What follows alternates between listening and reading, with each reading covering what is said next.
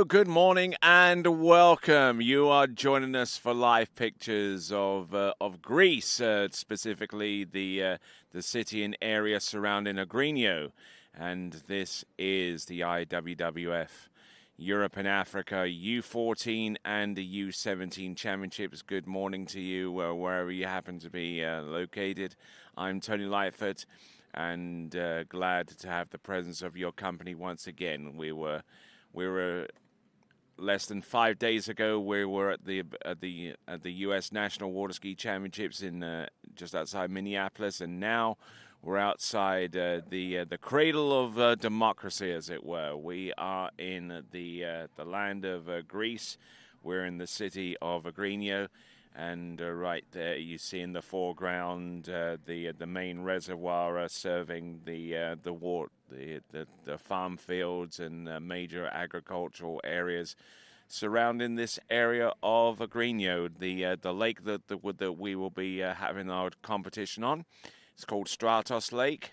It's right there in the middle of your screen right now, and this site has held a whole slew of competitions, European championships, basically in every single category, whether it be the elites, the U21s, the U14, U17, which will be taking place with. As we see a wonderfully beautiful drone shot there of this lake, which has seen an awful lot of development over the last few seasons. It used to be a big expanse of water, but now it is divided with the use of reconstructional rocks to help provide us with some of the best conditions you will ever see out there.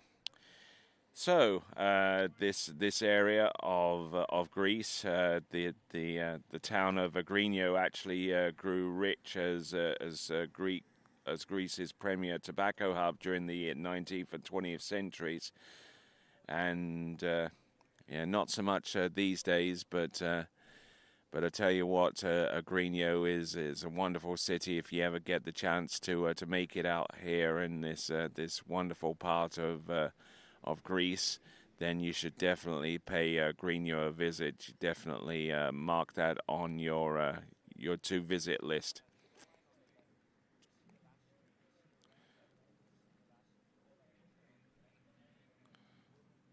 So looking at the area being covered by the drone, we're seeing two ramps to the left of the area of the ramps is a brand new construction. You see there along the side there, new construction of the spit, as it were, that separates this lake on the foreground and that lake on the top, and it is that lake at the top that will be the stage for these championships, the IWWF Europe and Africa under 14 and under 17, as we take a final shot down this lake facility here,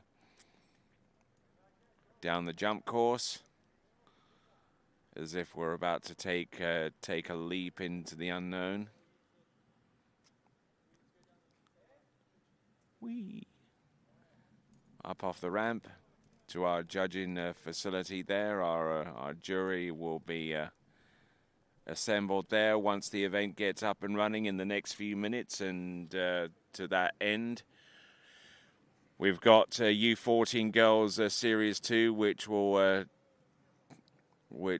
take place in just a few moments. We're looking inside the judging hut and seeing our good friend Gavin Kelly there. We'll see Marianne Persons. Oh, and look who we've got here. We've got Candido Mars, who is not only the IWWF World Tournament Council Chair, but he's also the chief judge for this event. And he comes to us from Richeto.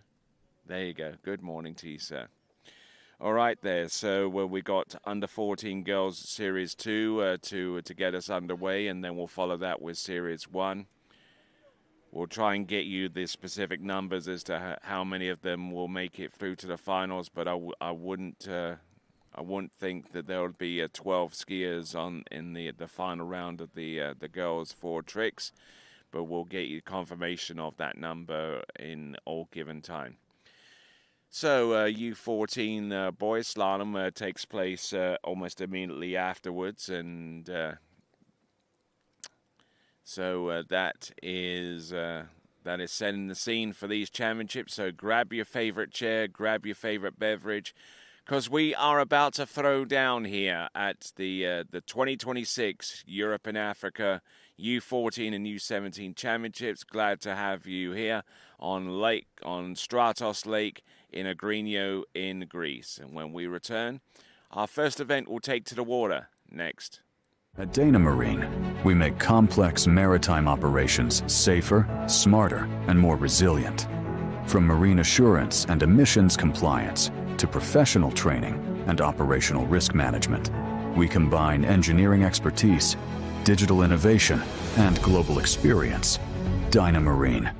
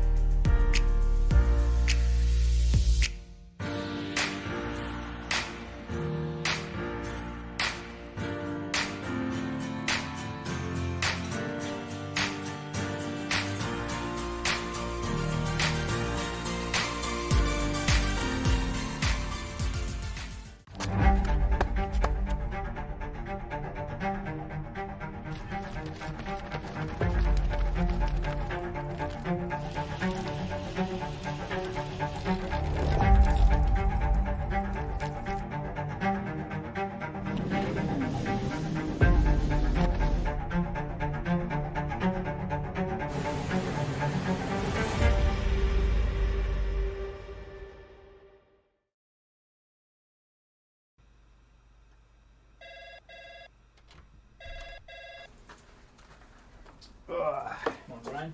Hey, morning. You have a good weekend? Yeah, got out on the water a couple times. How about you? Yeah, I got to set in. Just gonna make a quick phone call here. Oh, of course. Can you get that, Will? Yeah, man, I got it. Thanks for calling Wake House. This is Will. Yeah, looks like we've got those in stock. All right, then. Looks like we got our boat back there simulating a pass or two for tricks in the Under-14 Girls Series 2. There is your schedule right there. The first event is going to be U14 Girls Tricks Series 2.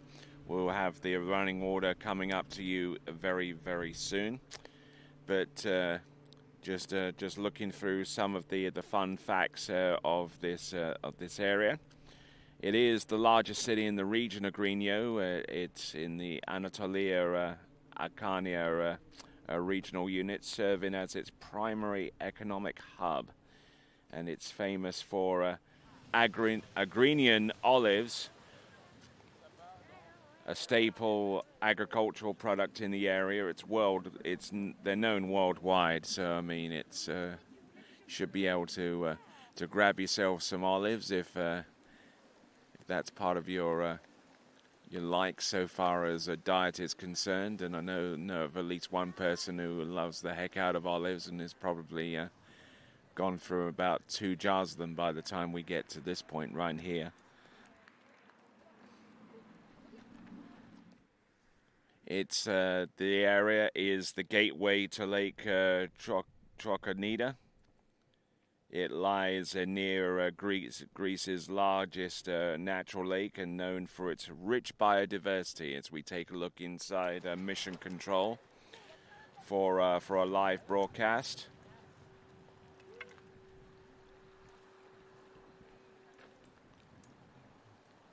An ancient Agrinio was frequently contested between the Anatolians and Arcanians. I'll try to get the pronunciation of some of these names as best as I can, as correctly as I can. But do excuse me if I go a little bit off piece there in that regard. Our format: prelims, top 12 advance through to final, except for one event, which I believe is going to be U14 girls jump. Every other event that we have here qualifies 12 skiers through to the final, and I'll let you know if anything different occurs in that vein. We have a number of skiers already assembled at the starting dock area, and it is going to be a Belarusian that will take to the water first, Yunia Boyka. She'll be taken to the water first. Then we'll have 10 more skiers before we round off Series 2 girls tricks. Then we'll go into U14 Series 1 tricks. Now, a lot of these skiers, this is the first time that you'll ever get to see them in international competition. And we especially welcome back the Belarusians to full competitive status. For many seasons, the Belarusian skiers have been skiing under the auspices of the IWWF white flag, but now they get to ski as a bona fide nation. So there is Boyka Yunia, then with Zuzana Topolewski, then Isabella Neal, then Daliave, Yulia Lakaru, Sofia Sole, Irina Stavropoulou, and there you see the remainders. And I'll try and do my best with these names in some way. And sometimes that I'll come up a little bit short on the proper pronunciation, but I'm just telling you up front. Yuna Boyka from Belarus has the honor of being our lead-off skier. U14 girls. Looks like it's going to be a wake 5 back to start.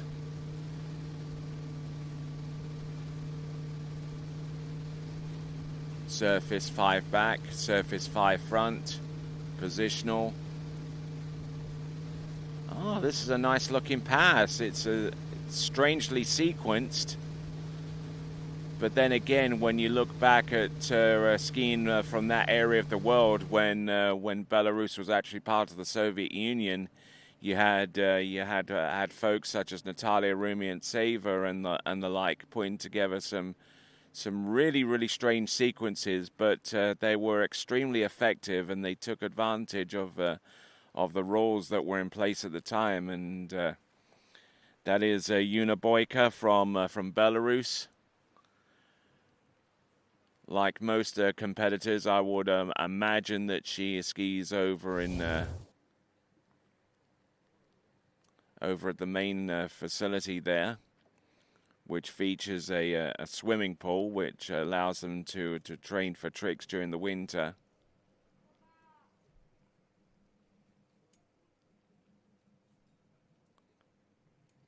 coming to us out of Novopolotsk. This is Yunia Boyka.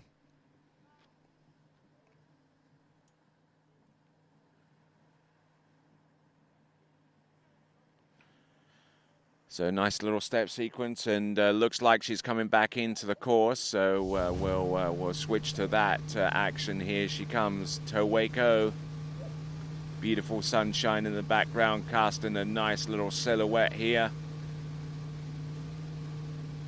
Admire the view now, because once that sun starts to rise up a little bit more, it's going to be less of a silhouette.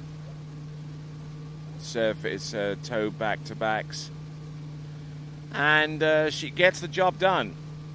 We'll try and get you some point scores as they become available through the IWWF results service, and once the points come through, we'll let you know up on the screen as and when. So, skiing with bib number 36, that is Yunia Boyka.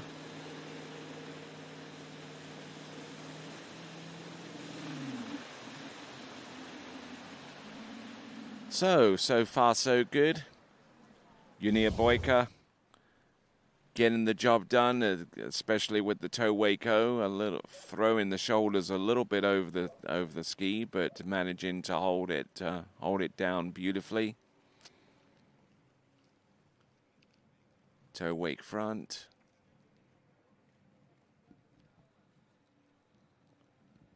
And there are the toe side slides, toe back and toe front. Reverse toe back. Seeing that little bit of compression there with the standing leg. Not so much on this one, but on the past one, that's something that is a tried and true technique among our Belarusian competitors.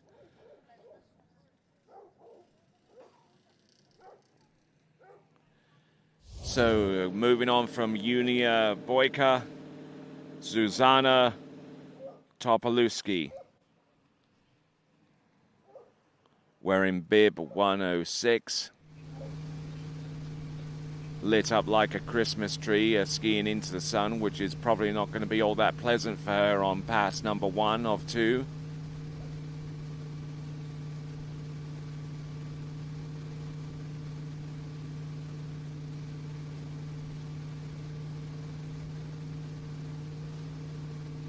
Okay, there's the back, wake front. Goes for the surface O. Surface O, and 20 seconds should expire within about 3 or 4 seconds from now.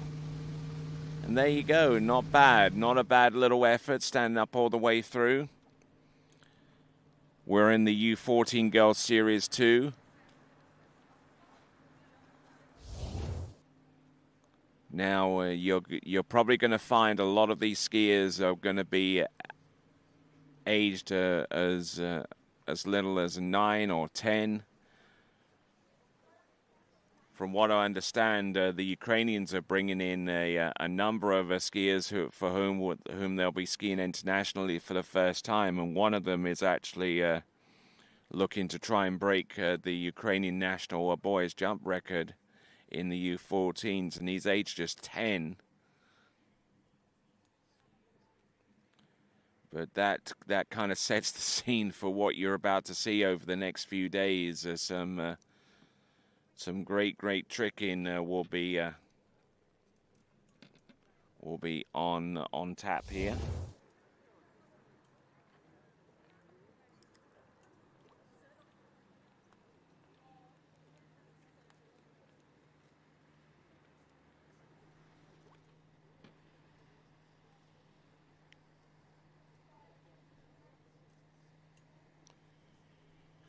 Okay, coming back in.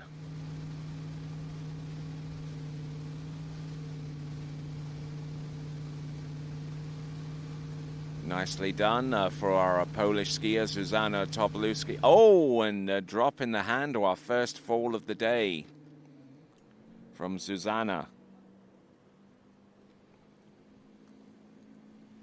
So Susanna Topolewski, who is an independent athlete, but coming to us out of Poland, not strictly part on the scoring Polish team. But let's have a look at this once again. There's the side slide, there's the reverse. Just trying to keep the handle around about the midsection there. Surface back to back. This is where it starts to go a little sideways on her.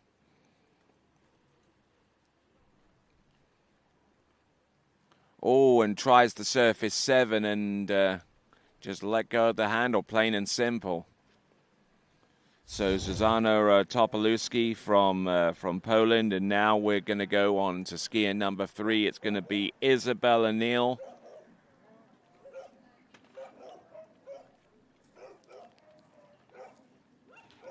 Having some trouble with the weight. A little bit of some frantic, hurried action there as Isabella Neal gets ready to go.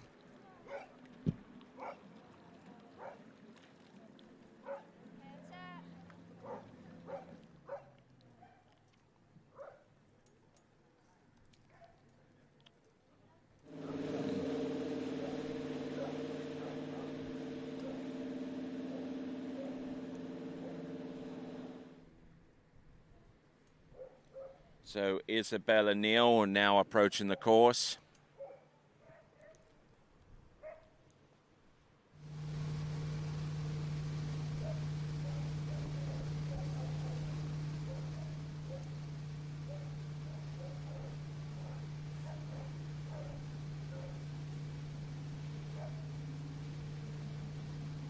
Okay, so Isabella Neal going through the motions there on pass number 1 of 2. Surface O's in each direction.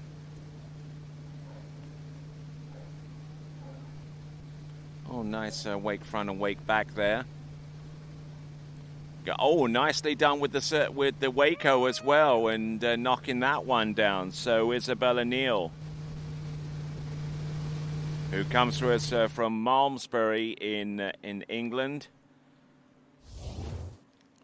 And so far as tricking is concerned, has yet to break over 1,000 points so far as her personal best is concerned. But in the Denham 2-round evening slalom and trick competition, she was able to notch up a 930-point total in each of the 2 rounds she scored there. And has been involved with a number of competitions this season, but managing to knock those tricks down. Seems to compete more often than not over at Gosfield Lake, which is in the northern part of the county of Essex in the United Kingdom. So nicely done. Looks like we are pushing a score there for Unia Boyko, 2640, 2,640 points. And being as her score is the only one that's available right now, she currently has the lead ahead of the 3 skiers that have competed so far. All right, let's have a look and see Isabella Neal. 5 front. Just trying to stay continuous with the spins, while at the same time making sure that she stays upright on top of the water. Oh, nicely done. Not opting to go with toe tricks here. Yeah, nice. Yeah, and Ben Turp in the boat there, giving plenty of encouragement there going along. So Isabella Neal starting off well for Great Britain. Oh, and she tries the flip there, just trying to maximize her on water time, and believe in that statement what you will. So Isabella Neal looking tremendous out there, standing up both runs.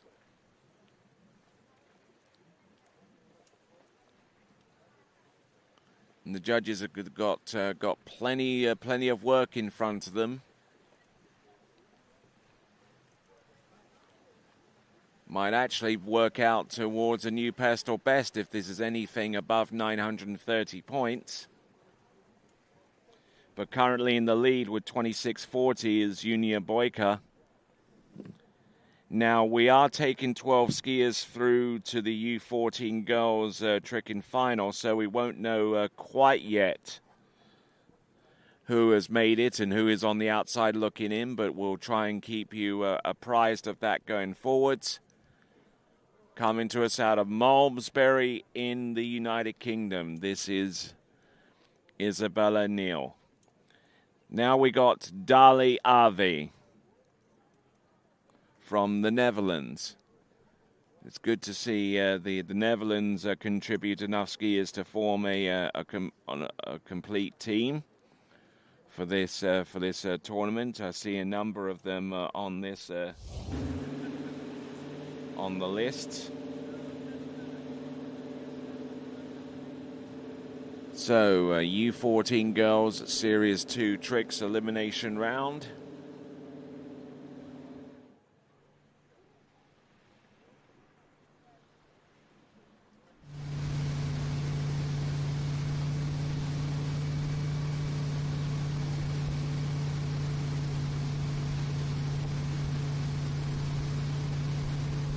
Okay, wearing the 100 bib, back and front, surface O reverse, surface 5 reverse, surface 5, surface 7, wake back and wake front, and looking strong here. All right, they're getting the job done on pass number 1.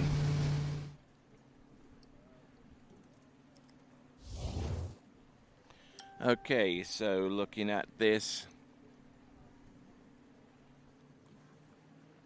back and front and a surface O there.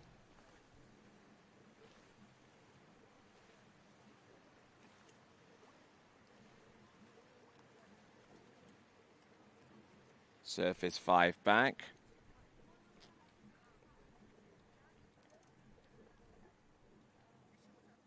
Seven front. Wake back. And wake front. I don't know if she has anything else.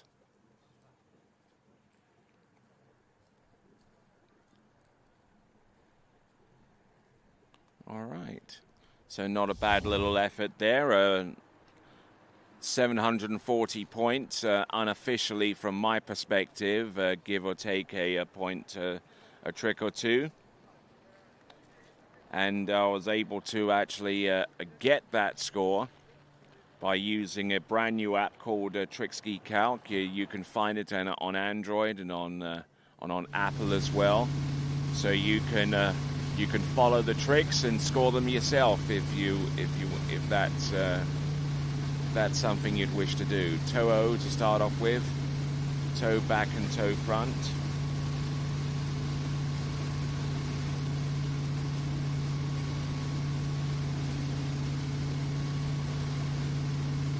Going through the hand surface tricks, a bit of a compound pass. All nicely done there with the Waco, going from inside to out. And I think that she's done.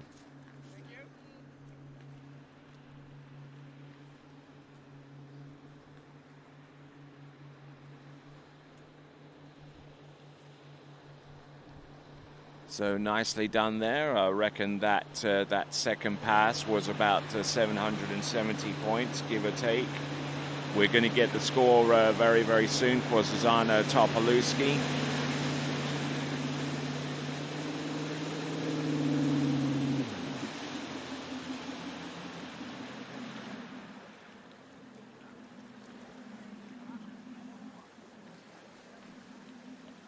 All right there, so moving right along from the Netherlands to France for our next skier, it's going to be Julia Lacroix.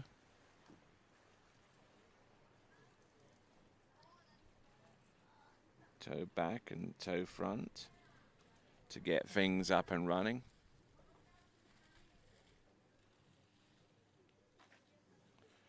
Toe side and toe side reverse to follow on afterwards.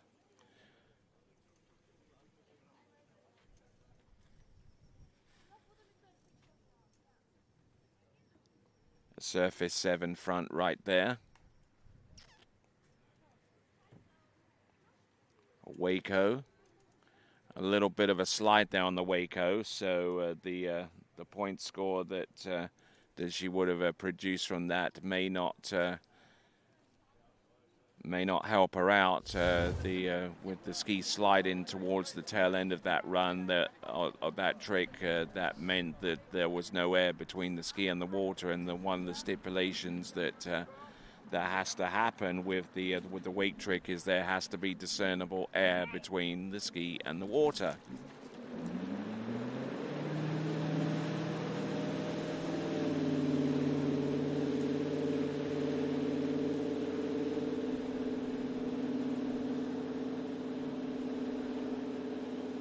So now, Julia Lacroix.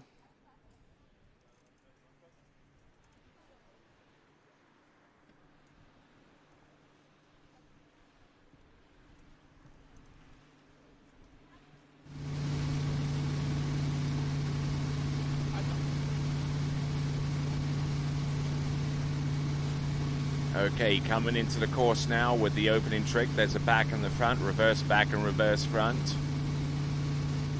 Positional to the back before going to the back-to-backs. There's some surface O's. There's the wake back, wake front, wake back, wake front reverse, and a couple of side slides at the end. So, should be a relatively easy pass to score. So if you've got your trick ski cow cap in front of you, we'll have a look at the instant replay together, and we'll give an honest assessment as to what she's done so far as her point score is concerned. There's a back and there's a front. There's the reverse back and reverse front. Positional to the back, surface back to back, and surface back to back reverse.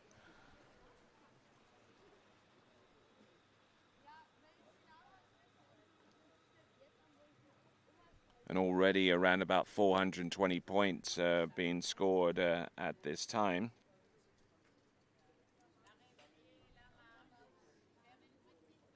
Wake back and wake front, reverse wake back and reverse wake front.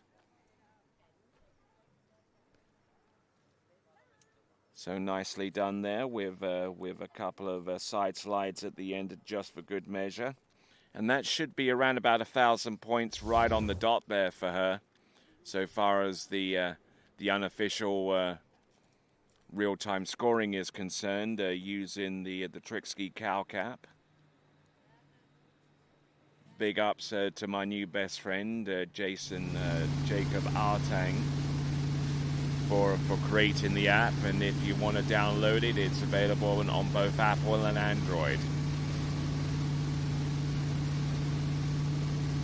Wake back to back reverse. Surface 5 front, positional, surface 5 front, reverse, and drop in the handle. So we're pushing a point score. Zuzana from Poland with 1,060 points. We should get the point score for Isabella Neal very, very soon.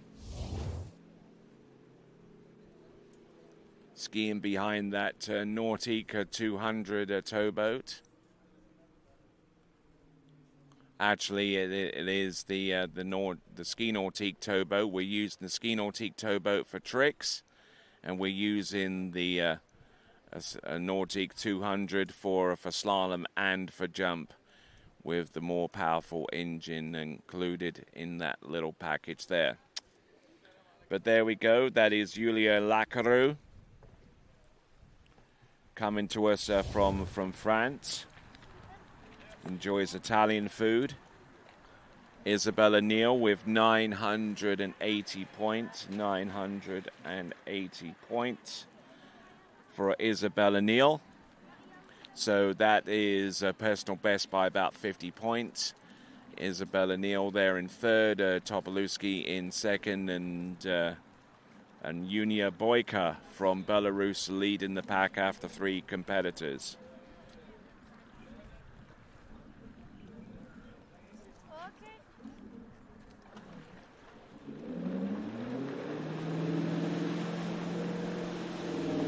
All right then, moving forward, we have Sophia Solle from Belgium.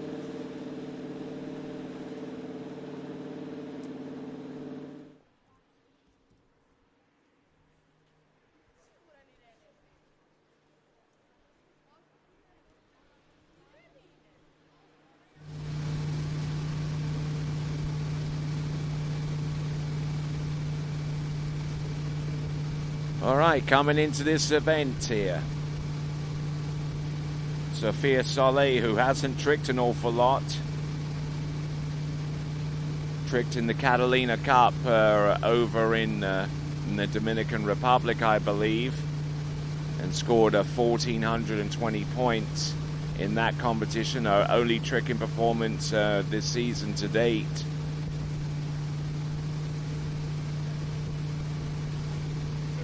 All right, there doesn't have that many tricks to work with, but completing pretty much all of them on pass number 1.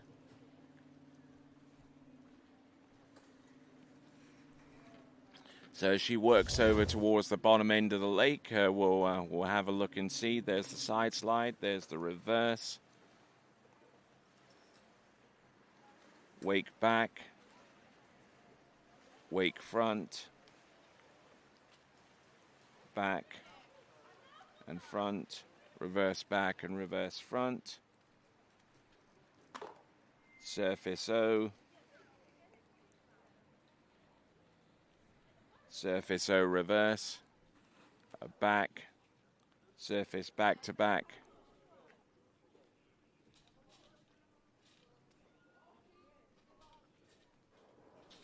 and the reverse back to back there. All right there, so real-time scoring. I have her at about 840 points on pass number 1. And looks like she's going to do toes for pass number 2, so we'll have a look at this and see how far she gets.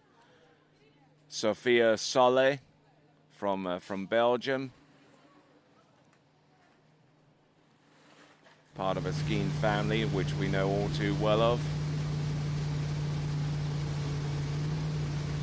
So toe out, toe back, toe front, toe wake back and toe wake front, toe side and toe side reverse, and a little bit of a compound run there, tricking upwards of 1,670 points total. So we'll try and see how accurate that is against the officials. But a good solid looking run there for the most part.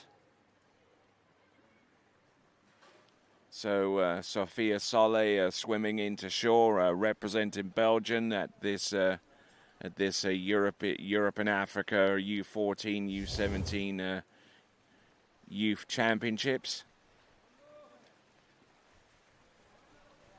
Again, a little bit out of sorts there with the toe out, but managing to come back there with the toe back and toe front. Then does the toe wake back and toe wake front.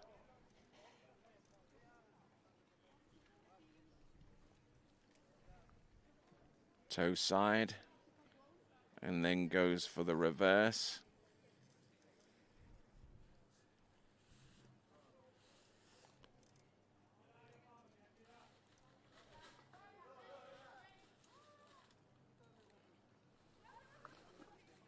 Then getting to the line back and unfortunately falling around about that same area. So as Sophia makes her way in. Now let's bring it on with our next competitor. This is going to be Irene Stavropoulou. And once again, I put a disclaimer out there that my Greek pronunciation is not going to be all that great. So, but the trick in performance there from Avedali with 1160. 150. So 150 for Daliave. Irene Stavropoulou. Looking good, looking aggressive here. Just trying to knock these tricks down as quickly as possible. There's the surface O, there's the surface O reverse. Oh, and almost forgetting to completely pass the handover, but invariably going into the wrap.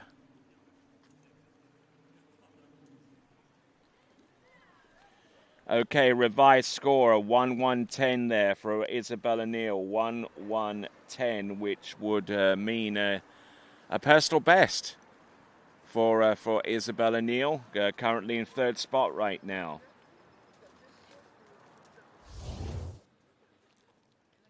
Daviali is currently in second. Still out in the lead is Yunia Boyka from Belarus.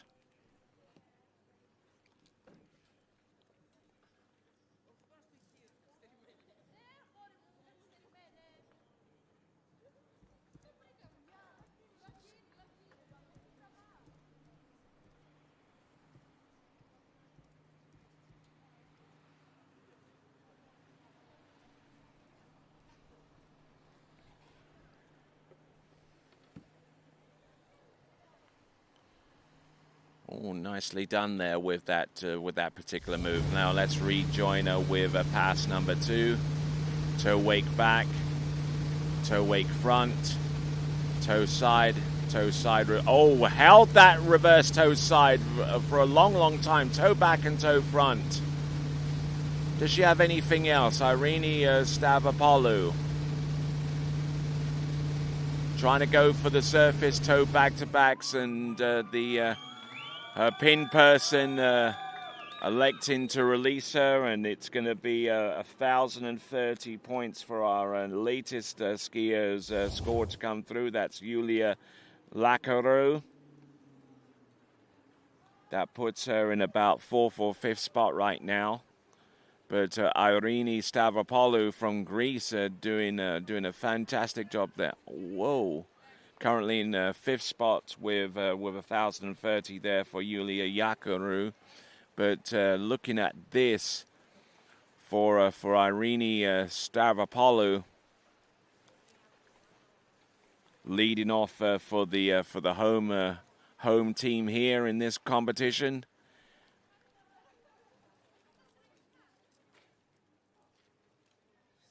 Oh, and she probably could have held on to that, you know.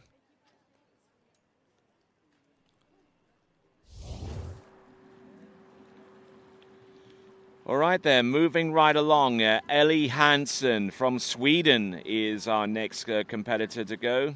Still waiting on scores for Sofia Solé and Irene Stavropoulou.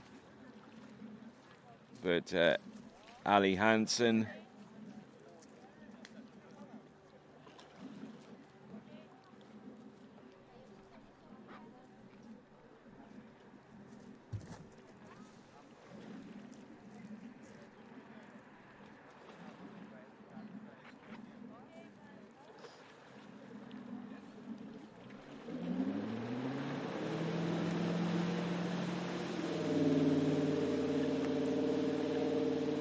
All right there.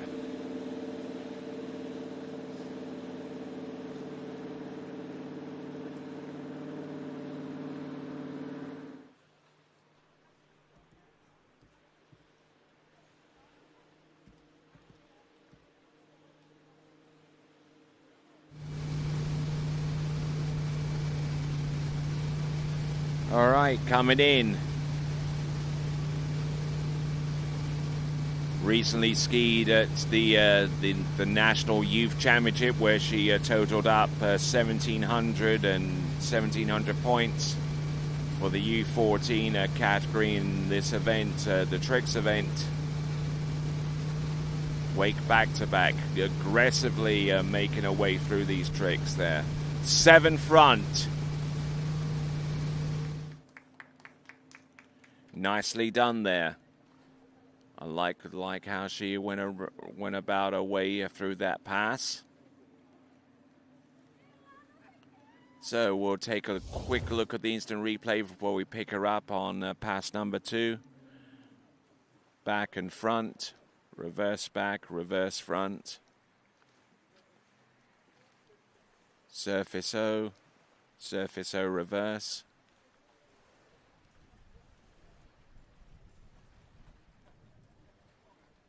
Surface back to back, 5 front, 5 back.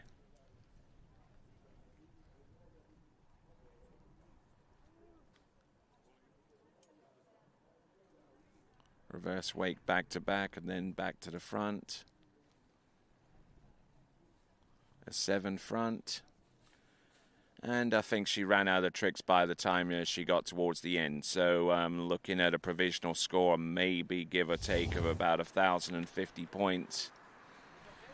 So it looks like we're going to see some more great point scoring. 1,000 and so 1,910 points for Sofia Soli. We're waiting for a score from our Greek competitor Irene Stavropoulou. But in the meantime, Ali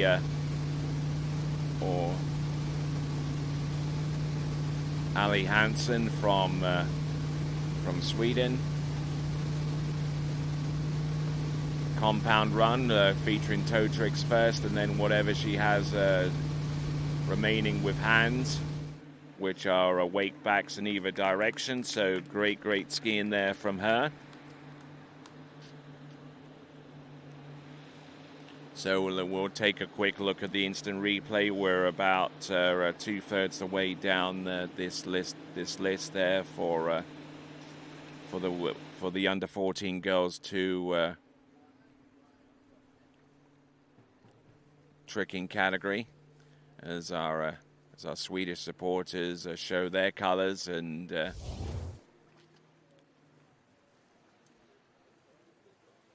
So toe back and toe front.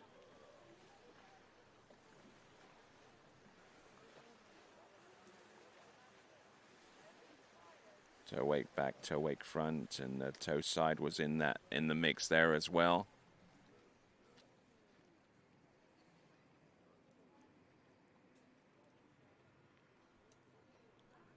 So wake back, wake front, reverse wake back, and reverse wake front. So if I'm looking at this correctly, the combined run possibly, and this is totally unofficial, by the way. Any prognostications that I personally give about the trick skiing point scoring during the actual performance itself is completely unofficial. Want to throw that one out there because that point score potentially is 2,200 points for the total there for Ellie Hansen. As we know now, go to a skier whose name I'm probably going to butcher between now and the end, but Agnithia Banatowski. Hopefully that's the best that I can do with that one. That's Agnithia Banatowski from Poland.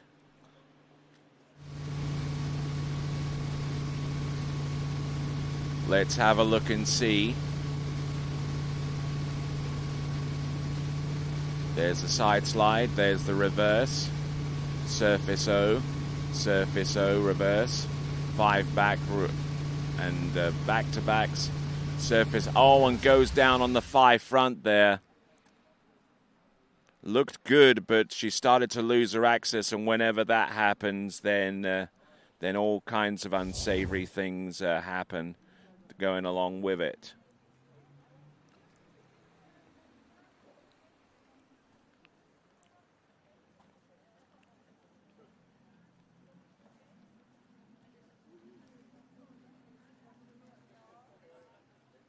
But not looking too bad up until the time that she fell on the on that particular move, which was the surface 5 to the front.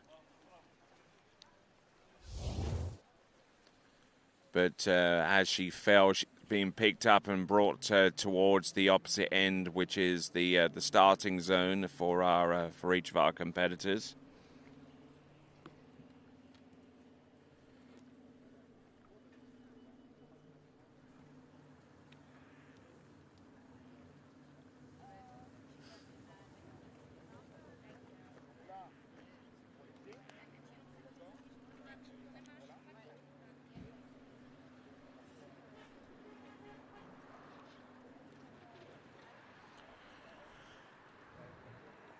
All right there, so we're trying to get these scores out as quickly as we can. Irina Stavropoulou should be coming through.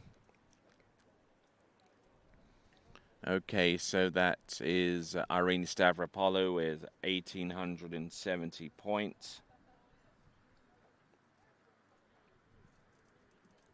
So given is currently in second spot right now. Yunia Boyka, our very first competitor.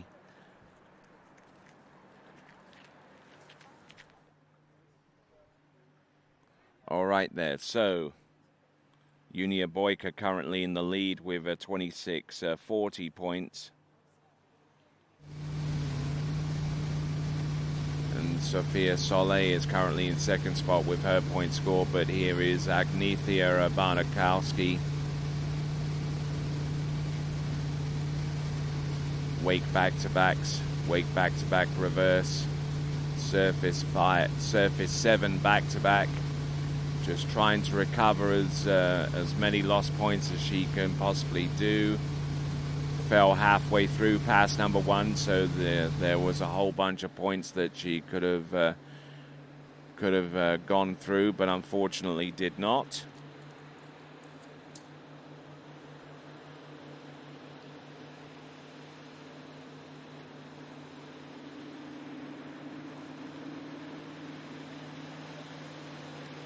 So Agnithia Bernatowski.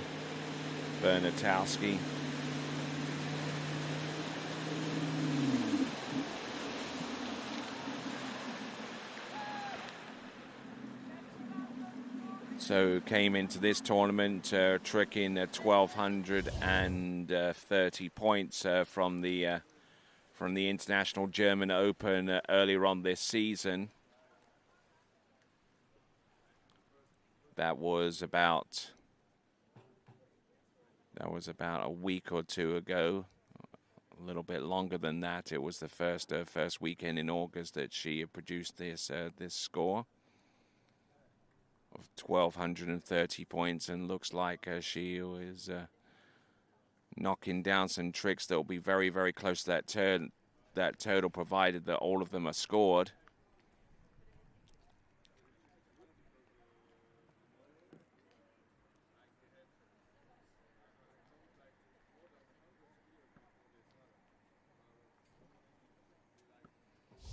Okay, so we're on our penultimate skier in this Series 2 competition, Nella Garenceri from the Czech Republic, otherwise known as Czechia.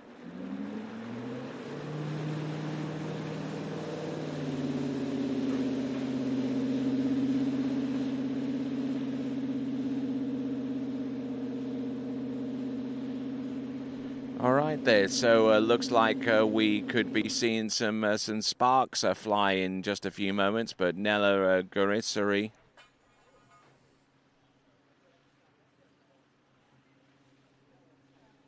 still got some point scores yet to come in from our Greek and Swedish skier, and indeed our Polish athlete, who whom we just saw take to the water just a few minutes ago. Nella Gorinsari. There's the Waco for starters. Surface O, 5 back. What does she have? Working her way through each of these tricks very purposefully here. There's the wake back to back, and there's the reverse. Surface 7 reverse. Oh, nicely done. I like the look of that run.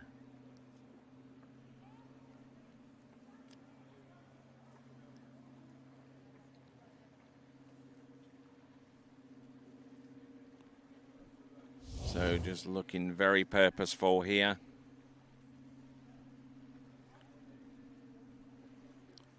Waco, and then working away from that 150-point trick and knocking these ones down very aggressively. Certainly built for the tricks event. Extremely light, extremely powerful here. Certainly being light and powerful is certainly a desirable combination to have to compete in the tricks event with, which allows trick skiers to actually continue on with their spins with fluidity and continuity as well. Katerina Kucherova, our last skier to go, wearing bib 48, also from Czechia.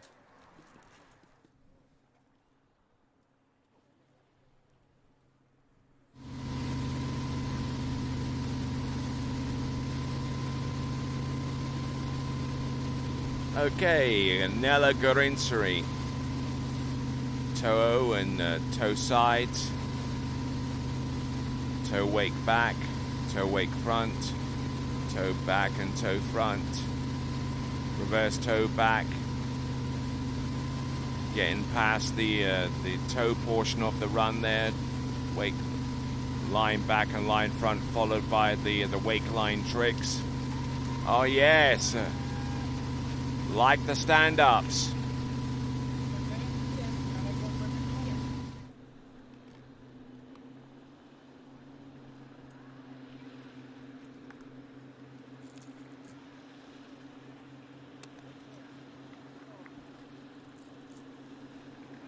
So battling her way through both 20-second runs. I'm sure that she'll be pretty pleased with that effort. Yep, she's got a smile on her face. Absolutely, you can't readily tell through the silhouetting, but trust me, the smile is most definitely there for Nella Gorinsari from Czechia.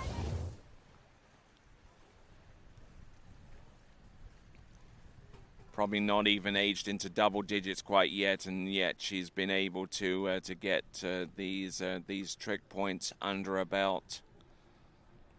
As we now work our way to our last skier in the Series 2 tricking competition, it's going to be Katerina Kucherova.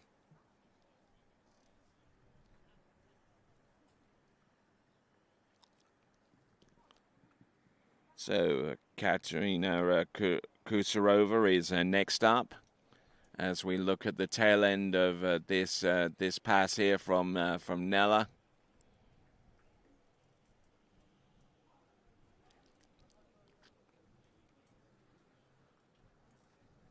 So not a bad little effort there for... there you go. There you go. You go celebrate, girl. That's Nella Gorinsari as we work away. So we're trying to get some more point scores are coming through any moment now. We've got Nella Gorinsari. We've just had her take to the water, and we're going to have Katerina Kucherova. We are about 35 minutes into the competition right now. So as we're looking at Katerina Kusarova, just getting nicely warmed up there, and behind her is the skier who we just saw compete just a few seconds ago. That is Nella Gorinsari. Now Nella Gorinsari came into this tournament tricking close to 2,000 points, and looks like we've got our Greek skier with 1,920 points. That's Ali Hansen, and Agnieszka Barnatowski coming through with a 1,690 points.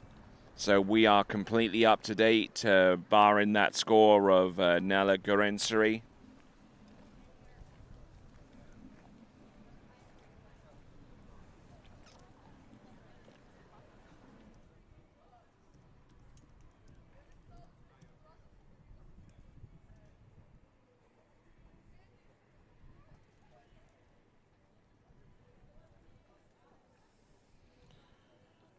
All right there, so for those of you that have just joined us, welcome. This is the Europe and Africa U14, U17 championships. So glad to have you here in Agrinio in Greece.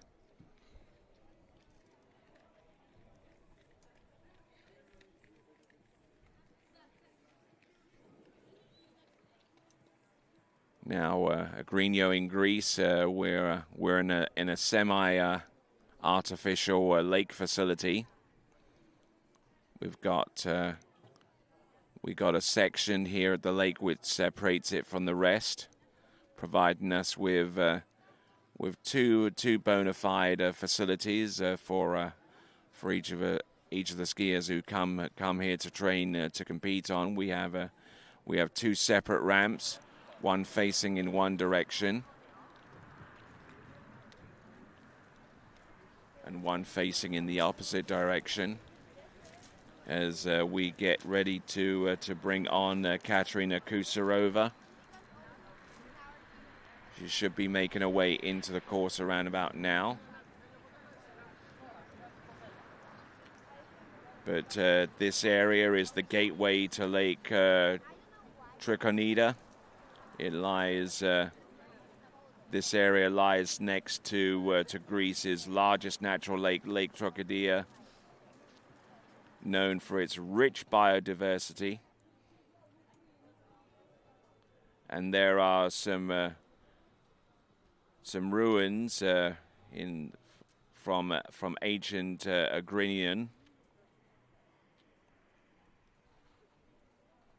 And they're located about 3 kilometers northeast of the modern town center, which we've experienced firsthand here. Me alongside the good folks at TWBC as part of the crew.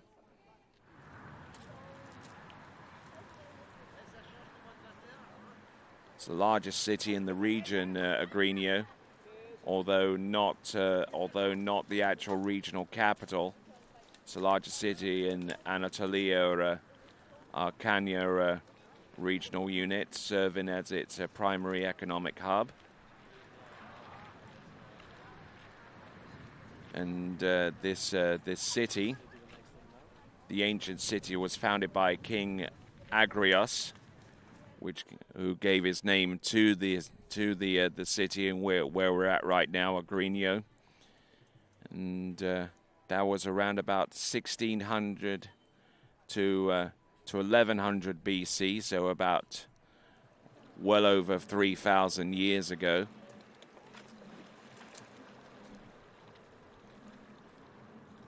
We'll have more interesting facts about Agrinio as we continue to rock our way through this event. We got Katerina Kusarova now. We're still yet to get the score for Nella Gorinsari, but still out in the lead. And our first competitor off the dock there was Unia Boyka we'll get the leaderboard up very, very soon to keep you on track with that. Katerina Kusarova. There we go. There's Yunia Boyka still out in the lead with about 2,640 points.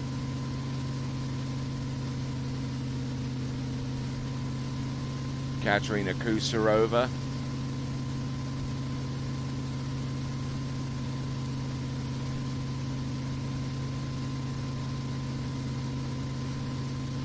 There's wake back-to-backs, surface O's, wake back, wake front,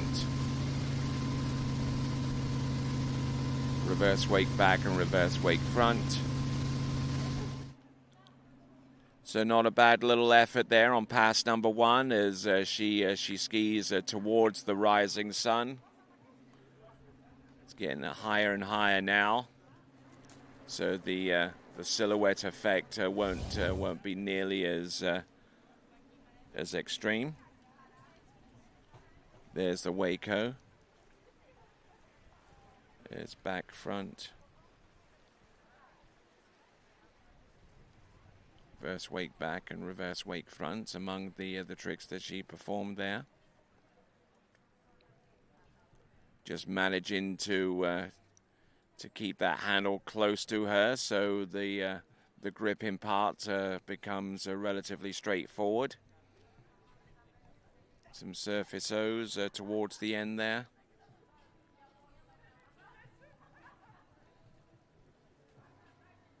And the effort was certainly there. She got towards the end, and we're transitioning from one pass to the other very, very quickly indeed.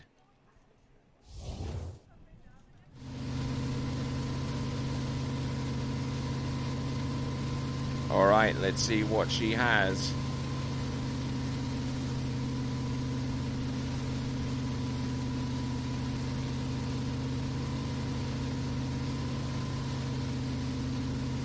Reverse toe back and toe back to back, toe back to back, and it's reversed now. Foot out the toe strap, line back and line front. Yeah, absolutely doing a grand job out there in getting those points, and that will complete U14 Girls Series 2. Now we are taking 12 skiers through to the U14 girls tricking final, and we have 12 skiers coming up in Series 1. So all of those competitors should be halfway expected to produce a tricking effort that would get them finals bound in this Euro U14 girls tricking competition. But tricks can be a little bit tricky from time to time, so there might be an opening for someone like Yunia Boyka, who is currently in the lead after her effort in Series 2 tricks, our very, very first competitor out there. Line back and line front, foot in the back binding, a side slide or two. Yeah, absolutely. So moving on from Series 2, we're going to go to Series 1. Our starting list goes something like this. Katerina Wiener-Reuter will be our leadoff skier, followed by Nina Merzarok, then Katarzyna Bernikowski, then Ella Lamy, Sarah Schuster, Lara Cosgrove, Emily Bittman, Tia Ballon, Elektra Neutoima, Maria Vernikowski, Korea Pondereva, and Sofia Vesala. So, having gone through the challenge of trying to pronounce all of those names correctly, we now go on to our first competitor with the bib being number 21. It is Katerina Wiener-Reuter from Austria.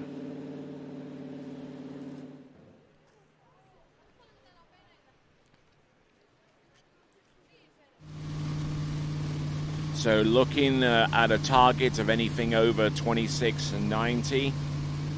That would give her an immediate passage through to the next round of the competition. But we still got point scores from our 2 skiers from Czechia to come in.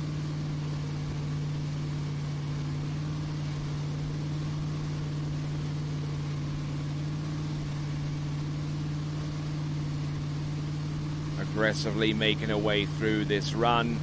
Line back and line front. Side slides to the end. Surface O. Surface O. And I like that pass. Very, very aggressively completed.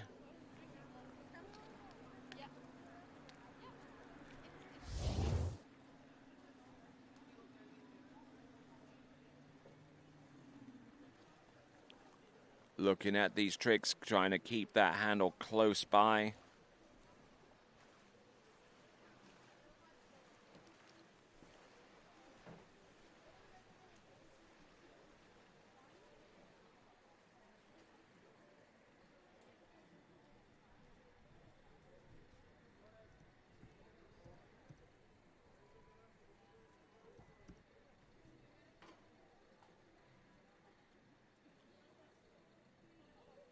So Katarina Wienerreuter coming to us out of Port Sash in Austria. And recently competed in the Austrian National Water Ski Championships, where she produced a score of 1,920 points. In the Linz Open, she scored 2,300 points. And backed that up with a score in the Austrian Open not too long ago with a 2,000 point score. So now she's going to effectively needs to get a personal best here to put herself in a decent enough position. May not qualify to the girls U14 trick finals at the first opportunity. She's going to have to see if her performance here and now is good enough for maybe one of the other spots that would take her through to the U14 girls tricking final. That is Katarina Wienerreuter of Austria. And one would feel at this early stage that you could pencil in a Yunia Boyka, our very first skier from Belarus, through to the next round of the competition with 11 skiers to go.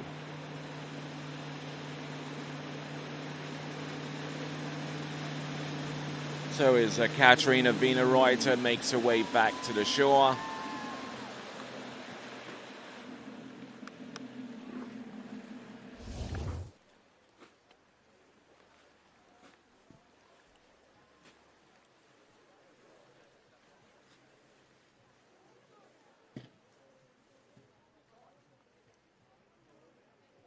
Going from one trick to the next. So 2,080 points has come through for Nella Gorinsari for a second place of current ranking right now.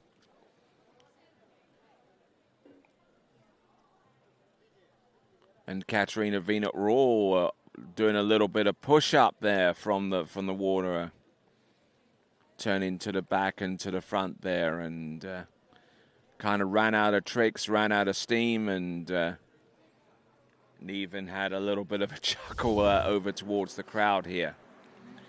So that was Katarina Wienerreuter. Now Nina Masarok from Germany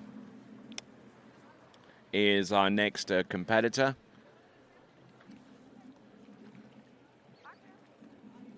So Nila Gorinsari, well, her latest point score coming through with 2,080 points. Katerina Kusarova's score yet to come through.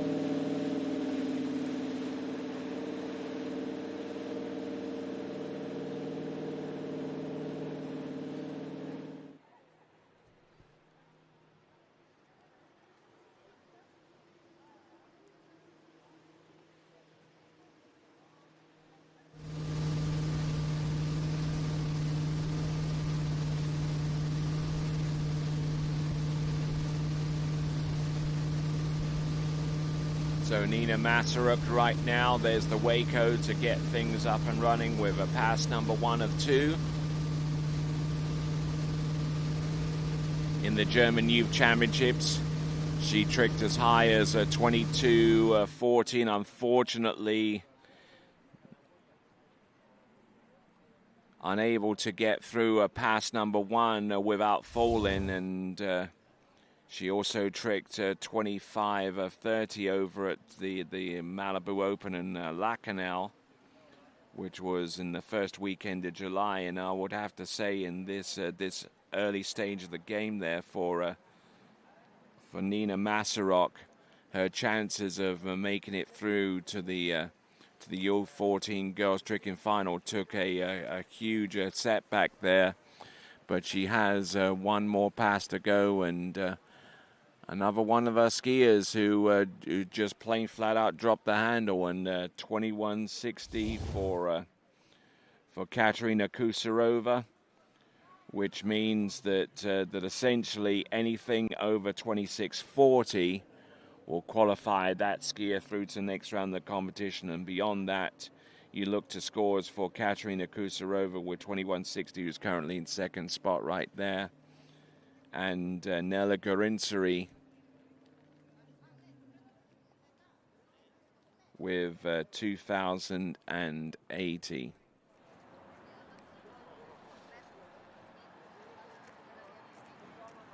There's our remaining skiers on the starting list.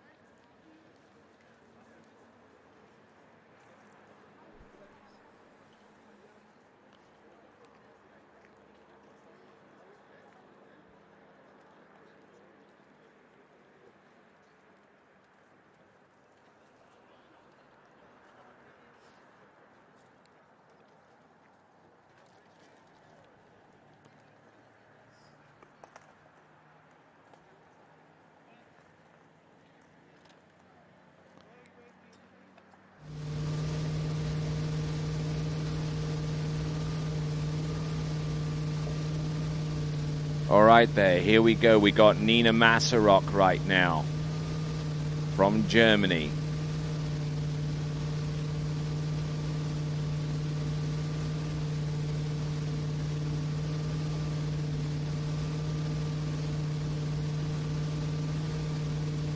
There's the line back and line front.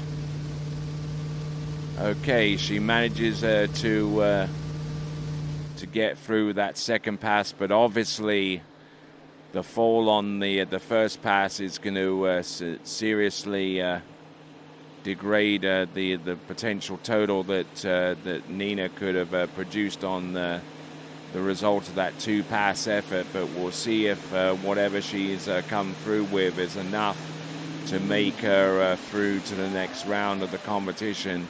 That is Nina Masaruk from Germany.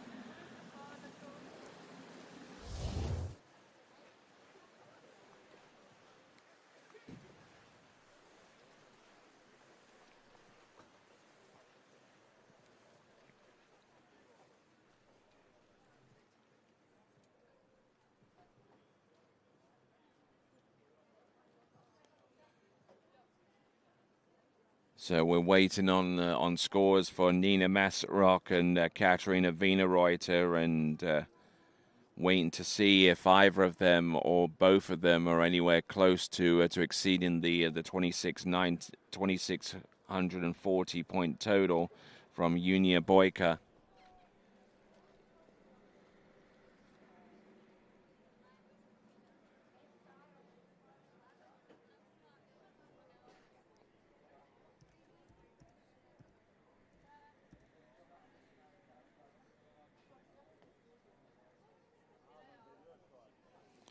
All right there, so Katarzyna Bernatowicz,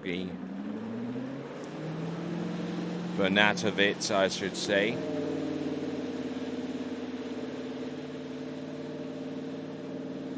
Katarzyna Bernatowicz coming to us out of Poland. Has tricked as high as a 25.70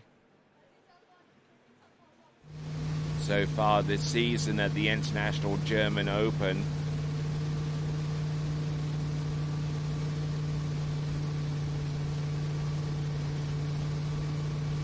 Setting boat speed up, there's the positional to the back, wake back to back, back to back reverse, surface back to backs, winding it on for the wake front.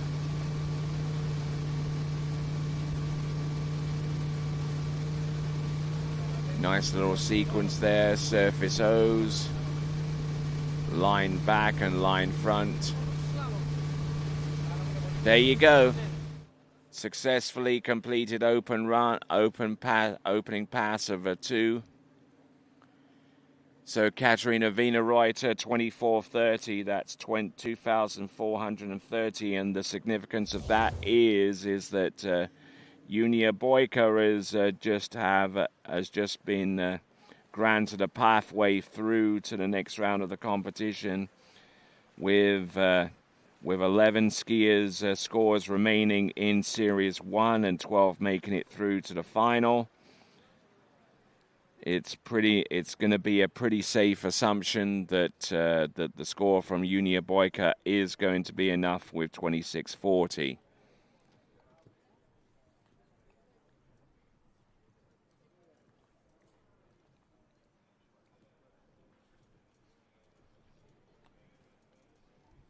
So there's the line back and line front towards the end for Katarzyna Bernatovic. As we have a look at dockside of see Ella Lamy being pointing out the trick course buoys and where she can start, where she can start. Katarina Bernatovic.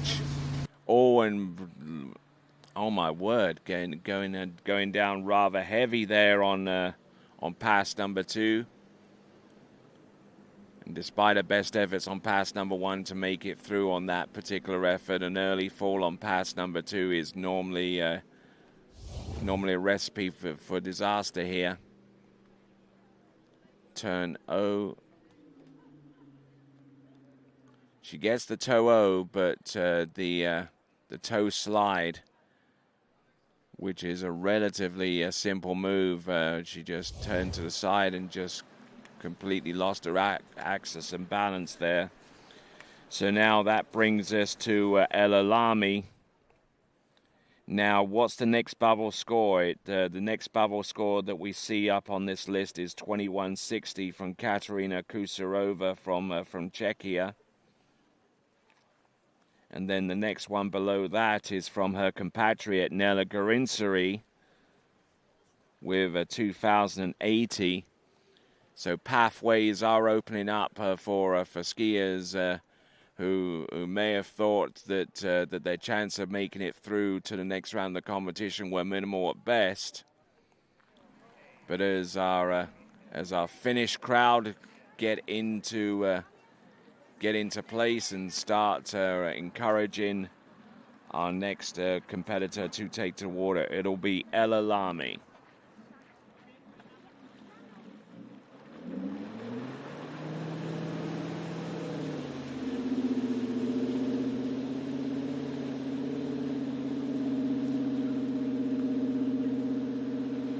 Now, if you went into EMS and typed up the name Alami for the last name, don't be surprised if you get multiple listings, because the Lamy family are legendary, and there are many competitors within that extended family of competitors under that last name. Looks like it's going to be something along the lines of a toe 7 front here, or even a toe 5 back. We'll find out. Toe 7 front, the first time we've seen that. Toe 5 front. This is elite level trick in here for Elalami. Toe wake back and toe wake front. Just the first pass alone should be enough to help her make her way through to the U14 girls tricking final. I know it's early doors yet, but whenever you start off with a toe 7, you mean business. So there on the dock side we see Sarah Schuster from Slovakia. It's going to be the toe 7 front there, making sure the ski fully rotates all the way round. A little bit of a partition spin there with the toe 5 back, but making some good headway here. Toe 5 front, toe 0 out. Toe 0 should be the next trick from this sequence, which indeed she does. Gripping the handle, not once, but twice. Gripping the rope, I should say, once or twice. Very lightweight on the ski. Toe wake back and toe front. And toe slides in each direction there. Should be a pretty hefty amount of points there for her. And speaking of points, we should have a point score for Nina Masarok coming through shortly, as well as Katarzyna Banatovic.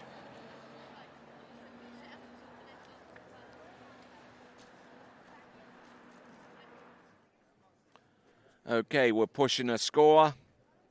Nina Masarok, 2,030 points. That means that Katerina Kusarova has booked herself a spot through to the next round. 12 skiers make it through with 10 scores remaining. The top 2 currently are Yunia Boyka and Katerina Kusarova. So those 2 provisionally, based upon a 12 skier final, have secured their spots provisionally. Elalami. Waco to start. Back. Surface back to back. Wake back to back, and it's reverse. The Finns are getting behind their skier right now. This is Elalami. Oh, nice spin there for a wake line O. Oh yeah, absolutely. 2 stand-up runs. And the Finnish contingent are on their feet, and they are giving it some.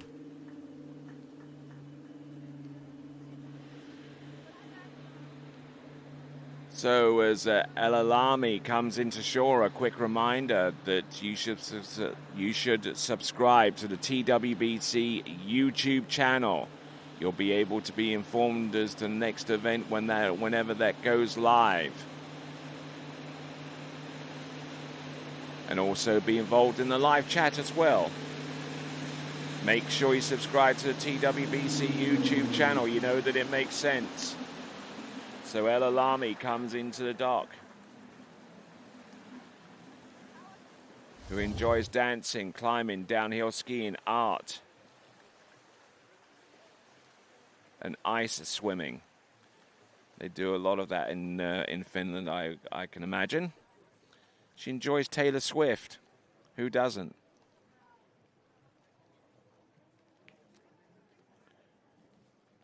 Her coaches are Jano, Lara, Meta, Jutta Menestrina, Tui Ernst Nilsson, and Natalia Berdnikava,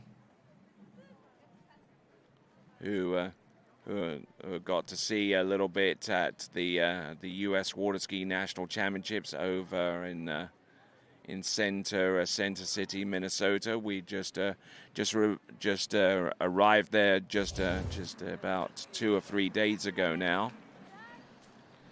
As we now get ready for our Slovakian competitor in this competition, it is Sarah Schuster.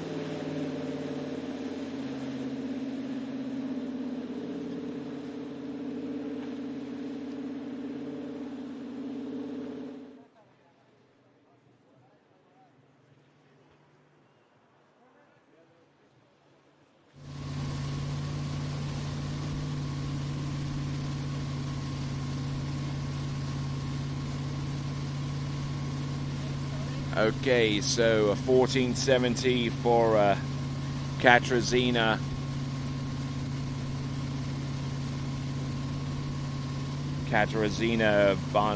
Bonatovic. That means next point score coming through is that of Nella Garinsari. Oh, getting in a little bit deep there with the wake line back, and will no doubt will be missing some tricks towards the end.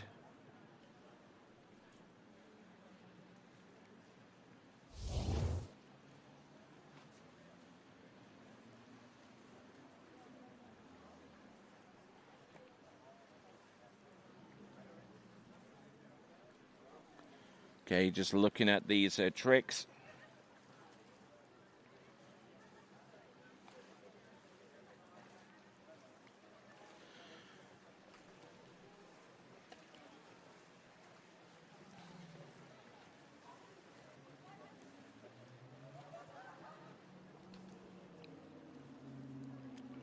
So just working her way through those tricks up to that point there where she fell on the wake line back.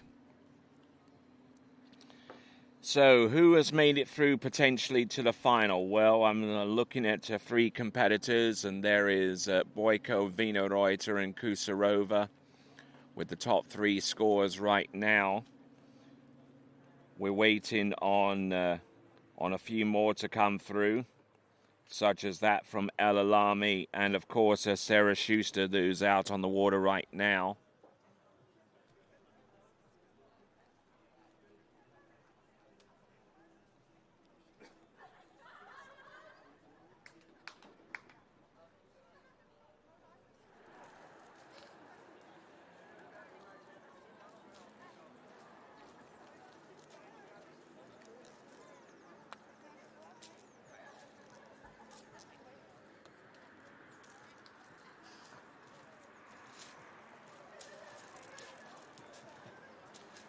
All right, so we've got Lara Cosgrove ready to go.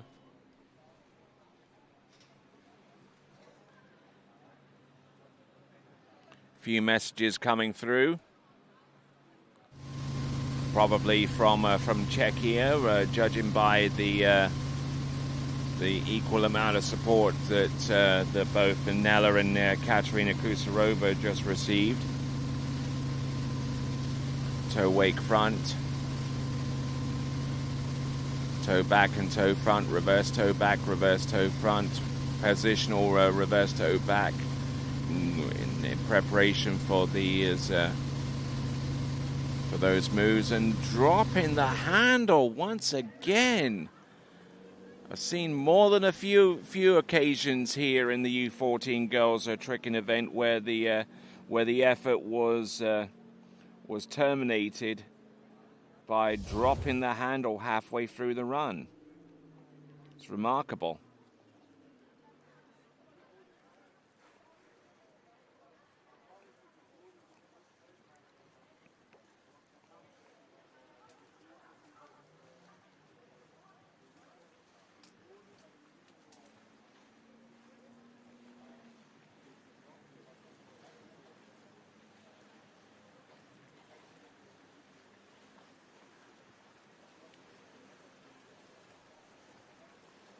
Okay, just looking through these tricks right now with the instant replay with Sarah Schuster.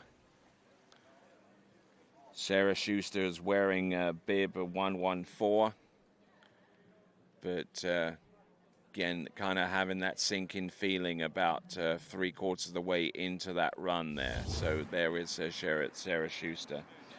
All right there, so Lara Cosgrove being given some basic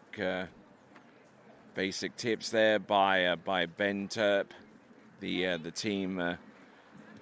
team manager for Team GB. Great Britain bring on their next skier. It is going to be Lara Cosgrove.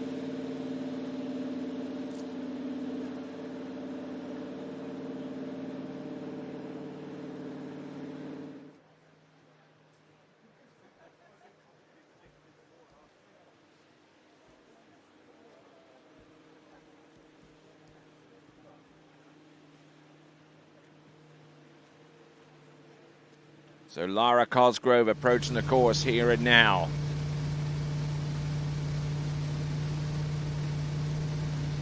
In a recent tournament, she tricked her 22.50 and would require something around about that same range in order to make it through to the next round.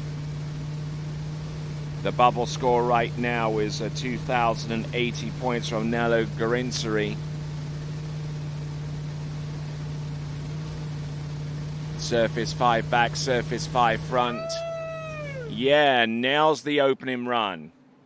Only halfway through though, she needs to do something around about the same token in order to put a score up there close to her best this season, which looking down this list I would say is about 2,920 points over at the JB Ski Open. So certainly capable of making it through to the next round, the 12 skier U14 girls final. We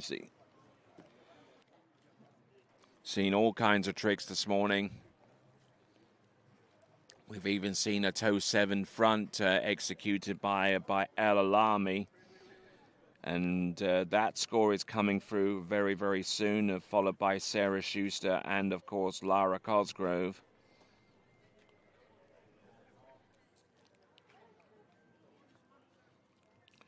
Okay, so El Alami with a 22.20, 2,220 points. Put a little mark next to her name. She's through to the next round.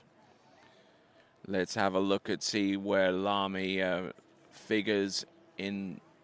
Yeah, she's in third behind Vina Reuter and Boyka, ahead of Kusarova and Nella Garinsari, who is waiting to see if her point score of 2,080 is enough to make it through.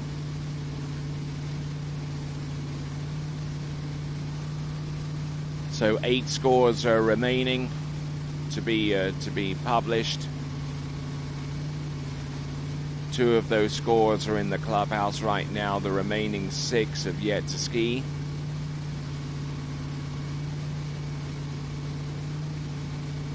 Oh, nicely done. Toe back-to-backs, trying to stay patient. So 2 stand-up runs there for Lara Cosgrove. Excellent stuff for Team GBR. Lara Cosgrove there.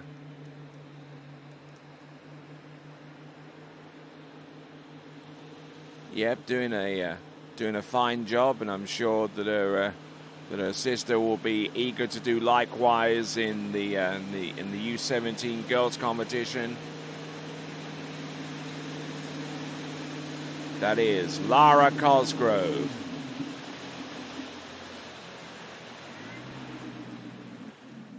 Her sister Izzy Cosgrove will be competing a little bit later on in today's action.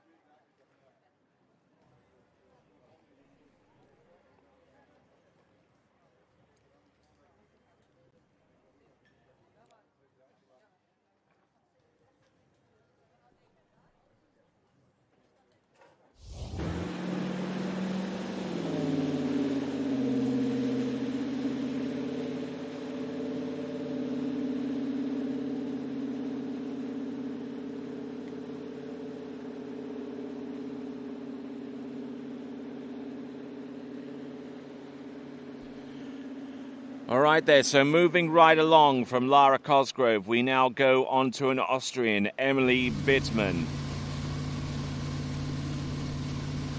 toe tricks to start things off. It's going to be something along the lines of a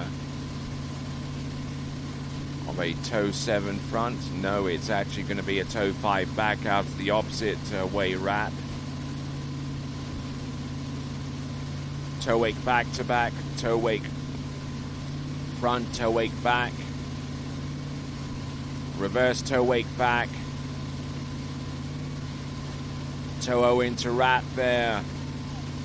So good, strong effort there on pass number 1, and looking to do something along a similar vein with a pass number 2. It is going to be Emily Bittman.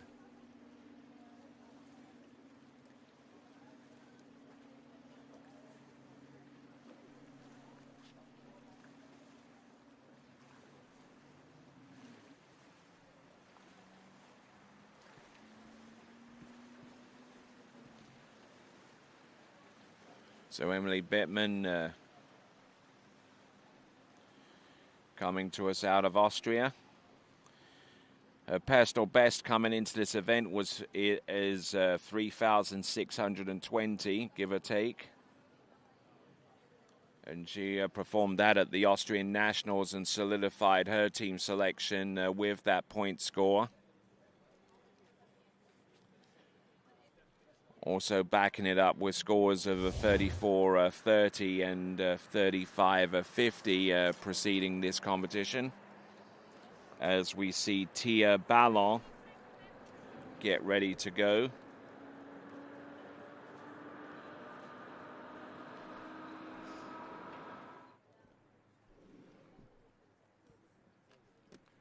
So 24.70 for Sarah Schuster.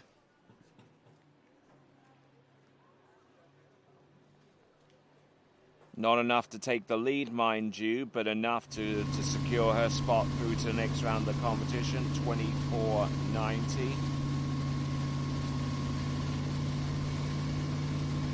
24.70, I beg your pardon.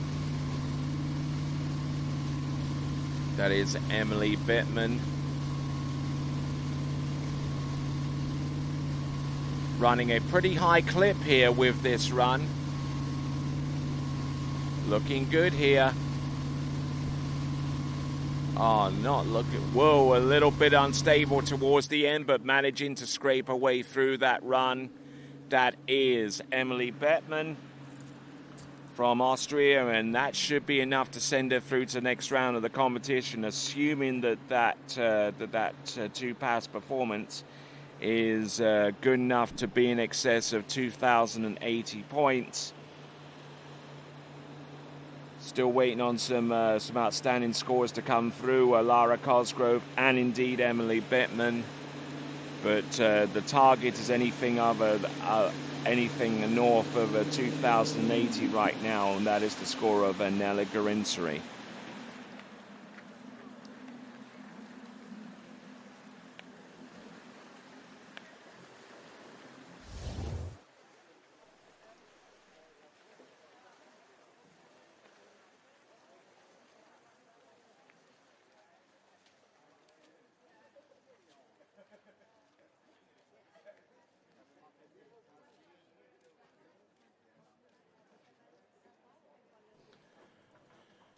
Okay, this is Emily Bittman with the instant replay here and going through the step moves towards the end, which constituted the tail end of the run. Knowing full well that it may not take. Oh, look at that! Wow. Doing the surface side slide with 1 foot in the ski and holding the other foot out for balance. As we now work our way to Tia Ballon. Now, if the name Ballon is familiar to you, it should be, because any of those trick skiing aficionados among our audience will know the name of Ballon. Multiple-time European Championship medalist and 1 or 2-time World Championship medalist in the tricks event. That is Pierre Ballon. This is his daughter.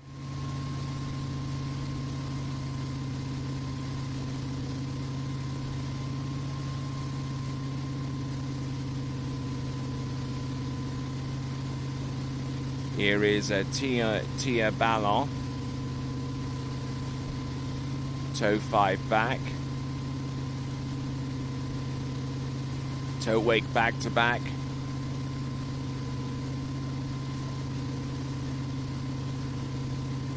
Looking good here. Reverse toe wake back.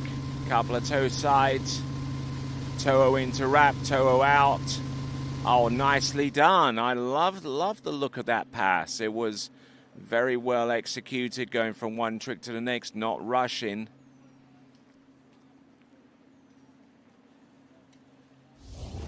So Tia Ballon coming to us out of France.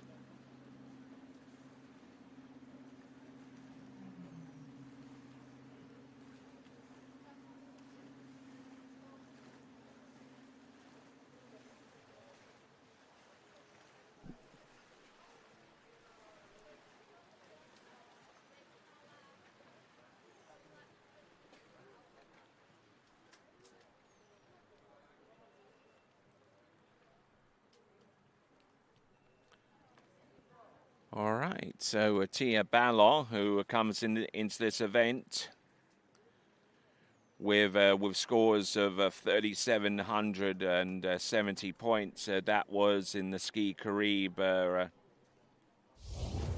Slalom and Tricks competition. And looking at the schedule of events for today, Girls Tricks Series 1 currently on track right now, and we're about 2/3 the way through that effort there. 8 skiers in out of 12. We've already had two competitors provisionally making it through to the next round of the competition out of Series 2. That is Katerina Kusarova and Yunia Boyka. Now added to that Katerina Wienerreuter, Ella Schuster. So Ella Lamy and Sarah Schuster.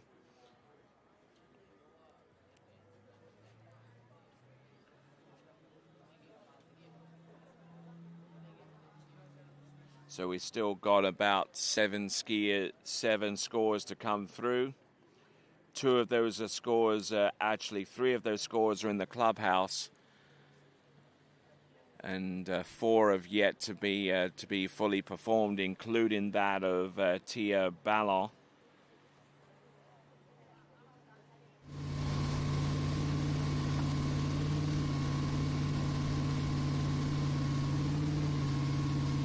Just going from one trick to the next, not putting too much pressure on her so far as timing is concerned.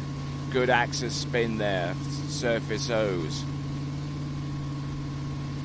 There you go, just like that. That is how it's done.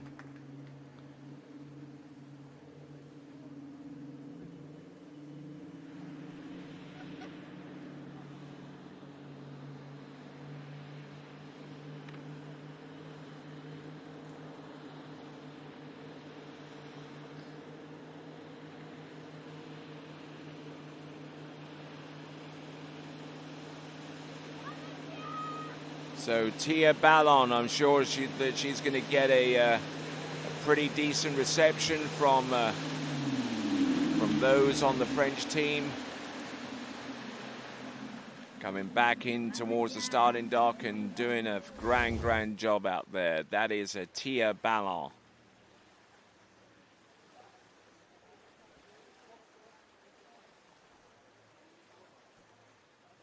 Here we are at Agrinio in Greece, the home of Stratos Lake, here for the 2026 European U14 and U17 championships.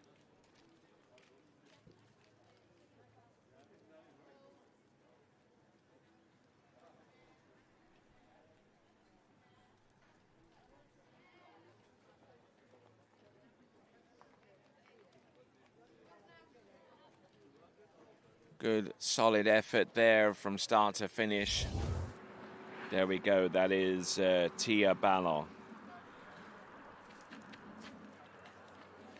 So, next competitor coming to us from Greece, Elektra Toima.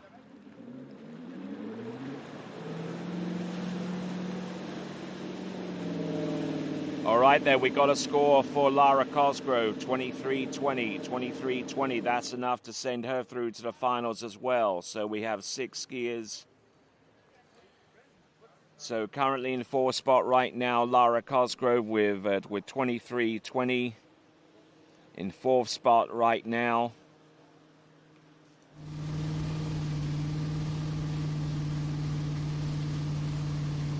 So 6 skiers' scores are remaining.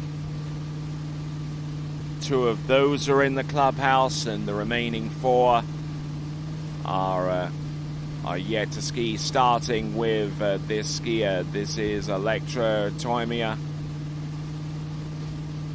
Or a little bit early on the wake on that one, but she gets the air. Toe wake back, toe front, reverse toe wake back. To the front. Yeah, there you go, Elektra.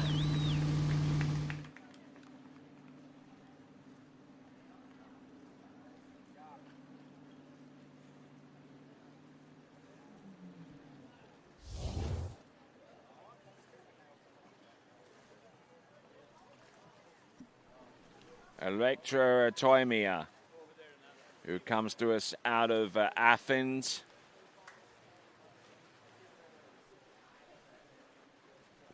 And going through each of these tricks and approaching the wake for the toe wake back-to-back, which is apparently a favorite trick out of the ones that she's capable of doing. Her current training site is right here at Agrinio,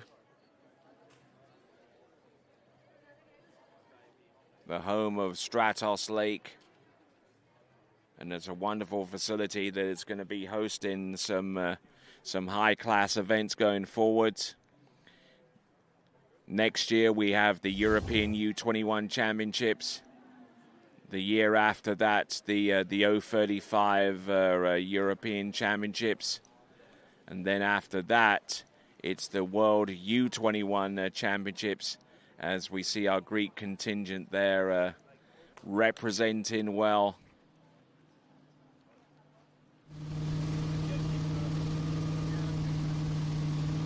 So here we go, coming in. Looks like it is going to be something along the lines of a wake line 5 front, or maybe something slightly simpler there with the wake line O. This is Elektra Toima. One trick to the next there. Doesn't have to go full tilt here. There, side slides at the end there, knocking it down. Yes.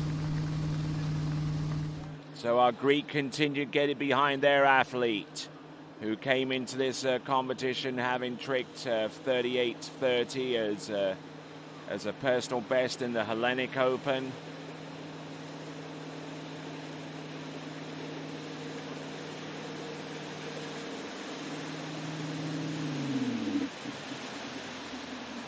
So, job done. Getting it done.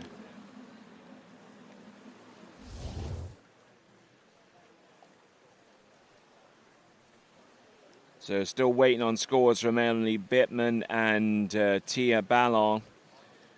And let's not forget of the 30-minute review period that takes place after the completion of this event and the publication of the trick scoring sheets that the judges use to assess the point totals. I want to see if the tricks were properly identified, properly executed, and whether all of them are in time. You only get 20 seconds for each pass to complete these moves.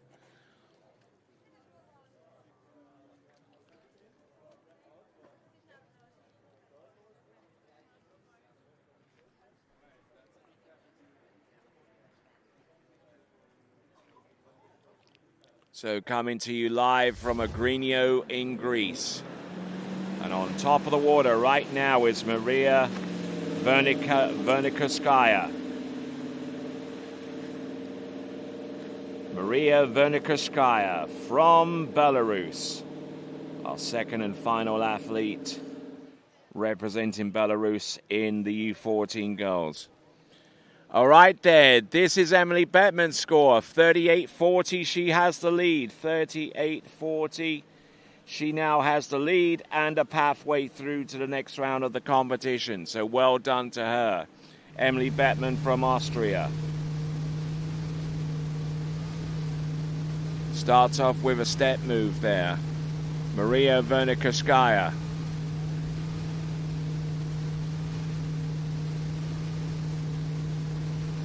Some surface back-to-backs. Wake 5 front, wake 5 back. Does she have anything more? Ski line back.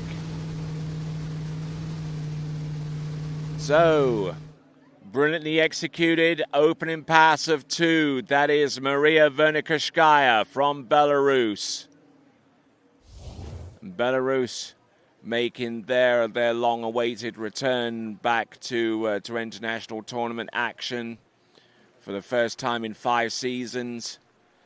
They represented well at the European Open Championships, which took place in Poti in the Republic of Georgia, and Belarus prevailed there in the team competition.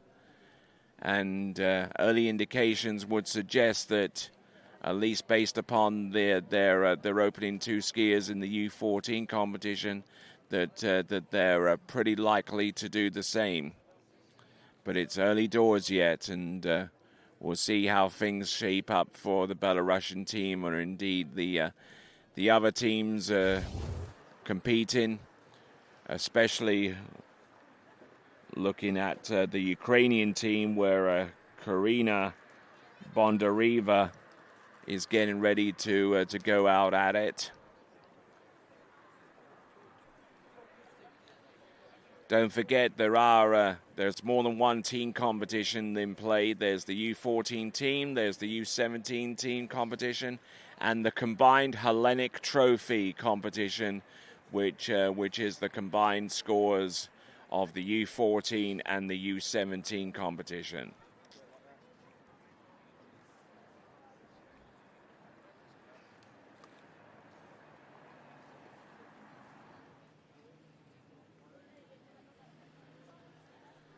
All right, so we've just seen Tia Ballon and Electra Toimia. This is Maria Vernikovskaya. Looks like she's going to do something along the lines of a toe 5 back, which she does. Going fairly high with the boat speed here. Toe out, toe in, toe wake-o. Reverse toe back positional, toe wake back to back. Toe wake front, toe wake back. A couple of side slides at the end. Toe wake line back. So, an impressive array of tricks there in the U14 girls. A Series 1 tricker in the form of Maria Vernikovskaya from Belarus.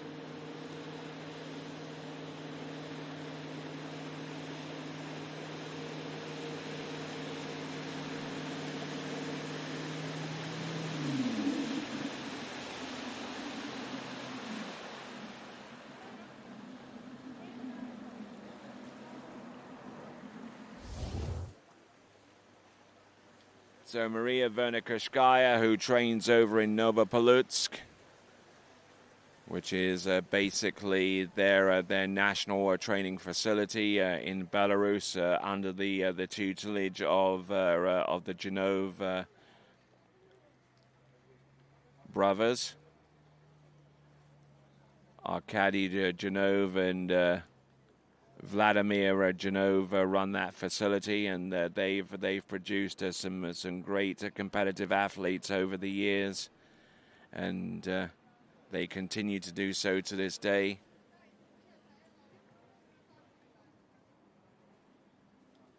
including the current European women's overall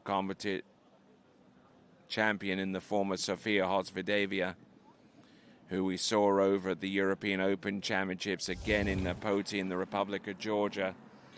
And now we have a Sophie Vesala from the nation of Czechia to round off the tricks event in the girls Series 1. Okay, Tia Ballon, 34.40. She's through to the next round of the competition. That is 34.40 for Tia Ballon, but still out in the lead is Emily Bettman with 38.40.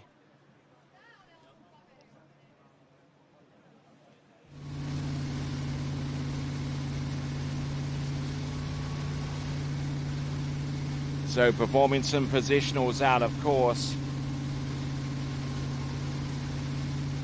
This is Karina Bodoreva from Ukraine.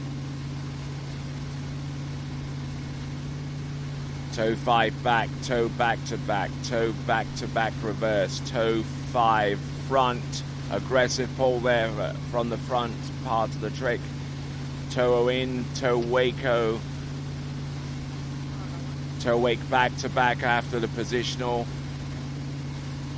Some surface toe back to backs there. Or actually they were positionals front to back and back to front. The effort was good. It was a good solid run, and that is Karina Bondareva from Ukraine.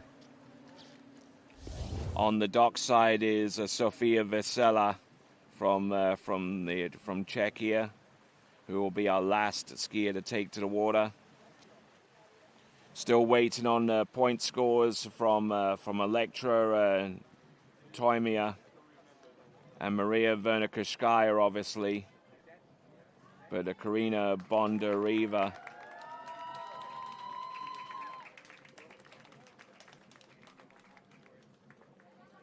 So Elektra Toimia, we just heard in the background, getting a pretty decent reception as a result of her two-pass effort.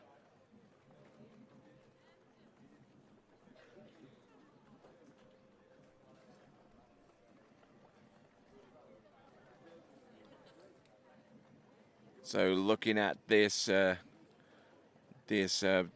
first pass effort, it looked pretty stout there. Emily Beatman still in the lead with 38.40. But are we going to see a point score in excess of that going forwards? Elektra Toimia,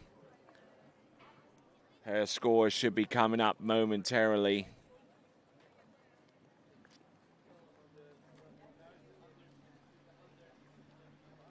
As we see Katerina Kusarova flying the flag for Czechia. Karina Bondareva from Ukraine coming in on pass number 2. Or spin to the back as a positional. Wake line 5 front. I don't know when the last time it was that I actually saw that trick performed, but we just seen it right there from Karina Bondareva from Ukraine. Wake back to back. Surface back to backs. And even a 7 thrown in there just for good measure. That is Karina Bondareva from Ukraine, our penultimate skier in the tricks event.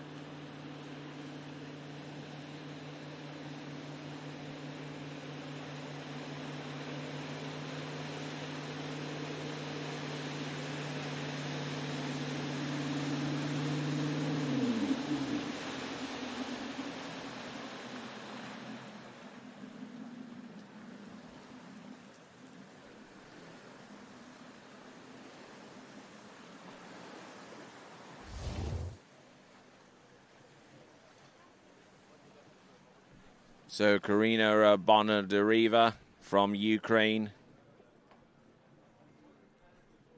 enjoys her horse riding when she's not riding behind the boat, as it were. Would ordinarily be skiing at Sentosa Ski Club.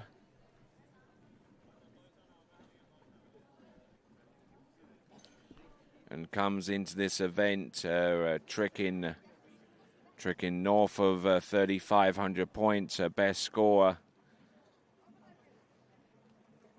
has been as high as a 39.10. Karina Bonadariva. Getting the job done there on pass number 2, and both passes looked splendid there for her.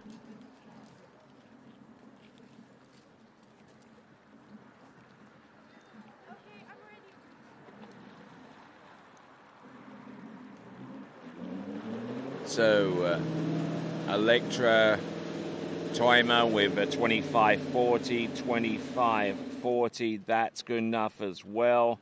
That puts her through to the next round of the competition. So we're still waiting on the score for Maria Vernikoskaya and Karina Bondareva. But now we're on to our last skier in the U14 Girls Series 1 Tricks. It is Sophie Vesela out of Czechia, wearing bib number 47. There's the Waco to get things started. It looks like she's put a whole bunch of weight in the boat because the rooster tail is almost completely obscuring the surface table between the two wakes. And there is the reason why she wanted the wakes to be beefed up, and she tried the backflip and unfortunately came up short. So now it's going to be a case of how much she can salvage with that performance, with the second 20-second pass coming up very, very soon.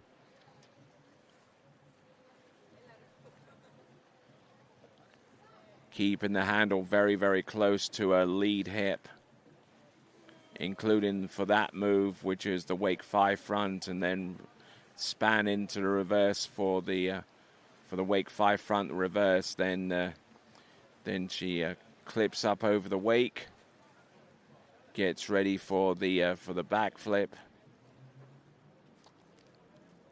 and just kind of overdid it there with the landing. So there we go. That is Sofia Vesala.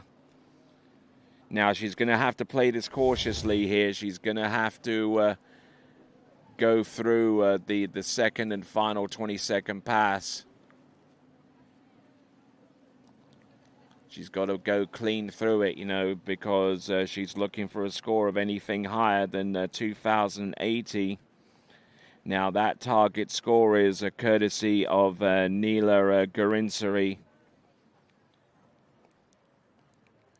So let's have a quick look at who's made it through. Yunia Boyka, she's through. So too is Katerina Kusarova. So too is Katerina Wienerreuter.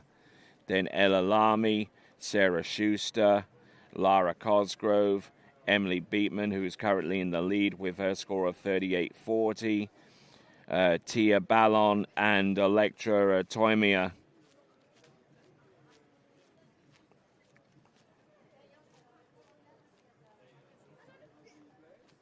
So 9 scores of the top 9 have made it through to the next round, and we're waiting for the remaining 3 to be revealed to us on the basis of a 12-athlete final.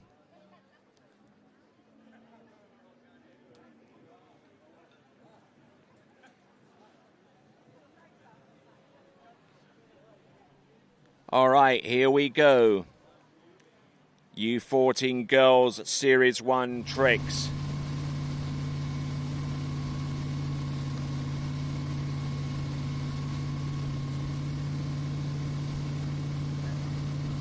Okay, let's see what we've got there for Sophie Vesala. They've taken the weight out of the boat now. It means a cleaner table going forwards now for the toe Waco. Now she's got to work quickly here towards the end. She needs to pack in the tricks. Toe wake back to back. Toe wake front. And I think she might have done it, you know. Is that going to be more than 2080? I certainly hope so for Sofia Vesala's sake.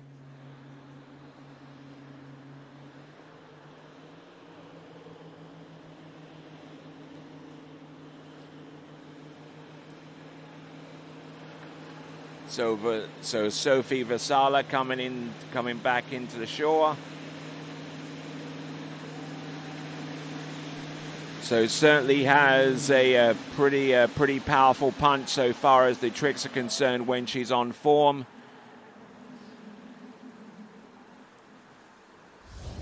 Her best score coming into these championships was 51-30, but she will not be tricking anywhere close to that total. We'll be looking to try and get closer to the halfway mark, and if she does, then she will be in good shape going forwards.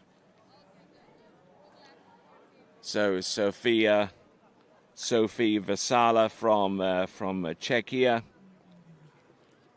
will try and get you the remaining three scores that are that have yet to be revealed.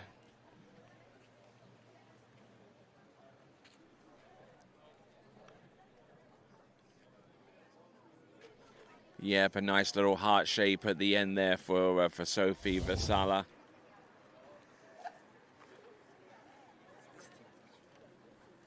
So looks like Maria Vernikashkaya with 4,070. That's 4,070. She is through to the next round of the competition, and we're just waiting on two more scores. So 10 down, 2 to go, and we'll find out the identities of those skiers. So the skiers who you see on the list from number 1 through to number 10, they have all made it through to the next round of the competition, starting off with Katerina Kusarova and moving our way upwards in points all the way up to 4,070, courtesy of Maria Vernikashkaya. So, for those of you that have just joined us, welcome to this, the Europe and Africa U14 and U17 Championships. I am Tony Lightfoot, and glad to have the pleasure of your company right here at Stratos Lake in Agrinio in Greece. So as we continue on, see if I can pick up one or two facts and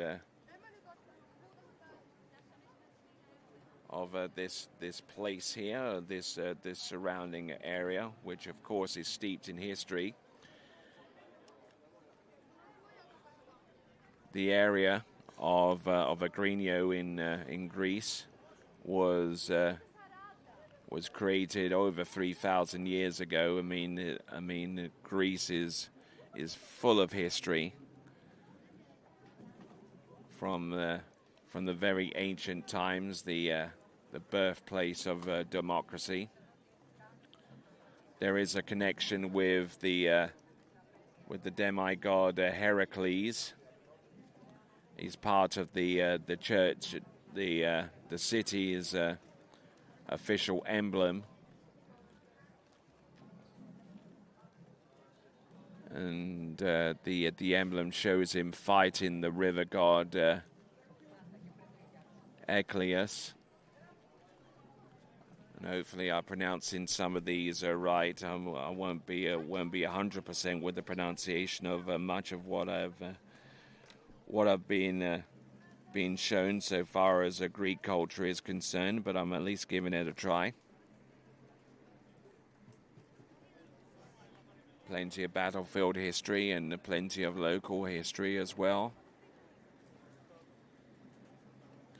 We're just stalling for time a little bit here because we've got 2 point scores to come through. Our next event is going to be U14 Boys Slalom Series 3.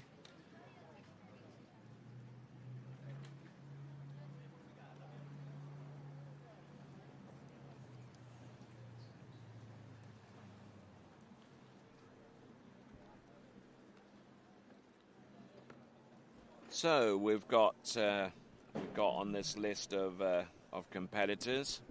9 competitors, actually 8, because we did scrub off 1 skier. Gleb Smolic will be our lead-off skier from Belarus in this U14 Series 3 slalom. Then Vyora Kolesnikov from Ukraine. Then Mark Senko of Belarus, probably the simplest Belarusian name that I'll ever get to pronounce. Then we go to Ukraine, where we see Hryori Netenko. Then we go to Alessandros Stamoulis of Cyprus. Then Yakov Sokolov of Ukraine. Before we bring on our local talent, Nicholas Anatopoulos, and then Rasmus Niskavara from Finland. Given time, if I'm given a little bit of time with each of these names, and if I go through them slowly, then the pronunciation gets a little bit better. It's when I do it fast that things start going pear-shaped on us.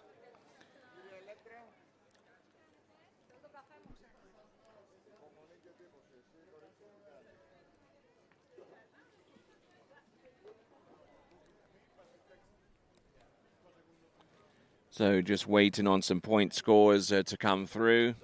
We know that Yunia Boyka, Katerina Kusarova, Katerina Wienerreuter, and Ella Lamy, Sarah Schuster, Lara Cosgrove, Emily Bettman, who is in the lead who was in the lead up until the time that we revealed the score of Maria Vernakuskaya. Maria Vernakuskaya's score was 4,070. Electron Toimia, her score was 2540. Tia Ballon with 3440. Emily Bettman with 3840 in the mix as well, alongside Lara Cosgrove with 3320, or 2320, I should say. And then you know the rest of the scores that will have an impact in terms of making it through to the next round.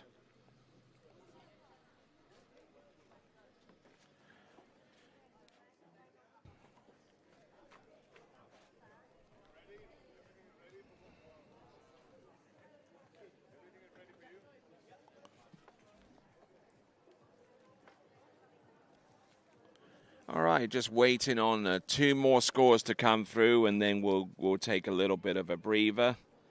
Then we'll go into the U14 Boys Series 3 Slalom Elimination Round Slalom.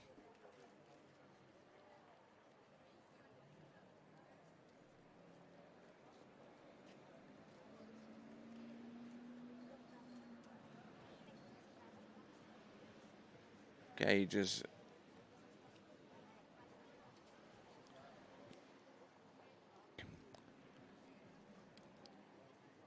All right, then. So as we take a quick tour around the site, just a reminder that this is the European Championships for U14 and U17. I'm Tony Lightfoot.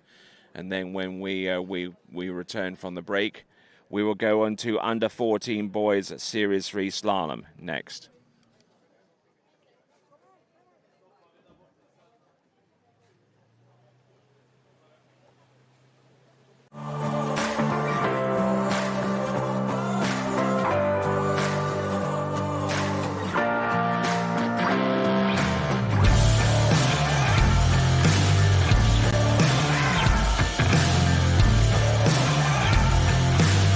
I'm the next big thing.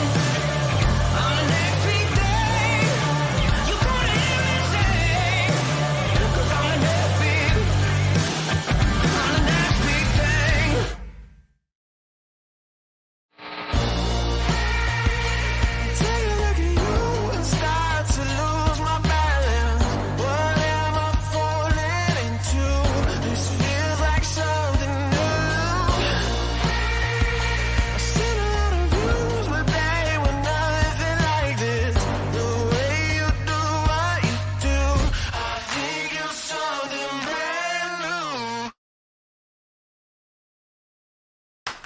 What if I told you there was a place where the sounds of nature are only broken by the roar of a boat? A place where that summer feeling lasts all year long. A place where the Florida sun is only outshined by the smiles of the skiers. A place where first-time skiers can ski alongside world champions, and the world-class coaches work with all levels of skiers. What if I told you there was a place where life slows down and your only job is to make lifelong memories? That place is Swiss Water Ski Resort. Book your trip at SwissWaterSkiResort.com.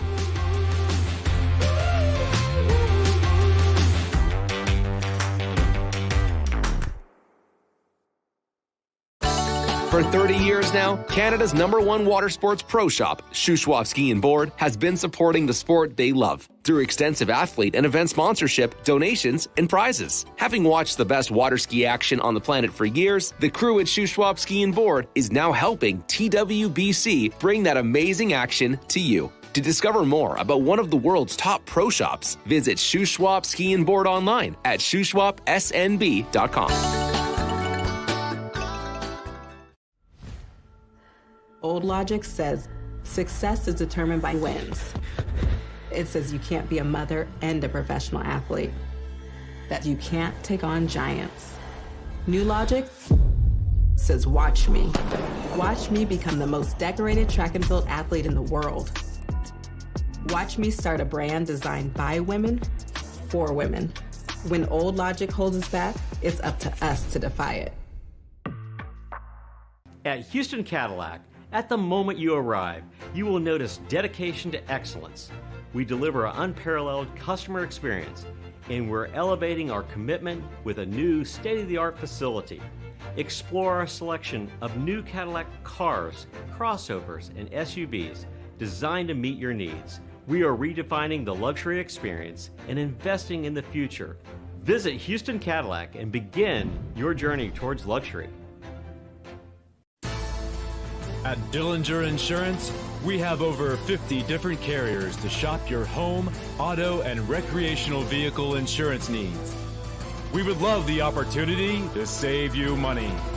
We insure million-dollar mansions, condos, mobile homes, rental homes, and everything in between.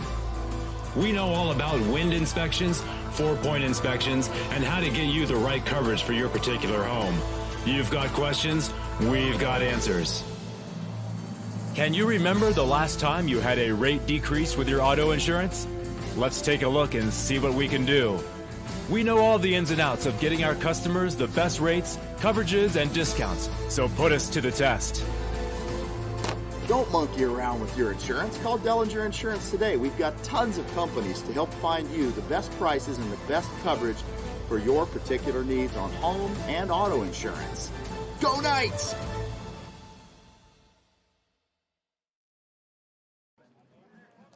All right, then. Looks like we've got some point scores are coming through, or at least one, as we get ready for the U14 Boys Series 3 Slalom event to take place in the next few minutes. We're just removing, actually putting some buoys back into the course, and looks like we got a score for Sofia Vasala with a 43.70. And Karina Bonadareva with 38.30, and that brings us to the leaderboard. So Sophie Vasala from Czechia with 43.70, Maria Vernikoskaya with 4,070, Emily Bettman in third place with 38.40, Karina Bonadareva with 38.30, just 10 points behind. Tia Ballon with her score of 34.40. Then Boyka, Junior Boyka with 26.40. Lectra Toimia with 25.40. Sarah Schuster with 24.70. Katerina Wienerreuter with 24.30. Lara Cosgrove with 23.20. Ella Lamy with 22.20. And Katerina Kusarova with 21.60. So those are your 12 skiers that have qualified through to the U14 Girls Trick Final. We're now going to the U14 Series 3 Slalom Elimination Round. And there are your 8 skiers on the list. Heba Smolic with from Belarus, Yihor Kolesnikov from Ukraine, Mark Senko from Belarus, Hirori and Natenko with from Ukraine. Alexiadros Stamolis from Cyprus, Yakov Sokolov from Ukraine, Nicholas Anatopoulos from Greece, and Rasmus Niskavara from Finland. And to any of those athletes or their associated families who felt that I've actually butchered those names, I sincerely apologize. So, Heba Smolic from Belarus, our lead-off skier in the slalom event, getting ready to go.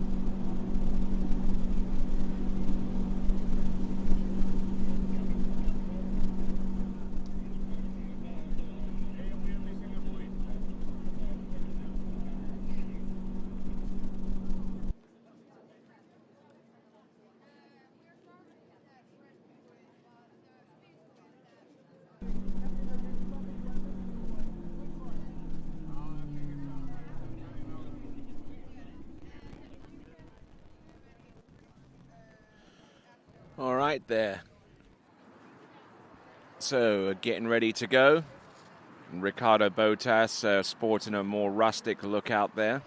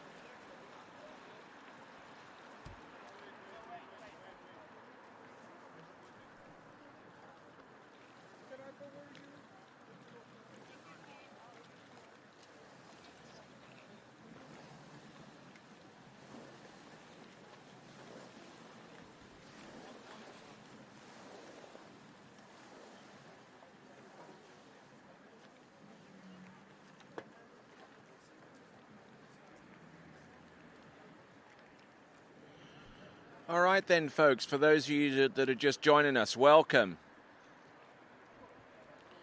to the IWWF Europe and Africa Youth Championships.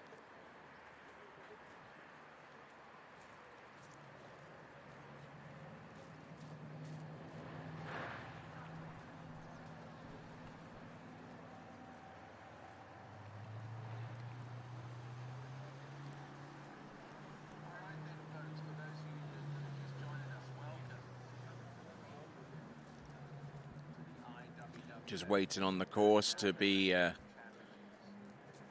reinstated. During the tricks event, we had to take out some buoys on the from the slalom course to allow a clear path for our competitors to compete.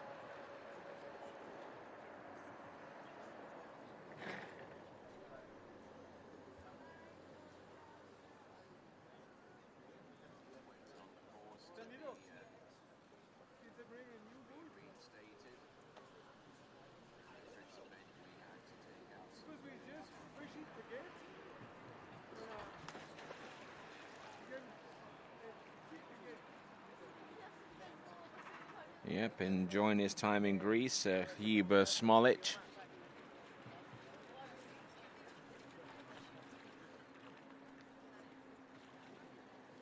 Wearing bib number 30 and representing Belarus, who are back in as a fully bona fide national team after 5 years in the wilderness, competing under the IWWF white flag for that period of time.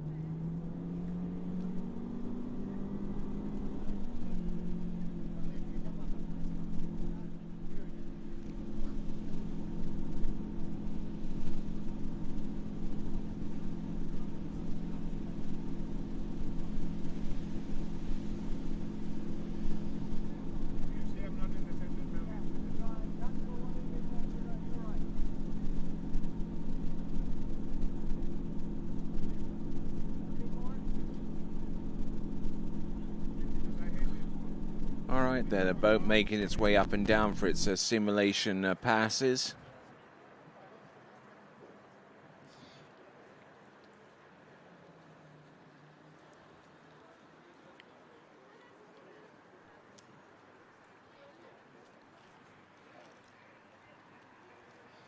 Once that boat makes its way back, we should be in a position where we can start the U14 boys Series 3 slalom. 12 skiers will advance through to the finals, but we won't even have an early indication of who that could be until we actually get into Series 1.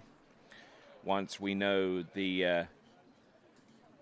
what the top score is by the end of Series 2 boys slalom, then we will anticipate that being the target for the remaining boys listed in Series 1 slalom to have a go at, in order to make their way possibly into the boys slalom final in U14s.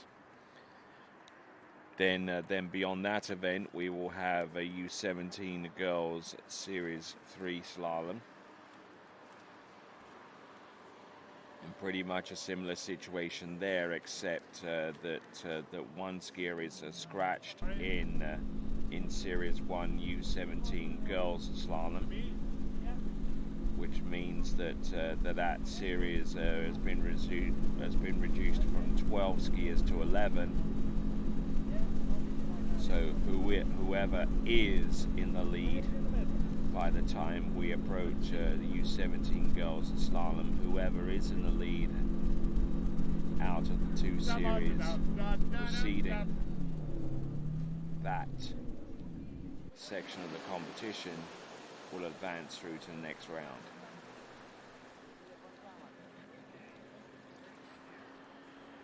All right then, so enough talk, let's get going.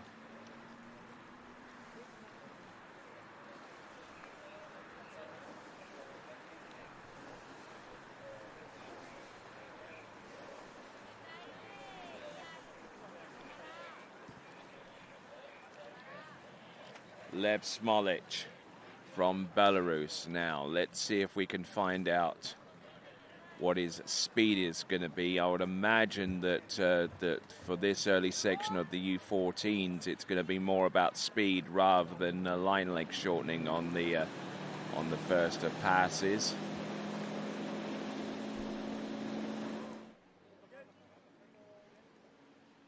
So Lev Smolic. Looks like the rope is long enough to be 18.25 meters. Indeed it is, and it is going to be 49k or 30 miles an hour for those of you watching us from stateside.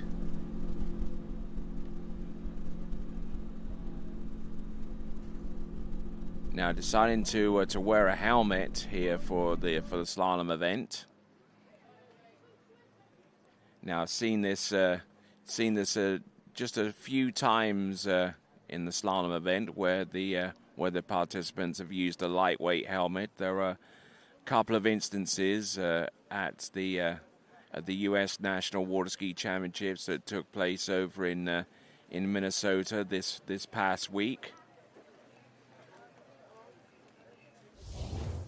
and both of those competitors who were competing in Boys 1 actually ended up taking the win and the runner-up prize as well.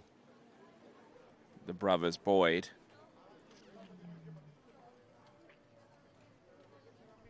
But so far as Lev Smolic is concerned, he manages to get through the opening pass.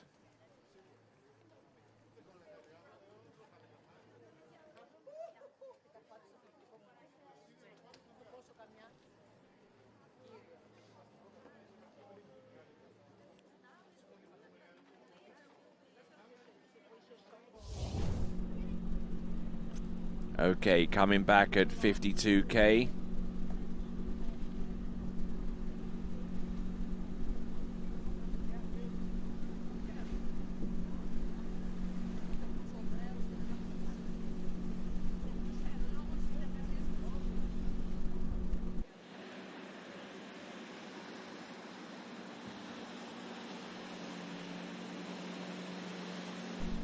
Okay, so Lev Smolic, they're running the opening two passes of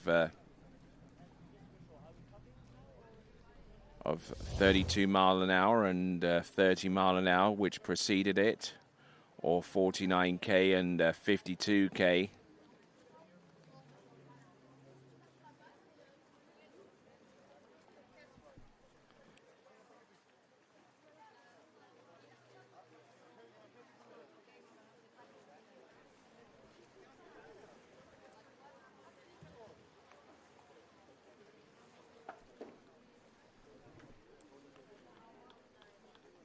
Okay, not looking too bad here. We're definitely in the part of the world where metric is the preferred method of scoring, and we are now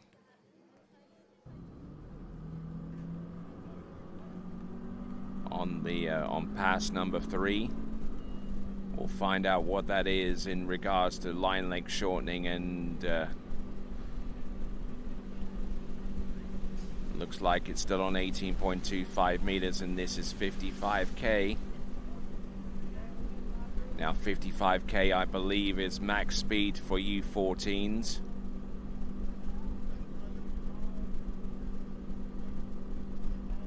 And nicely done there. So making his way through 18.25 meters at max speed for his division.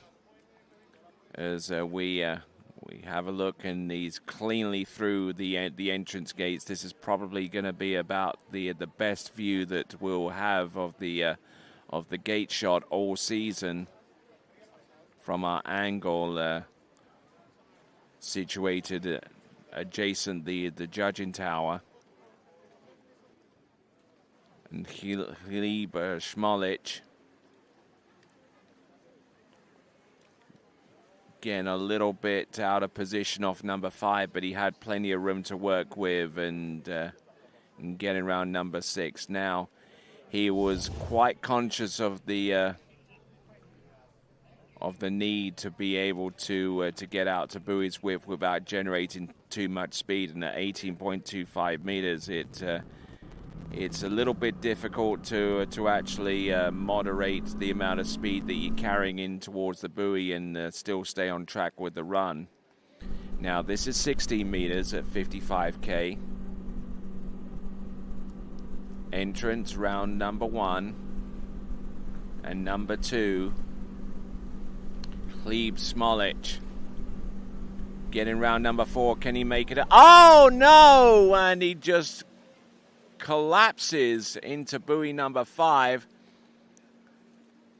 and I don't know whether he's trying to find his ski. Where'd it go? You'll find it somewhere behind you, sir. Round number 1, getting good angle here, starting to get a little bit stretched down into buoy number 2, but still managing to find enough turn, enough momentum. Getting round number 4, but looking, and he just catching that second wake there, and just getting ejected from the slalom ski. So it looks like it is going to be 4 on 16 meters 55.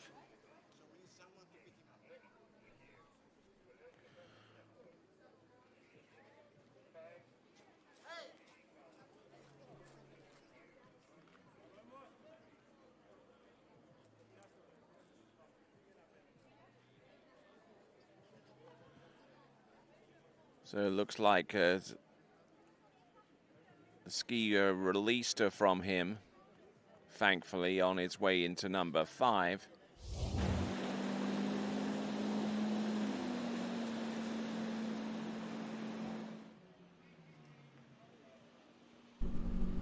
All right, so our next skier about to come into the course right here and now. This is Yehor Kolesnikov from Ukraine.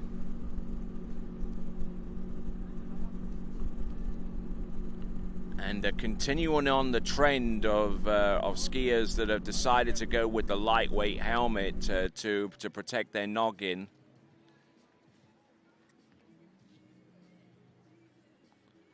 Now, I would imagine that a lot of this is stemming in no small part due to the trend of being able to protect your head against possible concussions. You know, because I mean, if you go across the wakes and your ski falls behind you, then you could take a particularly heavy hit to the head.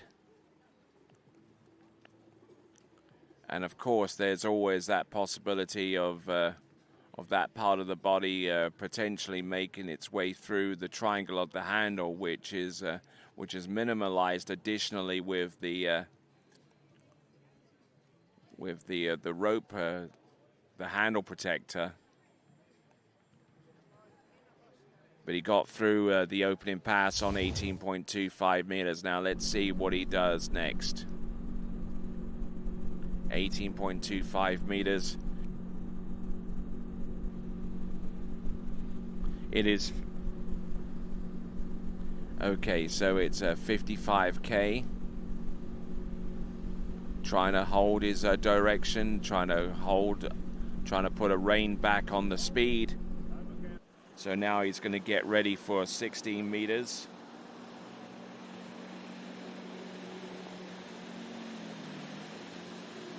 So looking to try and get a shot at the lead. 16 meters coming back.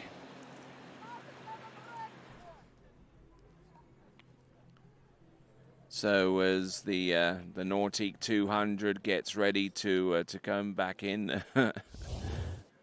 Yep, walking back along the shore side probably doesn't help the feet too much there, but Kleber, Smolich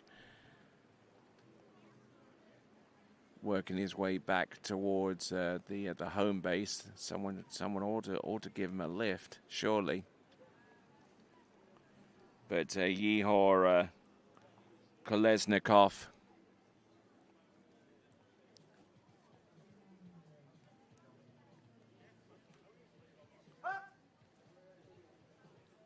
keeping things on an even keel here. Not overly extending his way to get through the run.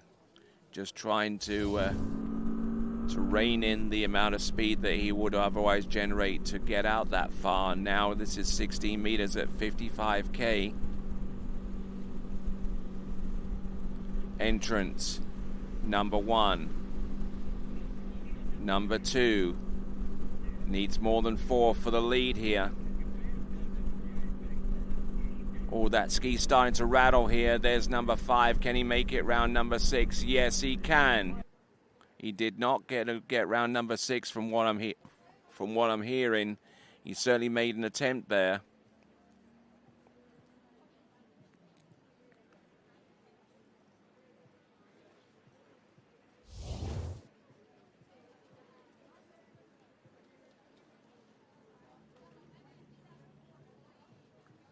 Getting a little bit bounced through the entrance gates, but still making a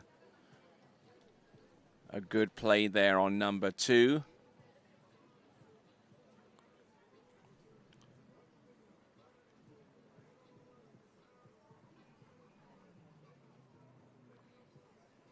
So 5 on 16 is being confirmed here from our officials, and there you can see why. Just needed that something extra off number 5 to get round number 6, and it didn't quite happen for him, so it looks like it is going to be 5 on 16, but he has the lead at this early stage of the game. So after 2 skiers, the lead is 5 on 16 meters 55. Second place right now after 2 competitors, 4 at 16 meters 55.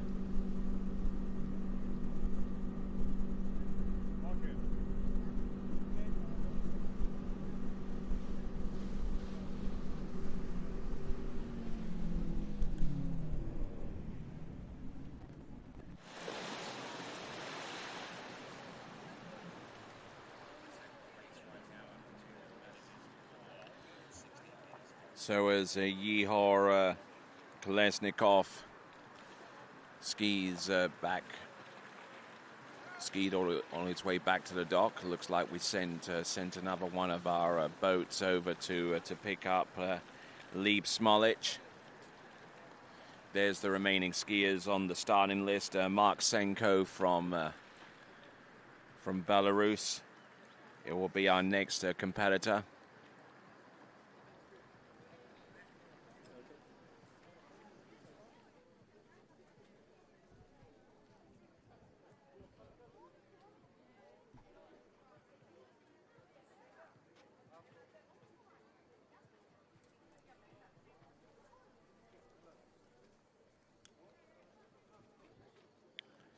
All right, then.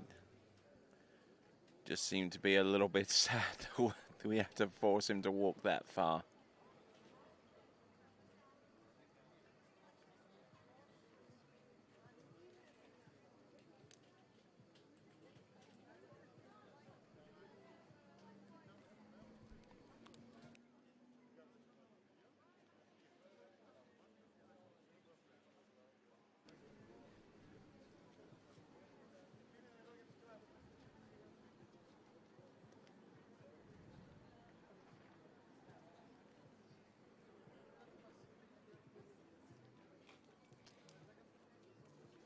All right, there. So that's Leib Smolic from Belarus being picked up by the rescue boat.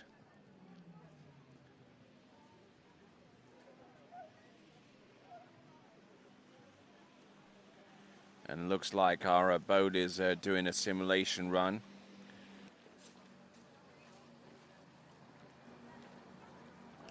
All right, then, as we await to see what occurs next, this is the 2026 IWWF Europe and Africa Youth Championships. When we return, it'll be for our next skier, Mark Senko, next.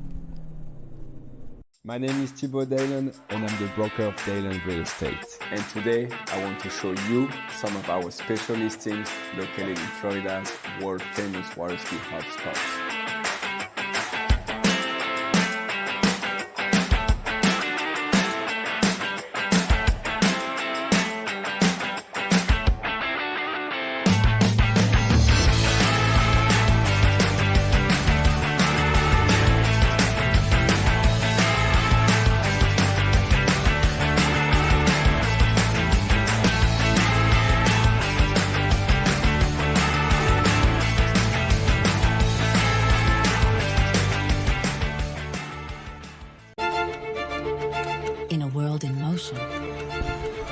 DNCA Finance has grown through crises and transformations.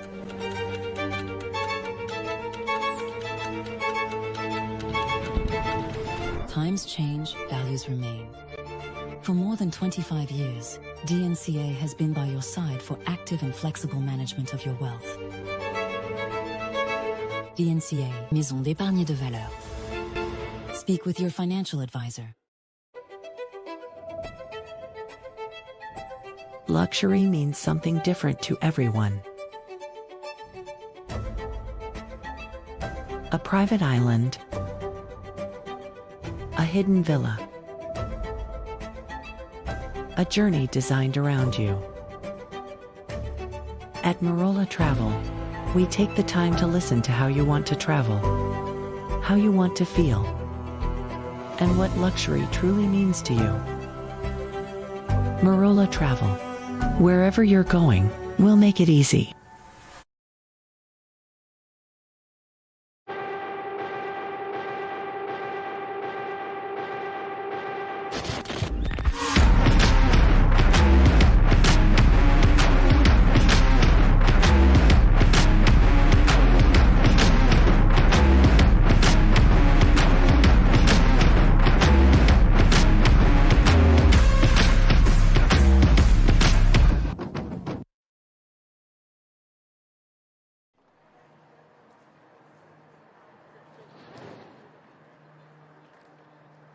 All right then, folks, welcome back.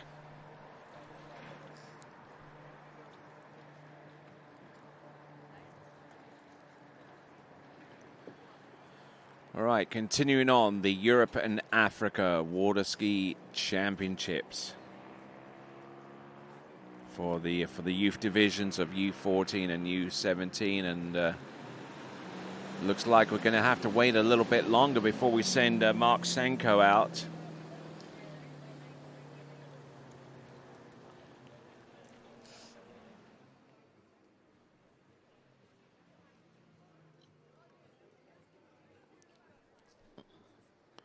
Okay, so from what I understand, there was a mapping issue in terms of what was set on the towboat, and we will get back to live tournament action in just a few moments. Just a quick technical delay, which we are endeavoring to solve as fast as possible. Now, for those of you that are wondering what map in the boat means, well, it basically entails the zero off system, which is GPS based, and whenever the skier goes through the course, it is tracked using GPS technology, and based upon that, it's able to manipulate the engine power to provide a consistent pull and a consistent average speed going through the slalom course. And but the thing about the system first, it needs to be mapped. It needs to know exactly where the course is in terms of GPS location, and that's where mapping the course comes into play. It's able to take coordinates and direction to be able to map the virtual location of the course, and based upon that, it's able to manipulate the speed and the power and everything else that's associated with the tournament towboat to provide accurate and consistent speeds, like 55 kilometers an hour, for example, which is the speed that both Yehor Kolesnikov and Gleb Smolich were able to ski through. Maximum boat speed for U14 boys slalom is 55 kilometers an hour, or 34 miles an hour.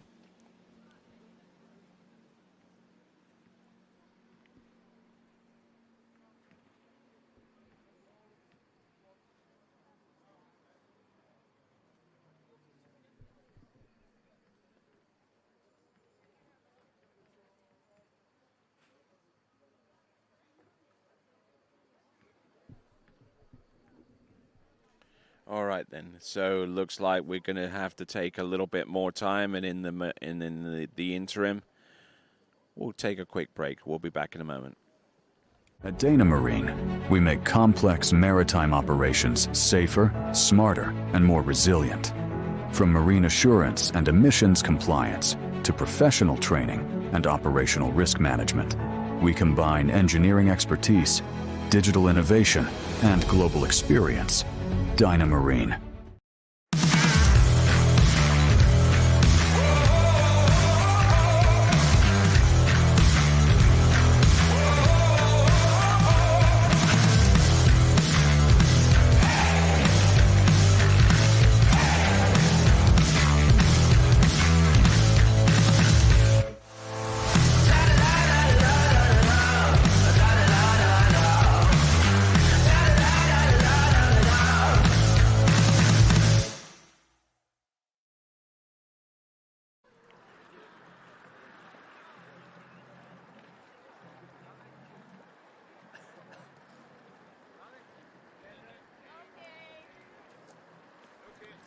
Okay, so we are proceeding on with our next skier. From what I understand, the first two are going to get re-rides for their performances. So Mark Senko, wearing bib number 32. This is the U14 boys at Slalom Series 3. 16 meters will be his opening run. And I suspect that he's running at max speed at the same time. Oh no, and he hits the buoy. Hits the buoy and it's sending him careening into the water. So it looks like Mark Senko, who thought that he had an easy path to get through that run, and unfortunately they're unable to get the job done. So it looks like it is going to be a score of 4.5 provisionally.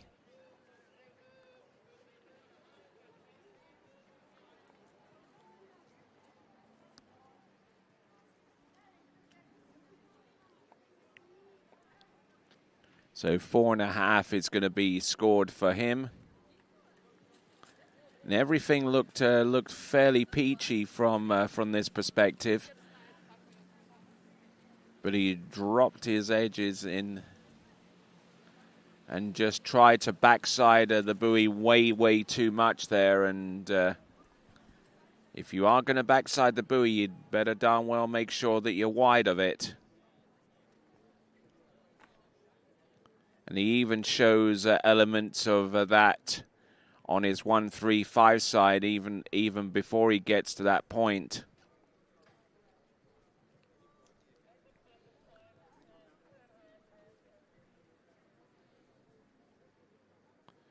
So just looking at number 4. Yeah, and I would even suggest that he clouted it enough to where it totally displaced the buoy. So we'll get a score, but it's not going to be terribly high. It will be 4.5 at best, maybe 4 at the least.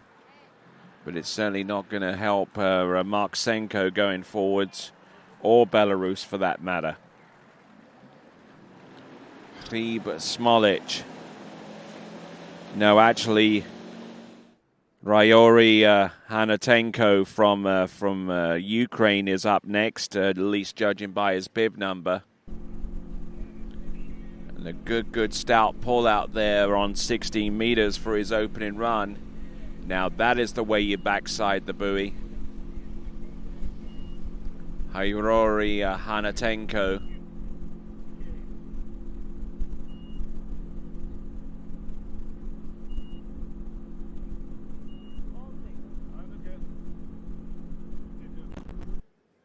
So not a bad opening run there. That is a 6 buoy count at 60 meters at 55K.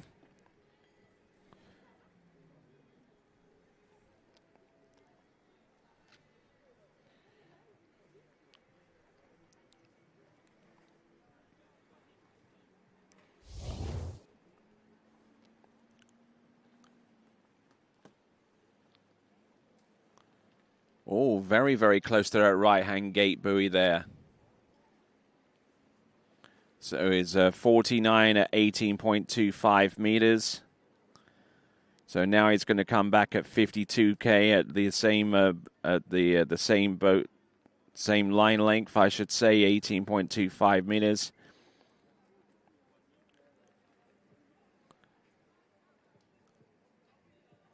Hori and Natatenko, or Hori Natenko, I should say.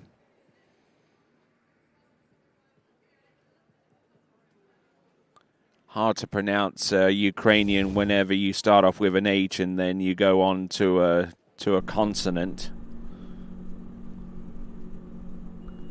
But I'm trying my best here.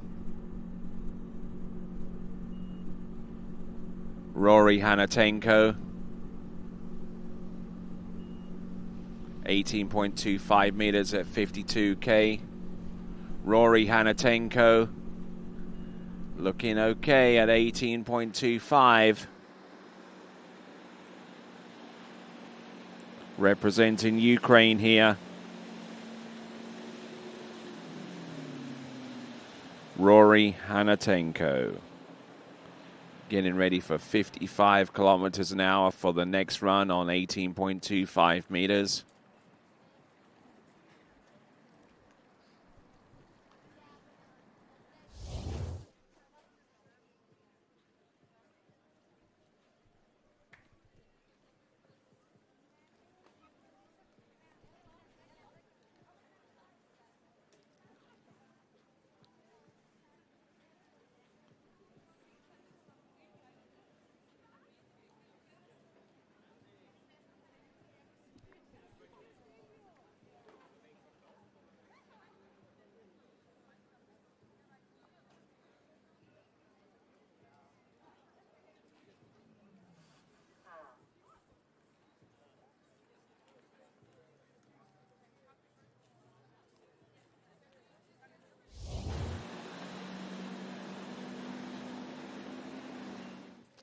All right, then, here we go. Coming on in. This is Harry Hanatenko.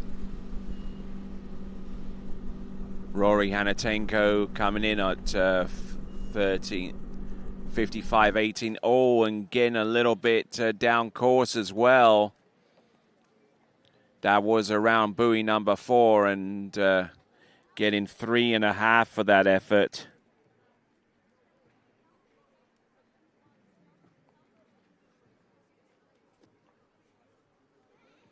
Three and a half at 18.55. 3.5 buoys at 18.55, and just coming up a little bit narrow on some of these turns. Rory Hanatenko.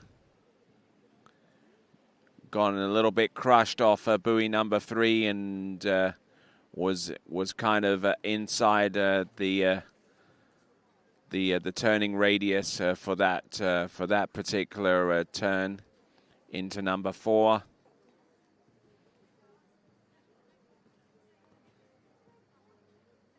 At 55K, 18.25 meters, it was already behind the 8 ball there after buoy number 1. Just getting bounced all over the show there and getting 3.5 at 18.25 meters 55.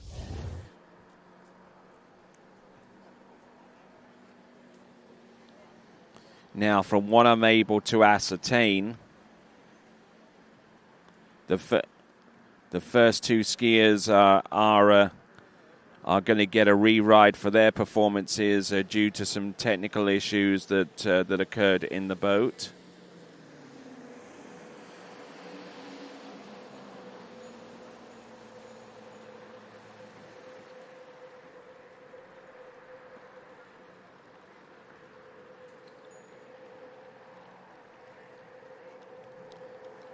All right there, so we're moving on.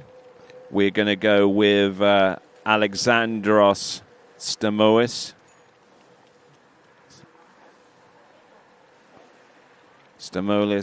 Alexandrios from Cyprus.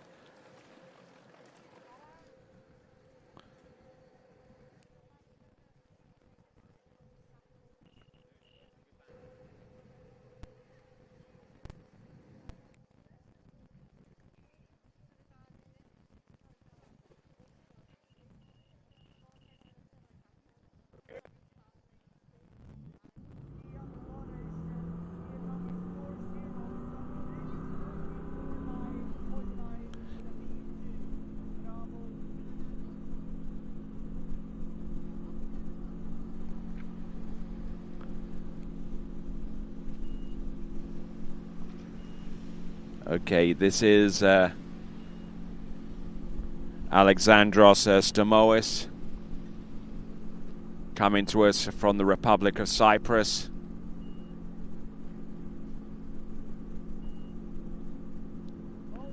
Oh, managing to get round buoy number 6. We'll take a look at the instant replay on this run, but I mean it was extremely close to missing it around the number 6 buoy.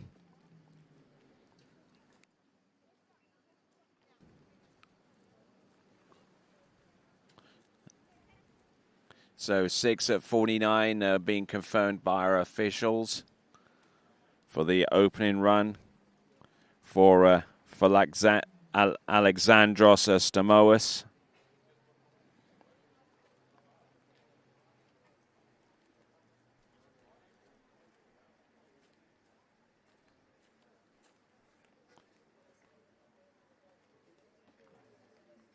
So still not looking too bad out there, but he did manage to get the ski outside buoy number 6 to run that pass. Alexandros Stamoulis from Cyprus.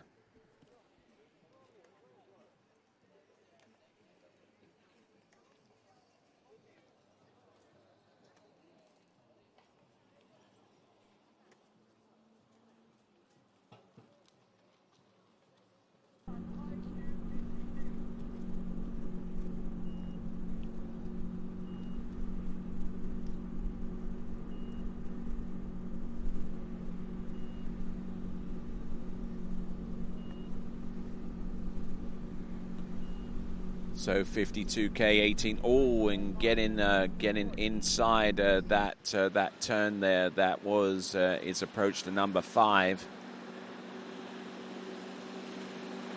Was getting into a little bit of bother there. Very early on at 52K 18.25 meters.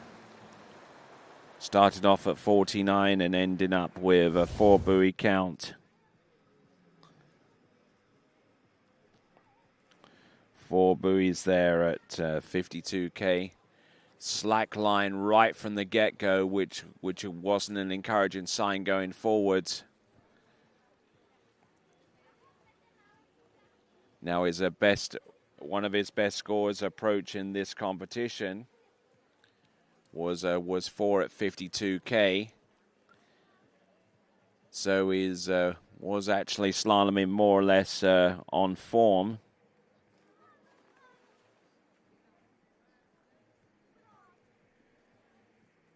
So would have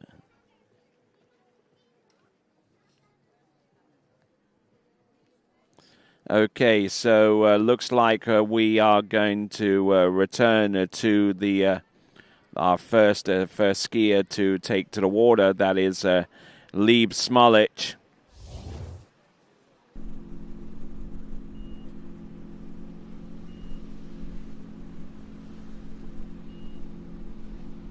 $49K Alpha 1.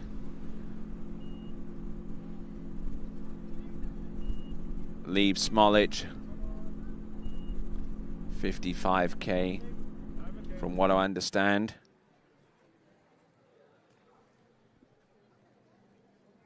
$49K, I beg your pardon, correction there. $49K, 18.25 meters.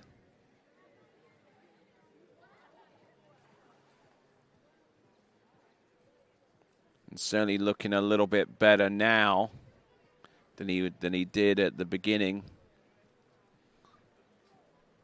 Now that our technical issues have kind of resolved themselves.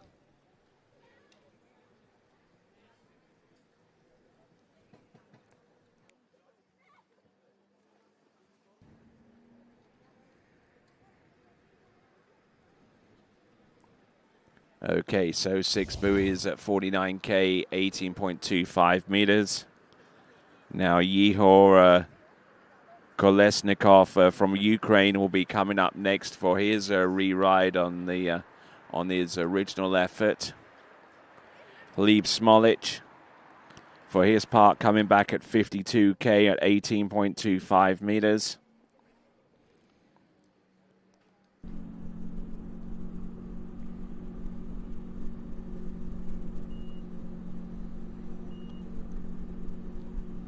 $52K, 18.25.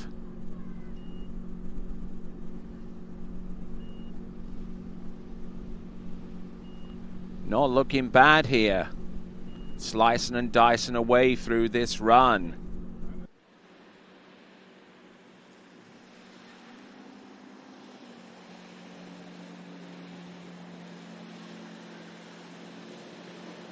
So Lieb Smolich getting ready for 55K, 18.25 meters.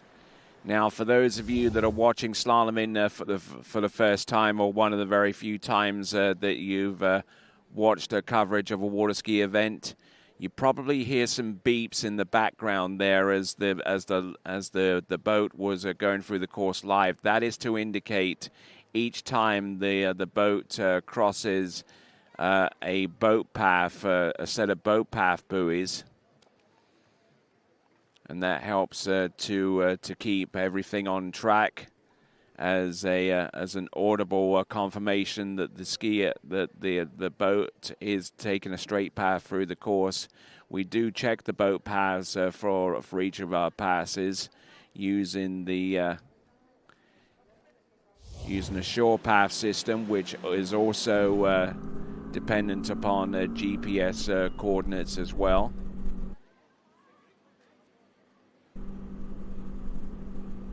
Lieb Smolich, 55K, 18.25 meters. A little bit of a double pull into number 2, but managing to make up some ground into number 3. Bringing it hard over around number 4.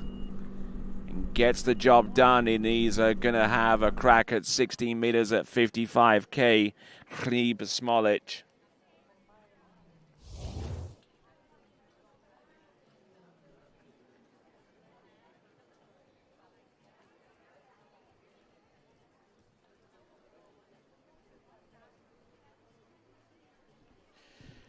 Lieb Smolich Don't have too much to work from so far as his previous performances go.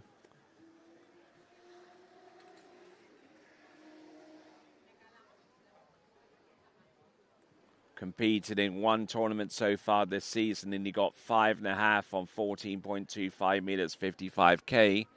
So he's getting relatively close to that. To 16 meters, he'll be coming back into the course, and by virtue of him running this far into through 18 and into 16 meters, he's taken the lead at this point in the proceedings. Hrib Smolic.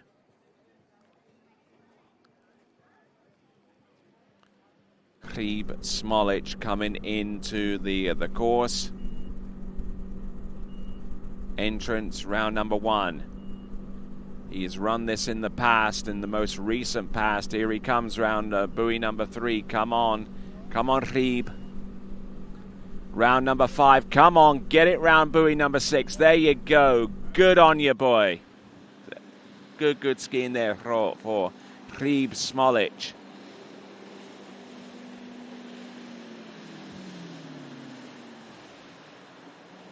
Hrib Smolic. Getting ready to go on 14.25 meters. His personal best is 5.5. So effectively, his personal best is essentially running the next pass coming up on 14.25 meters. Hrib Smolic taking a big old hit there off number 3 as he made his approach into number 4. Bringing the handle down nice and low and allowing the ski to rotate round. Hrib Smolic looking good here. And certainly a big contrast to his original performance, where he came up short of running that particular pass. Originally got 4 at 16 meters, 55K. Hrib Smolic coming into the course right here and now. This is 16 meters. His personal best is the complete pass. Come on, Hrib. There's number 2. Come on, get after it. Round number 4, keep going. Round 5, and if he can run this pass, it's a new personal best for Hrib Smolic. Good, solid skiing there from him as he gets ready for now. 13 meters coming up. So he's just run through 14.25 meters. Getting ready for 13 meters now. And that is going to be a wake-up call. So showing off his skills out there on the slalom course and how he got through this run. Fantastic skiing. He's just solid as an ox behind the boat there. Hrib Smolic. Good double pull to get round number 6. He's certainly taken the lead here. He's taken the lead by about 3 passes.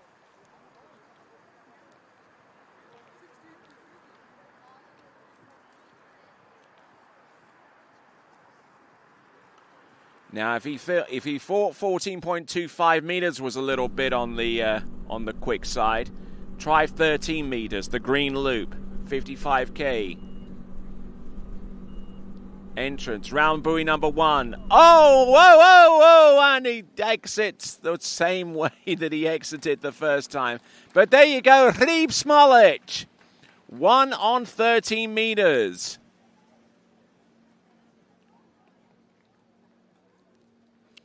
So there is your new leader, Hrib Smolic.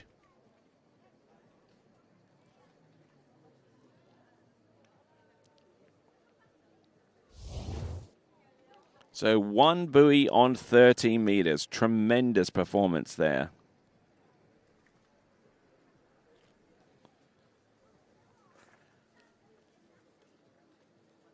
was wanting to go for a second pull to get outside number 2. Then he thought, that wasn't going to happen. He notices that the rope tightens up a little bit quicker on 13 meters. Brought the handle up high, flattened. Figured that if he edged a little bit more, he'd get outside buoy number 2. But unfortunately, that did not turn out to be the case. All right, then. So let's see what our Ukrainian skier has in store for us. Yehor Kolesnikov. Okay, so 52K, 18.25 meters for Yehor Kolesnikov.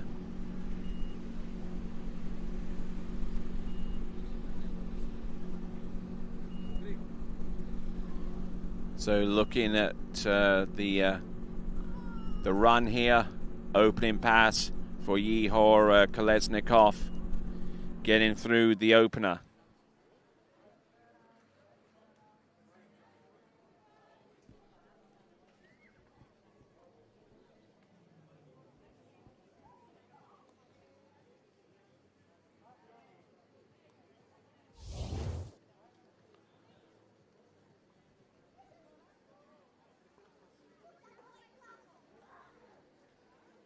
So wearing bib 123, Yehor Kolesnikov from Ukraine.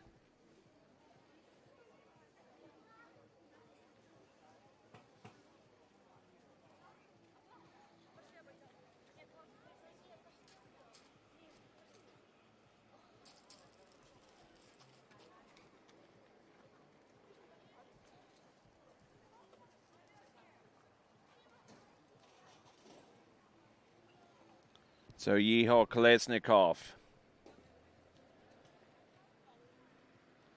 skiing out of Sentosa Water Ski Club.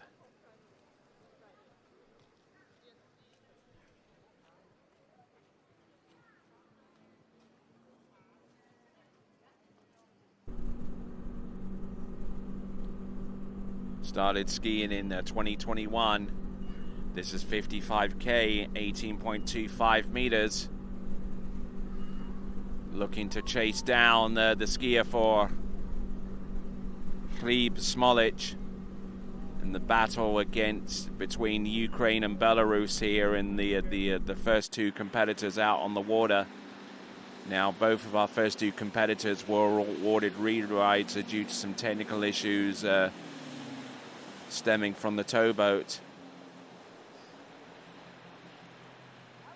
So Yehor Kolesnikov getting through 55K, 18.25 meters, and will now be coming back in on the 16-meter line.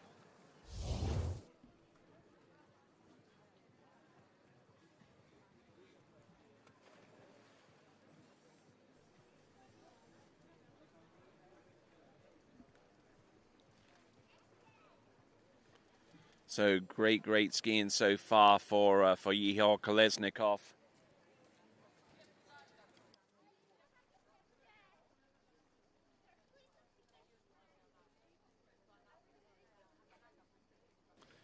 All right then, so still in the lead is Gleb Smolich.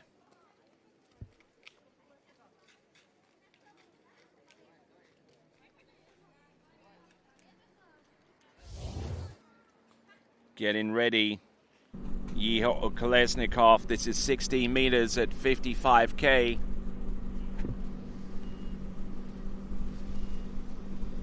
Good strike into buoy number 1, a little bit high with the tip there going into number 2, but he's still there. He's still there up until that time. So it is going to be 3.5 at 16 meters. 55K, and that takes care of the skiers that were due a re-ride due to technical issues stemming from the towboat.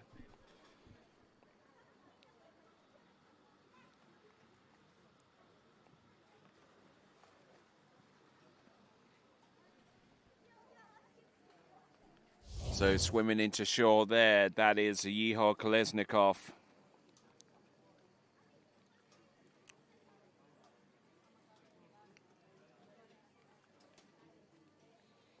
So still out in the lead is Hriba Smolic.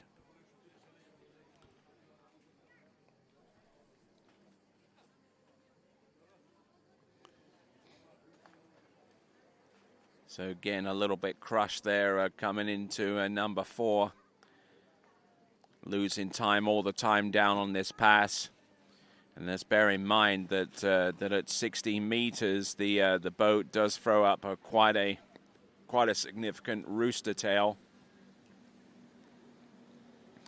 which has been known to launch skiers pretty high for those of them that are not prepared for it. Especially here into number 4, where the tip of the ski kind of got out of control, and that sent him into the water, having scored 3.5. All right, then now we go on to our next competitor, Yakov Sokolov, also from Ukraine.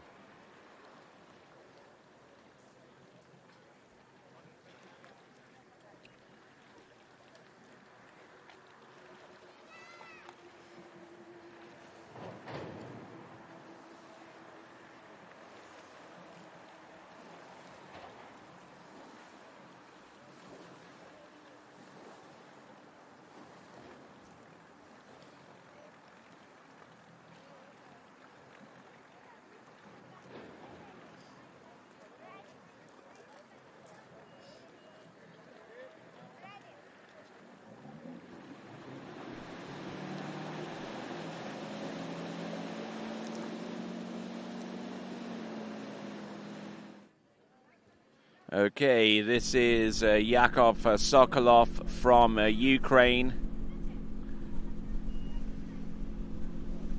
Entrance, round buoy number 1. Yakov Sokolov.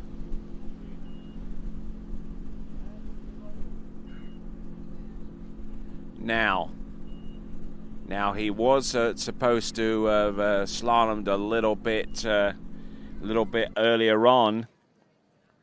But because one or two of our competitors actually share slalom equipment, we've had to switch around to make accommodations for that to happen. Yakov Sokolov competing on the same equipment that Harry Netenko skied with, for his a score of a 3.5 at 18.25 meters 55. So that ski is making a repeat appearance in this first round of elimination round action in the U14 Boys Series 3 Slalom event.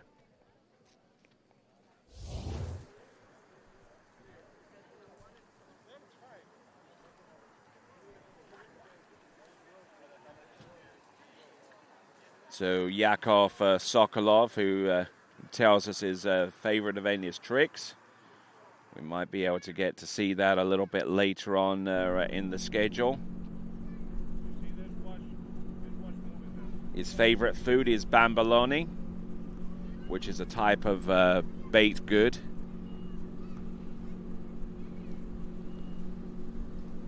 Yakov Sokolov from Ukraine, who, like many of his compatriots, would ordinarily ski at the Sentosa facility in Dnipro.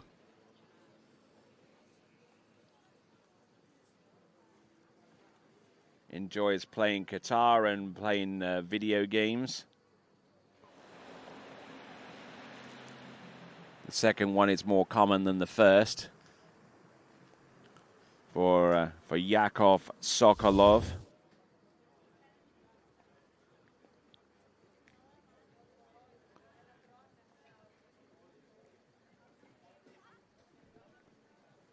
So looking at this once again, just getting pulled a little bit to the inside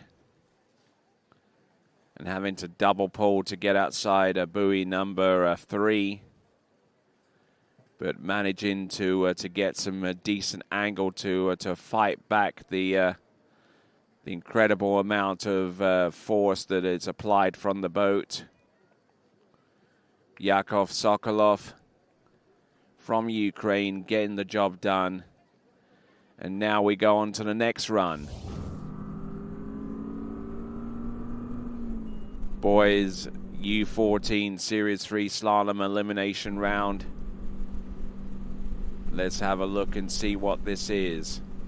This is 60 meters at 55K on Alpha 1.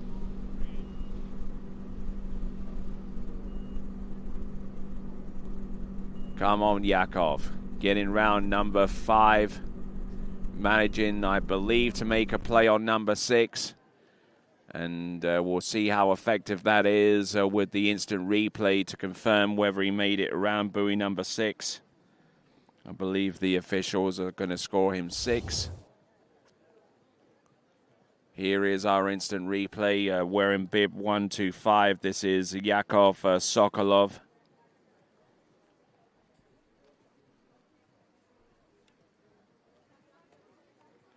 This is one of his coaches, Stepan Shapak.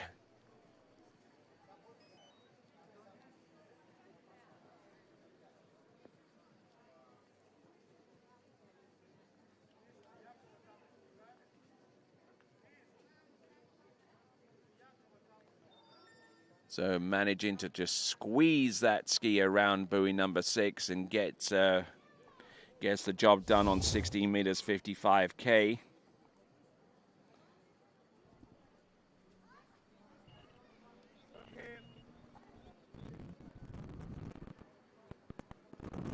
Trying to hunt down the score of Gleb Smolic with his score of 1 on 13 meters. He has to get through this pass first in order to get in that range. This is 14.25 meters. Oh, and getting a little bit out of sorts there.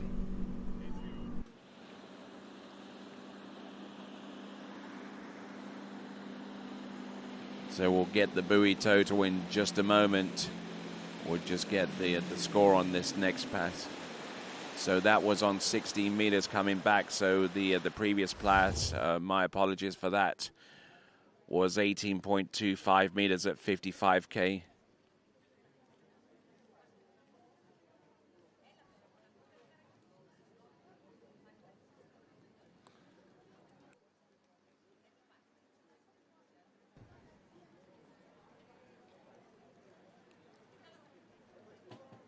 Okay, so he gets round the first half of the buoys, or at least the first third, getting a little bit down course here,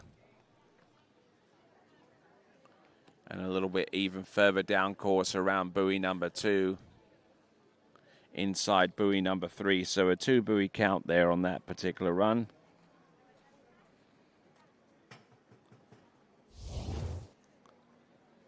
Okay, so the next skier is Nikolaos Anatopoulos. 52K, 16 meters.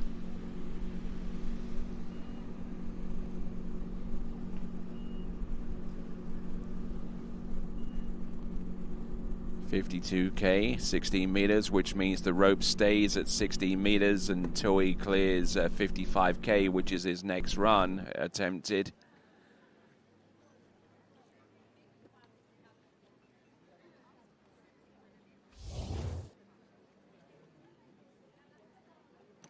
So Nikolaos Anatopoulos from our home nation of Greece.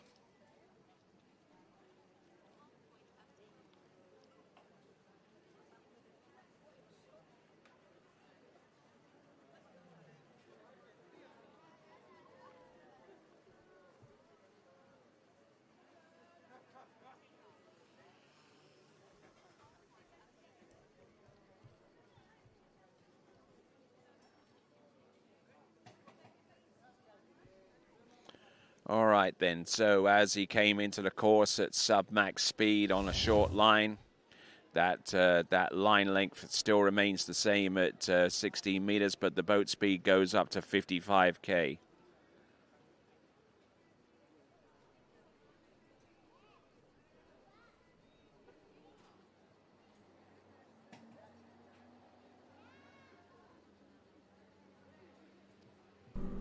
Okay, so Nikolaos Anatopoulos.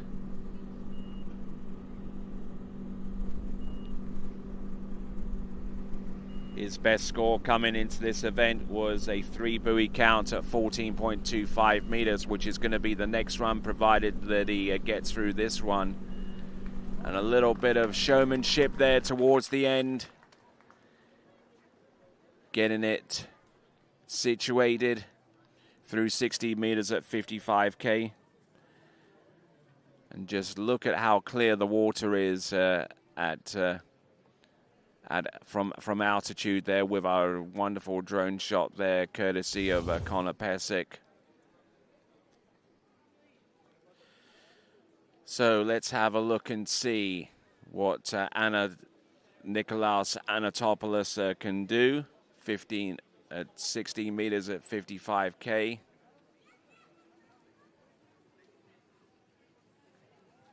Bringing the handle down nice and low before he drives across the back of the boat.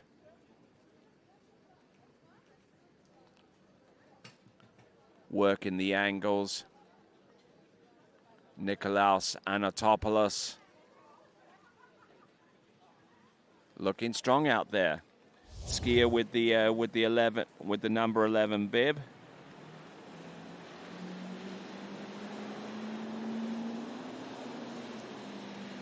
So now he's going to have a go at the next run, which is 14.25 meters. And now if he runs this, not only would it be a PB, but it'll put him within 1 buoy of our current skier, Gleb Smolich, with 1 on 13. Here he comes. There we go. 14.25 meters. Gets it to go. There you go. Yes. 6 buoys there. And our Greek athlete taking on Belarus.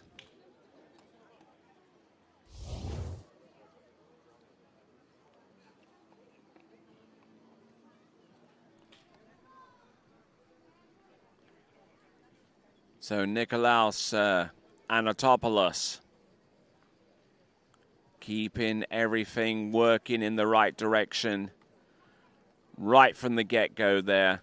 Got a little bit pulled out there into number 4, but he stayed calm, he stayed relaxed. He's a left foot forward skier, which meant that his best side turn was number 5, and he needed every bit of it to set himself up for a number 6 turn.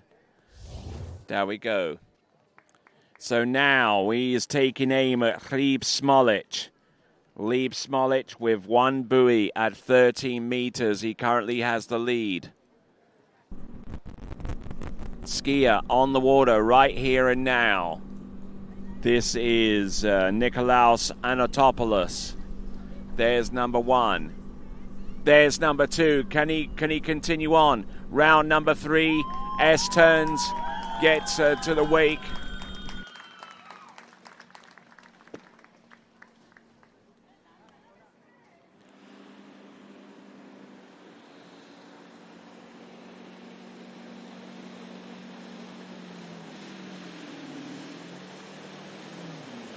All right there, so Nikolaos Anatopoulos gets round number 3 into the wakes. It should score him 3 buoys on 13 meters.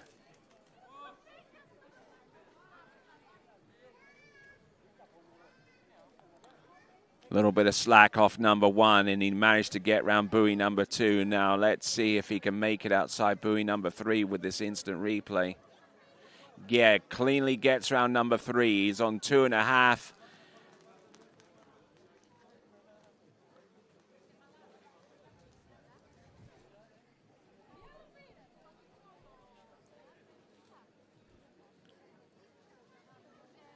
Going to take a look at this one more time. He managed to get 3, and he got the ski back to the wakes.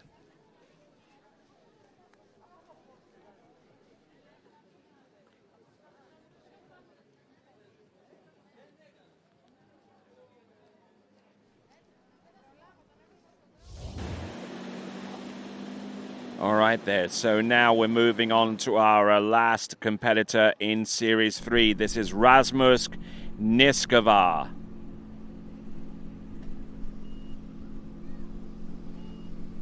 So coming in at 49K, 18.25. Oh, it gets in a horrible situation there. Now, does he ski his way out of this? He's certainly trying. Oh, my word. And getting a score of a 4. And just going all kinds of trouble around buoy number 2 and just couldn't get back into this situation quick enough. So 4 buoys there for him. So 4.5. So 4 buoys there, putting him in dead last after the first 8 competitors. So that is Rasmus Niskavar.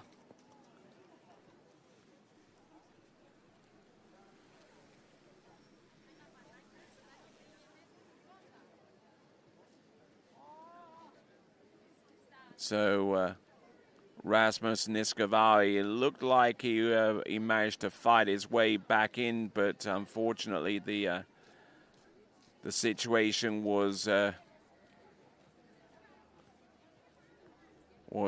of his control. So Rasmus Niskavar bows out of the slalom competition with a 4 buoy count. So now we're going to move on to Series 2 slalom.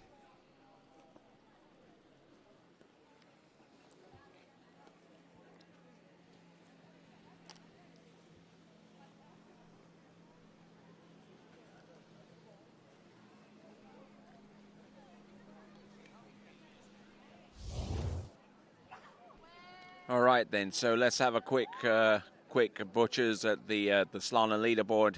Nikolaos Anatopoulos with 3 on 13 meters has the lead.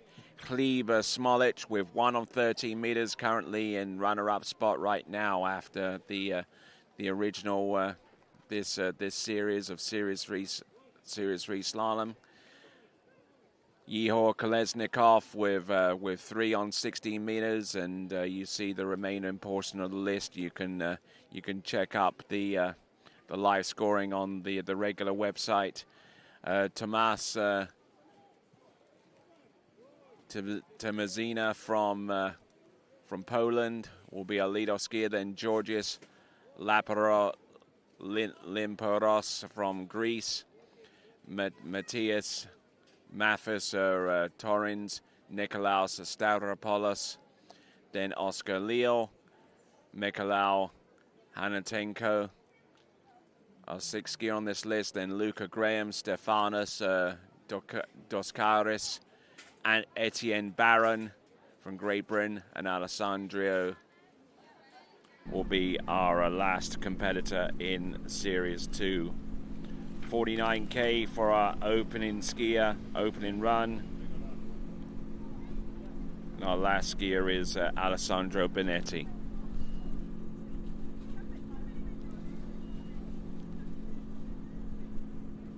Letting the ski run here.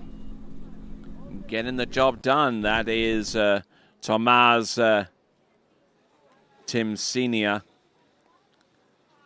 Tomasz Timsinia from Poland, our leader.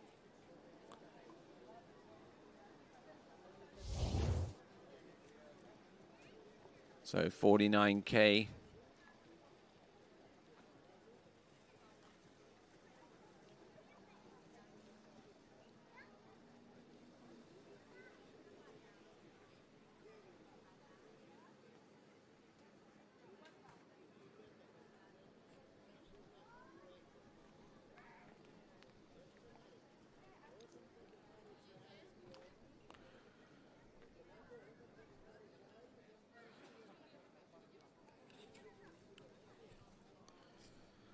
All right, so Tomasz Timsiznia from Poland. I'll see if I can grab some information about him, if that's entirely possible.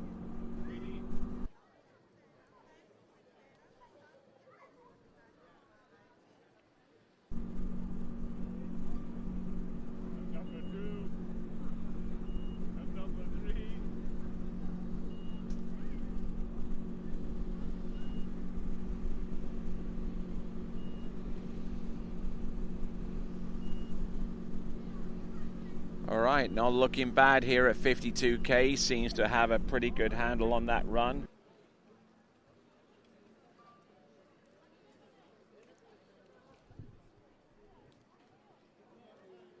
So competing already this season, got half on 14.25 meters in an earlier competition this season. His next best score was actually produced last season, so he hasn't skied that much in competition so far. Looking at an orbital view of a Stratos Lake here.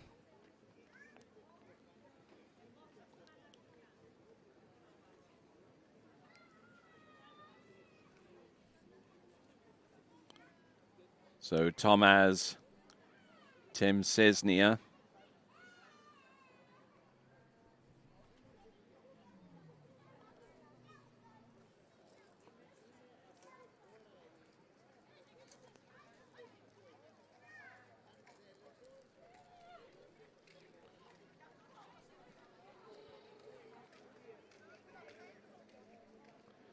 All right there. So looking through on that that particular run.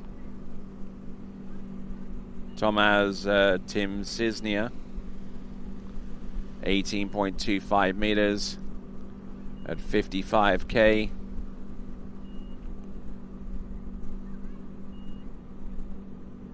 Almost narrow there on number 5, but still managing to fully run that pass.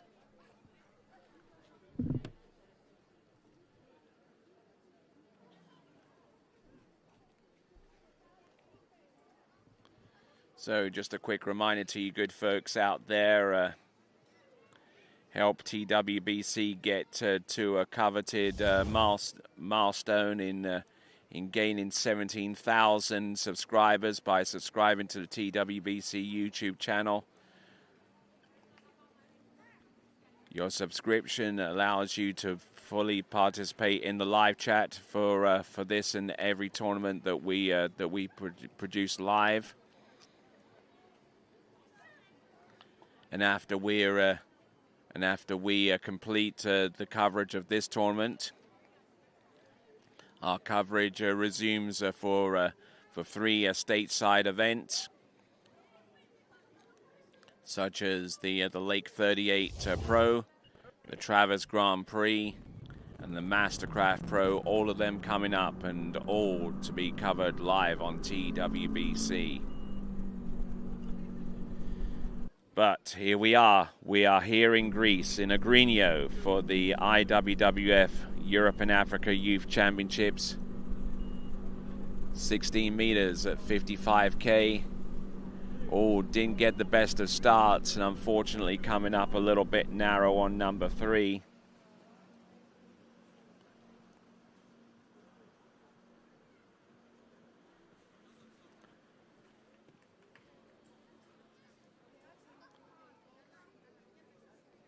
So looking towards the end here and seeing there's beautifully clear water around the area of Stratos Lake.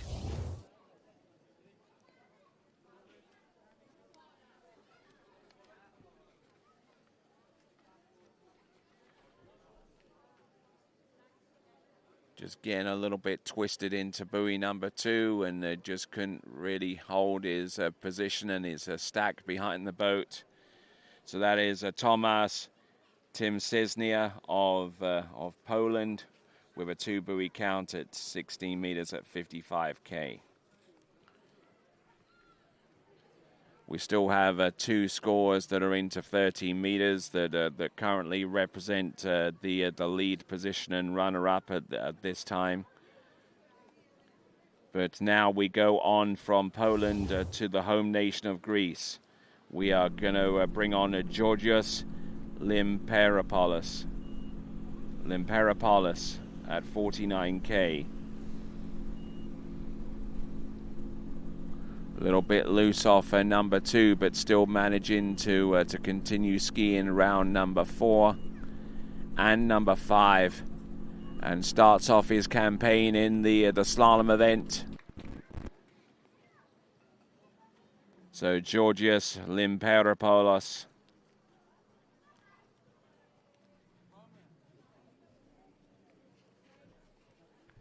Getting through 49K and now moving on up to 52K. Max speed for the U14s is 55 kilometers an hour.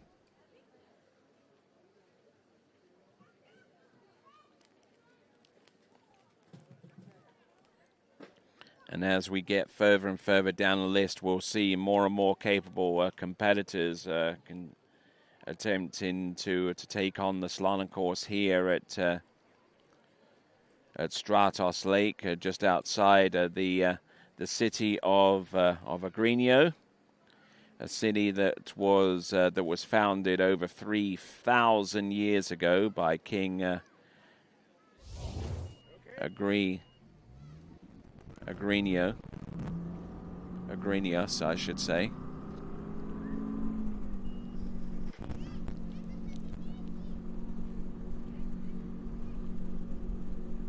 So Georgios Limperopoulos, 18.25 meters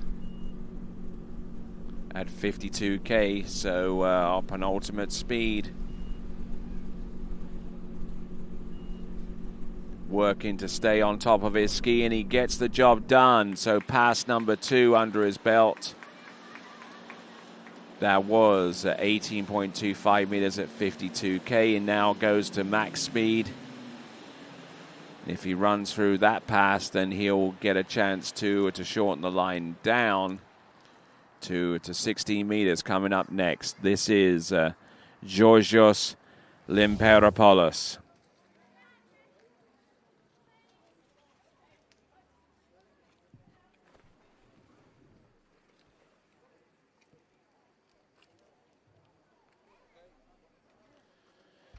So Georgios Limperopoulos from Greece.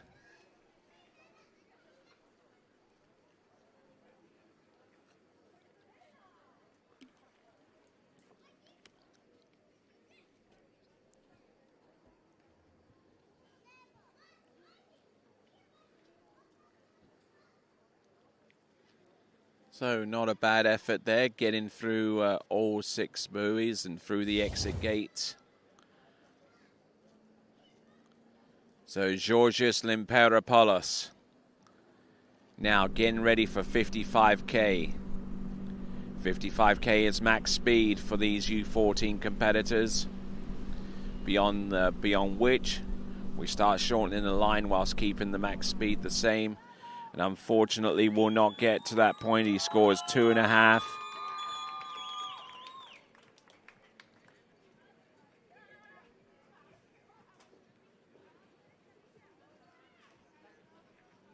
So 55K, 18.25 meters. Georgios Limperopoulos ends his effort out there, out on the water. And we are about a little under a third of the way through this slalom event in this series.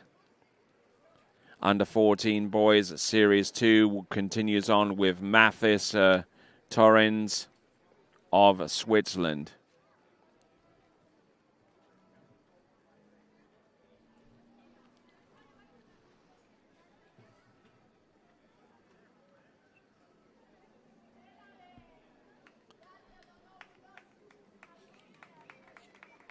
Okay, Georgios Limperopoulos. Got a good start on number 1, but I think that he actually hit the buoy on round number 3, which kind of sent him into the water a little bit quicker than he anticipated for. Mathis Thorens of Switzerland getting ready, and he'll have plenty of support going forwards. Mathis Torrens of Switzerland. getting ready to go, and not too sure what he's going to be going in at. It's probably going to be something along the lines of 49K. 49K, 18.25 meters will be his starting speed.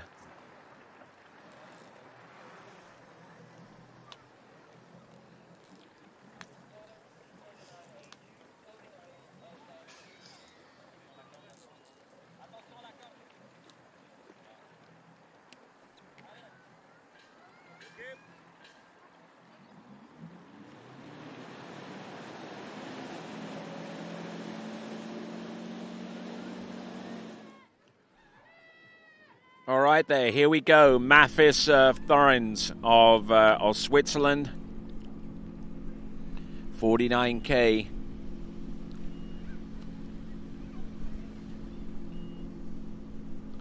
Oh, a little, almost hanging himself out to dry round number 2, but managing to try and get back into the game here, into the picture, and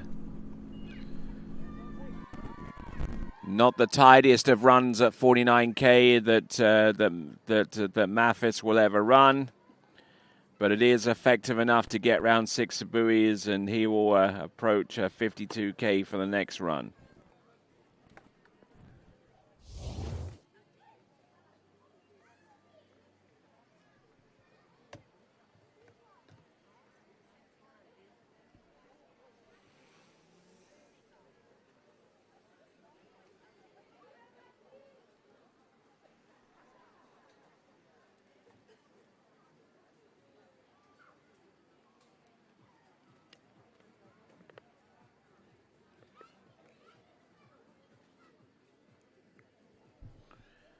Okay, so just looking at this once again.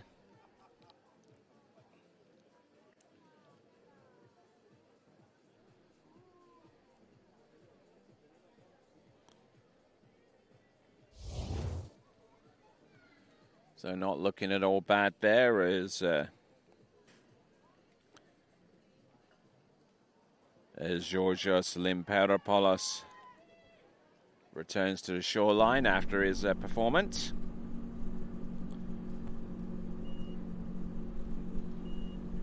So 52 there for Mathis.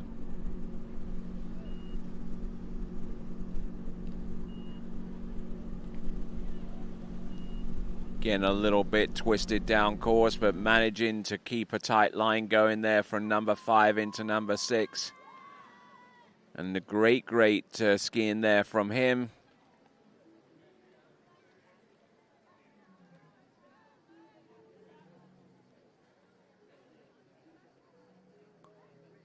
So getting the job done, that is Mathis Thorens of Switzerland.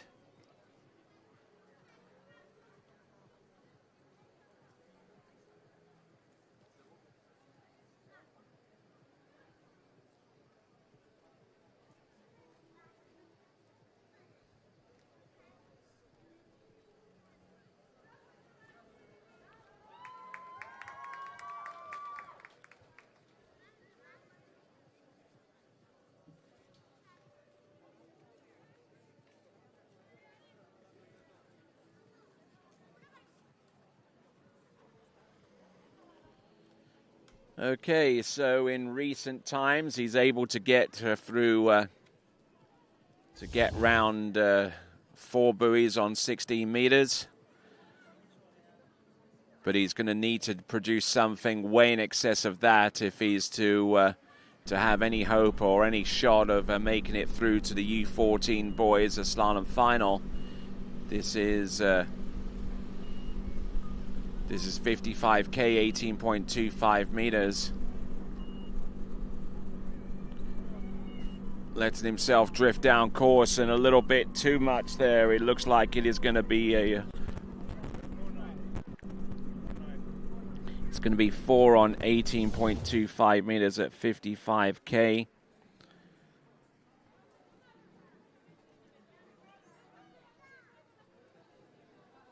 So just trying to control his speed and his angle way too much here.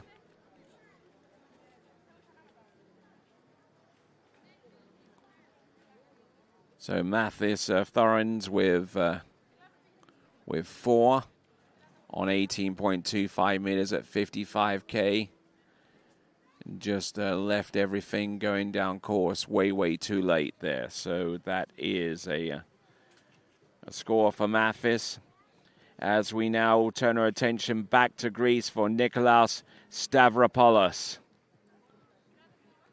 Nikolaos Stavropoulos is coming up next, wearing bib number 12.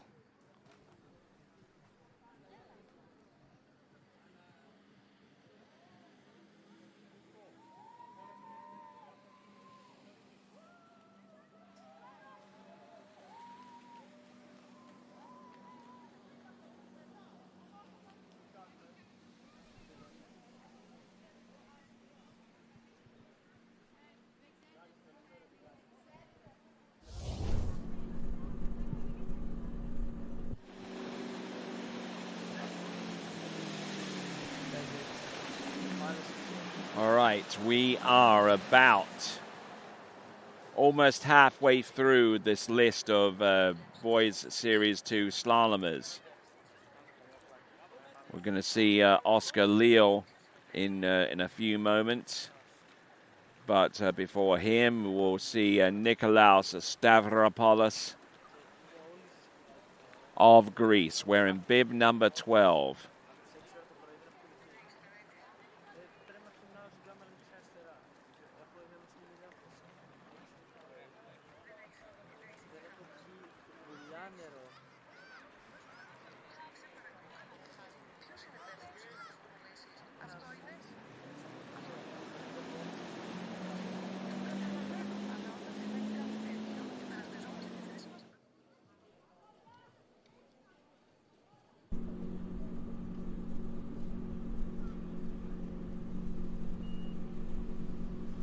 Okay, Nikolaos Stavropoulos.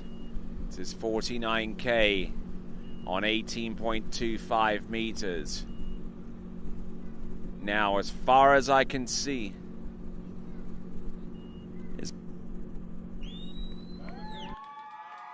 okay, so 50.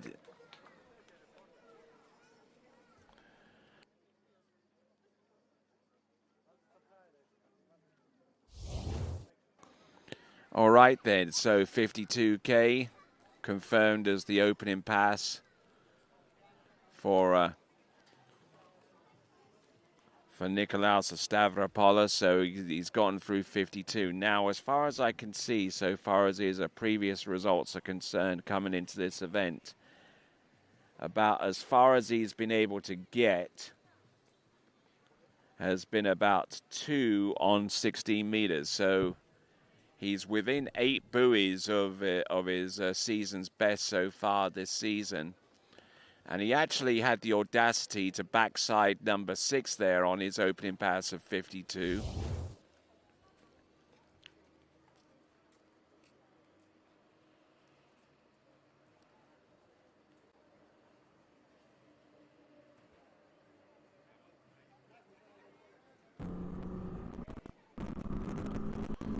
So, a young skier, Nikolaos Stavropoulos, age 12.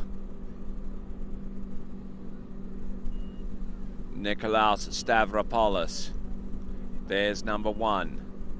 This is 18.25 meters. This is 55K. Come on, Nikolaos Stavropoulos. Getting through 18.25 meters.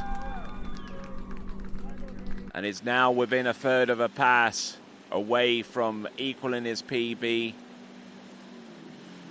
or at least his best of this season. So Nikolaos Stavropoulos.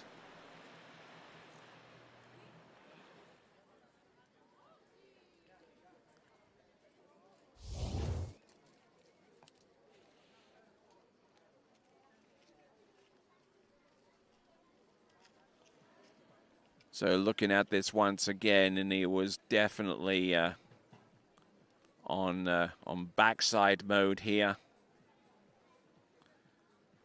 was already on his way towards the area of the next buoy by the time that he was level with the previous one. And that is what backsiding is all about. Being able to take full advantage of your positioning and your technique and just leveraging it to be on your way towards the area of the next buoy by the time that you're level on the buoy that you're currently rounding at that moment in time. So Anatopoulos with 3 on 13 ahead of Smolich with 1 on 13. But does he have what it takes to get to that level? Nikolaos Stavropoulos.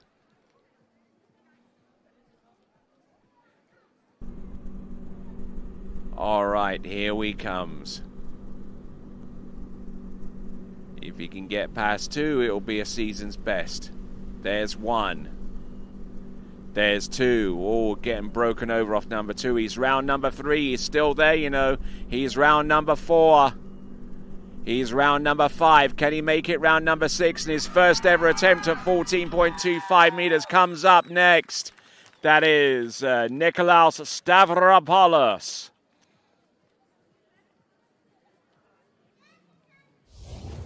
So now getting ready for 14.25 meters. Now, who would have thought that this was going to be the way things went? And he was extremely close to the right-hand gate buoy. Kind of got launched over the top of that buoy, but managing to stick to his guns and was able to get through this pass without too many concerns going forward. That is Nikolaos Stavropoulos, and essentially slaloming a new PB, and he's still out there. He gets through 16 meters, and we'll see what he does on 14.25 meters. Boat speed now at 55k, which is the maximum speed for the U14s.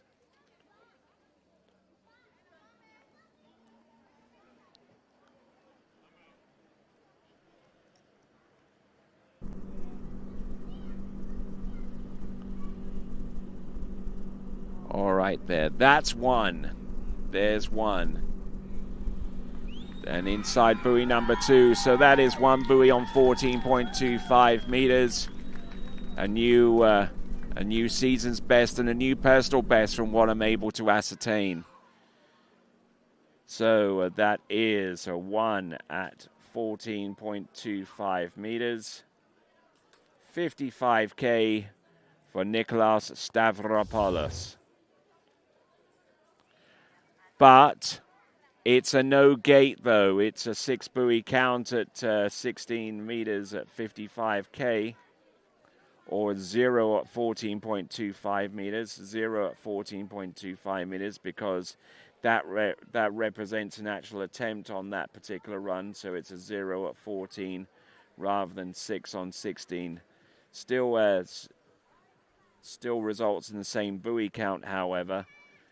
But from a technicality point of view, the 0 at 14 is a far better representation of the effort. All right there, Oscar Leo from Finland comes up next.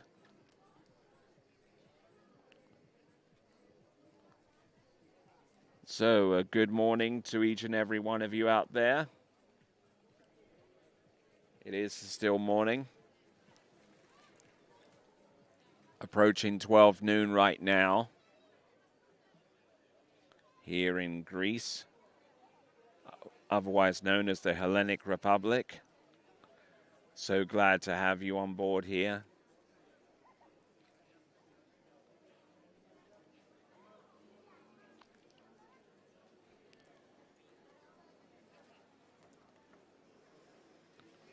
So 49k, 18.25 meters for Oscar Leo of Finland.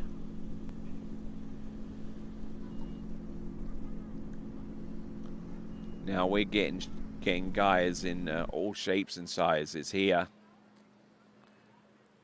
Oscar Leal, probably one of our bigger competitors in the U14 category, and leveraging that additional height and strength to get through 49K 18.25 meters.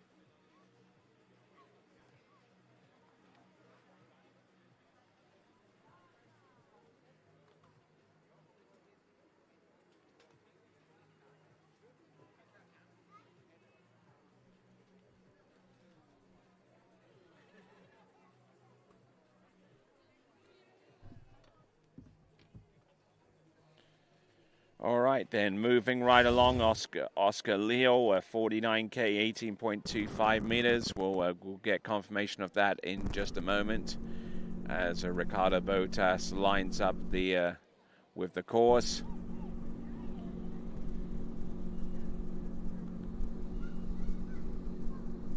$52K for pass number 2 for Oscar Leal. A little bit of a straight path onto number 4, but he manages to make that work for him. 52K coming back. Nicely done there for Oscar Leal.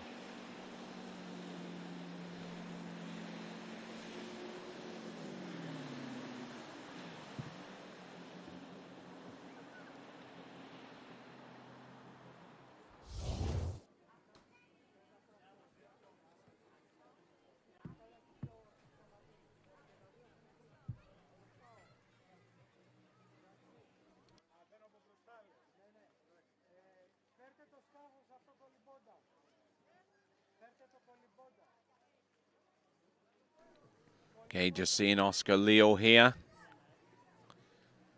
Trying to use his additional height on top of most of his competition here in this event to affect a good run there. Getting through at 52K. And now getting ready for 55K max speed for Oscar Leal.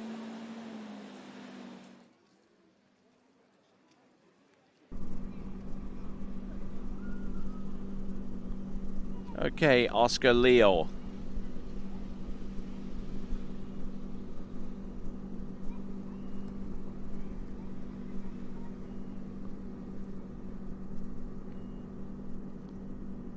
Looking okay so far at 55K.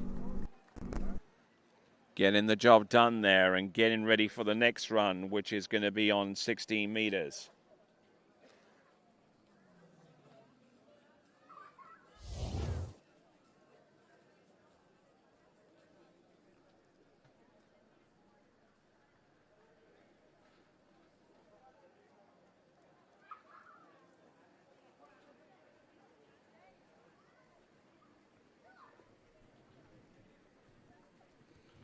All right, so Oscar Leal. He's going to be coming back on 16 meters, a skier out of Tampere, which is in Finland. Is like many Finnish individuals out there, is among his hobbies are ice hockey. Enjoys watching, listening to Latin urban music, which is a euphemism for Bad Bunny.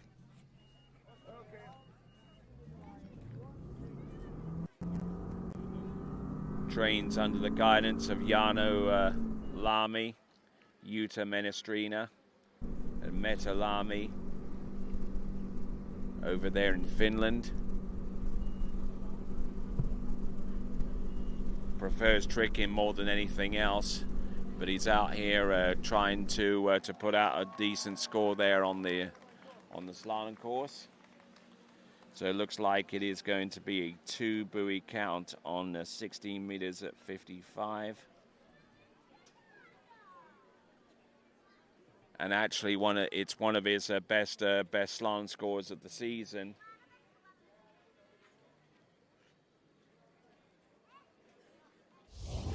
In fact, it does equal his best performance of the season to the tune of 2 buoys at 16 meters.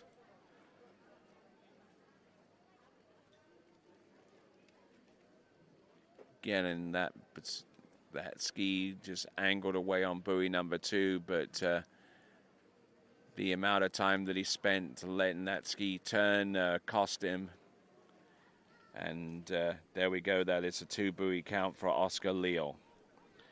Mykolau Hanatenko from Ukraine. Mykolau Hanatenko from Ukraine is coming up next.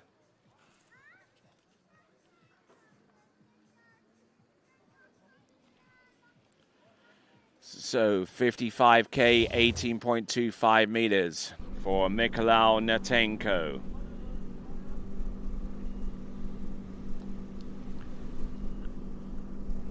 And I would imagine that given how short the line is in respect to what we've seen earlier out of our opening passes, I would suggest that that is 55K at 16 meters.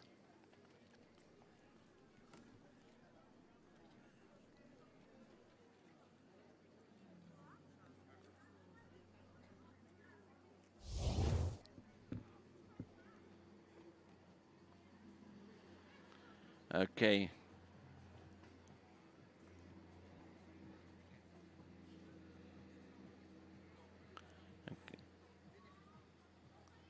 So that was 18.25 meters, I beg your pardon. Riding that Syndicate A1 from a few seasons back, but he makes the ski work for him.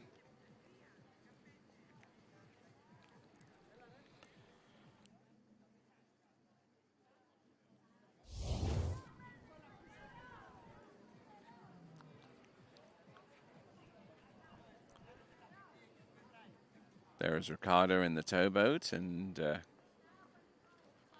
Oscar Leal walking his way back to the main base.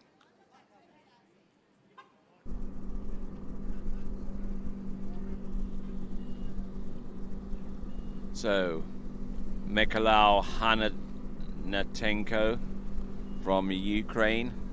Now he's on 16 meters. The boat speed is at max speed for U14s.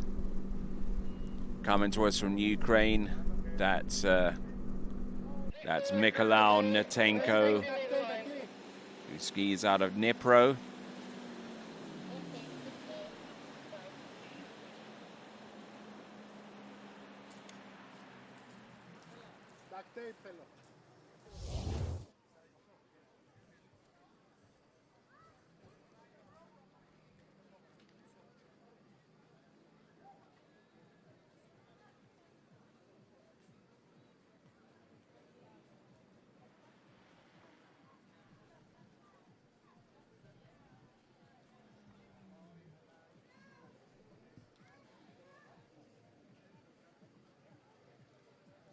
So getting through 16.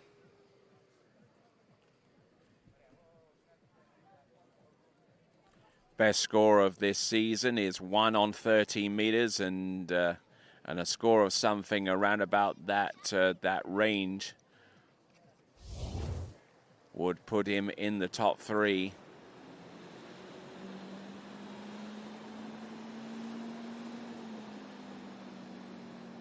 There you see the leaderboard as it stands right now.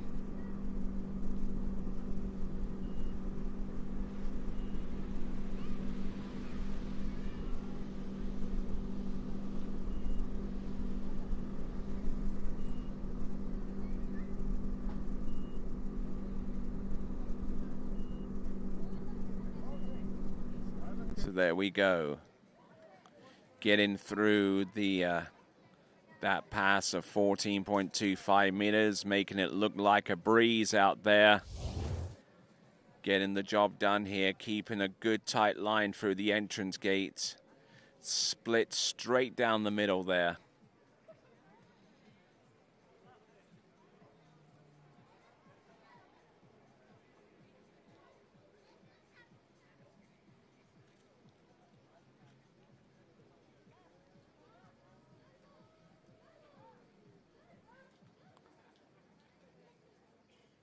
Nice turn on number 4 and indeed number 5, and just allowing the ski to angle its way out of number 6.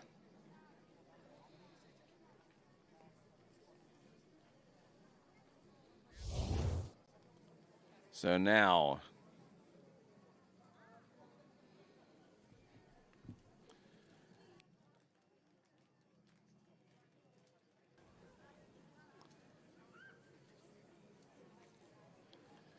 okay, so working our way down. This is now 13 meters. Now within one buoy of his PB. This is Mikhail Natenko. Entrance round buoy number 1. Can he make a play on number 2? Yes. Can he make a play on number 3?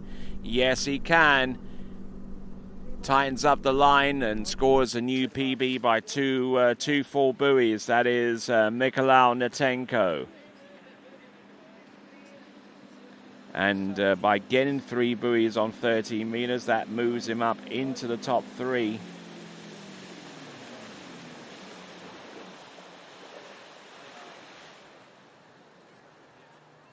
Matter of fact, it ties in with the lead for Anatopoulos. Nikolaos Anatopoulos from Greece.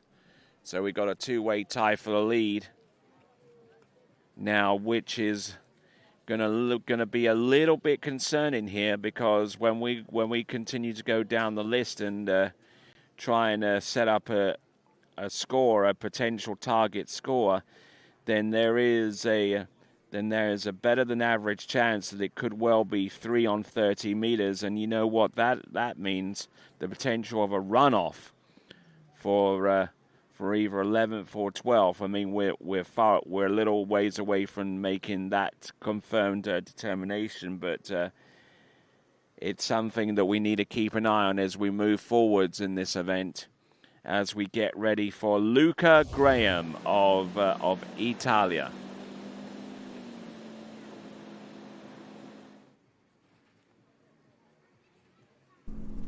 So 49K, 18.25 meters.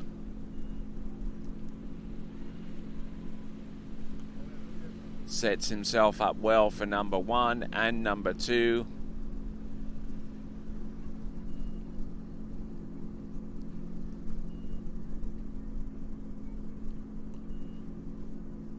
So looking in very, very good shape there. That is Luca Graham.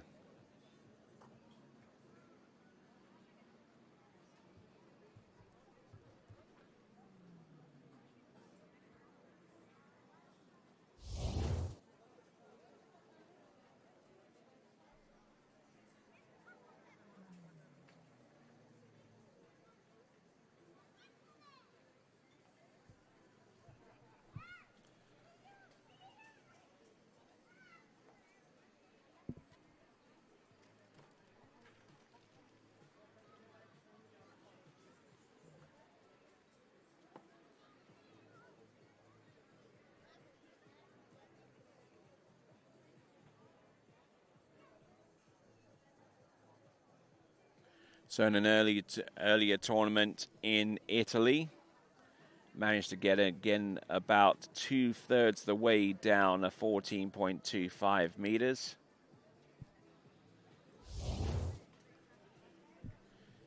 So having gone through 18.25 meters at max speed, he'll be coming back in at 16 meters.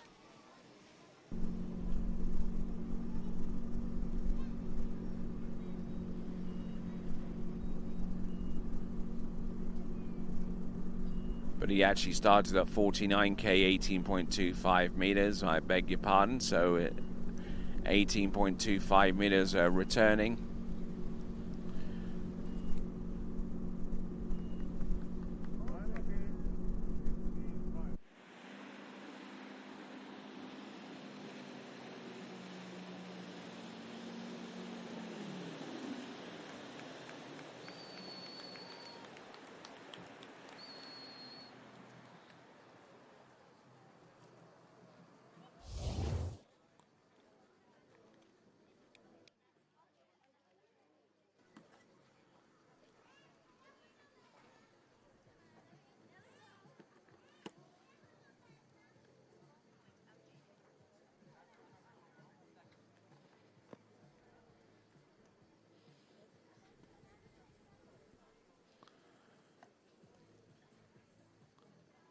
Okay, so Luca Graham out on the water right now, still on 18.25 meters.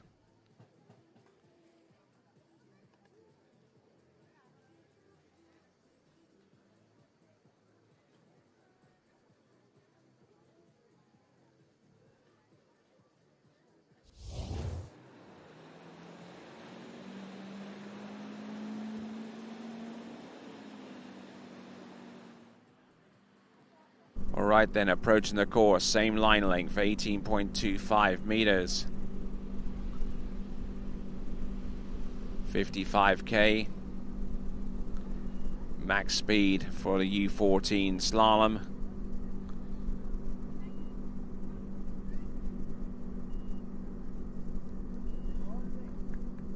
Okay, so a decent looking run there, 18.25 meters at 55K.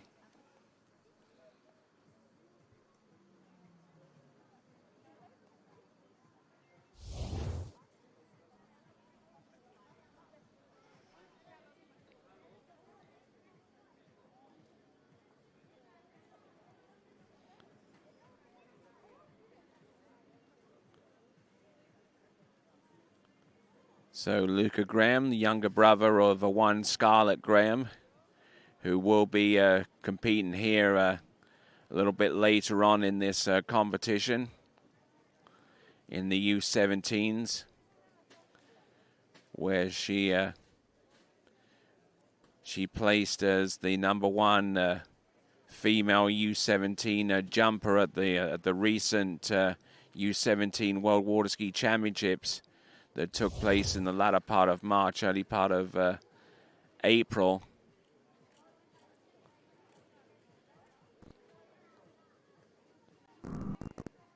So Hanatenko and Anatopoulos both tying on the lead with 3 on 13 meters. Now we're on 16 meters for Luca Graham.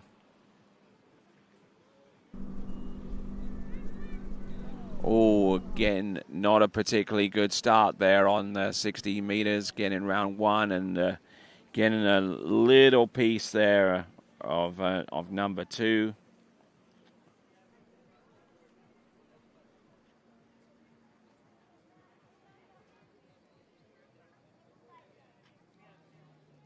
So as Luca swims into the shore, he scores 1.5 on 16 meters at 55K.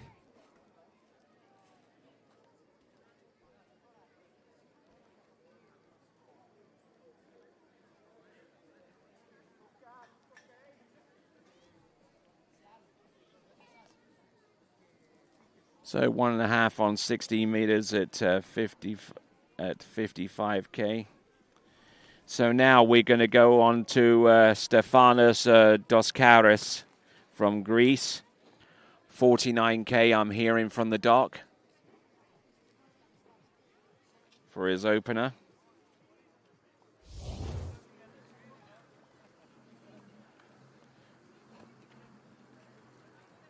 So Stefanos Doskaris from Greece. And he's going with a LaPointe slalom ski here, which is a brand that is almost unheard of among the junior ranks. You're more likely to find skiers in the 035 competition ski on that brand alongside Cole McCormick, who is the lead skier riding that brand of slalom ski. We'll see if Stefano Doskaris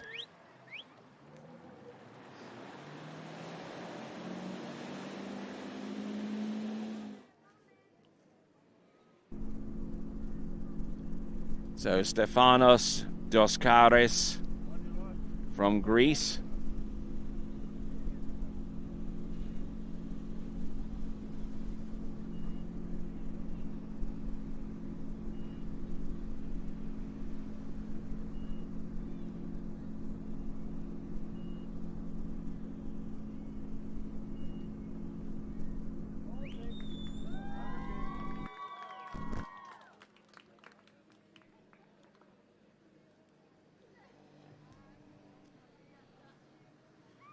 All right there, so Stefanos, in some of his more recent turns out there on the slalom course, was actually able to get a decent way down 16 meters.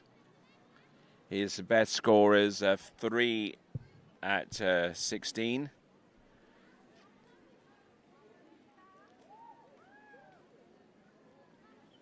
So Stefanos Doskaris trying to work that ski from one side of the course to the next there, and just trying to make sure and trying to be extremely conscious of how much speed and how much direction he's able to generate from that ski. So Stefanos Doskaris.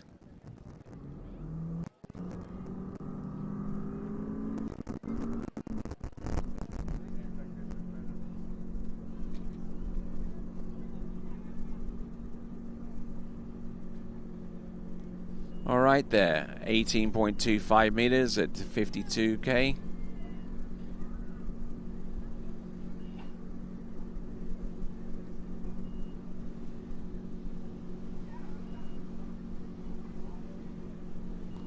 All right there, looking good now, getting round all 6 buoys there, and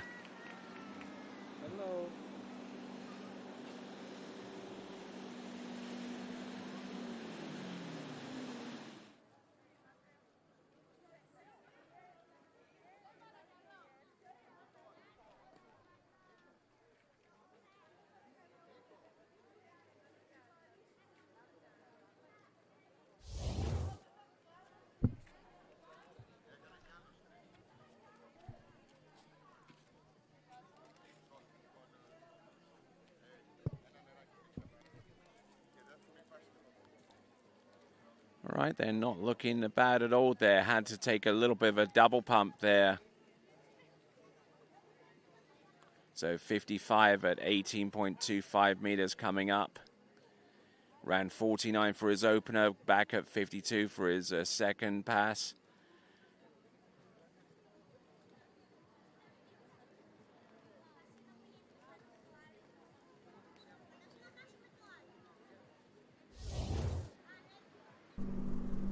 So now this is 55K, 18 point. Oh, a little bit narrow on the gates there, which isn't going to help him an awful lot going down the run here.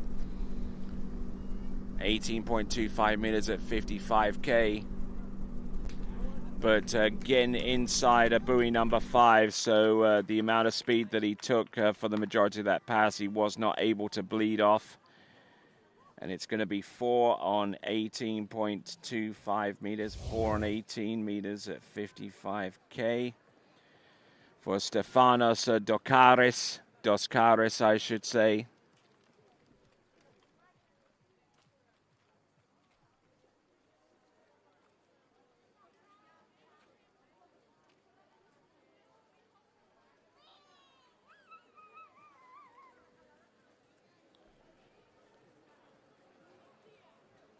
Just getting a little bit loose off the end of that turn, and then when it became time for him to execute the pre-turn, the buoy was on the opposite side of the ski, so I'm not able to get any more than 4 at 55K, 18.25 meters. Next competitor up will be Etienne Barron from Great Britain.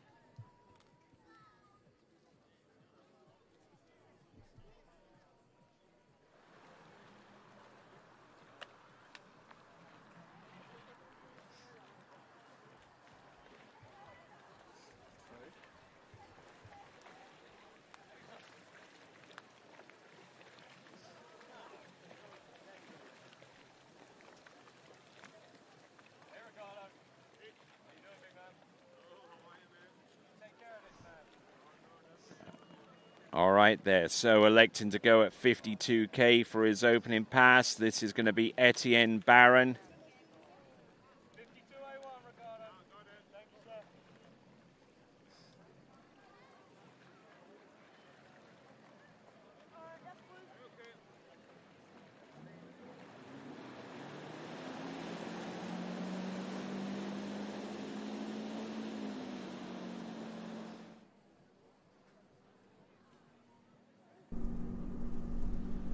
All right there, here comes Etienne.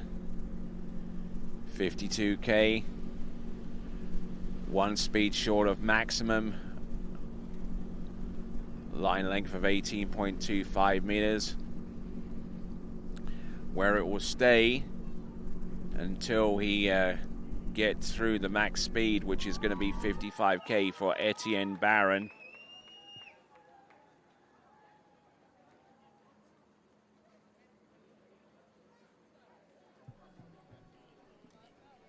So currently resides in Peterborough in the county of Cambridgeshire in England.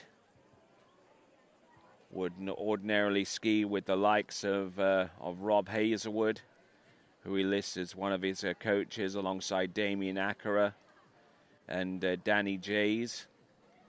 Skis on a Syndicate Works 02.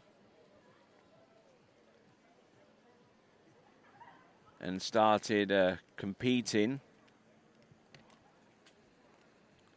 Actually started skiing in 2023. And he had competed in his first event over at Cirencester Water Ski Club, Cirencester in Gloucestershire. 55, 18.25 meters there for Etienne Barron.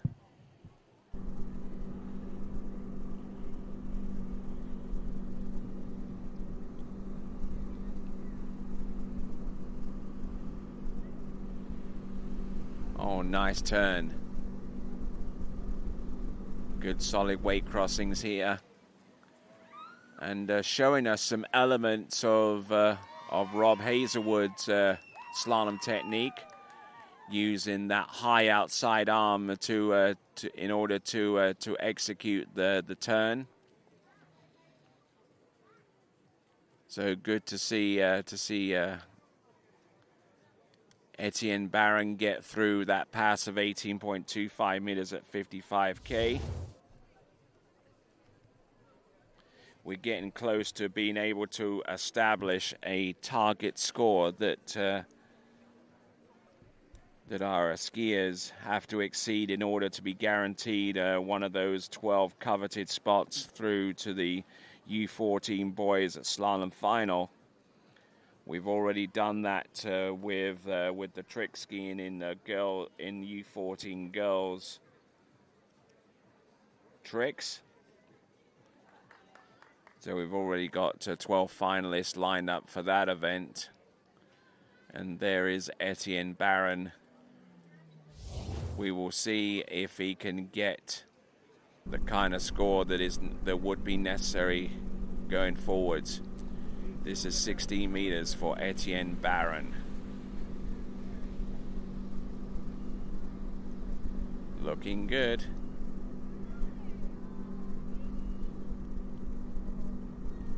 And nicely go.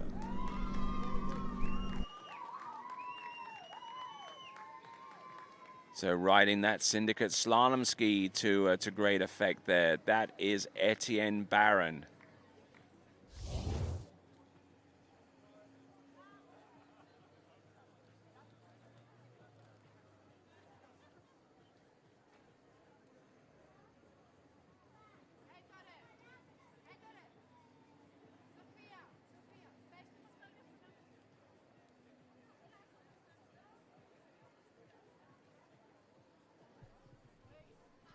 So at the recent British Youth National Championships, actually won the event in U14 and got halfway down 14.25 meters and getting 3 in the final round in that competition.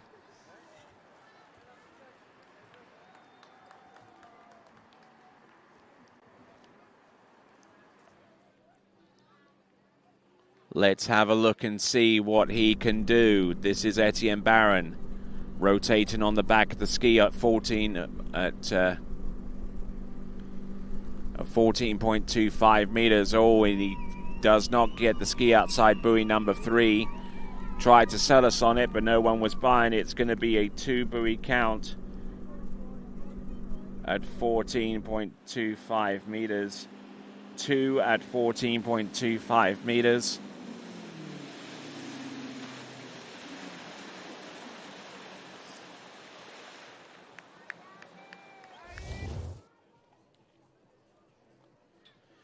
So Etienne Barron, little on the back of the ski coming in to the entrance gates, and that resulted in him losing a lot of angle that he needed off buoy number 1 to have taken advantage of buoy number 2.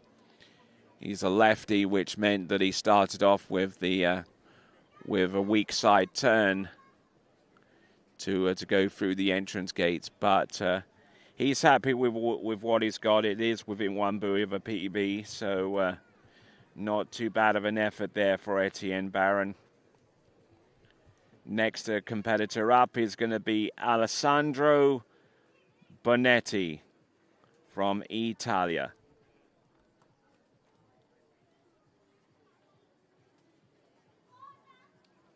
So he's going to go in at 18.25 meters at 52K for his opener.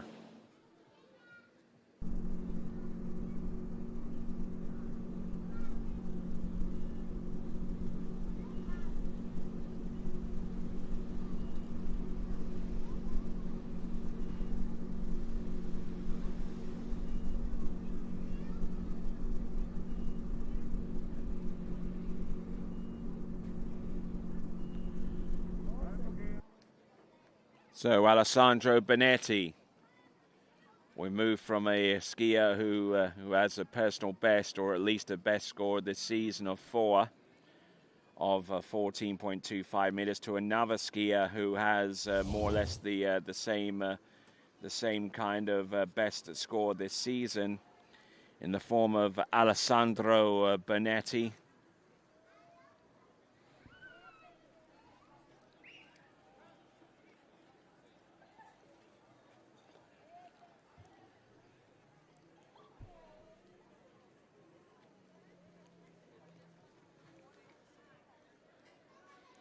Bringing the handle in nice and low and allowing for the ski to rotate up under the line. Alessandro Bonetti.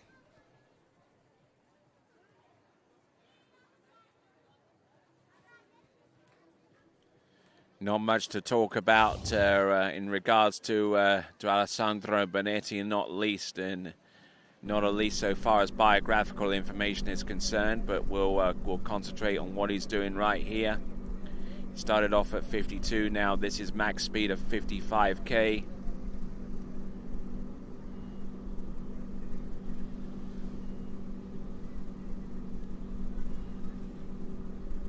Nicely done.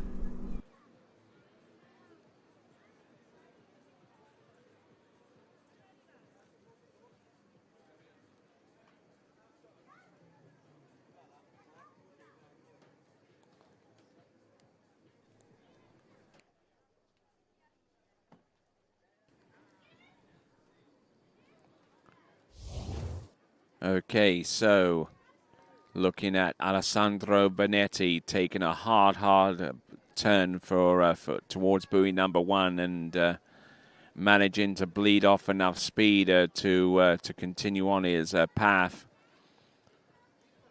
out wide.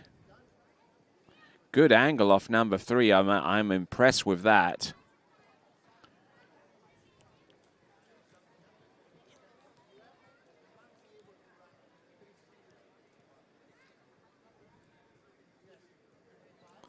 Still able to carve out a good looking run there.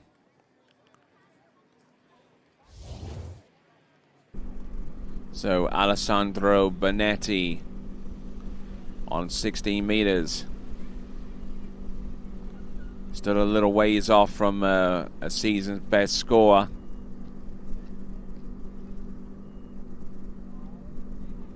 but still looking strong enough to get through 16, and yeah.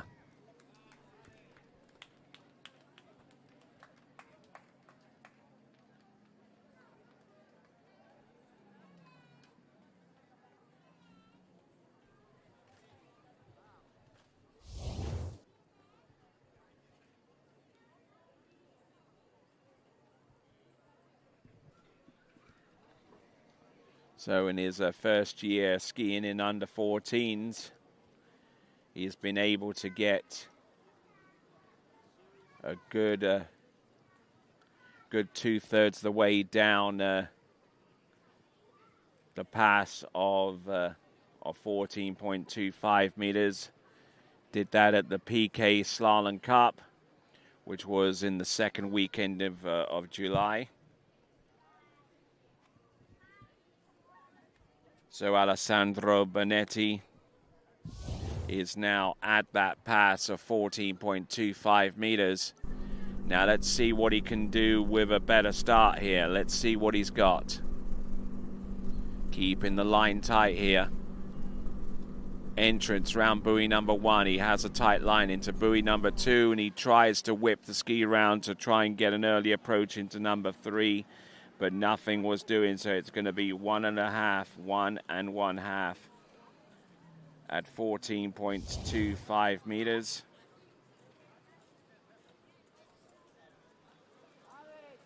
So at 14.25 meters at 55K, that is Alessandro Bonetti, and that will complete under 14 boys Series 2. We're going to go into Series 1 very, very soon after a quick refueling break. So make sure you stick around, folks, as we have a look at the tail end of the instant replay for Alessandro Bonetti. And let me tell you that we've got a potential tie for the lead that exists between Mikolau Natenko and Anatopoulos. Nikolaos Anatopoulos of Greece, both tying with the lead with 3 on 13 meters. All right, remaining 12 skiers to go in under 14 boys Series 1 to take to the water. You are watching the 2026 IWWF Europe and Africa Youth Championships, and when we return, we'll have Series 1 next.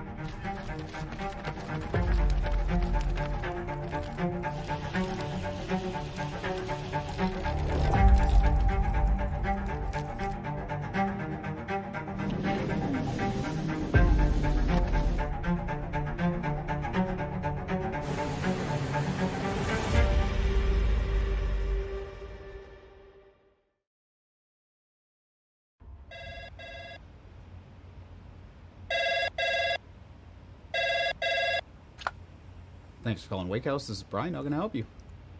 Yeah, Will. Can I let him know who's calling? All right, just a second. Well, I got a fill for you. Perfect. Give me just 1 second. All right, hit it. Thanks for holding. This is Will. Hey, how's it going? Good.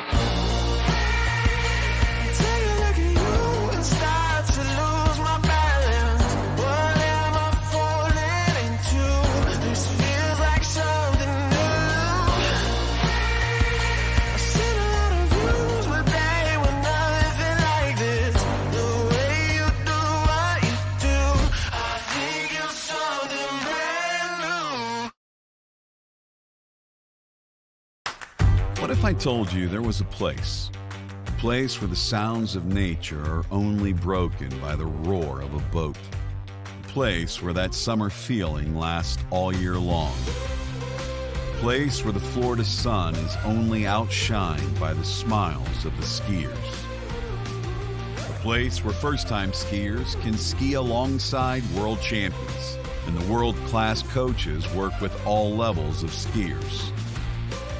What if I told you there was a place where life slows down and your only job is to make lifelong memories? That place is Swiss Water Ski Resort. Book your trip at SwissWaterSkiResort.com.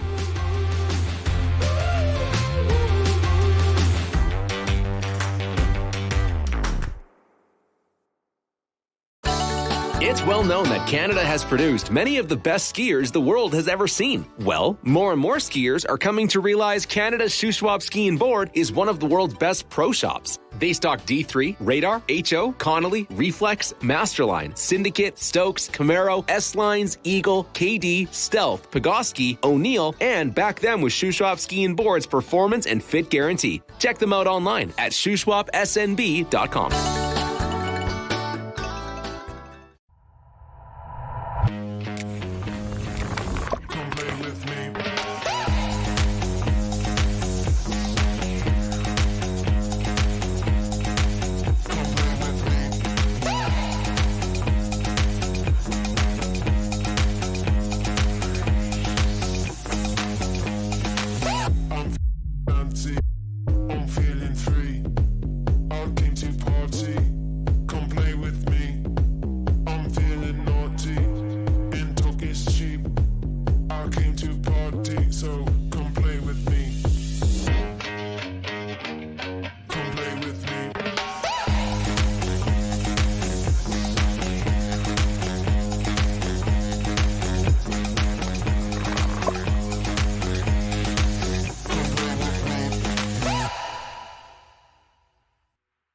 At Houston Cadillac, at the moment you arrive, you will notice dedication to excellence. We deliver an unparalleled customer experience, and we're elevating our commitment with a new state-of-the-art facility. Explore our selection of new Cadillac cars, crossovers, and SUVs designed to meet your needs. We are redefining the luxury experience and investing in the future. Visit Houston Cadillac and begin your journey towards luxury.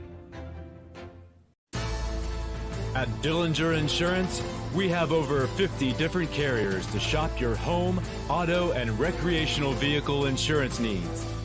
We would love the opportunity to save you money. We insure million-dollar mansions, condos, mobile homes, rental homes, and everything in between. We know all about wind inspections, 4-point inspections, and how to get you the right coverage for your particular home. You've got questions, we've got answers. Can you remember the last time you had a rate decrease with your auto insurance? Let's take a look and see what we can do. We know all the ins and outs of getting our customers the best rates, coverages, and discounts, so put us to the test. Don't monkey around with your insurance. Call Dellinger Insurance today. We've got tons of companies to help find you the best prices and the best coverage for your particular needs on home and auto insurance. Go Knights!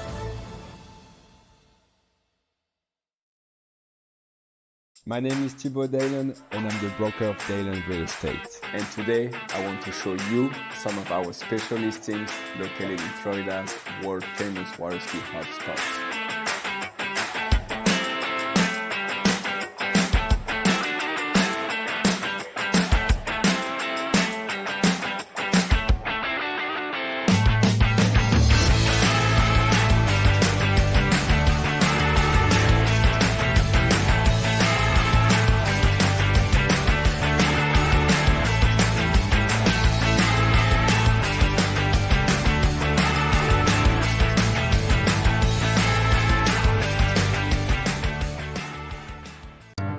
For over 20 years, because times are always changing, the men and women of DNCA have been invested in future-oriented solutions through active and flexible conviction management.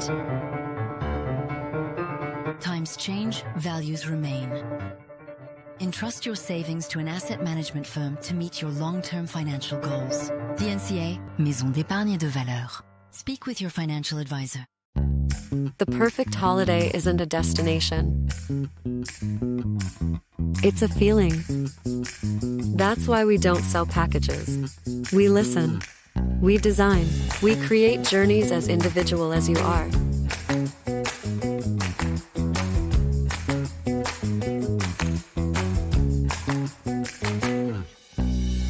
Marola Travel. Wherever you're going, we'll make it easy.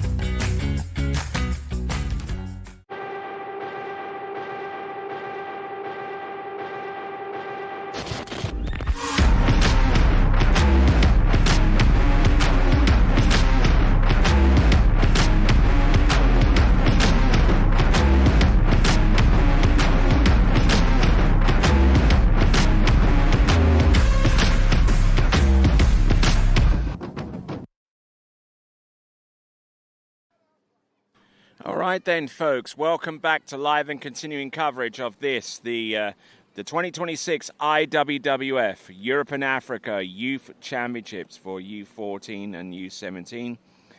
We are now in the 12 skier Series 1 now.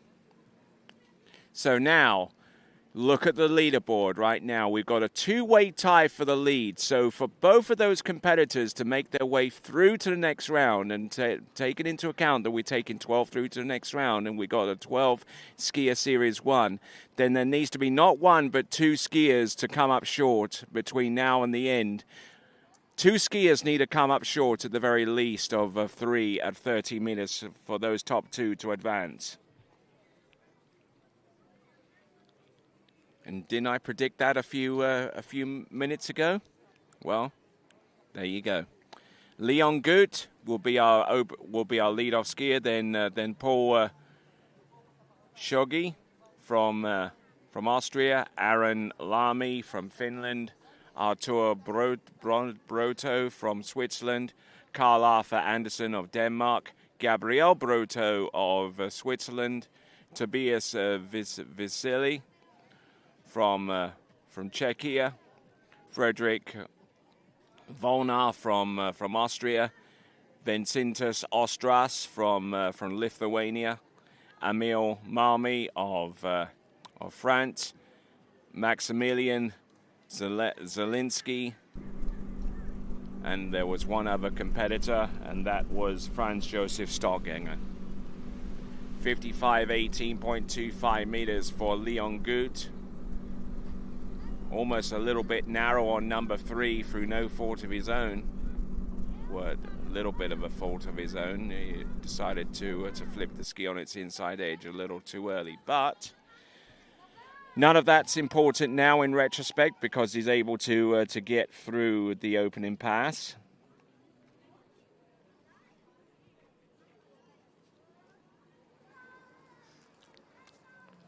So we see Paul Schnogel of Austria. Hopefully I've pronounced that one right now. Paul Schnogel. He'll be our second person out on the water wearing bib 18 and currently wearing bib 109.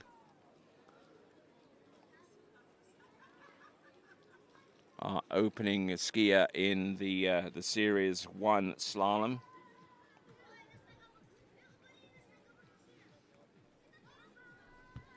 All right, so now that we've established a target at least for our competitors who aspire to make it through to the next round of the slalom, which is the final.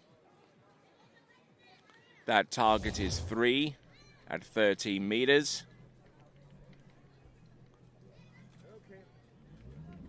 If between now and the end all of the skiers get more than 3, then all of those skiers make it through to next round.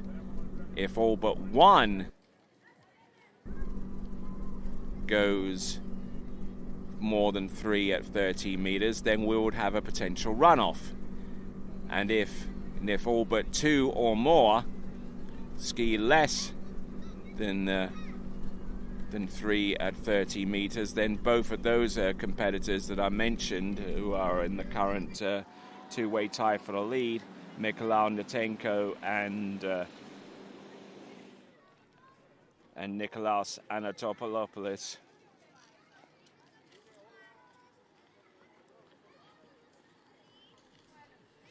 are currently tied with the lead right now, and they hold the potential of making it through to the next round.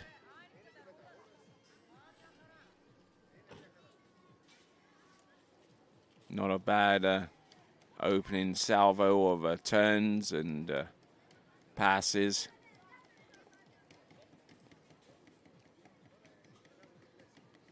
So we'll see what he's got coming up next for the next pass, but the opening 2 passes look in very, very good shape right now for Leon Gut of Switzerland, coming to us out of Zug in Switzerland. Skied in his first tournament was the San Gervasio International in 2022. Skis over at Jolly Ski and looks like on 14.25 meters, coming up a little bit short on one. So the first footers dropped, as it were, for those 2 tied skiers for the lead. One skier has come up short of 3 on 13 meters. So now Leon Gut swims into shore.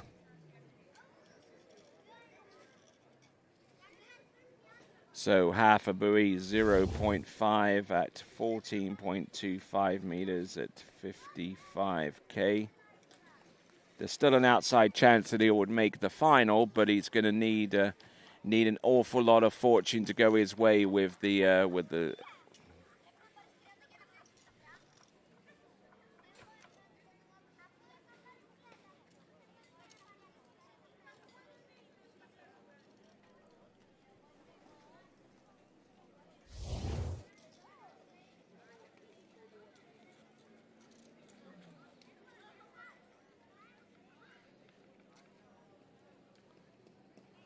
So there, Leon Gut with half a buoy on 14.25 meters. And there'll need to be a bunch of skiers that have come up short of half on 14.25 meters for him to stand any chance of making it through to the final himself. So as it stands right now, currently in a share for a final spot is Mikołaj Natenko of Ukraine and Nikolaos Anatopoulos of Greece. They both hold a tied lead right now.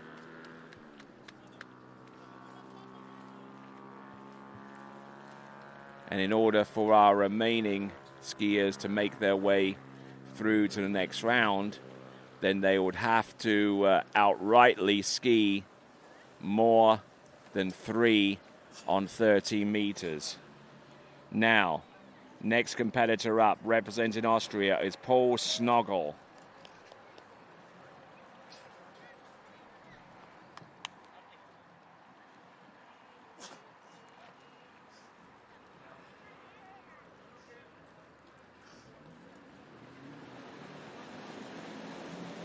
All right there, 52K on the line length shortening of 16 meters, which is the equivalent to scoring a full pass of 18.25 meters at 55 so far as the buoy count is concerned.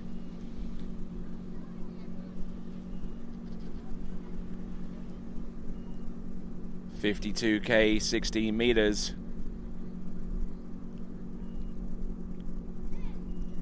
And will now advance up to 55K on 16 meters with the potential of maybe vaulting him a little bit closer to the total that he needs to make his way through to the final.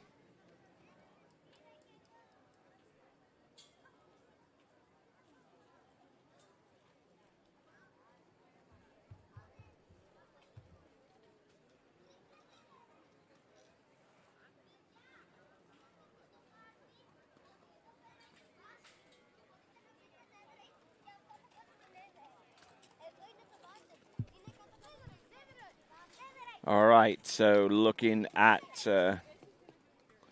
some of the scores that he's produced this season in the Linz Open, he was able to get 2.5 on 14.25 meters. So I'm looking at scores right now, and none of these are gonna work for him if he aspires to make his way through to the next round of the competition. So he's essentially got to ski out of his skin for a personal best. And we will see if he's able to do that. Paul Snoggle. This is 60 meters at 55K.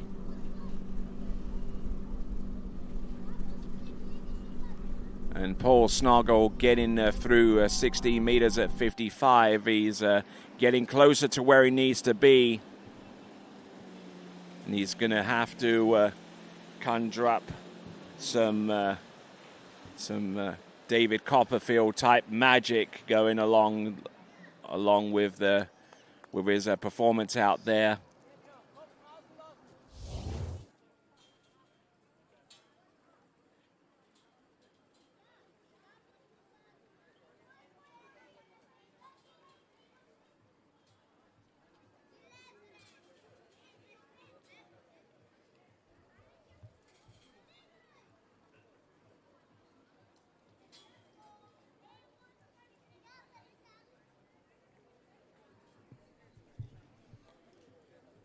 All right, not looking too bad here. This is Paul Schnogel through 16 meters at 55K, making it look relatively straightforward. And now here comes 14.25 meters. He has not run this before in competition, at least not so far as this season is concerned. Here is Paul Schnogel getting round number 1. He's early for number 2, but he needs to hustle a little bit off number 3. Pulling long to number 4. Come on, Paul.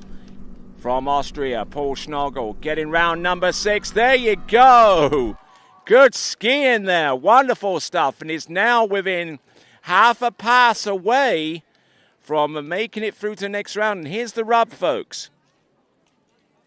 There are 3 ways that this can go.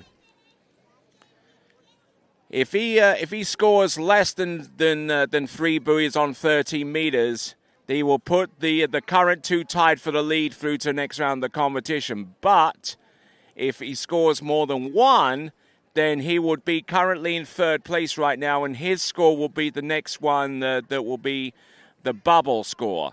Now, if he gets more than 3, then he is through to the next round for absolutely certain, no matter what happens.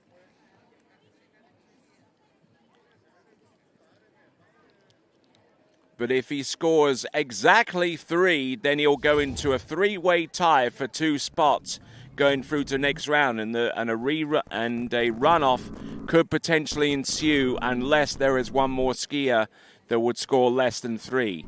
There are plenty of permutations involved here. Paul Schnogel. There's number 1.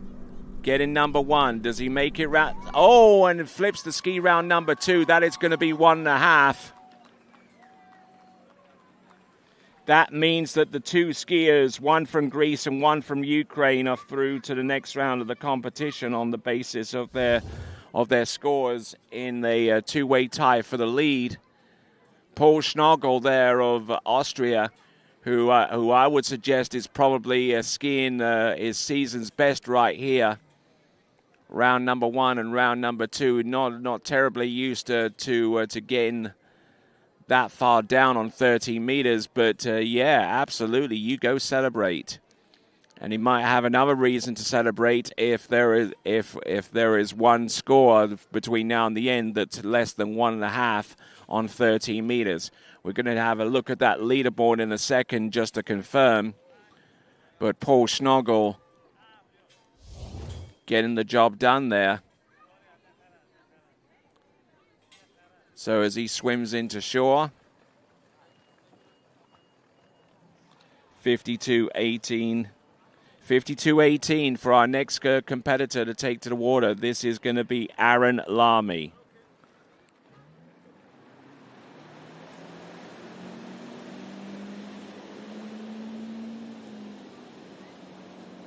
Okay, so now that confirms that the two top scores are enough to make it through to the next round. And look at this. This is synchronization at its best right here. This is Aaron Lamy.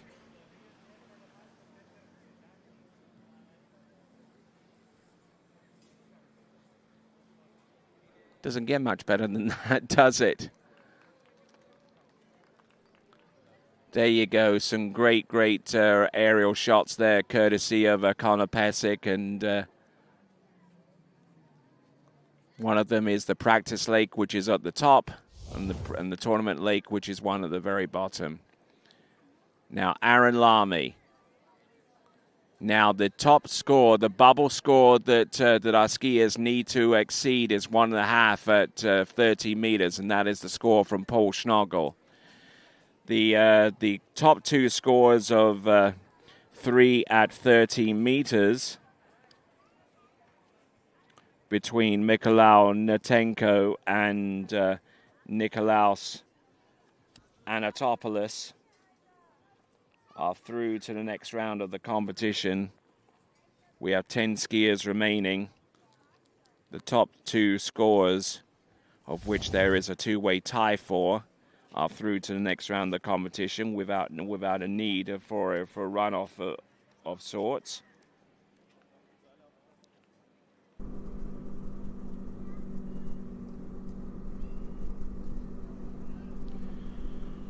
Okay, Aaron Lamy. This is 55K, 18.25 meters.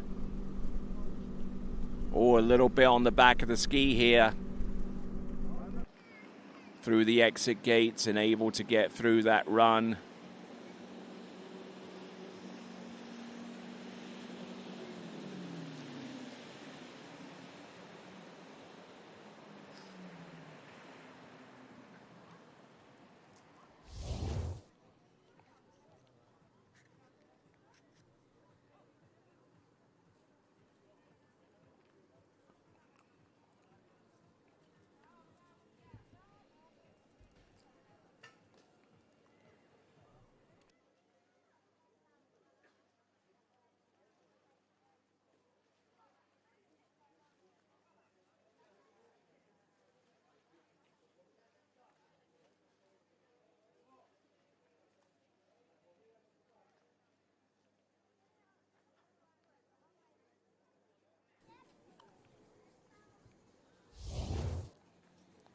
All right, then, here we go. Coming on in, Aaron Lamy.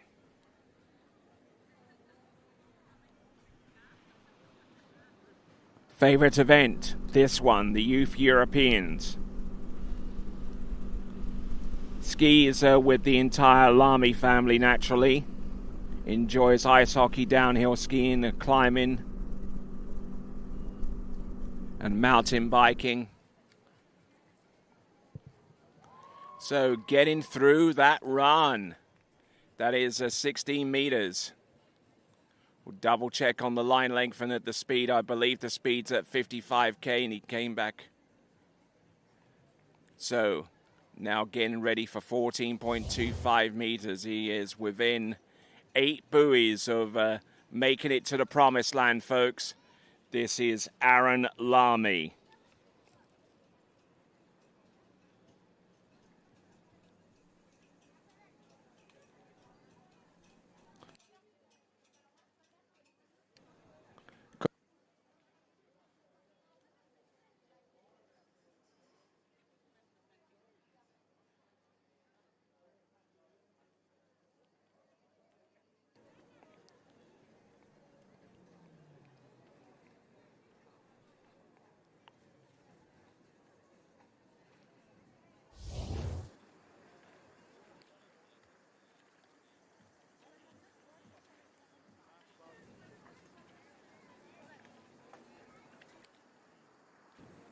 All right there. So Paul Schnoggel's score is under threat here.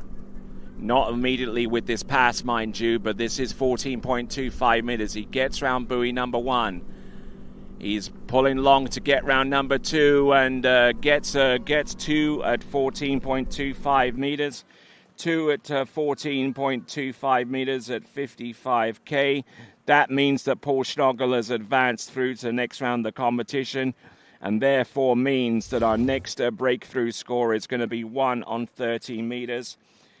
Courtesy of our very first competitor to take to the water, Gleb Smolik from Belarus.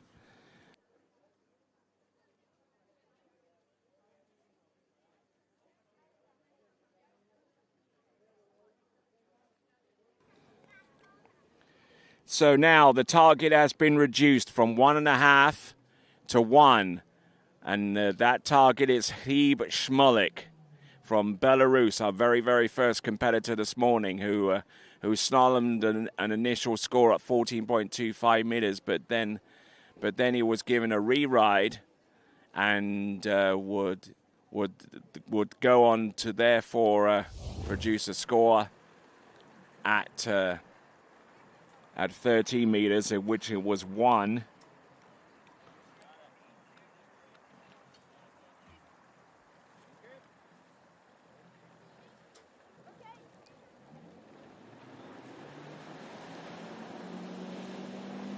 All right then, folks, let's continue on, shall we? Our next competitor up is going to be Artur Bruto from Switzerland.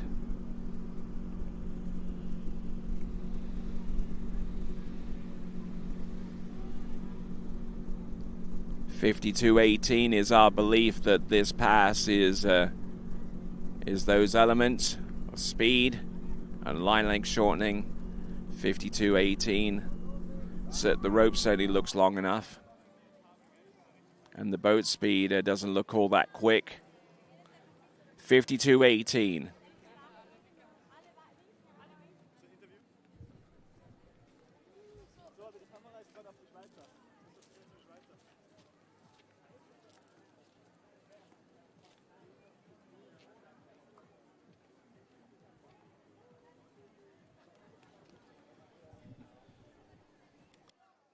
Okay, our Swiss support is definitely in the house. 52.18.25 meters.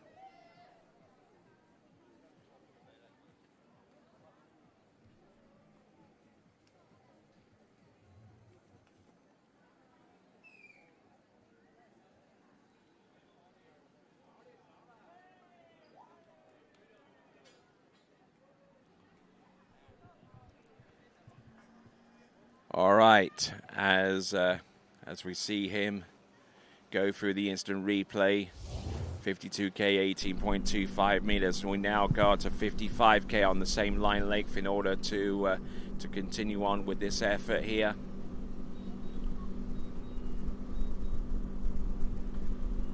Looking good here. Artur Bruto from Switzerland getting the job done at 55, 18.25 meters as he works his way through that run.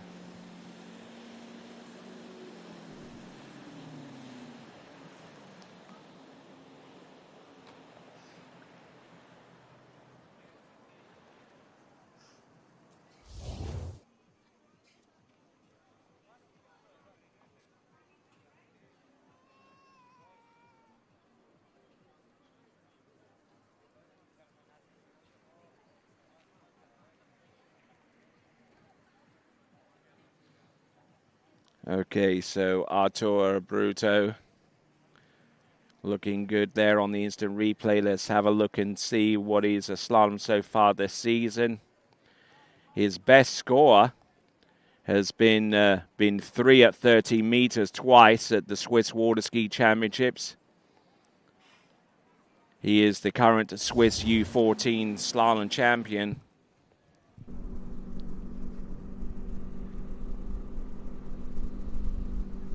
He still has his brother to ski next. And that is Gabriel Bruto.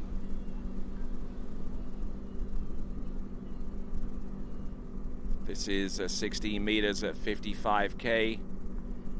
And slicing and dicing away through that run there. Impressive stuff there for Arturo Bruto.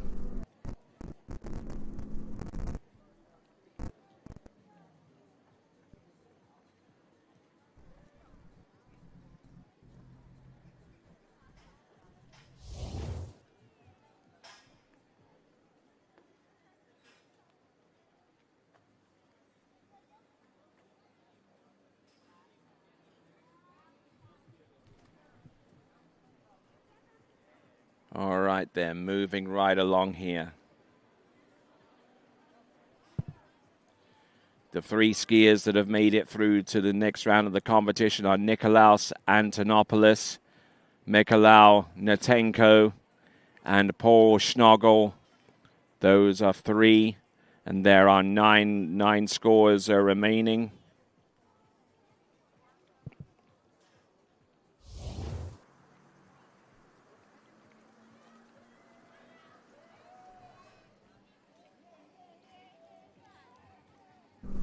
All right, here we go, folks. Arturo Bruto from Switzerland.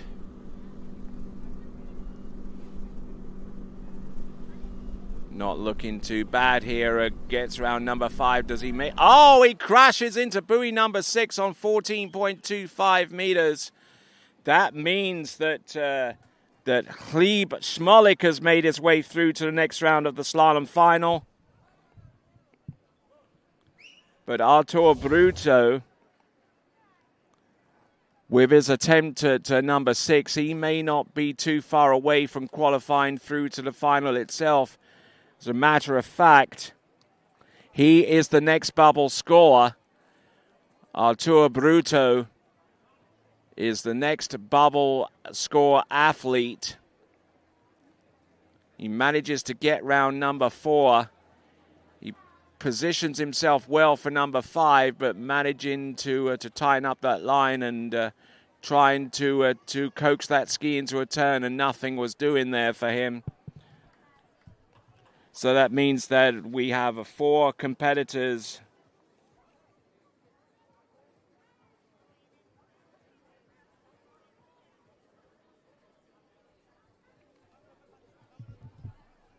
So coming in at 55K, 16 meters is Carl Arthur Andersen.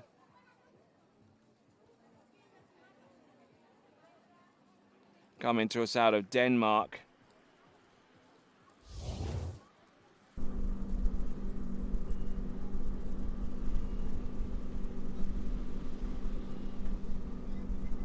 Carl Arthur Andersen.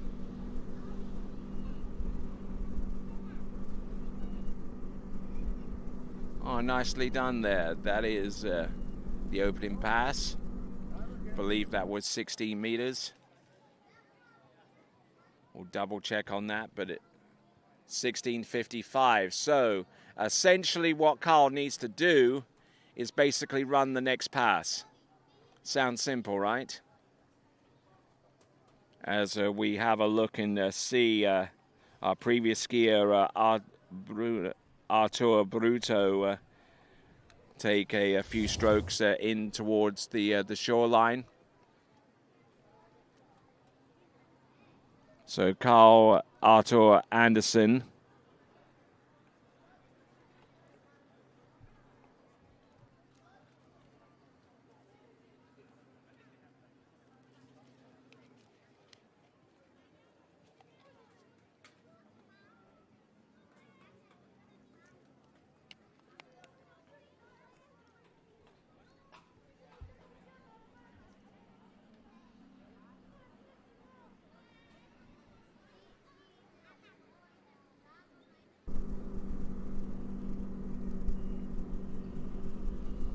All right, here we go. This is Carl Arthur Anderson. First couple of buoys look pretty good halfway into the course. They're having trouble controlling the ski into number 4.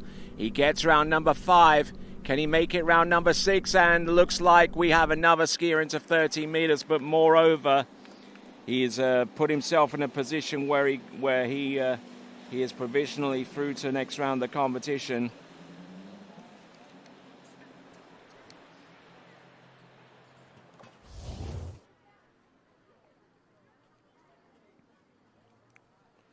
So with 8 skiers remaining, we've provisionally put 4 through to the next round of the competition. That is Paul Schnogel, Mikhail Natenko, Nikolaos Anatopoulos, and Gleb Schmolik.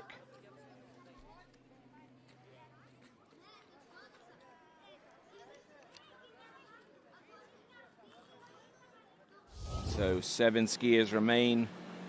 5 have secured their spot through to the next round for a grand total of 12 skiers. So now, this is Carl Arthur Anderson skiing with house money now. There's 1, there's number 2, there's number 3. Oh, looks like he wants to take the lead here. Oh, and getting all kinds of twisted there off on his approach into number 4, into number 5. And that could have been disastrous there for him. Carl Arthur Anderson swimming towards his ski, and I think rather grateful that the ski released at exactly the right time.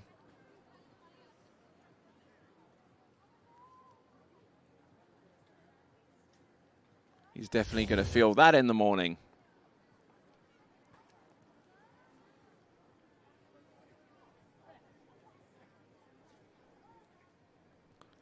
Just looking at this once again.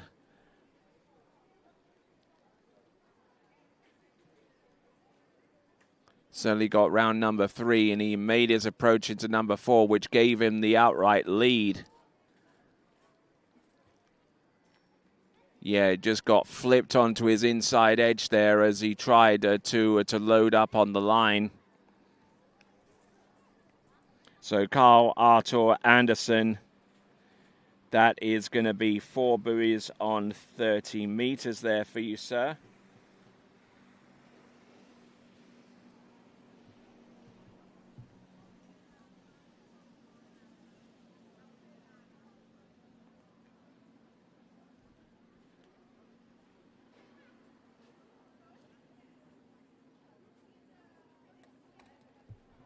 Okay, so as Carl Arthur Anderson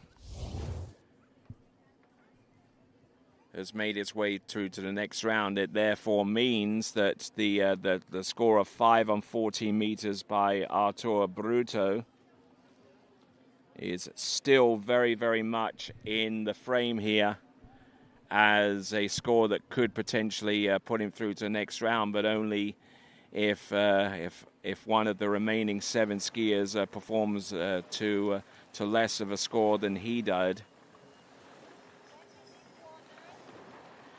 All right, moving on from Carl Arthur Anderson to a skier from Switzerland. We saw Arturo Bruto compete, and now we see his brother do likewise. It is going to be Gabriel Bruto.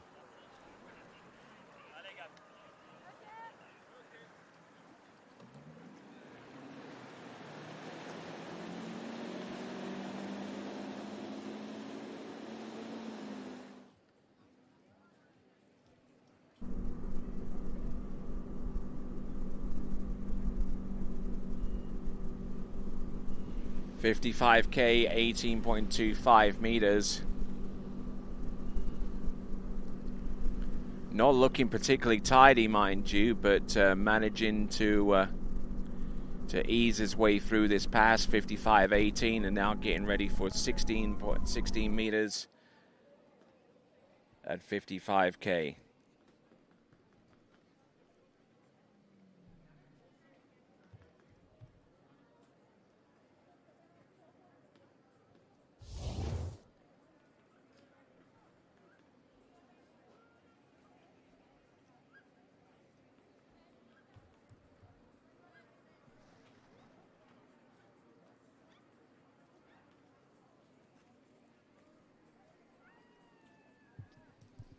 Okay, so Gabriel Bruto.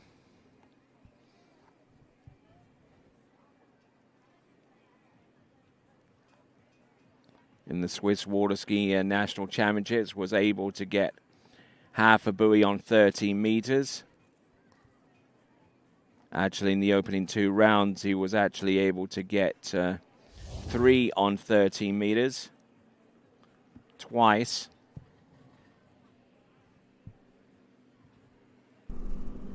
So let's see what he has. 16 meters at 55K.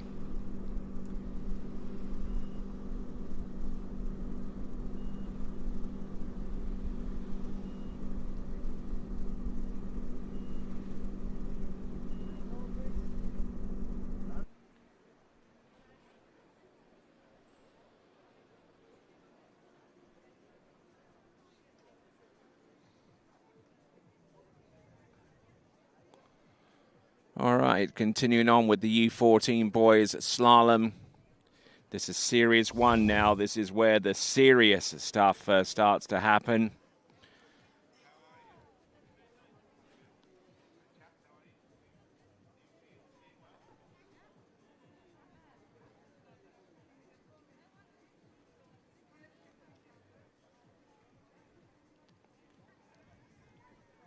So in order for Gabriel Bruto to advance through to the slalom final, he has got to outright beat his brother, Artur Bruto, who's currently on shore right now, hoping that his 5 buoy count on 14.25 meters is enough.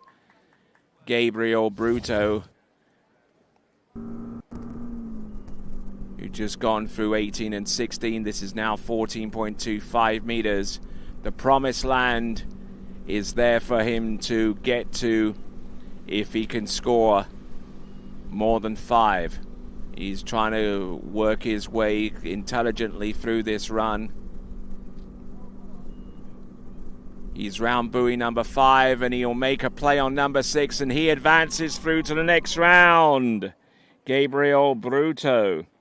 Still means that the score needed to advance is still 5, but that is for the remaining portion of the field to ponder. So far as Gabriel Bruto is concerned, he is getting ready to attempt 13 meters.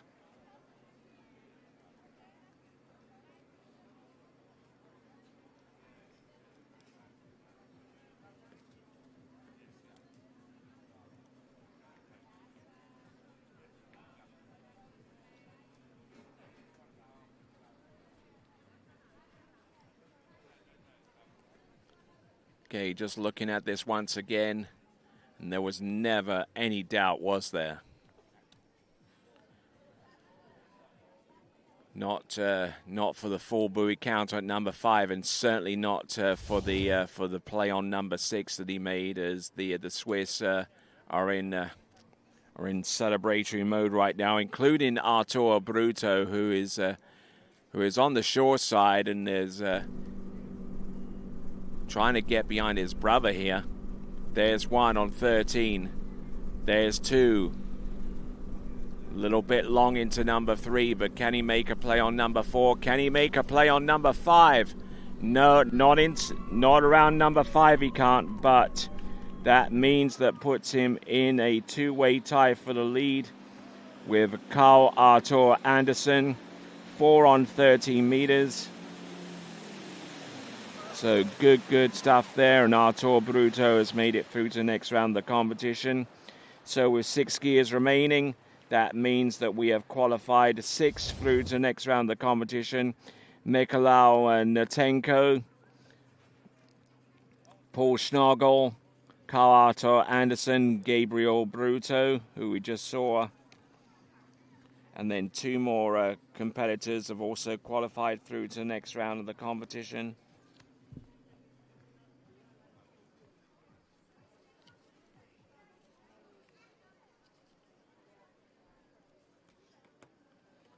Heilchib Schmalik, he's also qualified, and so too is Nikolaos Antopoulos.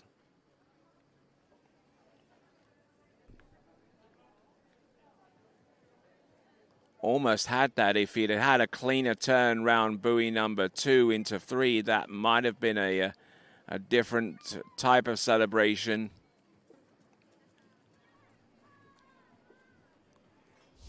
But sound effort there all the way around there as we now get ready to welcome in from Czechia, Tobias Vasily.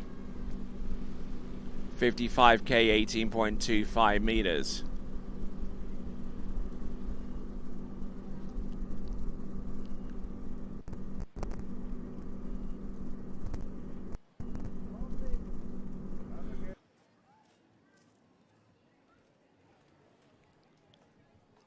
So getting the job done at 55K, 18.25, as we now are concentrated upon the folks here on the second, the bottom half of the list in under 14 boys at Series 1.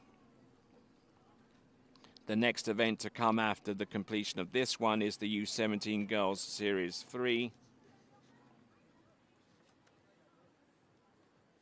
And then after that, then we'll go into Series 2, then Series 1. Then we'll go into 2 series of U17 boys tricks. And then that will be the balance of the day's action so far in this U26 IWWF Europe and Africa Youth Championships.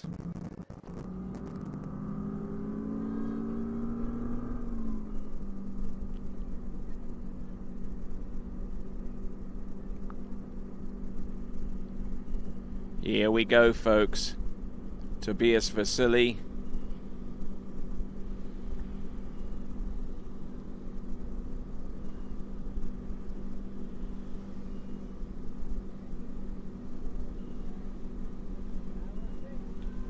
All right, not bad there for Tobias.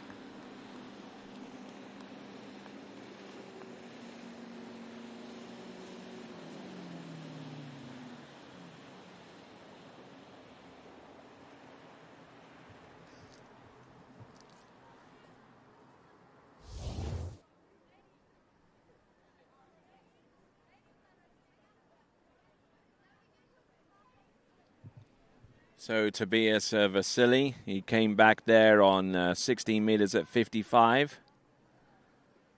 His best this season is halfway down 13 meters. That was at a tournament in Czechia.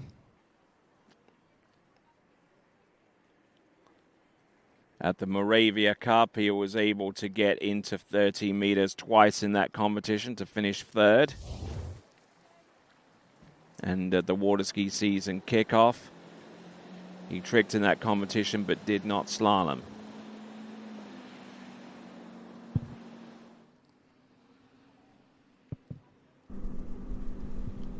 Okay, this is now 14.25 meters, more than 5 will get him advanced. Oh, a big head shoulder dip there. That was off number 2 into number 3. He gets round number 4. He gets round number 5, makes a play on number 6, and he advances to Tobias Vasily for Czechia.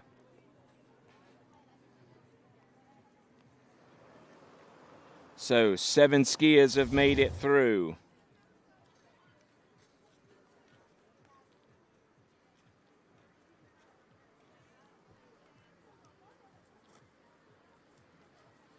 So he's still got some fight left in him. 14.25 meters. Impressive that he was able to recover from that head and shoulder check.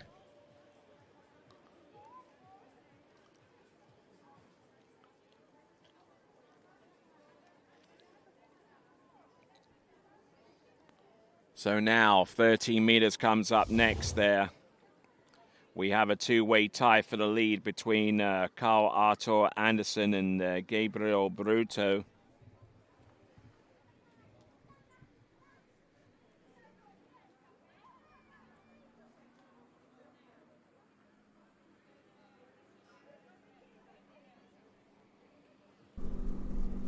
All right, now, this is Tobias Vasily.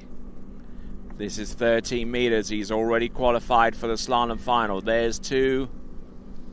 And not able to get on the outside of number 3, but doesn't matter in respect to his ability to make it through to the final. He has done whatever was necessary to make him a participant through to the next round of the competition. So,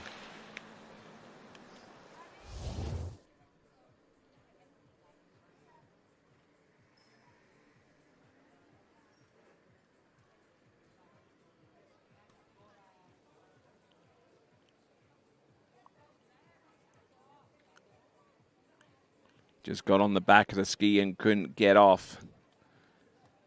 Just couldn't get the angle necessary to continue on, but it's of little consequence in terms of him making it through to the next round of the competition. That is 2 on 13 meters, and the target is still 5. The score of Artur Bruto is still the score necessary to making it through to the next round of the competition. Anything more than 5 and it does the trick. 5 on 14.25 meters is still the target.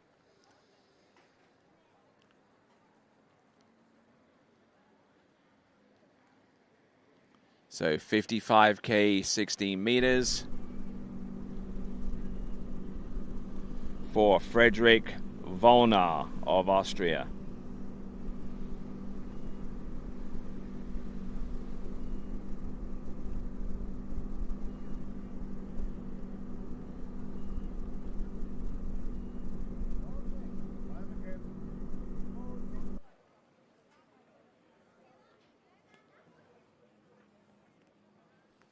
So Frederick Volnar, in his most recent tournament, which is the Linz Open, he managed to score 1 at 13 meters, not once, but twice. And he'll be looking for that same kind of consistency here and now, because that would put him 2 buoys ahead of the score that is required to make his way through to the final round.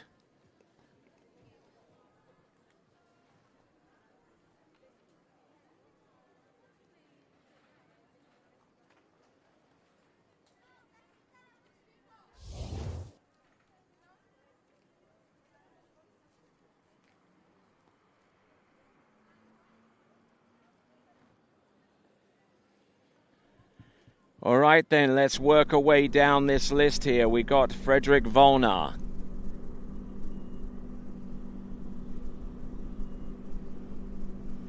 A must-run pass. 14.25 meters. He's certainly letting it hang out in the breeze, though. Managing to get round number 6 and doing just enough to squeeze himself into the final round of the competition. So 4 spots remaining between the remaining four athletes, and Frederick Volnar is into 13 meters right now.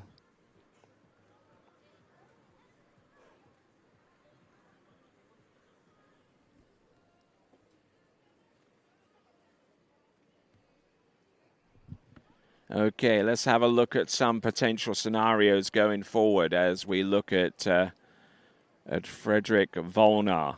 Now,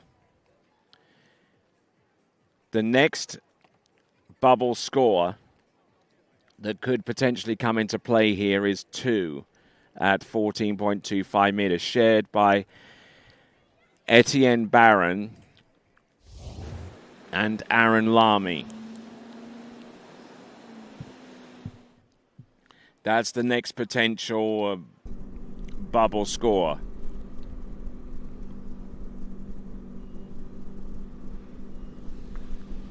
or any score. Whoa, and getting a little bit deep round number 1 and number 2, but managing to get around number 3. And how he's continuing to ski is another matter. But there we go. That is a 3.5. 3 1/2 at 30 meters. Could have taken a pretty sizable fall there on his way to number 2, but continued to stay with it for as long as he could. So 3.5 on 30 meters is good enough for 3rd place at the moment. And still the bubble score is a 5, courtesy of Artur Bruto.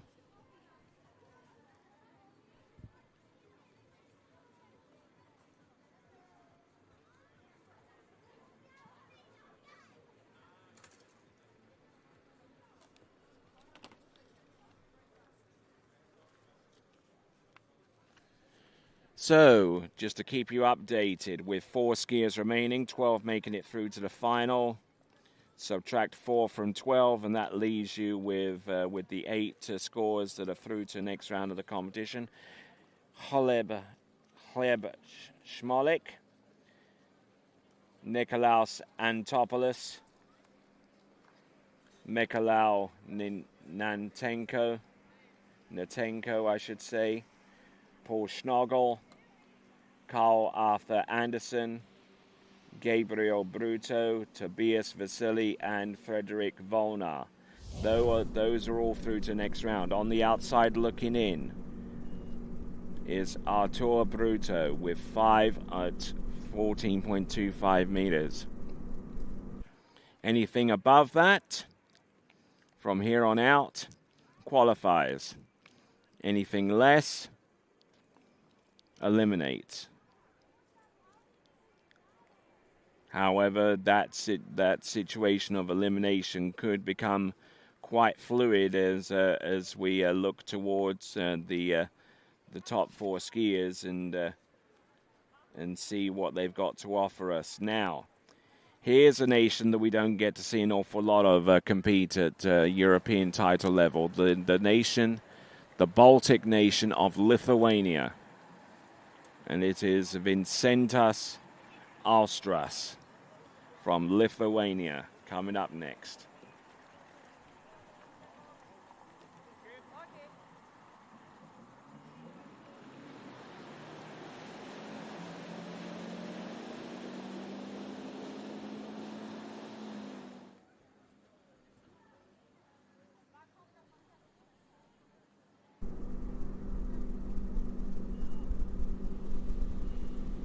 Okay, 55K, 16 meters.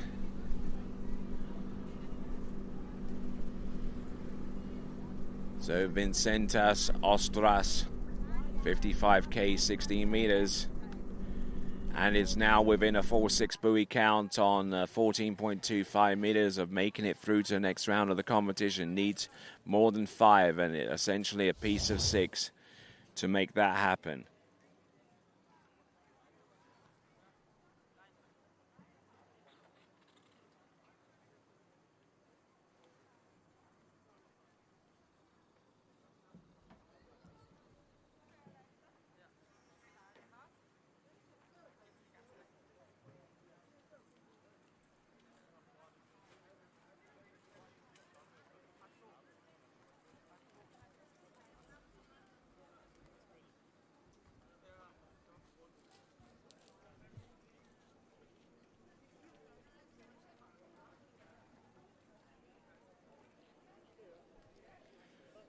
All right there, so coming to us from Lithuania. First competed at the Vilnius Open in 2022. His best score coming into this tournament is 4 on 30 meters.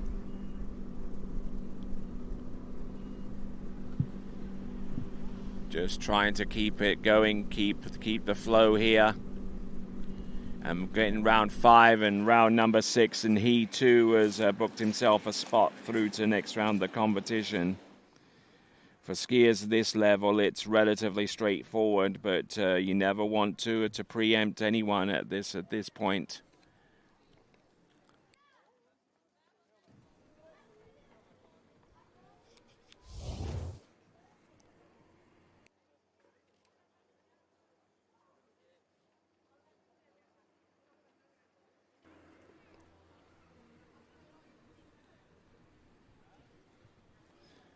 All right there, so Vincentas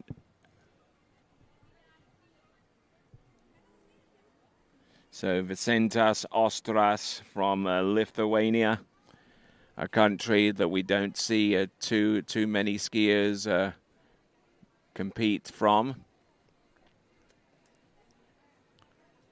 but is able to get the job done here. That is Vincentas Ostras.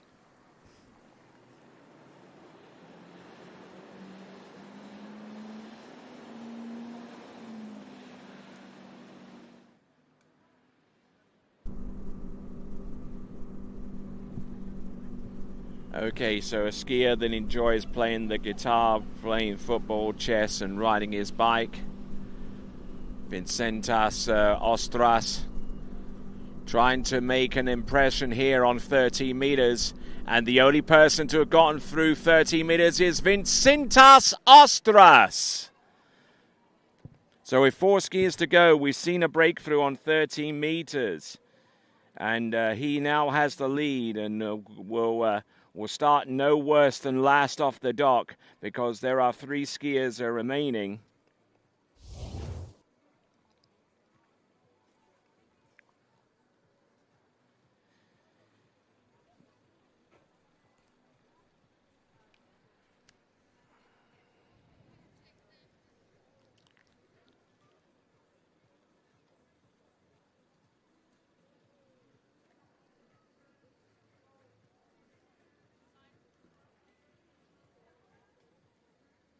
So Vincentas Ostras from Lithuania.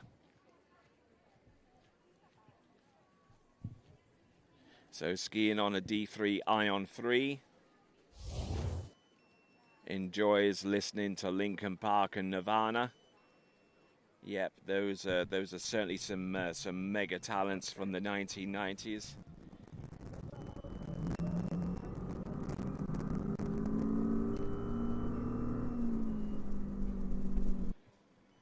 So Vincentas Ostras, 12 meters now.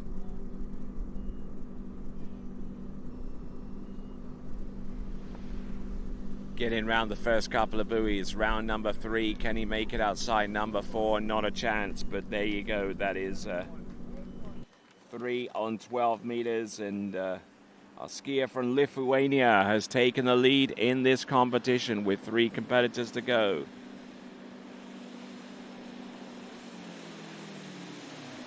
So, taking the competition by the scruff of the neck with 3 competitors remaining, we'll have Maximilian Zielinski and Franz Josef Stogginger as our last 2 competitors, but Emil Malmy from France is our next competitor to go. Again, the qualification bubble is 5 on 14.25 meters.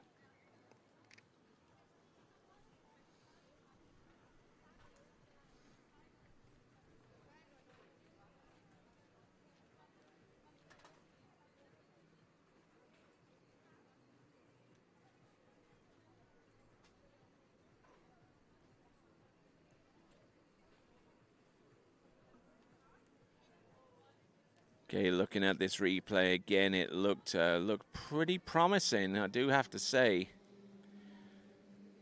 But anxiety kind of got the better of him as he continued to work his way down 12 meters. So Emil Malmy coming in on 14.25 meters. Essentially has got to run the opening pass. Emil Malmy from France. There's number 1. There's number 2. Relatively straightforward task. The execution looked good too. And he is through to the next round of the competition off his opening pass. Impressive stuff.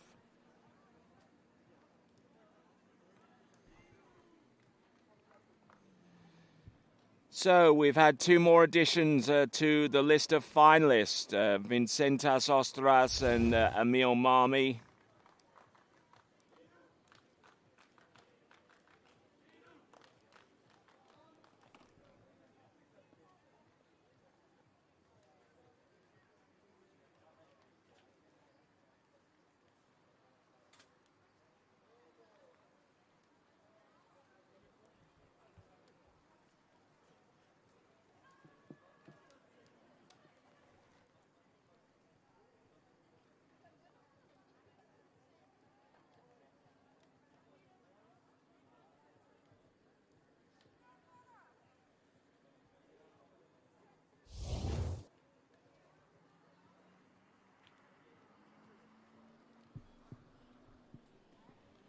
Okay, coming on in.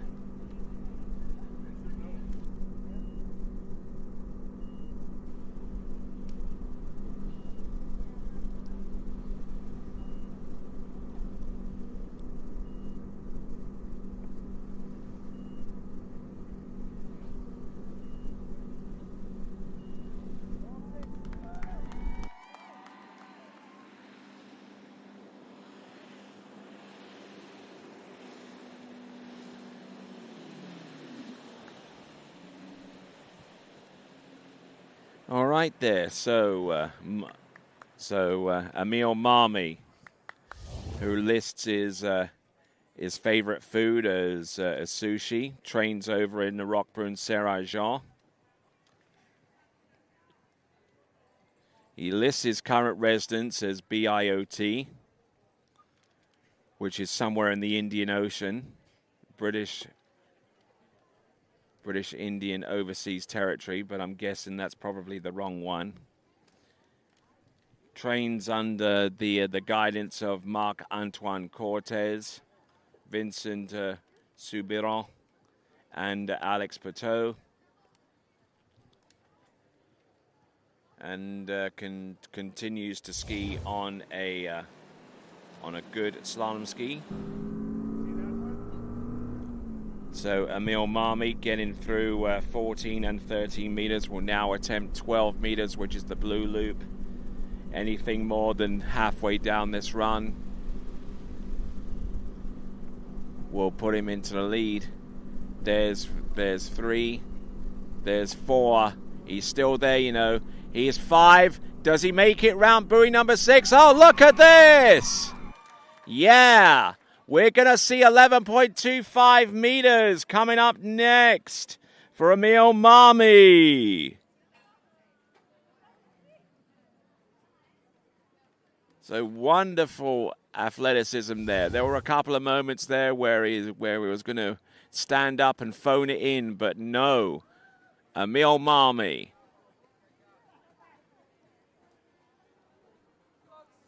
He's certainly not one of the tallest skiers that you'll ever see slaloming at this level. Sucking up the slack on that line, then having to stretch a little bit more. He's a lefty, which means that he's definitely extremely stable on 1, 3, and 5, and is able to carve his way out of that one. So a 6 buoy count on 12 meters, now getting ready for 11.25 meters. So, skier who trains over at the Monegasque Water Ski Federation Center in Roquebrune Saint-Jean. This is Emil Marmi. There's 1, and there's a half.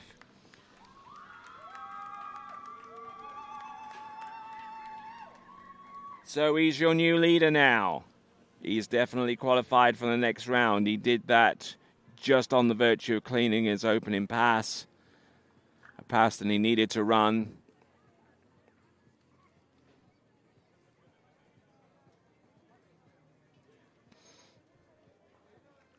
So Emil Marmi.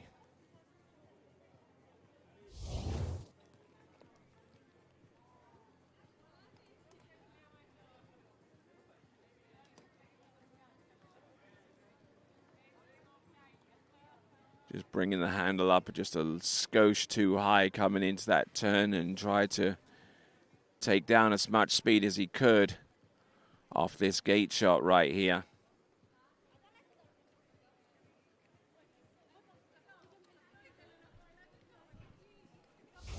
So Emil Marmy in his recent tournament has gone half at 11.25 meters in one of those rounds of tournaments, and for the most part he's been able to get through 13 and deep into 12. At the Funglis tournament he scored 5.5 on 12, and other tournaments such as the Monaco Water Ski Cup he scored 5 on 12 in the 2 rounds of amateur competition that he did there. So that is Emil. Maximilian Solinsky is our next competitor to go.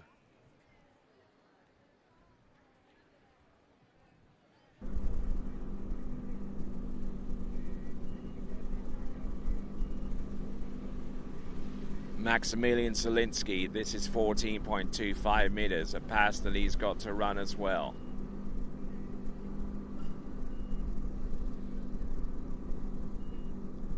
And there you go. Yep, he's through.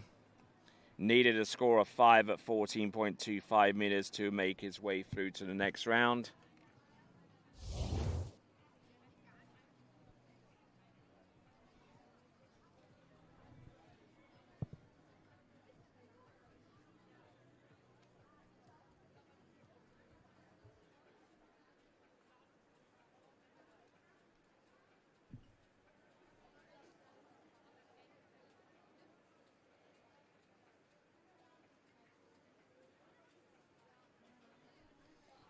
So Maximilian Solinsky,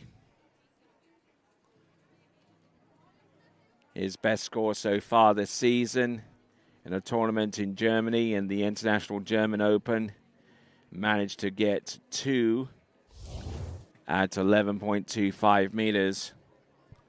Now he doesn't have to get that kind of performance here today in order to make it through to the next round, but it would certainly rattle the competition a little bit if he was to at least get through 13 and 12.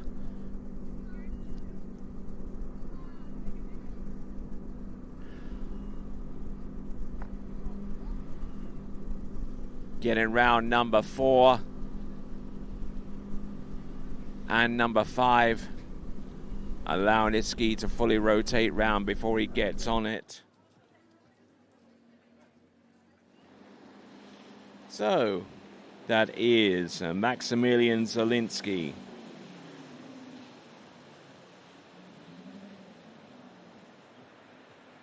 Coming to us out of Poland.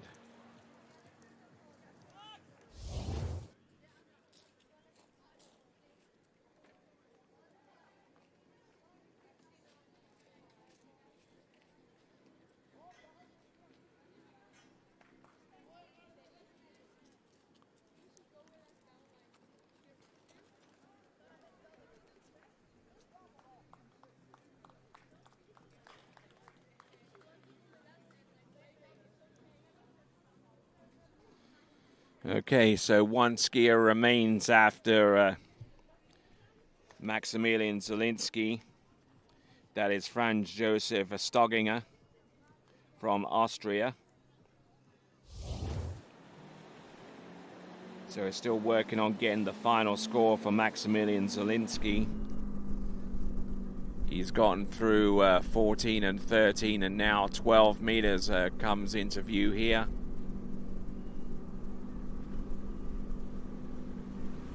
Or a little bit back-footed there on number 1, but managing to get the angle necessary to get round the 2-4 side. Now let's see if he can do better off number 5 into number 6. Yes, definitely.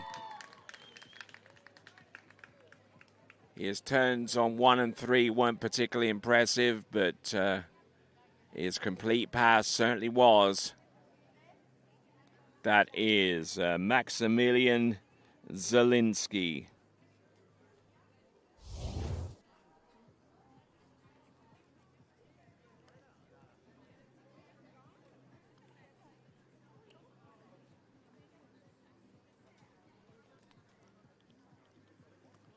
Looking at this once again as he makes his way around number 4. For 5, allowing the ski to rotate better underneath him this time.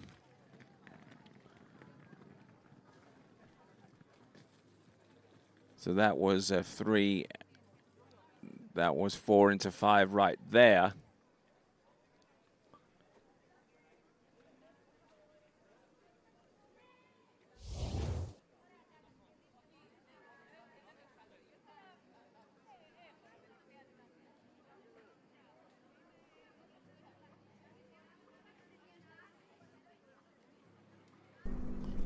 All right, here we go. Maximilian Zielinski. This is 11.25 meters.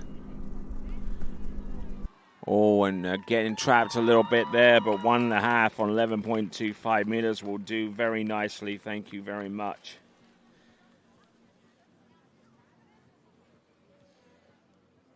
So now we've got 2 skiers into 11.25 meters. And looks like it's going to be, could potentially be heartbreak there for one of our 2 competitors. Arturo Bruto, who currently has a score of a 5 at 14.25 meters. He's sitting on the bubble score. That therefore means that any other score that could potentially have made it through to the next round of the competition, provided the skier skis it, is no longer available. There is not that option available to that for those skiers now. It's either more than 5 buoys on 14.25 meters or bust. And the skier with that kind of level of expectation on his shoulders is Franz Josef Stockinger.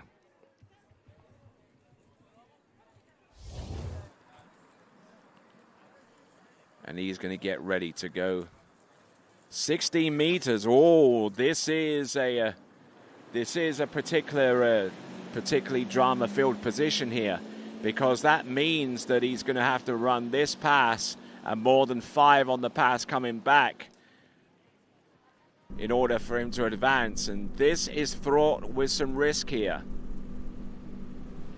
But Franz Josef believes that there would have been an even greater risk had he have gone in a 1 pass later, despite the fact that he's certainly well and truly capable of running it.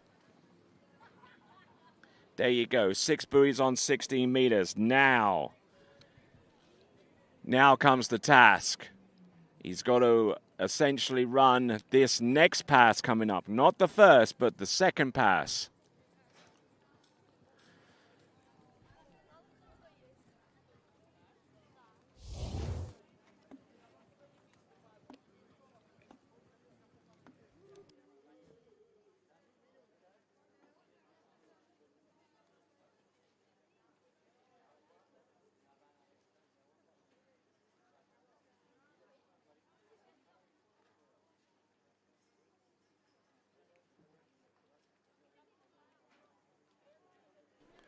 All right there, so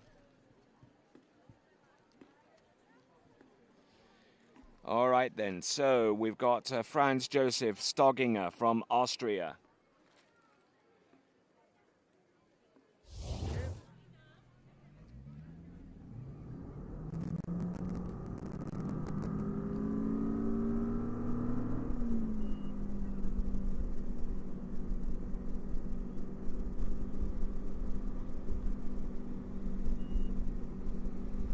Here we go. This is Franz Josef Stockinger. 14.25 meters. He's around buoy number 3. He's 2 buoys away. He's round number 4. He's 1 buoy away. He's round number 5.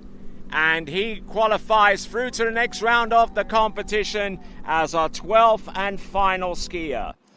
So let me read to you some names of some skiers that have made it through to the next round of the competition.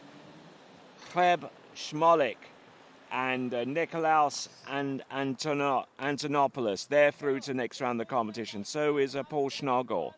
So is Carl Arthur Anderson. So too is Gabriel Bruto. Add to that list Tobias Vasali, Frederick Volner, Vincentus Ostras, Emil Marmi, Maximilian Zielinski, and our 12th and final skier is Franz Josef Stockinger. but he still remains out there to ski, and will be looking to try and get a little bit further down the running order, because the running order is based upon how the competitors finished in the top 12. So to that end, whoever was the last skier to feature in the top 12 will be the skier that will be coming up first on the list.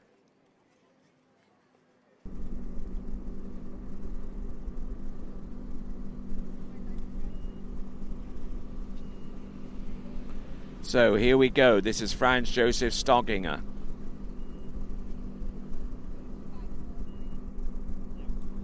Not looking bad here. And getting the job done on 13 meters.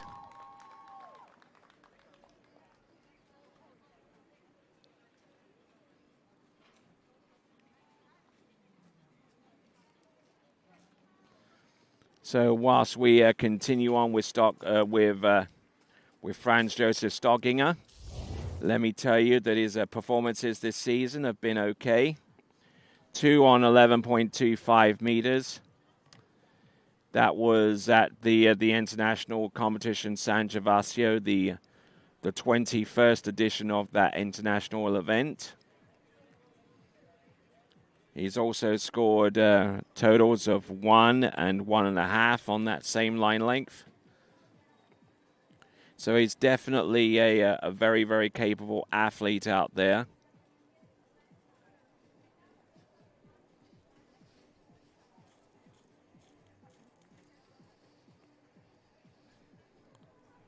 So Franz Josef Stogginger on a 6-buoy count on 13 meters and still continuing to ski.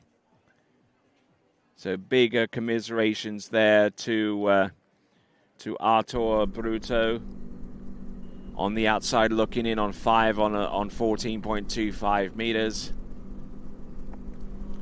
There you go. This is 12 meters for Franz Josef Stogginger. There's number 4. He's all over the back of the skis. Round number 5. Can he make it? Round buoy number 6. Oh! And almost crashed seriously bad there on that one, but it's going to be a 5-buoy count at 12 meters. So, coming back into the dock to complete slalom in the U14's Series 1. We're going to have a look at this once again.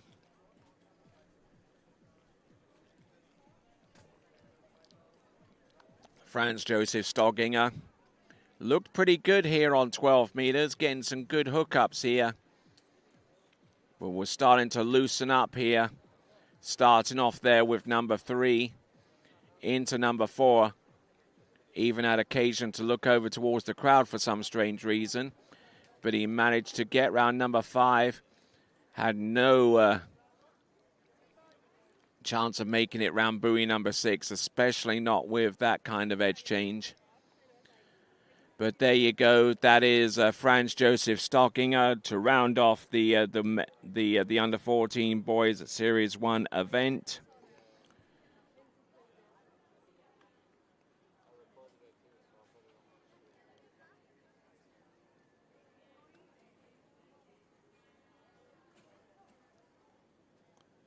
So looking at this once again as he made his approach into number 4. Just got on the gas a little bit too early on the tail end of the ski, and even worse around buoy number 5. Tried to twist his way out of the situation. So there we go. That is Franz Josef Stogginger, and he will be our third skier from last off the dock. Maximilian Zelensky is your leader after slalom. In the elimination round, Emile Maury from France. Emile Maury of France with half a buoy at 11.25 meters. Franz Josef Stogginger there with 5. And then we'll go Ostras, Bruto, Anderson, Volnar,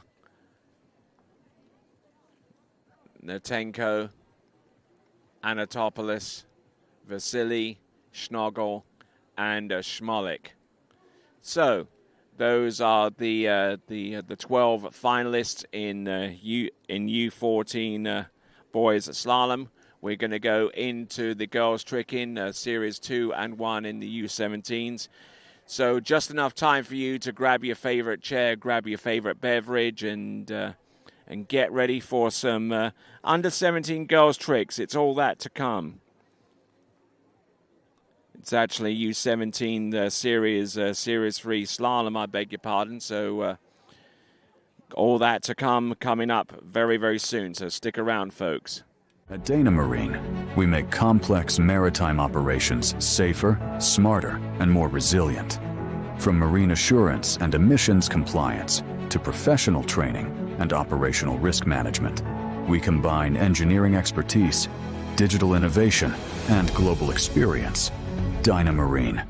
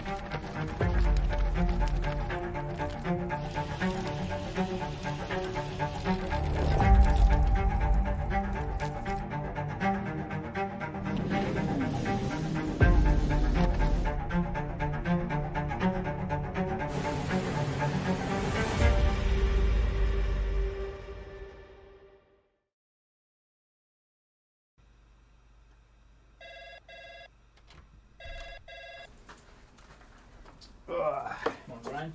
Hey, morning. You have a good weekend? Yeah, got out on the water a couple times. How about you? Yeah, I got to set in. Just gonna make a quick phone call here. Oh, of course. Can you get that, Will? Yeah, man, I got it. Thanks for calling Wake House. This is Will. Yeah, looks like we've got those in stock.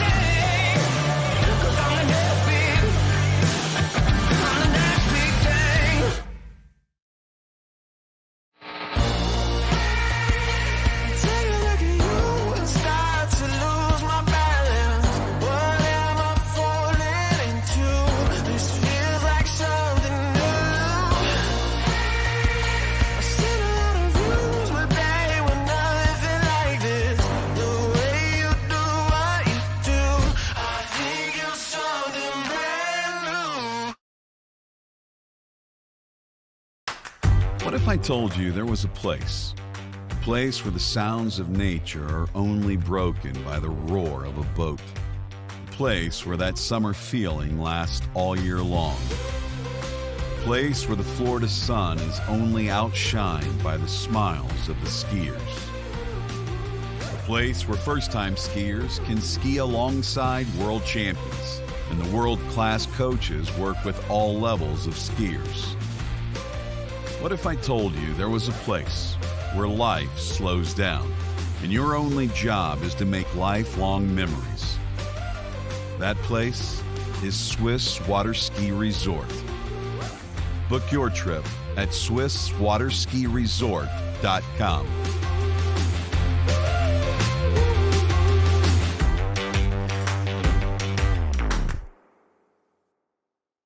It's always summer at Shuswap Ski and Board isn't just a slogan.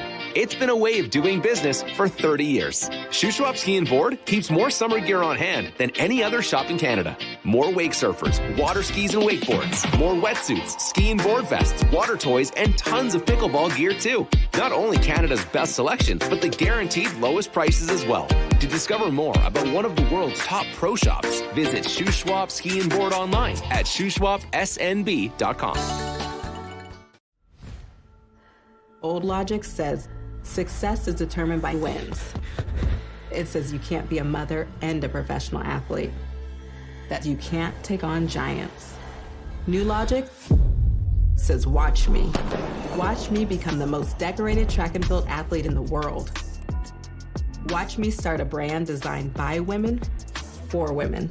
When old logic holds us back, it's up to us to defy it.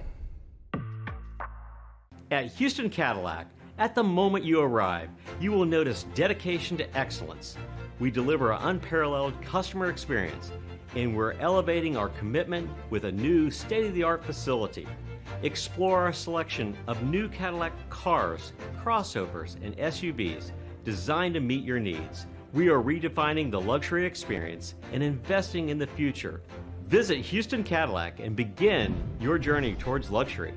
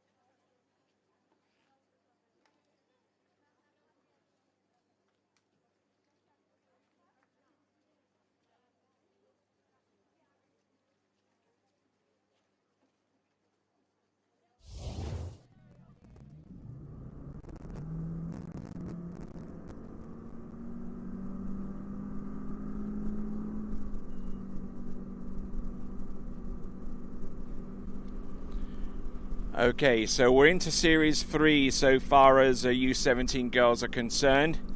This is Nadzaya Kazarskaya from Belarus.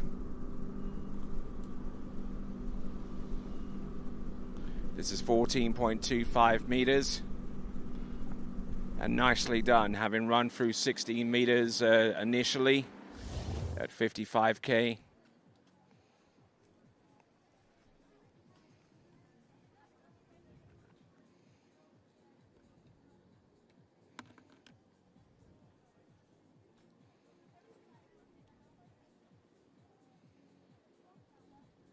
So not looking at all bad out there.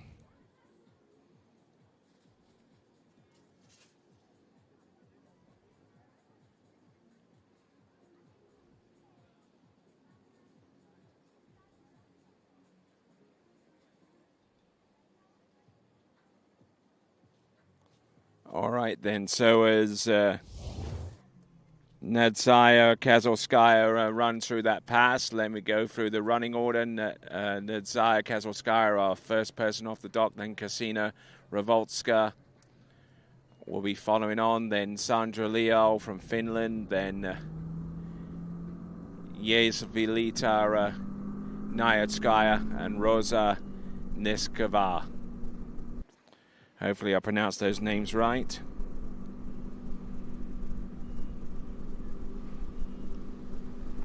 On 13 meters. Continuing to press her luck here. 13 meters. Oh, and getting in a little bit deep around buoy number 5. But unfortunately for her, the scoring stops at 4.5 there. 4.5 on 13 meters.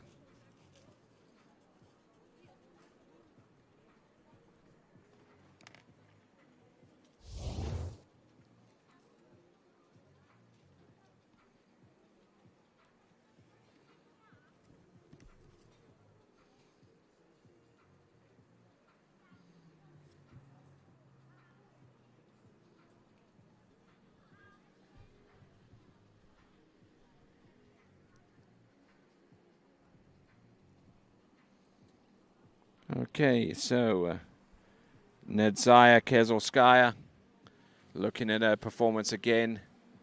Just tried to bring the handle in a little bit too soon and unfortunately losing control of her balance at the same time. So, which brings us on to our next competitor. That was Kasinaya Revoltska.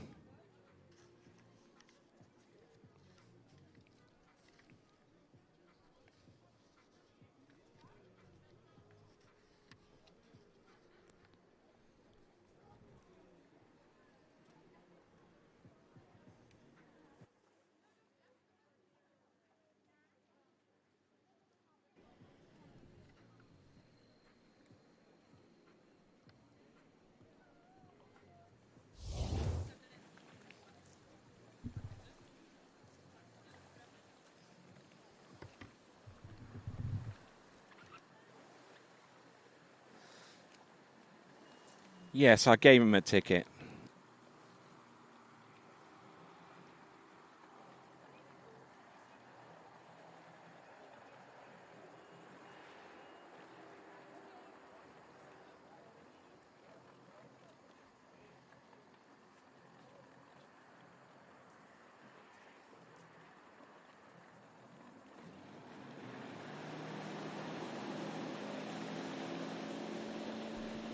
All right then, Series 3 of U17 Girls Slalom.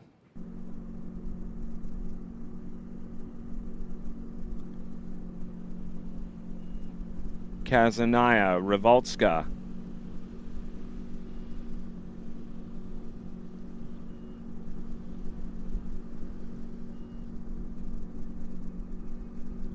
Not looking at all bad here, 16 meters I believe. There you go. Opening pass. So 15, 50, 16 meters at 52K.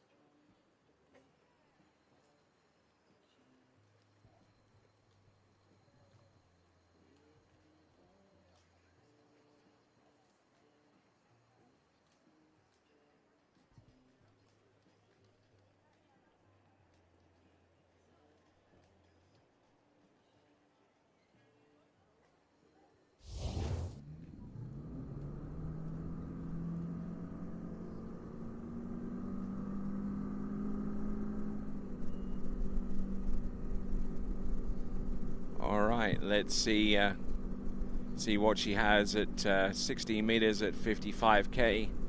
Max speed now for women's competitive slalom.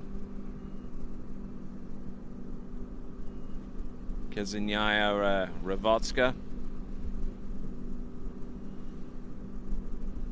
Or Ksenia Rawotska, I should say. I'm just trying to get to grips with some of these rather new names.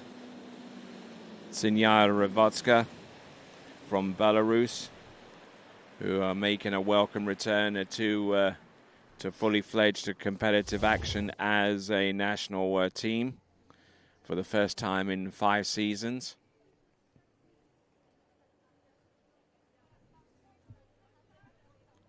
So her looking at some of the results in the past, you'd have to go all the way back to 2021 to see when she last competed according to the EMS. I mean, scores of 1.5 at 52, 18.25 meters are certainly no way a fair representation of what she's able to do these days.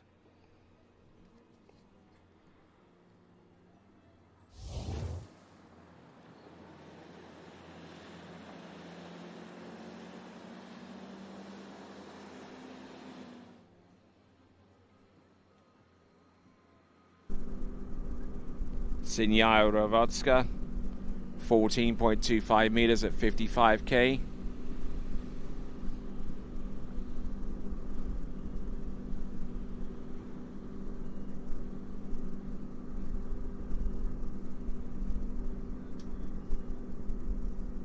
Nice.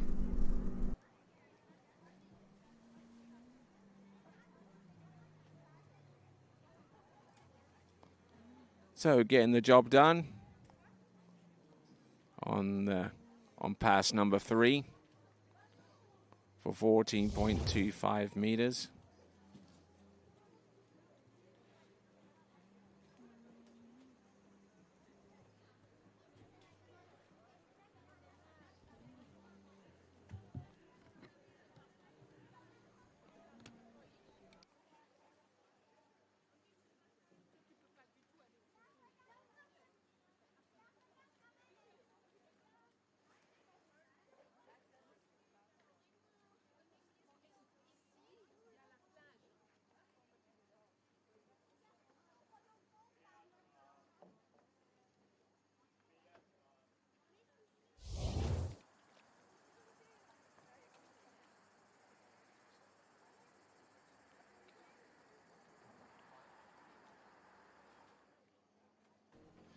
All right, then approaching the course now on 13 meters. Needing more than 4.5 to take the lead at this early stage in the game. Ksenia Rawotska. Not looking at all bad here off her number 3, but loose on number 4 and inside buoy number 5, so that puts her within half a buoy of her compatriot. So the Belarusians coming in with a stacked field of competitors, and each of them have, so far, we've got one more to go. Still got one more Belarusian to go in Yelizaveta Hodskaya. But so far, the first 2 competitors from Belarus, Nedzhaya Kezelskaya and Ksenia Rawotska, both of them competing into 13 meters. So next competitor up is going to be Sandra Leo of Finland.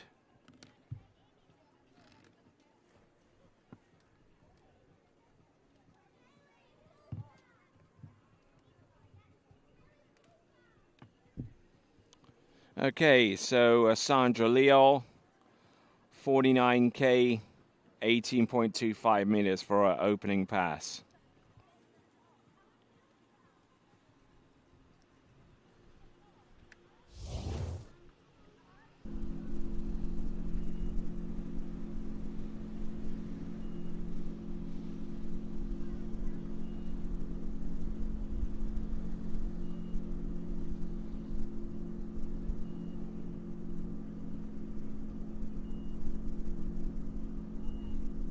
So not a bad effort there, a 49K, and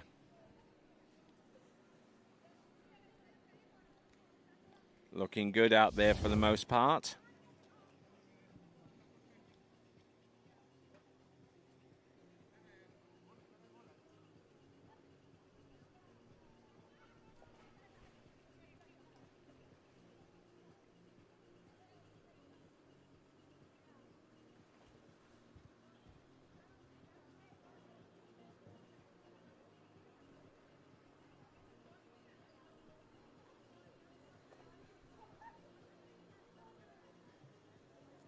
So Sandra Leo, who comes to us out of Finland, enjoys gymnastics and is coached by, you guessed it, the Lamy family.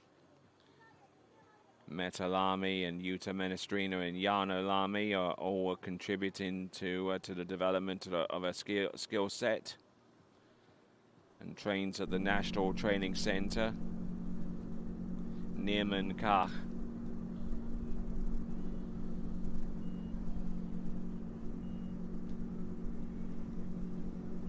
Sandra Leal.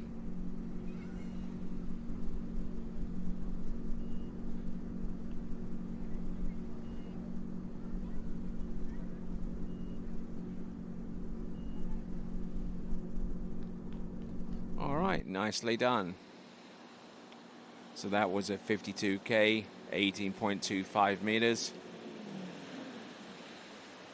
Coming to us from Finland, who I believe someone actually told me that that in the Finnish language there's about 50 different words to describe snow. Being as it's primarily a northern nation that's more in tune with snow skiing and Nordic and Alpine events than they are with whatever's being done on the water, but makes them no less competitive.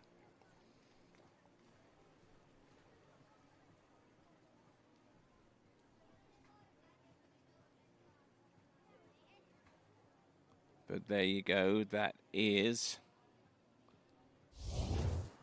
Sandra Leal.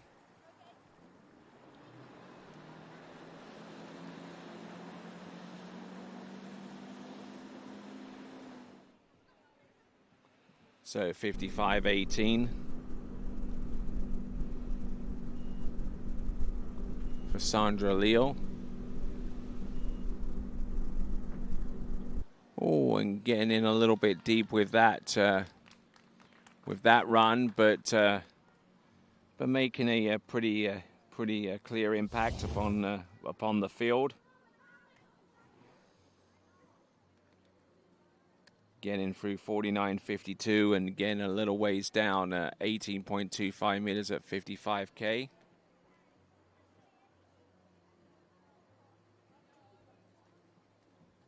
Scored as high as 5 at a 55.18 a little bit earlier on the season.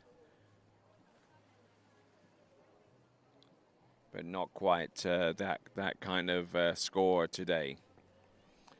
All right there.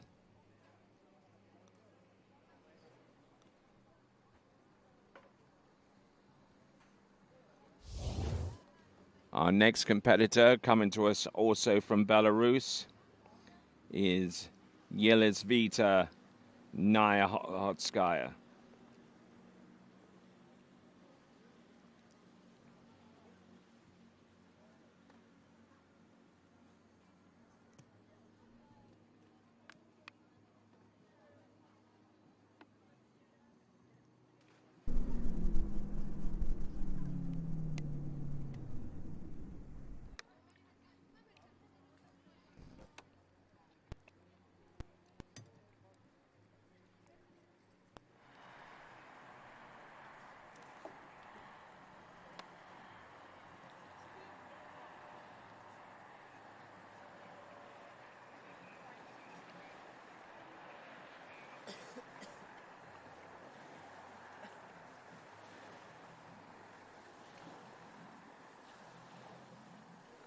So now moving on to an athlete wearing bib 33 and representing Belarus, Yelizaveta Nayhotskaya.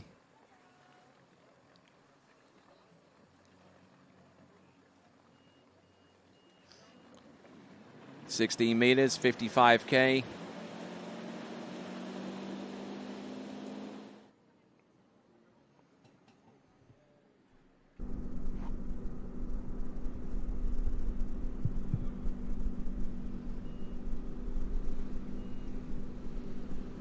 Yelizaveta Nayhotskaya.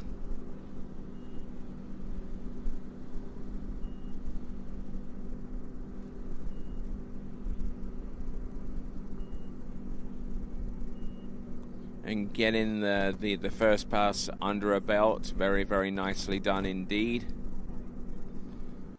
So Yelizaveta Nayhotskaya.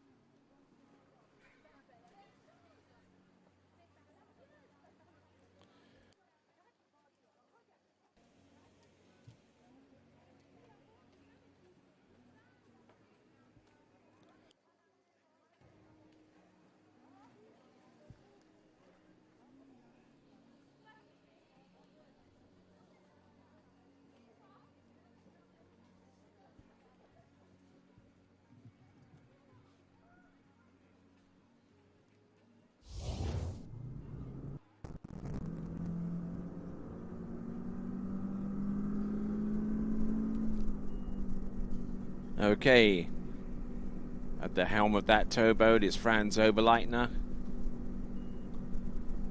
Let's have a look and see what we have here. Yelizaveta Nayhotskaya. 14.25 meters. All getting broken over a little bit into number 6, but she had enough lead off number 5 to not have to make any major changes to her position to affect the 6 buoy count on that run. So Yelizaveta Nayhotskaya sinking into the water and getting ready for the next run, which should be 13 meters.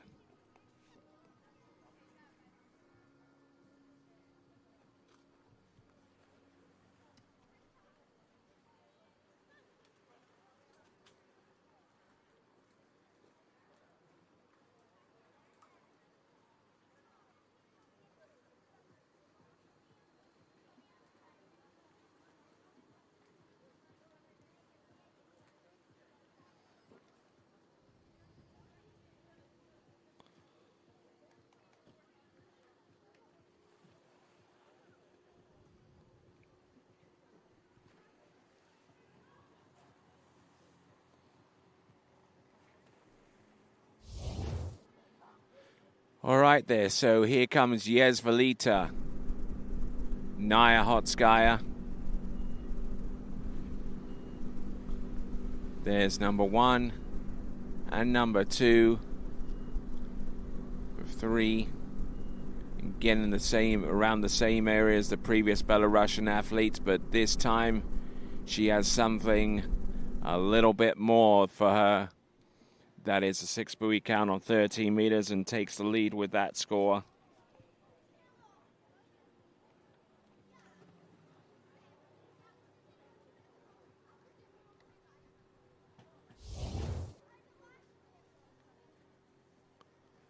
Edging away to bleed off some speed and help her with the gate shot coming in.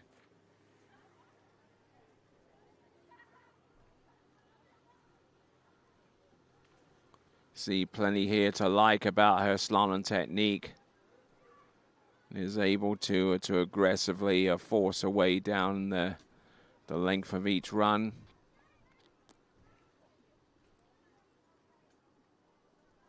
So Yelizaveta Nayhotskaya.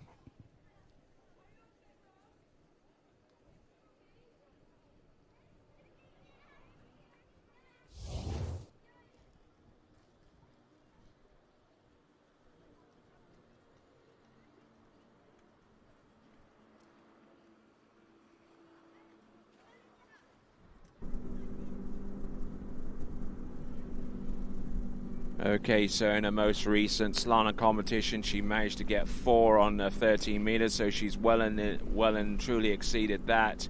But I tell you what, she's going to have a pop at 12 meters here, and gets round number 4, and she does not mind that at all.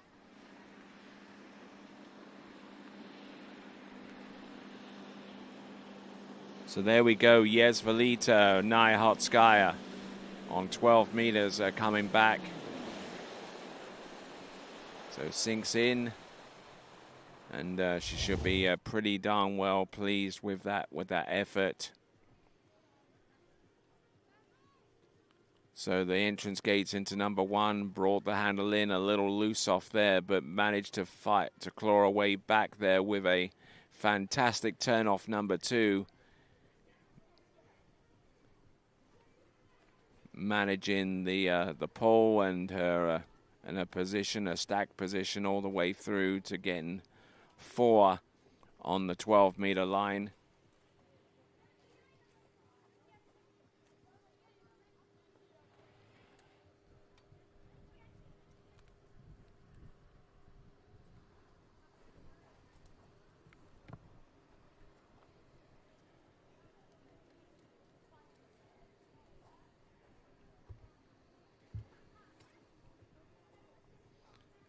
All right, so looking at this once again, one more time.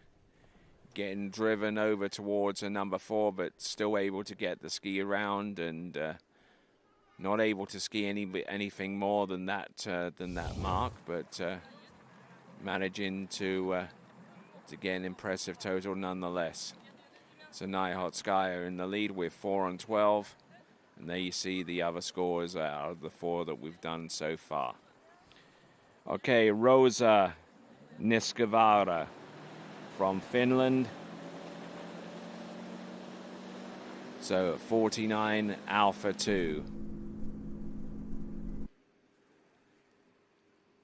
49K the boat speed, the line length 18.25 meters. Rosa Niskavaara.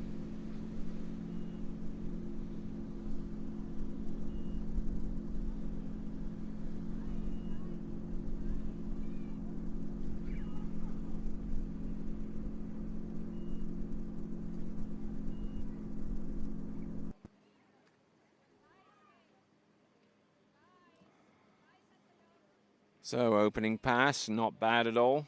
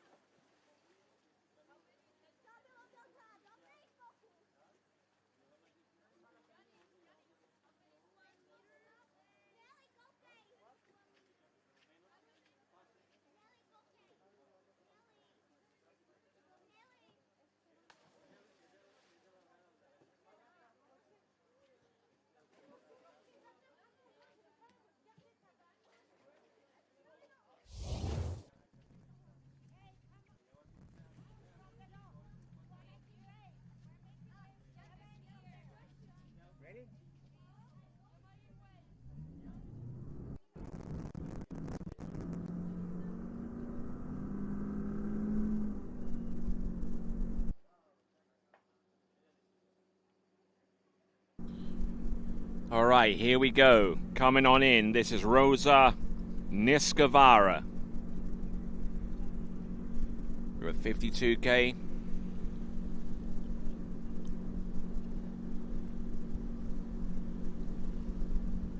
Getting in all kinds of shape here, but managing to prevail and run through the course at 52K.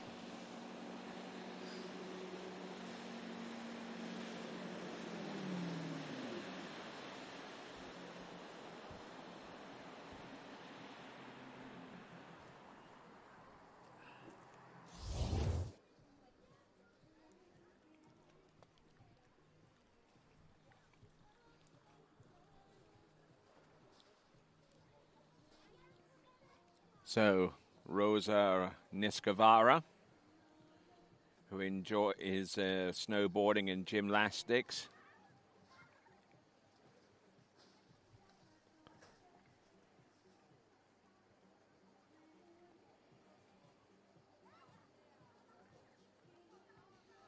She's gone through 49 and 52, now getting ready for 55-18.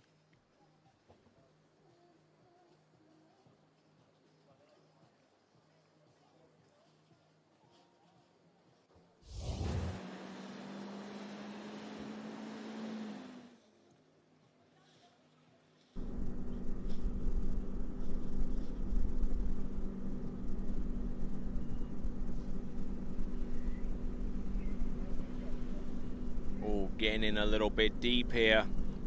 Skis rearing up all over the show, but still able to get as far down the course as a 3.5 at 55k, 18.25 meters. So there's certainly going to be some breathing room between our Belarusian skiers and the Finnish contingent so far in girls Series 3 slalom. So there is your current leaderboard as it stands right now. We have one skier that's gone into 12 meters, two more that have gone deep into 13.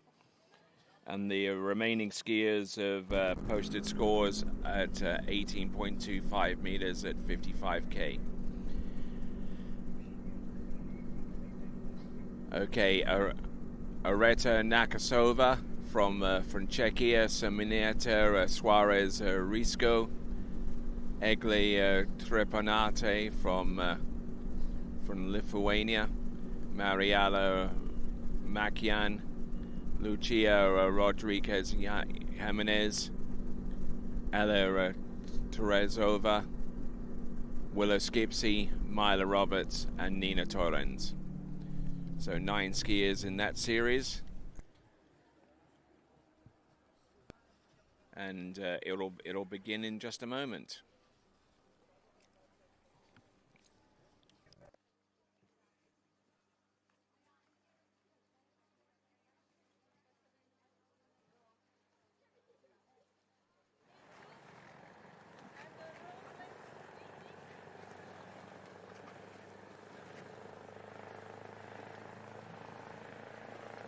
All right, there. First skier out will be Aneta Nekasova from Czechia. She'll be coming in at 52k, 18.25 meters.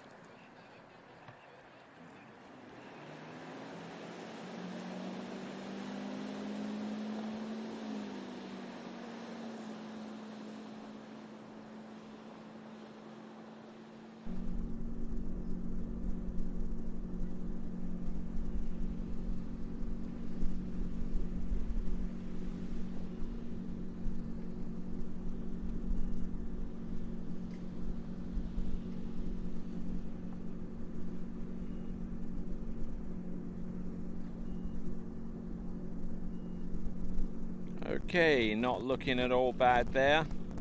Anieta Nakasova from the Czech Republic, otherwise known as Czechia these days. And that was at 52k, 18.25 meters. Now we're going to qualify 12 through to the final.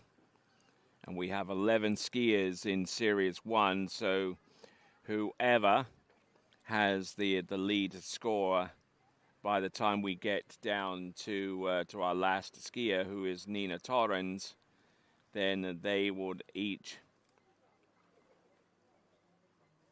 then that person would have a passage through to the next round, and then the onus will be on the remaining 11 skiers to ski in excess of that total.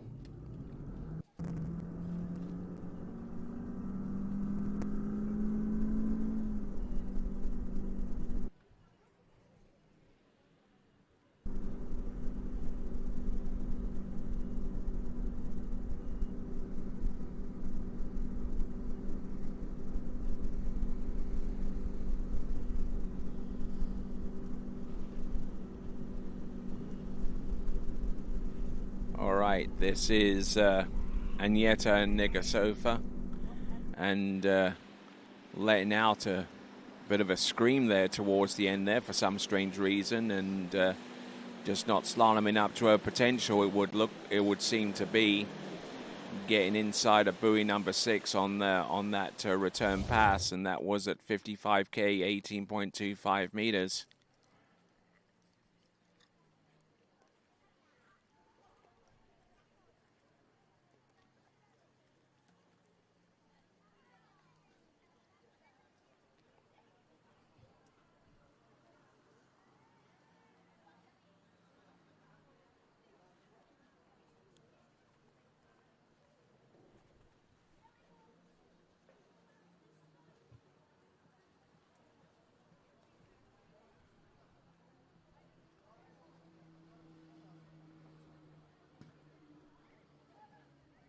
So looking at this replay again,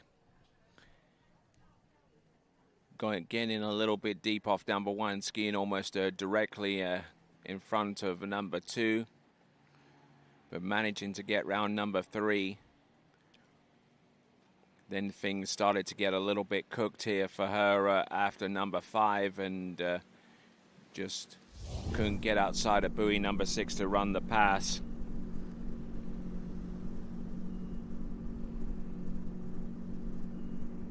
.52.18 from Simonetta Suarez Risco from Spain. Getting through the opening run of 52.18.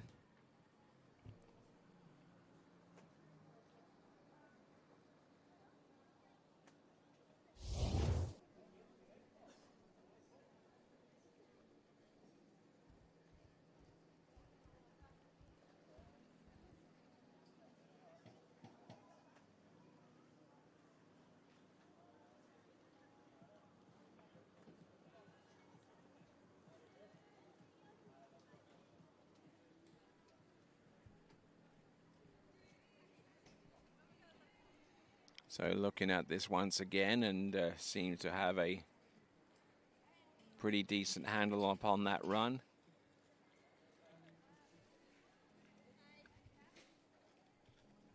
Okay, so that's a Simonetta Suarez Risco.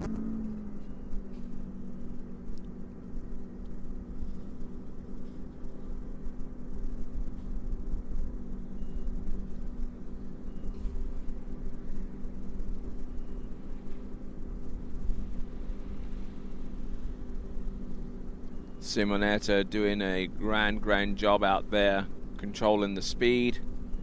This is at 55, 18.25 meters, having started at 52K.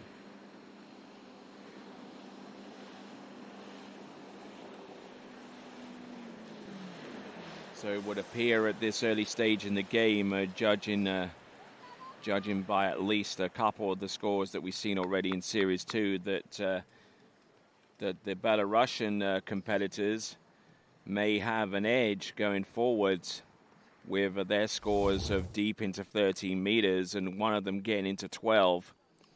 Now, the reason why a lot of the Belarusian skiers, pretty much all of them, are seeded fairly early on in this competition and in an early series is because many of them haven't had anything like the amount of competitive scores that some of their counterparts across this continent have had so far this season, and with very little in terms of competitive scores to go with, the organization so far as the scoring is concerned really don't have any choice but to seed them earlier on, despite the fact that that they're quite plainly very capable athletes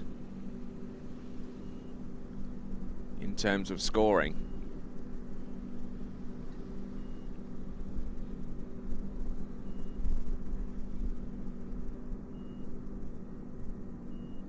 All right, getting through 16 meters without too much of a problem there. That is Simonetta Suarez Riesco.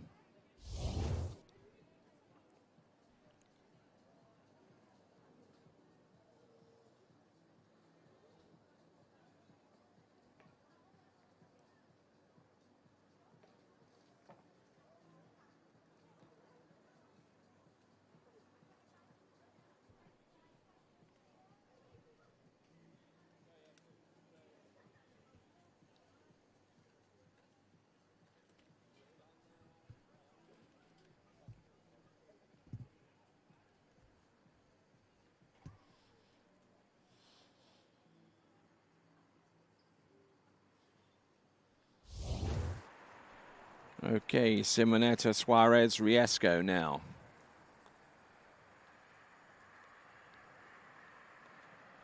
Trepanate, Eagle Trepanate from Lithuania getting ready to go next.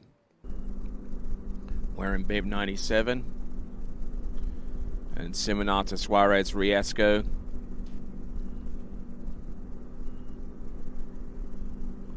Looking good here. 55, 14.25 meters. And getting into almost the same kind of soup that that one of our previous skiers experienced.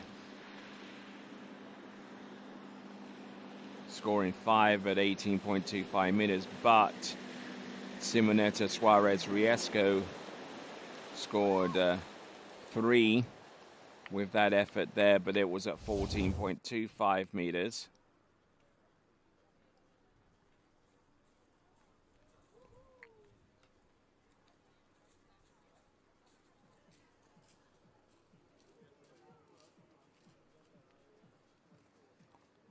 All right, so Egler Treminat from Lithuania is coming up next after we see the instant replay of her performance. For that is for Simonetta, Suarez, Riesco.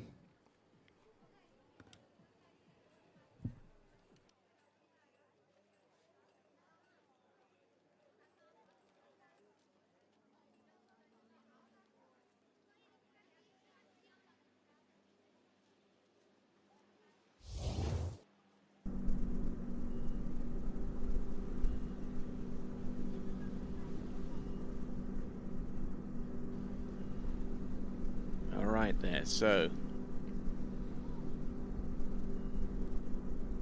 55, 18.25 meters, again a little bit twisted and in places, but managing to maneuver away through the slalom course at 55k, 18.25 meters.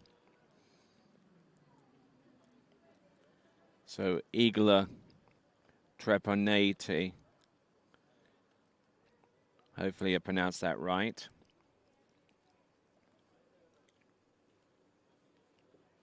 Iglo Trepanate from Lithuania, a country that we haven't seen an awful lot of in recent seasons. But they're here, and they're here in force.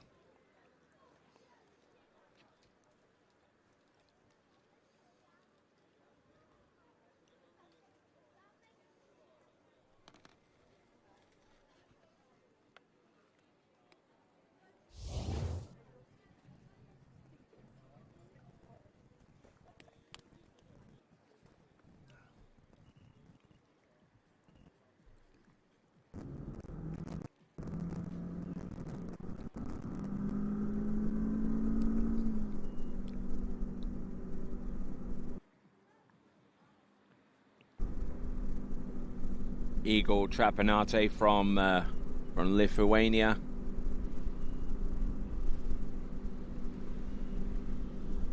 Looking okay for the moment.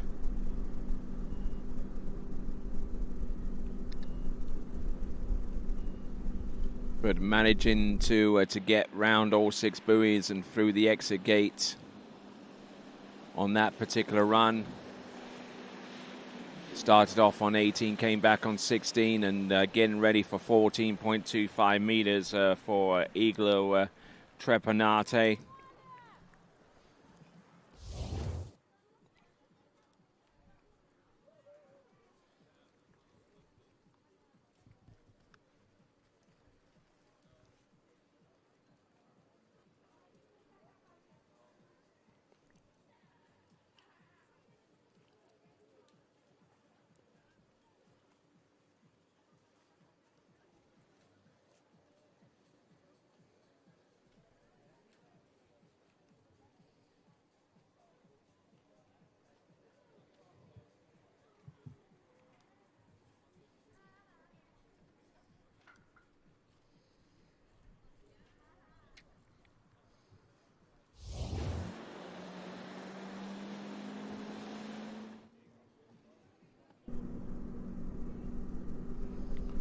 Okay, this is Eagle Trepanate.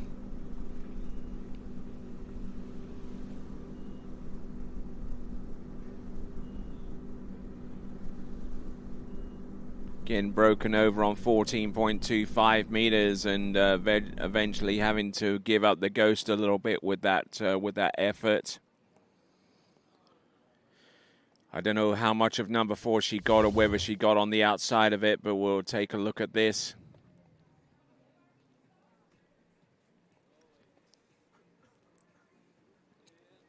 Again, a decent hookup off buoy number 1. Again, a little bit spooked there around buoy number 2, but still able to get a good push on number 3. And inside buoy number 4, so a 3 buoy count there for her. 3 buoys on 14.25 meters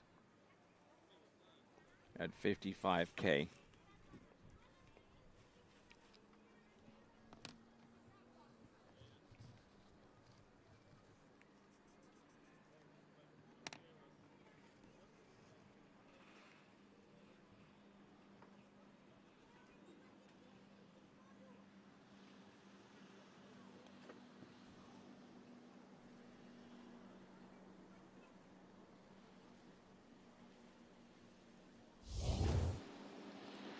So Eagle Trepanate from Lithuania returning to dockside.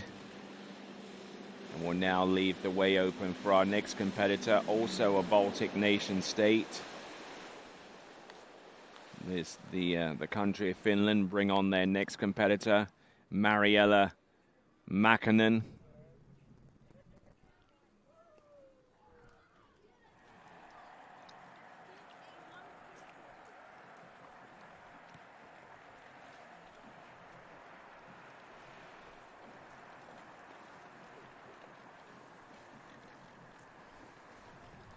So electing to go in on 16 meters, but at 52K.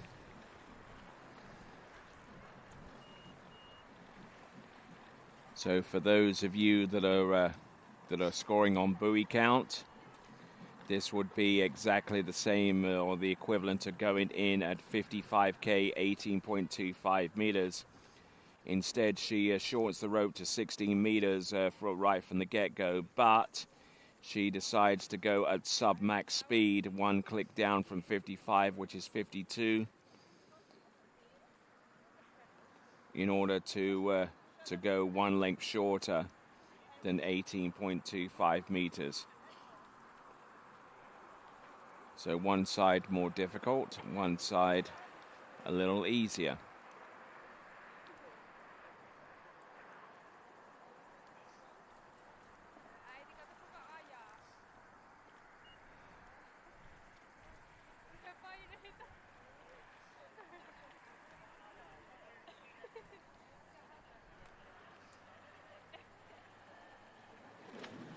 Right, they're just waiting on the boat and our skier to work their way into the course.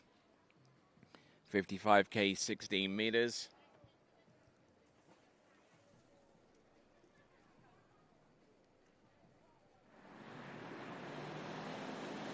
Right, on their way. 52K, 16 meters.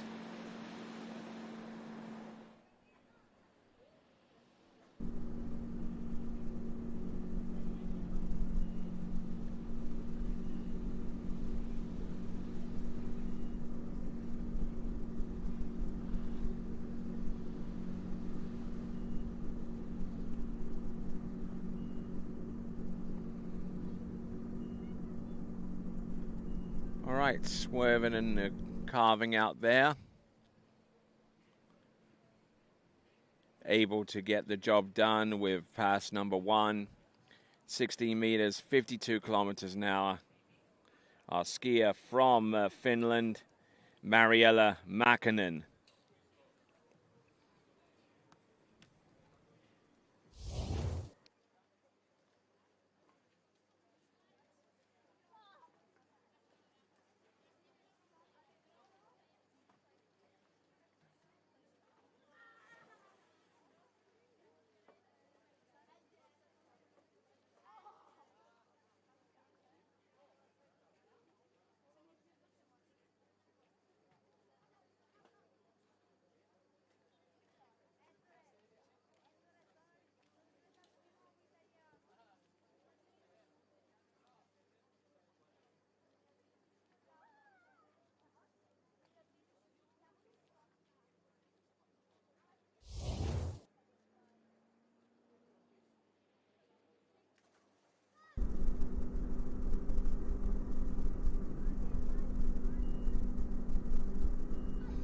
Okay, so 55.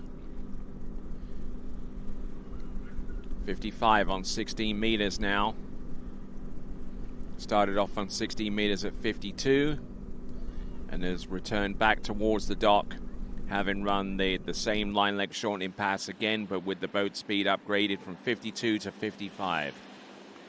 Now, let's see how much further she can get to. Mariala Mäkinen from Finland.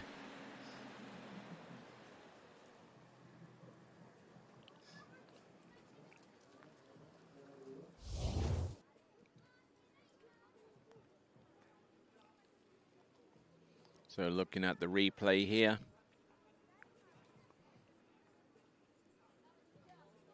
Looking steady here from 1 into number 2, and only has to replicate that 2 more times.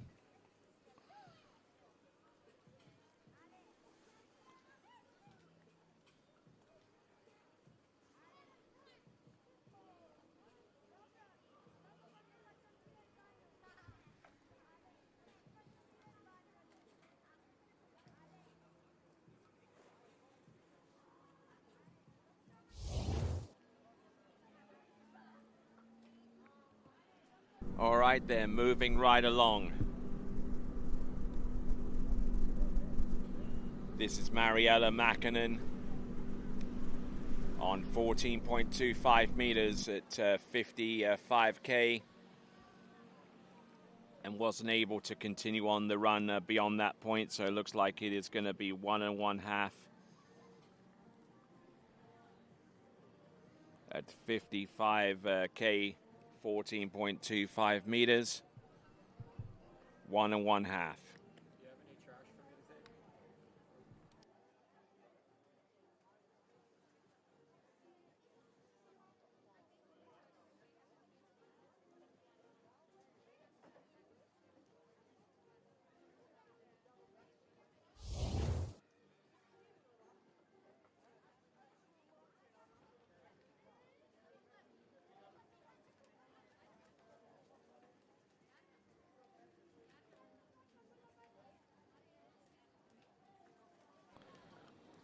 So looking at that once again, and just didn't have the turn or the balance necessary to make a deep run at 14.25 meters even possible.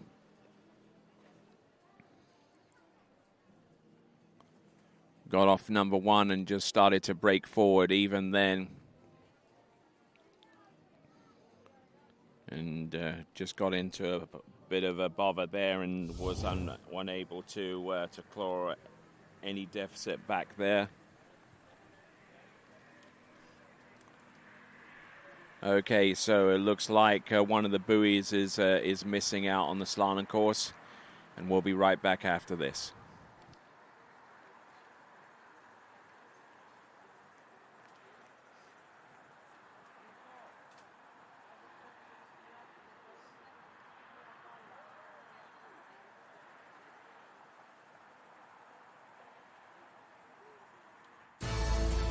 At Dillinger Insurance, we have over 50 different carriers to shop your home, auto, and recreational vehicle insurance needs. We would love the opportunity to save you money. We insure million-dollar mansions, condos, mobile homes, rental homes, and everything in between. We know all about wind inspections, 4-point inspections, and how to get you the right coverage for your particular home. You've got questions, we've got answers. Can you remember the last time you had a rate decrease with your auto insurance? Let's take a look and see what we can do. We know all the ins and outs of getting our customers the best rates, coverages, and discounts, so put us to the test. Don't monkey around with your insurance. Call Dellinger Insurance today. We've got tons of companies to help find you the best prices and the best coverage for your particular needs on home and auto insurance. Go Knights!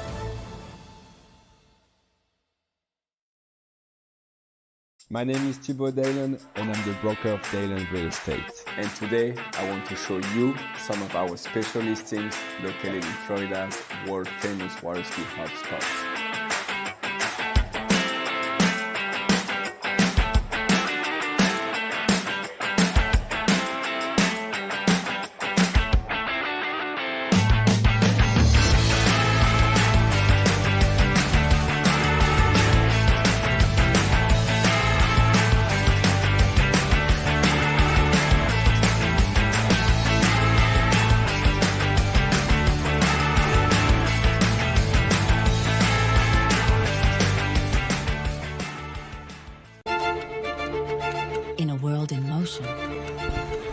DNCA Finance has grown through crises and transformations.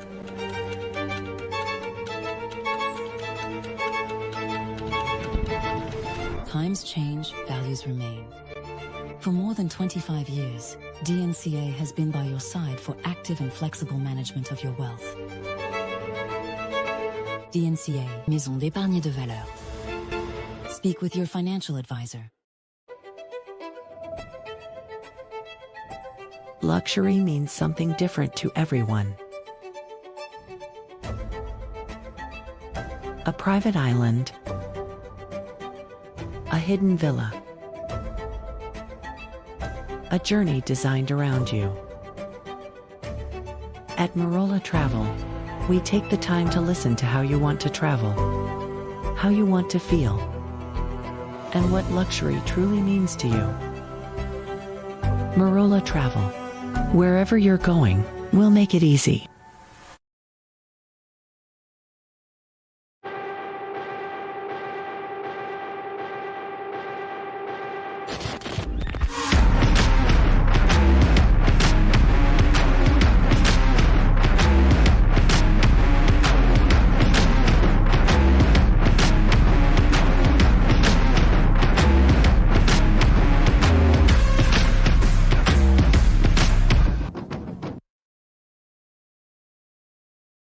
At Dana Marine, we make complex maritime operations safer, smarter, and more resilient.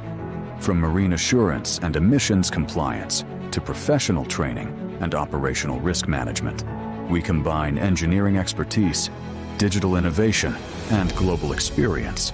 Dana Marine.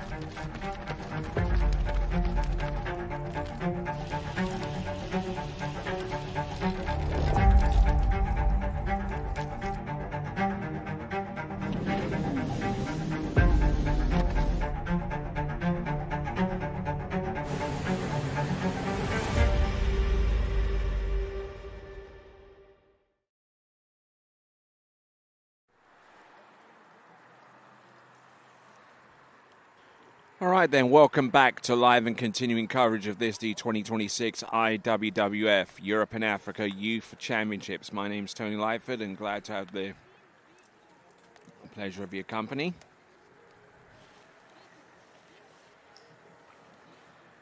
Skier about to take to the water with bib number 53 is Lucia Rodriguez Jimenez.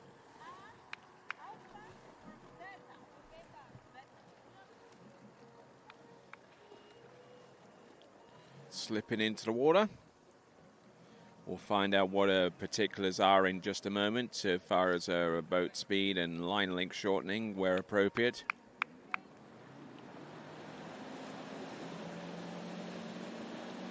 So Lucia Rodriguez Jimenez.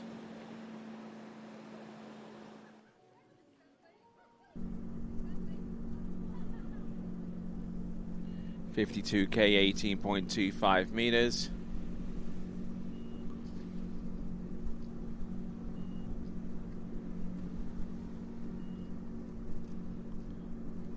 Looking strong. And a particularly useful opening pass of 52K 18.25 meters.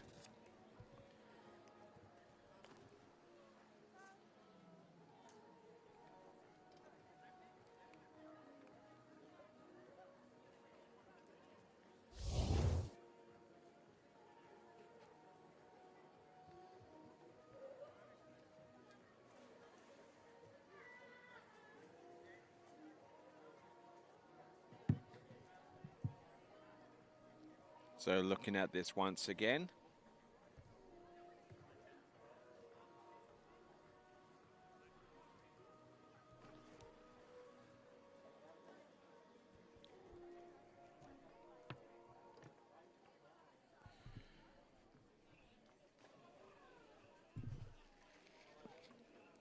All right there, so Luciano Rodriguez Jimenez through a 52K. By the time we get to the end of this series, we should have a pretty good idea of who the leader is and whether that lead score is good enough to make it into our 12-skier final from the right from the end of Series 2.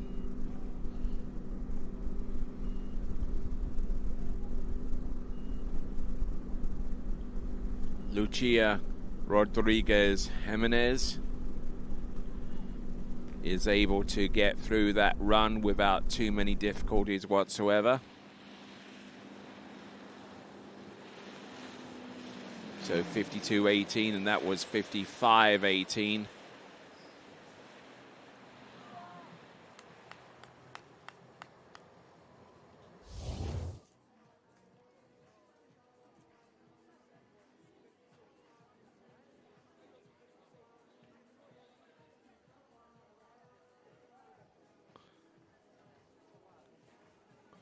Looking pretty nice out there.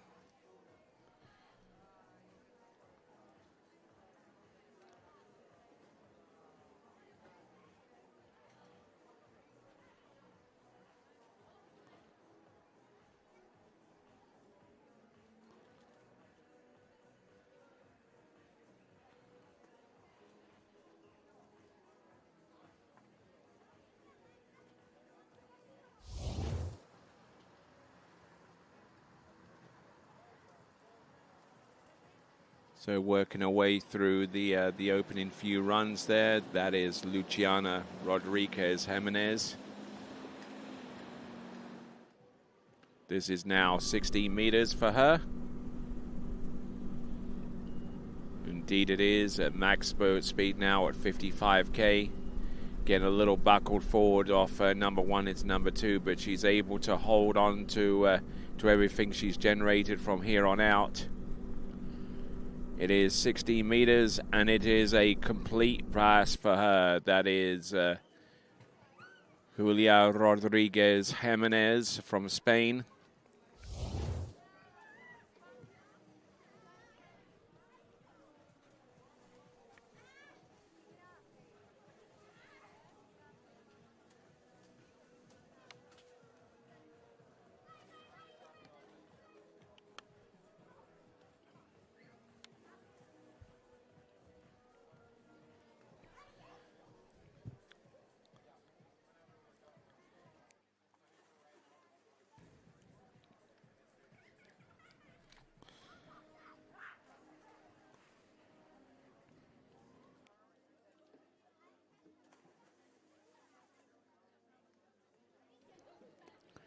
All right there. So Lucia Rodriguez Jimenez.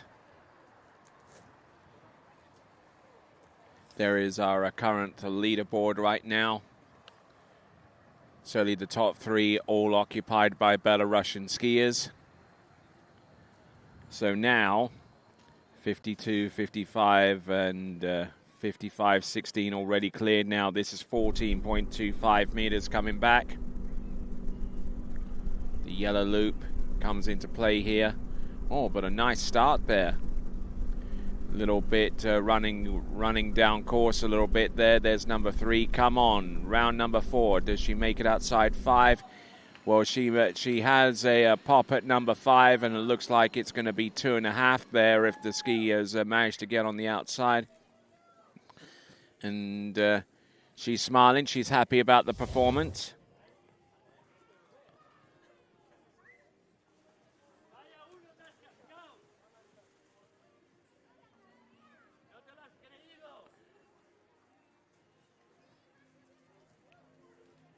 So that was a 4.5 at 14.25 meters at 55, and that should put her in the top 5 as it stands at the moment.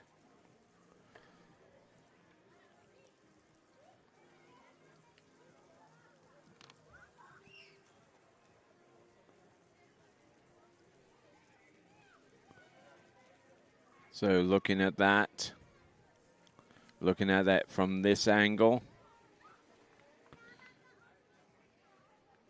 Like not holding too much of an edge beyond the second wake and losing her direction against the buoy. And it just continued to cascade away down this run. So despite the score, which is 4.5 at 14.25 meters, I certainly believe that she could have done at least that the 1.5 buoys more. But as she swims into shore,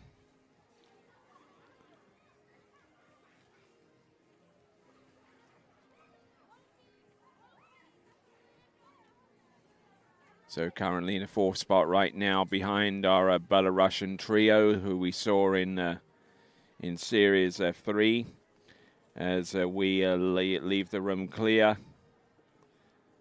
for Ella Farova of Czechia.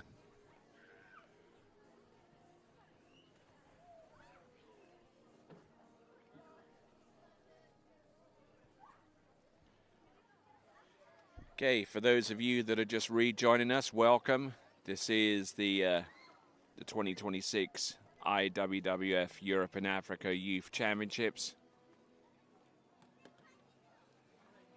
So glad that you've taken time out of your busy schedules to tune in to us right here at Agrinio in Greece, the home of Stratos Lake.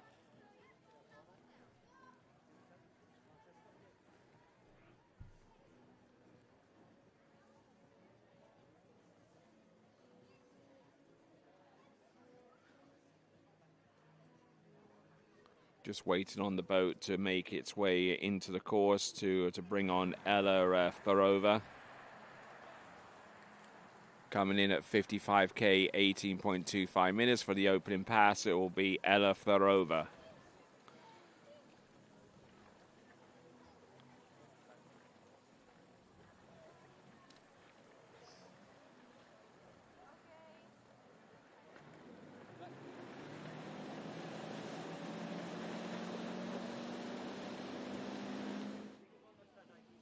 Okay, let's have a look and see. Ella Farova.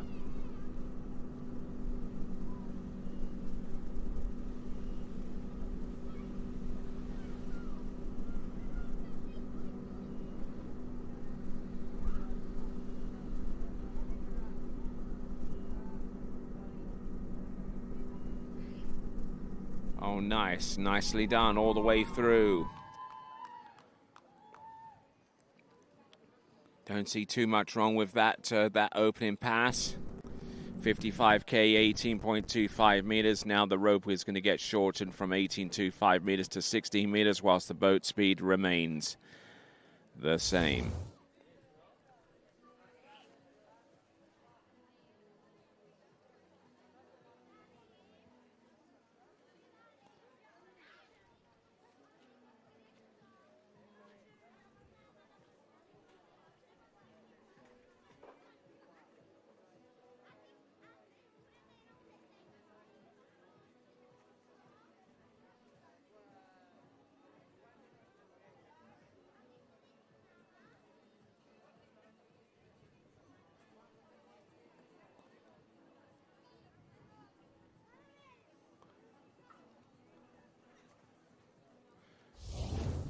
Okay, so there is our current leaderboard.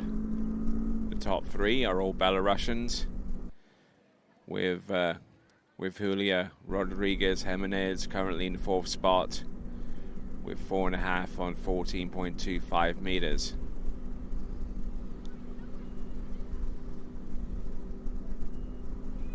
Top score is into 12 meters, and unfortunately that performance won't get anywhere closer to that mark. So that is Ella Thorova of the nation of Czechia. So it looks like it is going to be 1 1/2 there as a result of this score on 16 meters at 55K.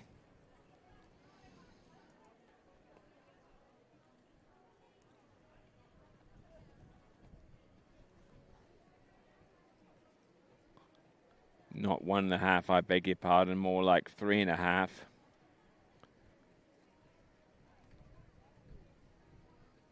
Yep, it was definitely 3 1/2 there, so my bad on that original score, but it is 3 1/2 on 16 meters at 55K.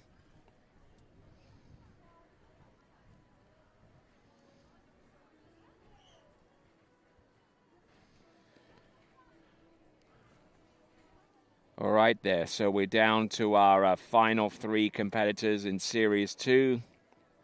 Whomever has the lead score beyond this section has a path through to the next round of the competition, and I'm probably certain that with the way that the scoring has been so far in this series, that the Belarusian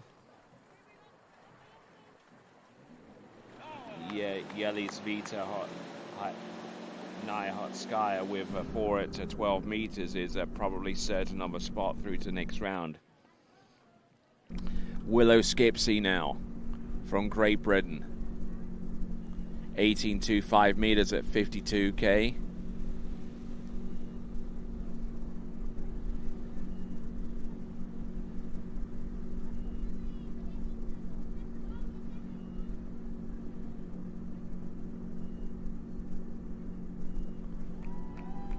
And nicely performed there, much to the delight of our strong contingent of supporters from Great Britain along the shore side here.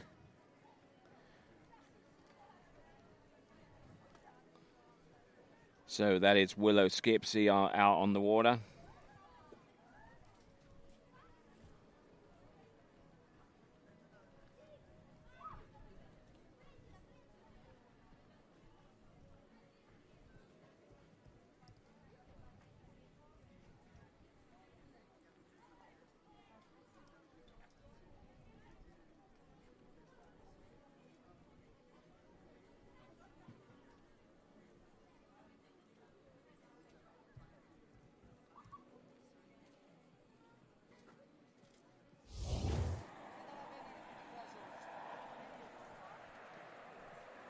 All right, moving on. We've got on the starting dock Mela Roberts.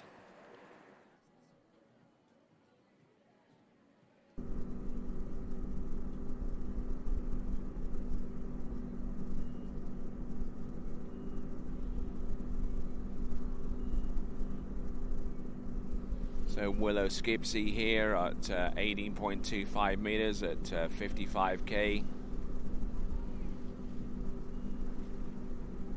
And knocking that pass down.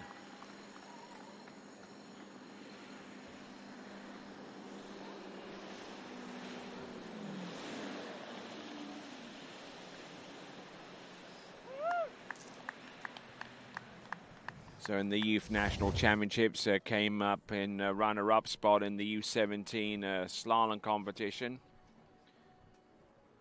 with a score of a 3 at 14.25 meters, which is about a pass and a half away from where she's currently in right now.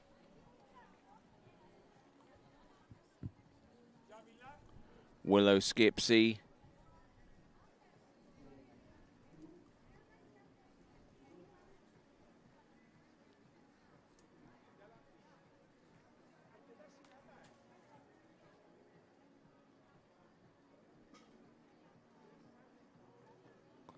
Looking very, very nice out there with that effort there, Willow Skipsey. Oh my word, it's a rejected boat path at 5 ball.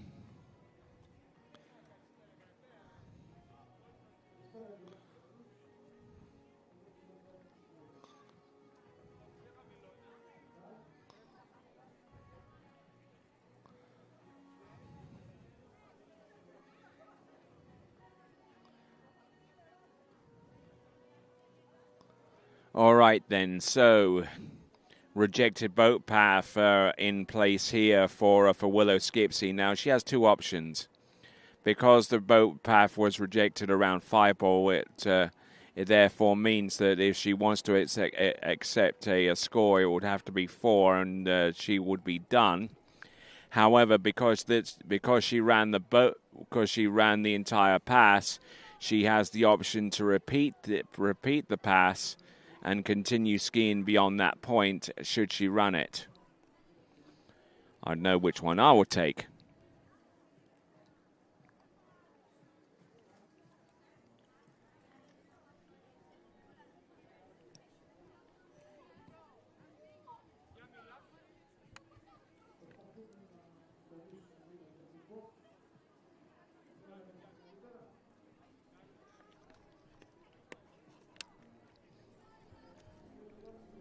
All right, then at 55K, 18.25 meters.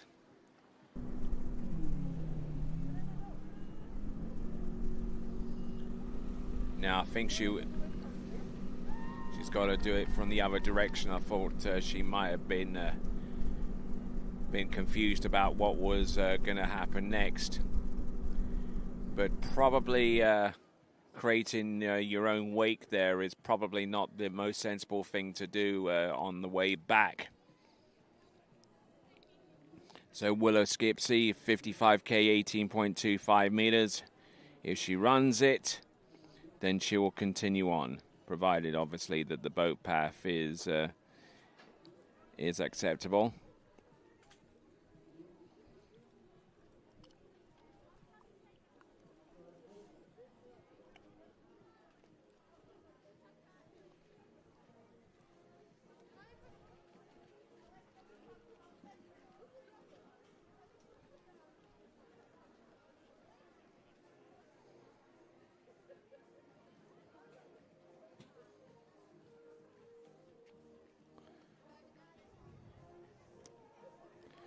(55) 18.25 meters for a re-ride due to a rejected boat path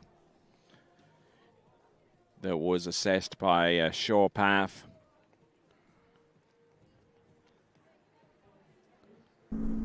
All right, let's see what she has here. Coming in, pulling out to the left-hand side of the boat. There's number 1.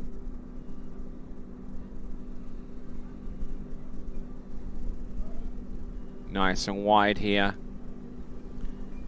See if she can relax a little bit here coming off the wake, and she gets that job done once again. That is Willow Skipsey. That was 18.25 meters at 55K and will now work her way to 16 meters whilst keeping the boat speed the same from here on out. That is Great Britain's Willow Skipsey.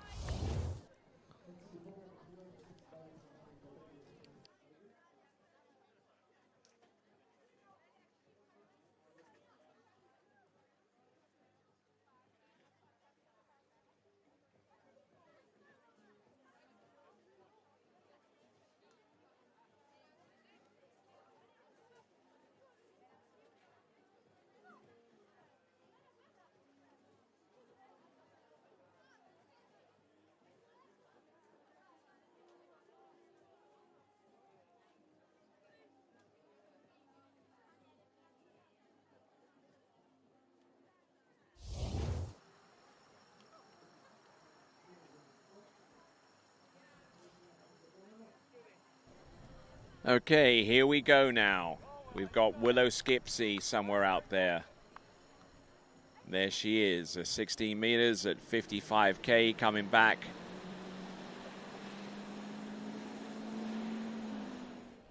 Slight headwind in her favor now. Here we go, Willow Skipsey.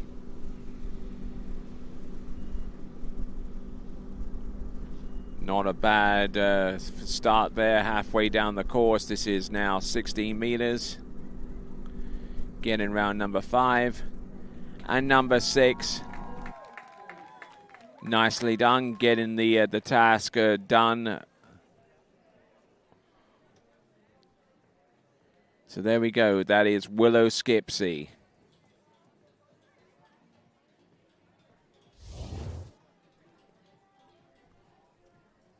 So a little on the back of the ski, but there was plenty here. A lot to like about Willow Skipsey's run here at 16 meters. Put in the whole shenanigans about the rejected boat path on the previous pass, completely out of her mind.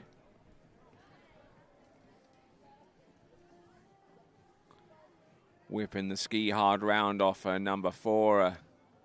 To set herself up for a good pre-turn into number 5 and likewise into number 6. So that is Willow Skipsey.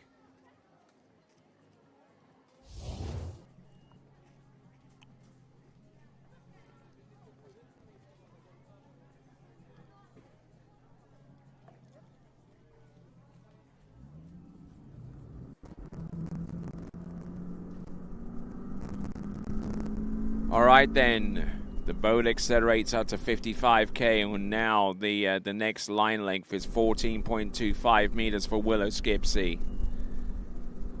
Entrance gate number 1.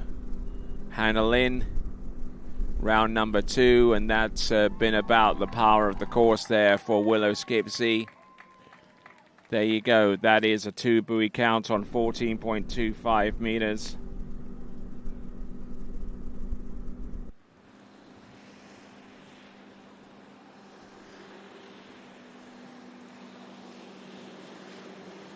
So Willow Skipsey, that puts her in about 6th spot right now. Maybe even 5th spot. We'll have to work on the leaderboard, and we'll present that to you in just a moment. But Willow Skipsey, for her part, looking quite strong on the opening few passes, but 14.25 meters. Certainly where she breaks forward off number 2 and then didn't quite have the stance necessary to complete the run.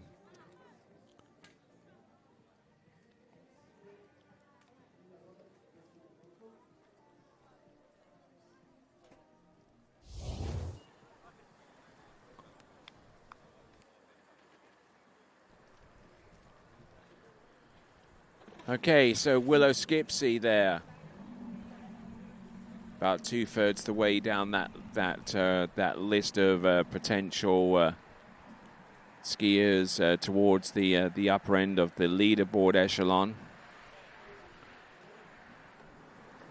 So now on the water, getting ready. This is Myla Roberts, also of Great Britain.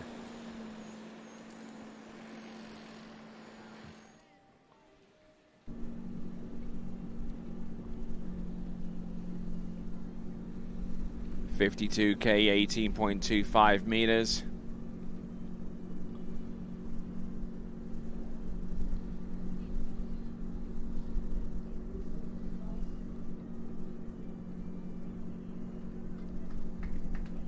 Oh, nice looking run there for Myla Roberts.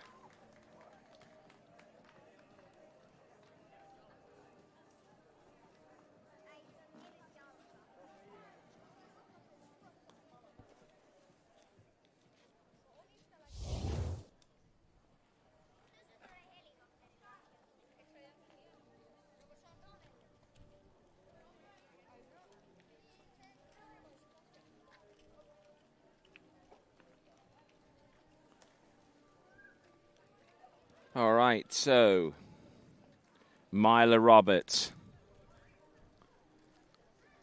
from Great Britain Getting ready for pass number 2.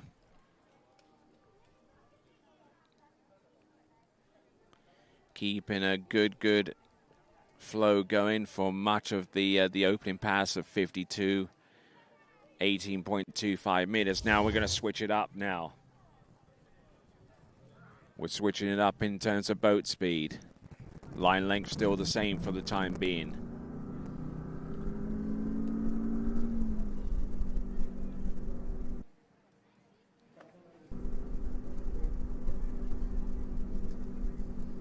Here comes Myla Roberts. Getting a good hook up here. 18.25 meters at 55K, and this is max speed now.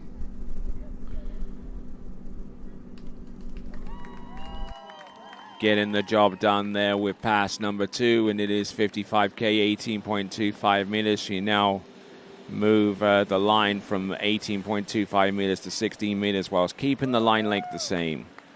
From Great Britain, it's Myla Roberts.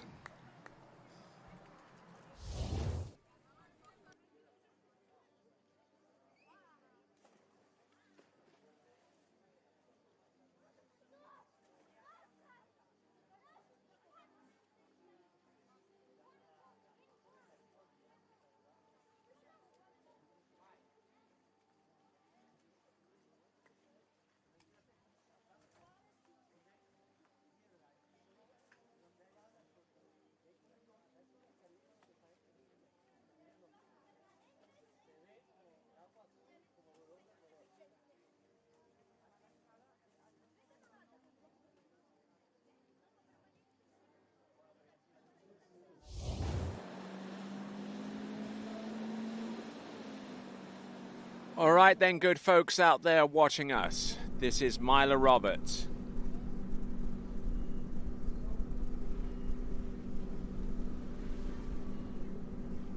Off to a good start here on 16 meters at 55K.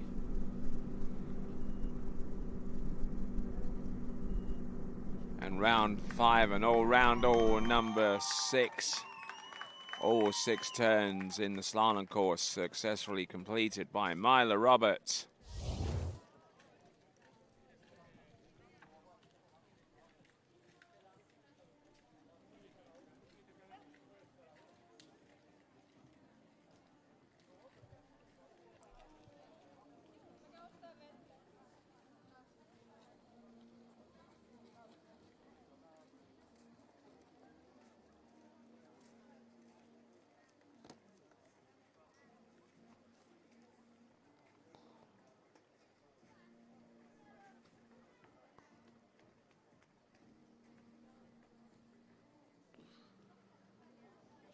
Okay, so now having gotten through the 16-meter line, the question is how far does she get on 14.25 meters?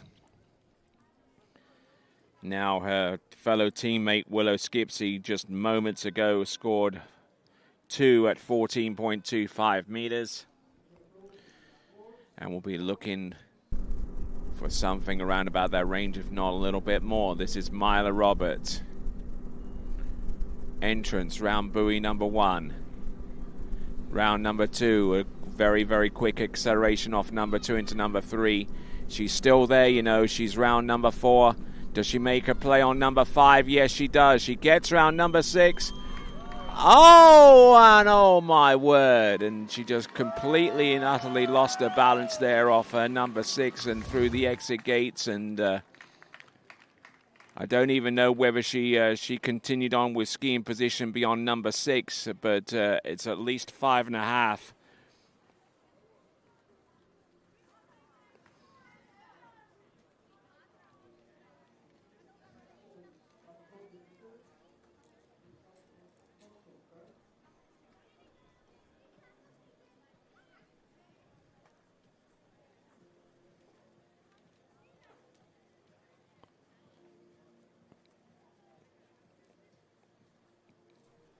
Pulling along to get round buoy number 6.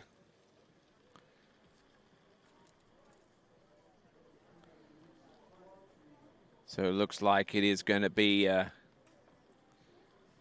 5.5 and finding some reason to celebrate there.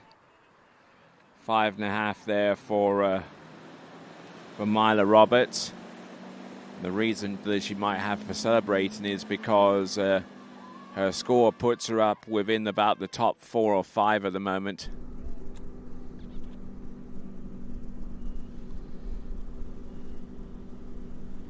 So it was actually a 6 buoy count and no continuation, 6 and no continuation for Mila Roberts. 55.18 for Nina Torrens. Nina Torrens at 55k, 16 meters. 55.18, I beg your pardon.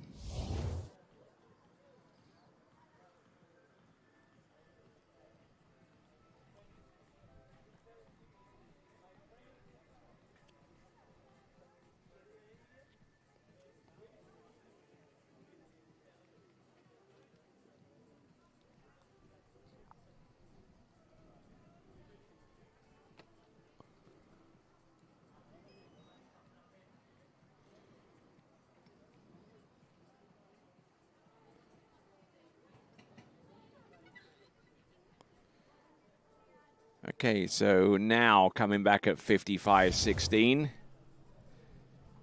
Now the rope is being shortened from 18.25 meters to 16 meters. The boat speed remains the same at 55k, where it will remain the same until the end of the this competitive action.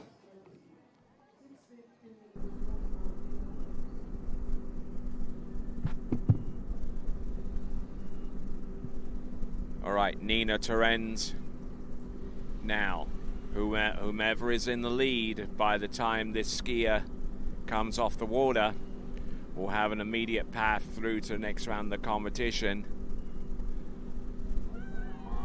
Managing to get round all 6 and now getting ready for 14.25 meters coming right up there. That is Nina Torrens of Switzerland.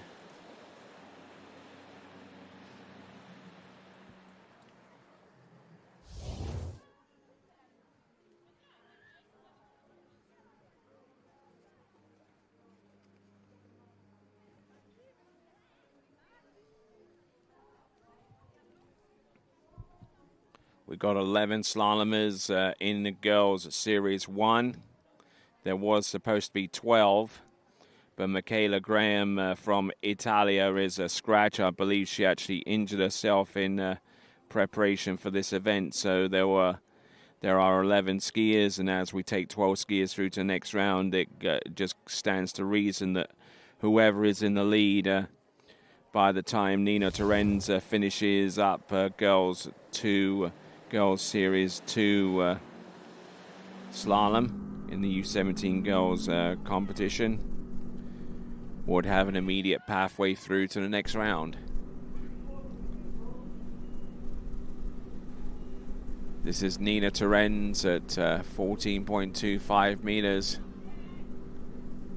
Getting a little bit stiff here in place, is getting round buoy number 4. She's still there on number 5. Can she make it round number 6? Oh no, and is inside buoy number 6. So that means that whomever has the lead has now got a pathway through to the next round of the competition. And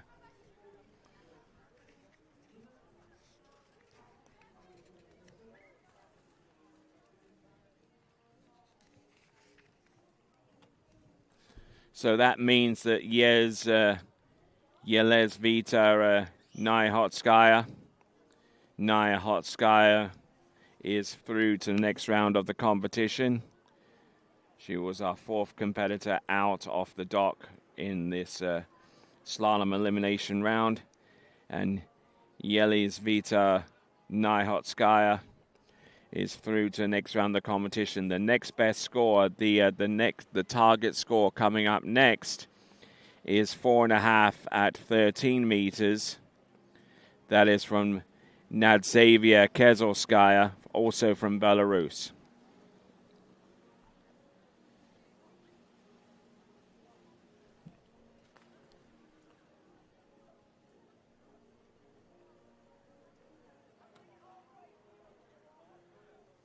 So let's have a look at the leaderboard. The top three we'll highlight, and there you see up on your screen Yezvalita Nihotskaya. Following her is Nadzea Kezolskaya and Ksenia Rivotska. Those three. One of them is already through to the next round. The other two are just merely waiting. It would appear to be a formality going forward as we now get ready for U17 Girls Series 1 slaloming. Maria Popova will be our lead-off skier, followed by Scarlett Graham, then Kenzia Anastrom, Staliana Zisopolo, Magdalena Falla, Maya Leonhardt, Sophia Schuster, Izzy Cosgrove, Rosa Jelenek, Lilu Coates, and Melitine Morel. Maria Popova on 16 meters.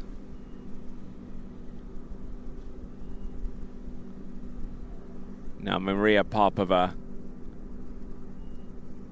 has found in the last. Oh no! What happened there? I don't know what happened there. There was no buoy in that area, so it looks like we're going to have to go out and fix that, because she tried to make a turn for number 6, and there was no number 6 there.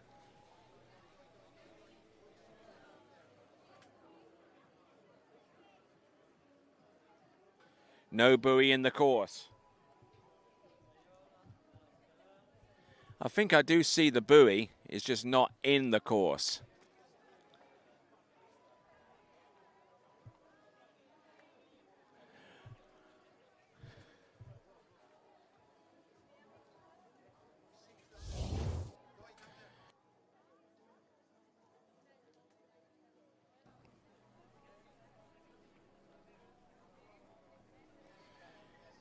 Okay, so we're looking at this, and I was about to say before we found out that the course was not completely intact, is that she's had a pretty unfortunate time about her slalom skiing, at least so far as the World U17 Championships were concerned in Argentina, where she came up short on the slalom event there, and that put pay to her chances for the women's overall competition. And there's the buoy. It's just in the wrong place. Okay, we're going to pick it up, and when we return, we'll rerun Maria Popova's opening pass next.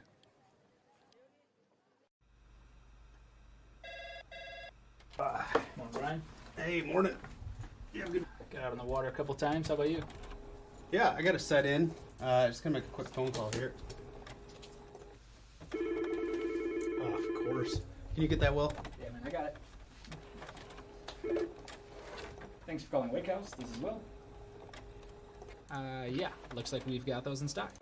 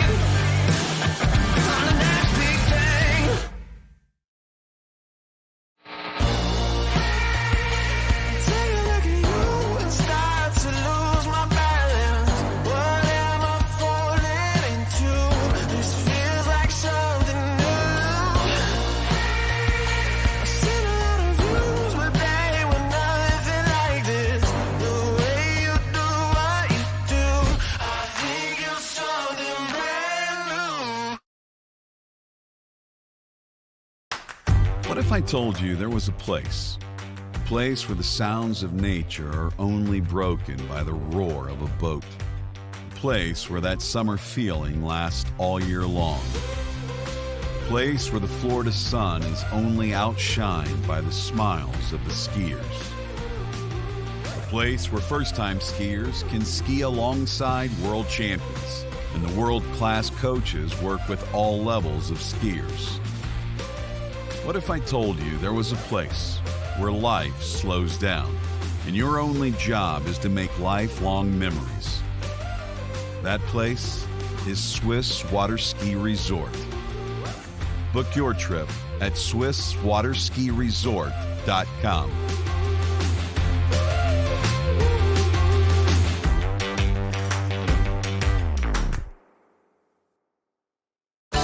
For 30 years now, Canada's #1 water sports pro shop, Shuswap Ski and Board, has been supporting the sport they love through extensive athlete and event sponsorship, donations, and prizes. Having watched the best water ski action on the planet for years, the crew at Shuswap Ski and Board is now helping TWBC bring that amazing action to you. To discover more about one of the world's top pro shops, visit Shuswap Ski and Board online at shushwapsnb.com. Old logic says success is determined by wins. It says you can't be a mother and a professional athlete, that you can't take on giants. New logic says watch me. Watch me become the most decorated track and field athlete in the world. Watch me start a brand designed by women, for women. When old logic holds us back, it's up to us to defy it.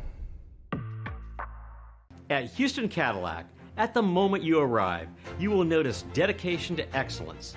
We deliver an unparalleled customer experience, and we're elevating our commitment with a new state-of-the-art facility. Explore our selection of new Cadillac cars, crossovers, and SUVs designed to meet your needs. We are redefining the luxury experience and investing in the future. Visit Houston Cadillac and begin your journey towards luxury.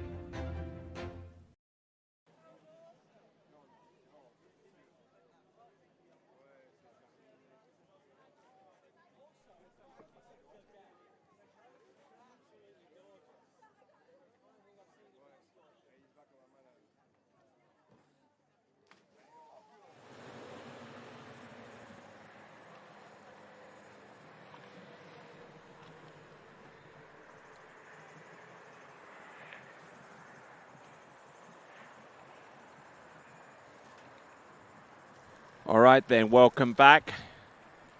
Now that we've fixed the buoy situation with number 6 down at the opposite end, we're bringing in Maria Popova.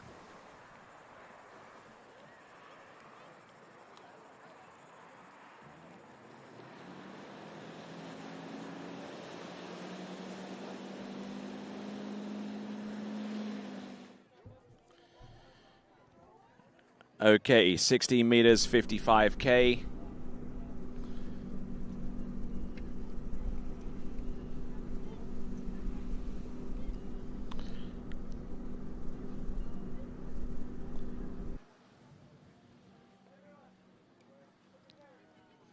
Looking good round 4, 5, and number 6. So that is Maria Popova in the slalom event. Looking to set in motion her challenge for overall girls supremacy in the U17 category.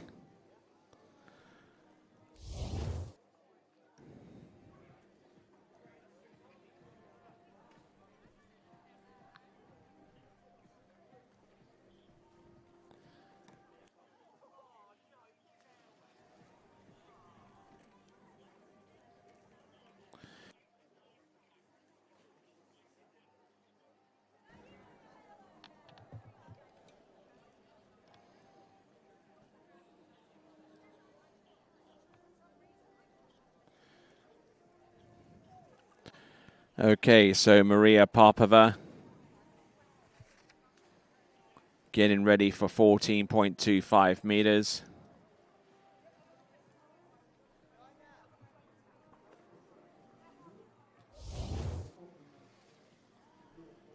All right, so Maria Popova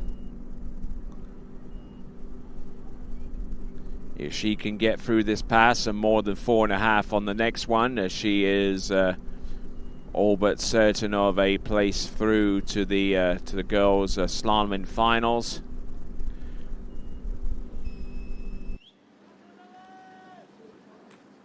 So looking in tremendous shape out there.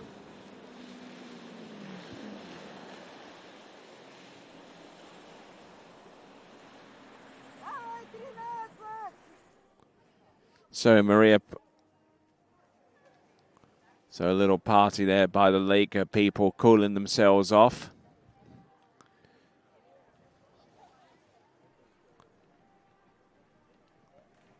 Pretty hot today at Strados Lake.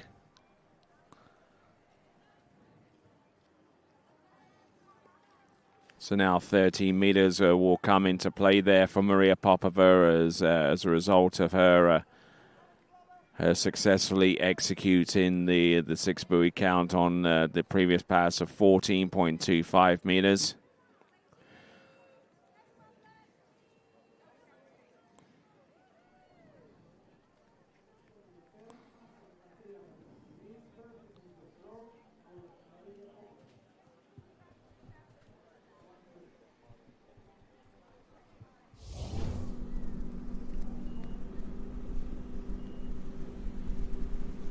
Maria Popova. This is 13 meters. Whoa, and getting in a little bit deep there on 13 meters. Getting, I believe, 3.5, or actually, yeah, 2.5, I would say, being corrected on that score. So the Ukrainians there, Maria Popova in 4th place with 2.5 on 13 meters.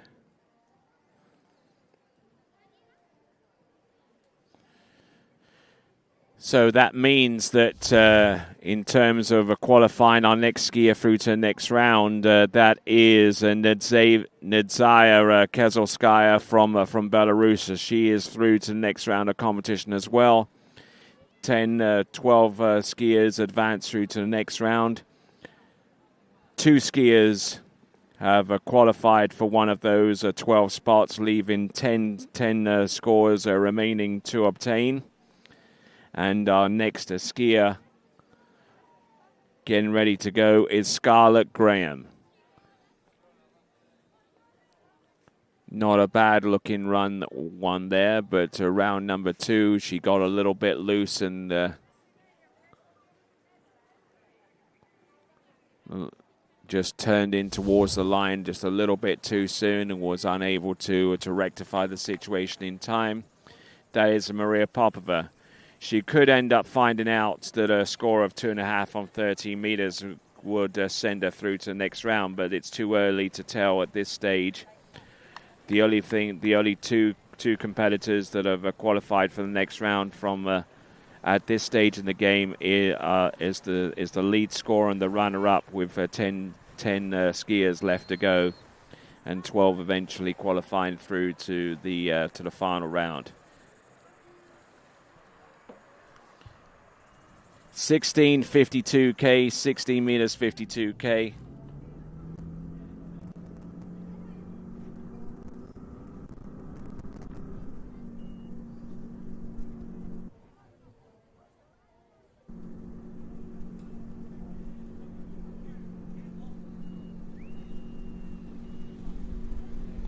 Okay, so Scarlett Graham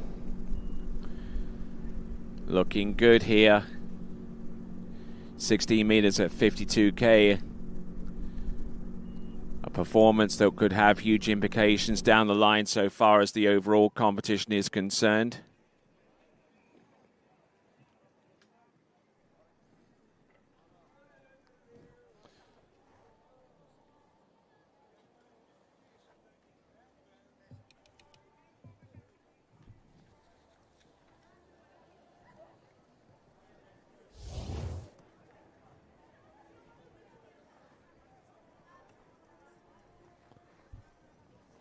So coming back at 55K, 16 meters, she opted to go with the sub-max speed.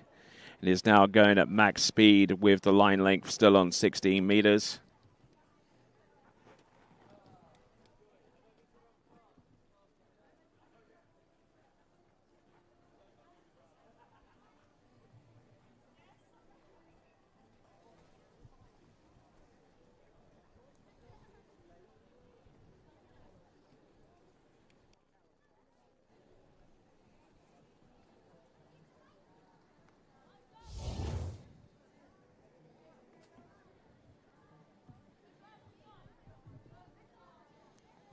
All right, then now let's have a look.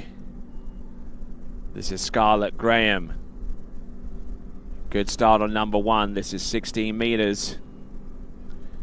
The next person that she needs to exceed to make it through to the next round of the competition is the score of a 4. And that belongs to Zhanaya Ravotska.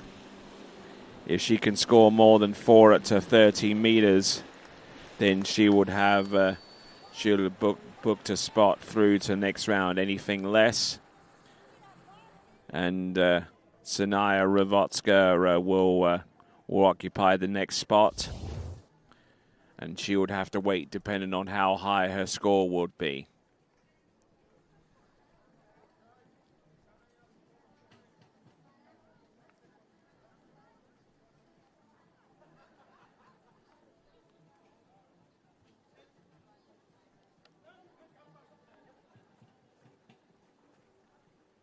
So Scarlett Graham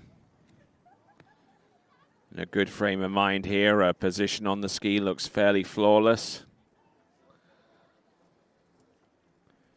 So now Scarlett Graham has got 14.25 meters into a headwind here.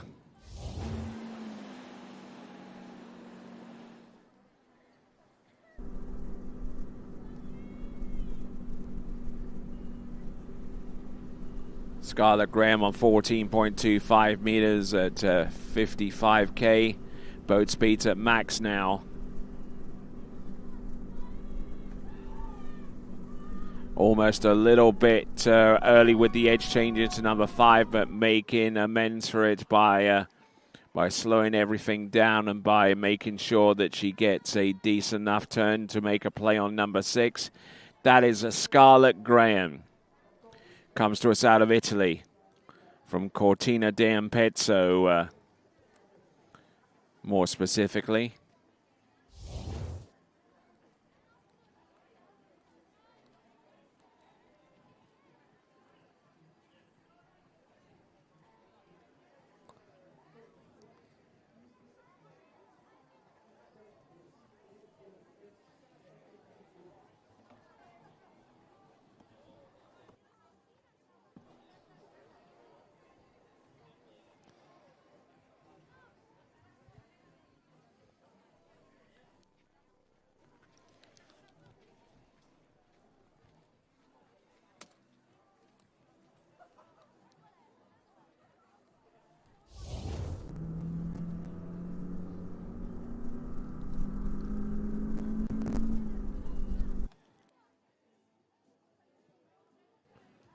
All right, then, here we go. This is the pass. This is 13 meters there for Scarlett Graham. Anything more than 4 will guarantee her a spot through to the next round, and unfortunately, she can't make a play on number 3. That puts the next Belarusian skier through to the next round of the competition. So all 3 Belarusian athletes have qualified their skiers through to the next round of the competition. Ksenia Ravotska through to the next round of the competition. Now let's see if we can go a little further down and see what's the next target score, and it is going to be 2.5 at 13 meters at 55. We'll have a look at the leaderboard to confirm that. But there we go. That is a Scarlett Graham.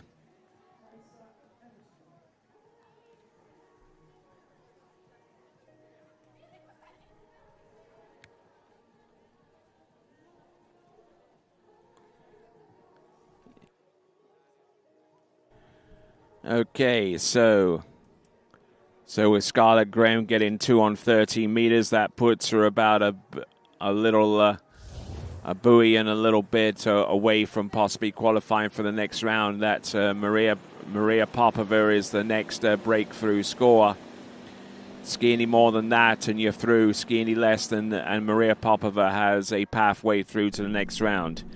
In the meantime, skier on the water right now at 16 meters at 55K is Kensia Anastrom from Sweden.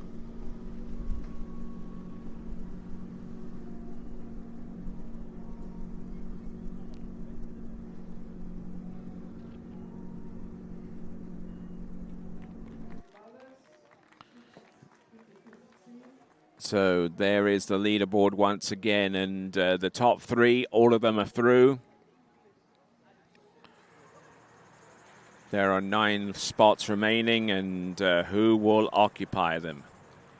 As we see Styliani Zisopoulou from Greece getting ready to go and try to put her a mark upon history here. At Agrigno, the site of the IWWF Europe and Africa Youth Championships for 2026.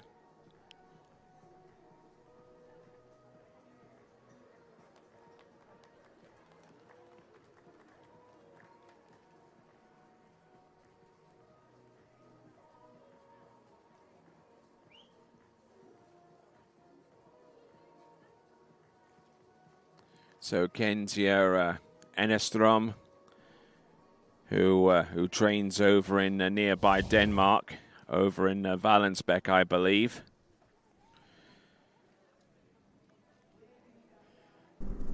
So Kensia Enestrom will come back in on 14.25 meters, having run through 16 at max speed.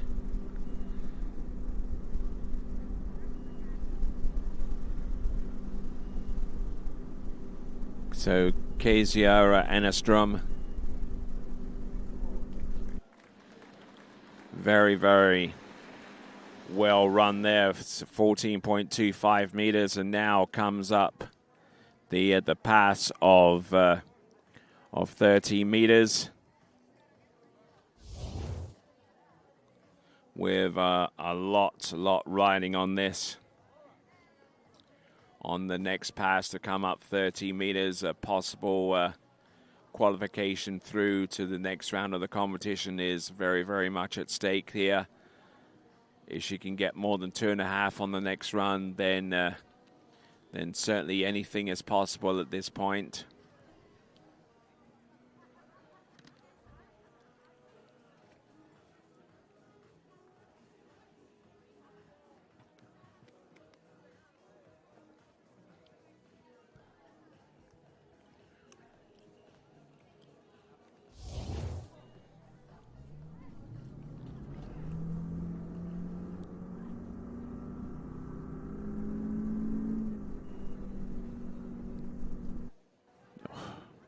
All right then, so coming on in.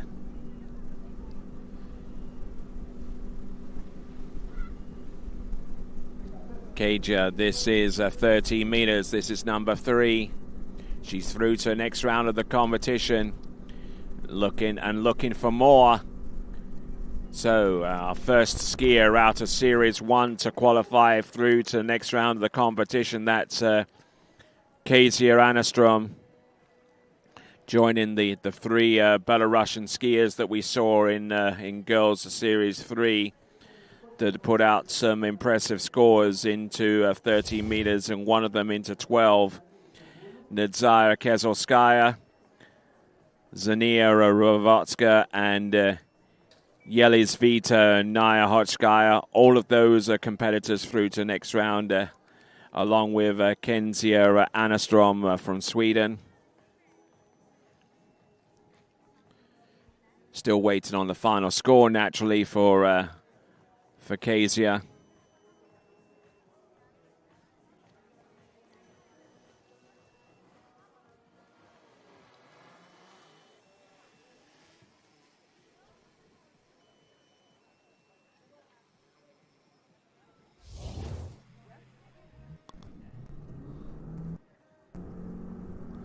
So still in the lead with 4 on 12 is Naihodskaya.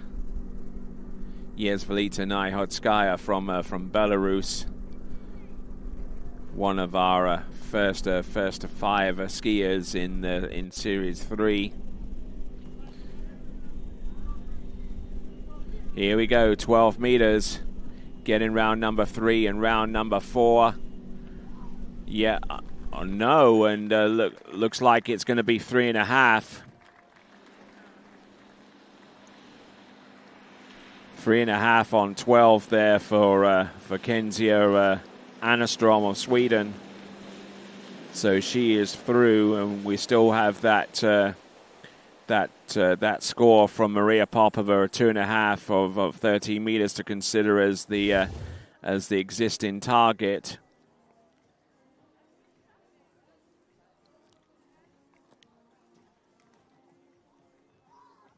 And then, of course, directly after her, it would be a score of a 2 if that score from Maria Popova is exceeded, or rather not exceeded.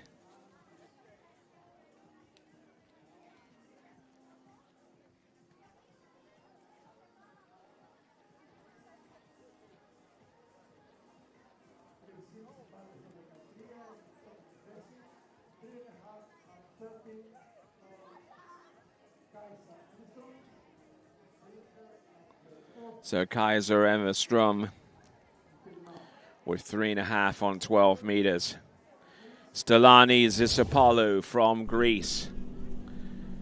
Now coming in, I believe, on 18.25 meters at 55K. Stelani Zisopoulou for the host nation of these Europe and Africa Youth Championships. And Stelani Zisopoulou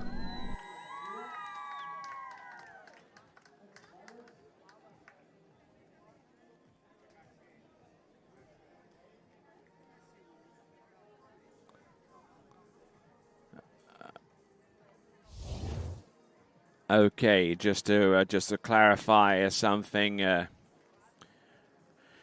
we weren't aware that Kenzia Enostrom decided to go in at 52K for the opening pass, which means that her score ends up being 3.5 on 13 meters, 3.5 on 13 meters, but it's still enough to send her through to the next round anyway, with 3.5 on 13 meters.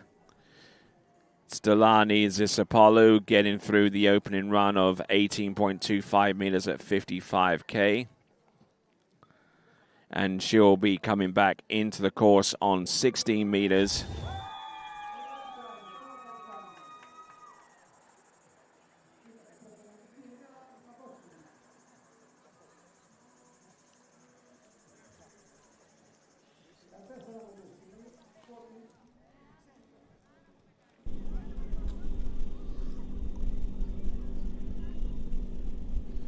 So Stelani Zisopoulou just trying to hold her nerve long enough to get through this pass of 16 meters at 55K. Stelani Zisopoulou getting the job done.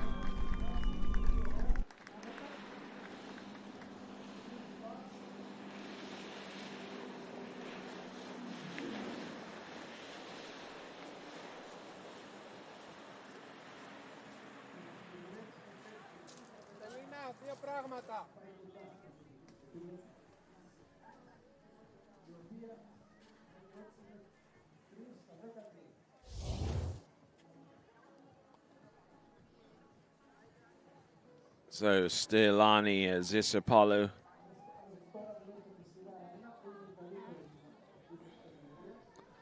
getting the job done. 16 meters at 55K. Now 14.25 meters comes up. A critical moment here for our Greek athlete. At about the third the way down this list here. We are on the skier number 4 after all of 11 competitors.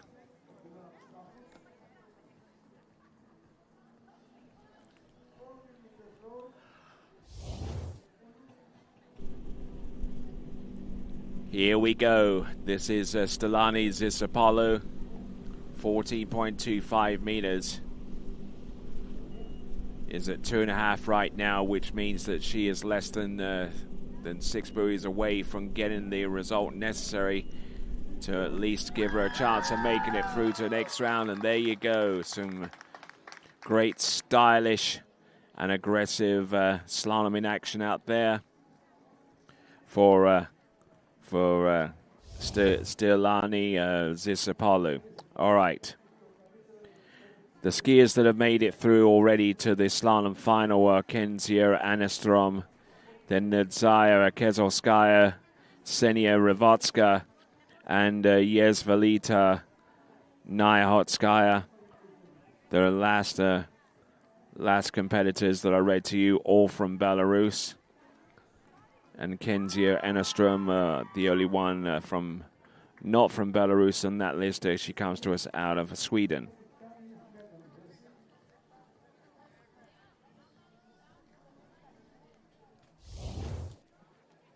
All right, then, it's crunch time now.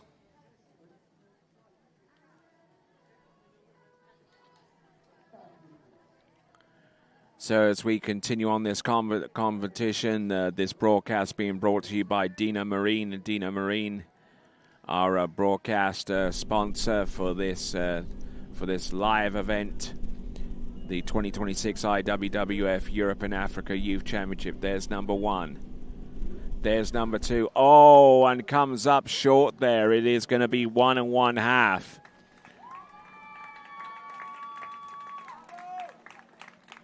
That means that Maria Popova has penciled her way through into the girls' slalom final. So what is the next score going to be? It is going to be Scarlett Graham's score. Scarlett Graham, who scored a 2 on 13 meters, and then below Scarlett Graham is Stelani Zisapalo. So she's not completely eliminated from this slalom final quite yet. But a couple of skiers would have to ski subpar performances of 2 and 1.5 or below those totals in order to advance. All right then, so we have Magdalena Faller from Austria about to take to the water next.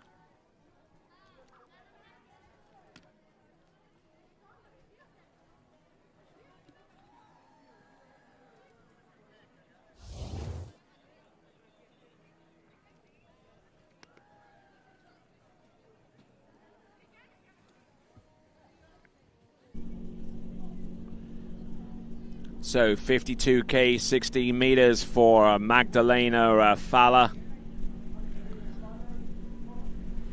Little slack off number 1 here, but managing to stay the course for the time being at least. Letting the ski run on a little bit there so she doesn't have to get bogged down and accelerate too much again and slingshot away into the buoys. But Magdalena Faller getting that pass complete. So Magdalena Faller getting ready now for 16 meters coming up next.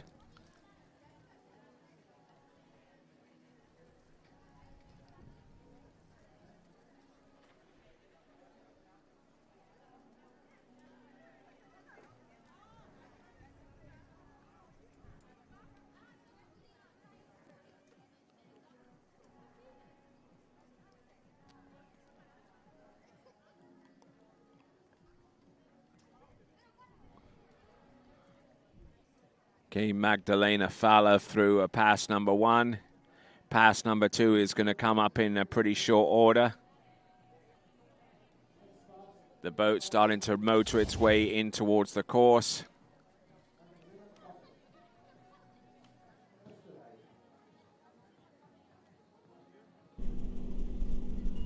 Magdalena Faller 16 meters at 58K now.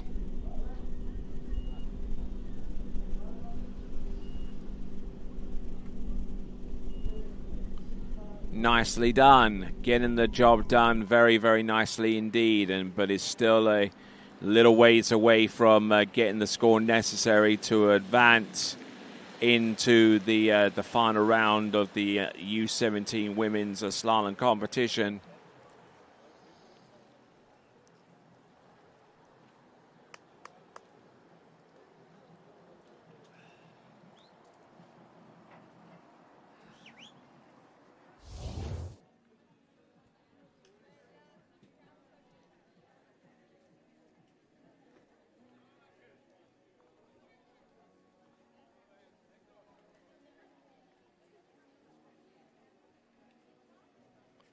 So Magdalena Fallow really, really backsiding the heck out of number 3 into out of which she had a really nice entry into number 4, and the remaining 2 buoys were top draw as well.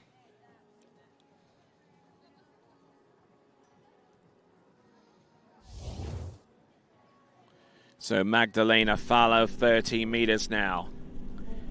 If she can get past 2, she will, it's actually 14.25 meters, I beg your pardon.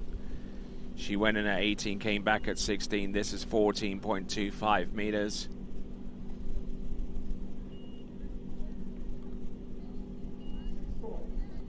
There you go. That's exactly what we're looking for from Magdalena Fallow.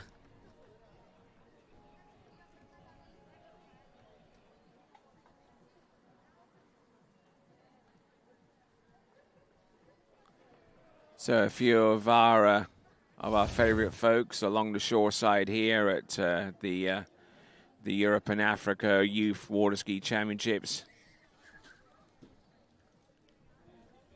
So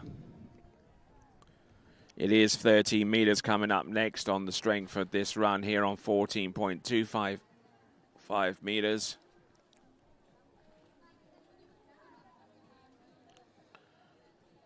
Bringing the ski hard around and getting an opportunity to run this pass, but the next pass is where it all critically comes alive. Anything more than two buoys on this next line length pass of 13 meters will assure that she will be one of our final participants. Entrance gates. Oh no, she collapses. Collapses off number 1, which means that Scarlett Graham is through to the next round of the competition. Magdalena Fallow will score 1. Or it may actually be a half. We'll find out in a moment. So Scarlett Graham through to the next round of the competition. That is Magdalena Fallow with half a buoy on 13 meters, 0.5 on 13 meters, which resets the target score. That target score is Stilani Zisapolu with 1.5 on 13 meters.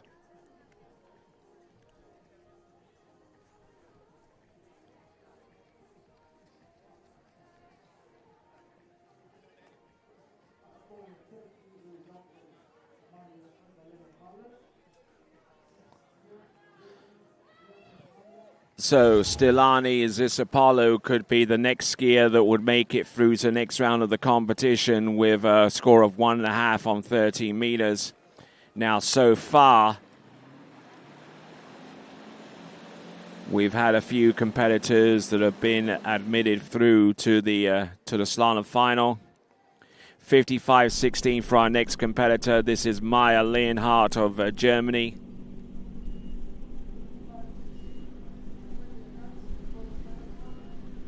Maya Leonhardt, very powerful skier. Had the chance to drive 1 or 2 sets with her over in San Gervasio this past summer, and she's an absolute beast behind the boat. That much I can tell you. And Maya Leonhardt getting the job done with the opening pass. Maya Leonhardt, who has been coached by Matteo Luzzeri and Claudio Bonatti over at Jolly Ski in San Gervasio in Italy, and has been improving in leaps and bounds.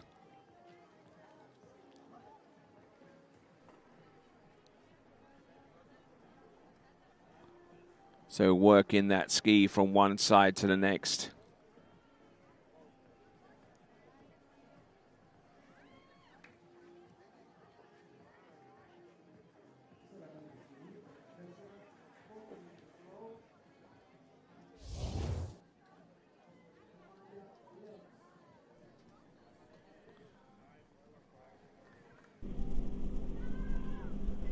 Okay, coming back here at 14.25 meters.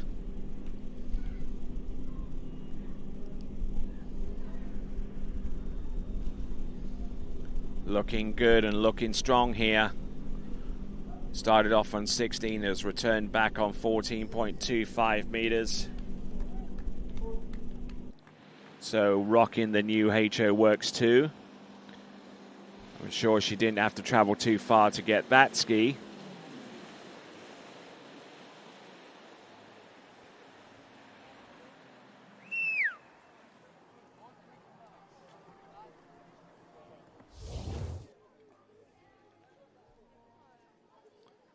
So there we go. That is Maya Leonhardt getting through 16 and 14, now getting ready for 13 meters.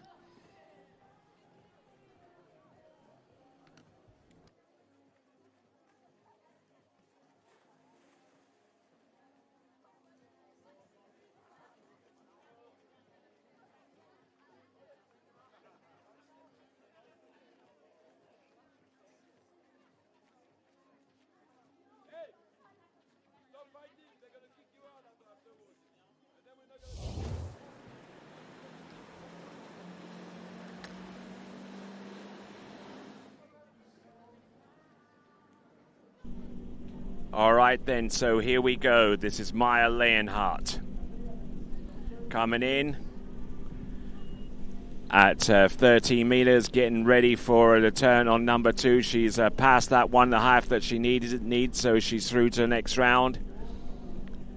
But unfortunately unable to continue on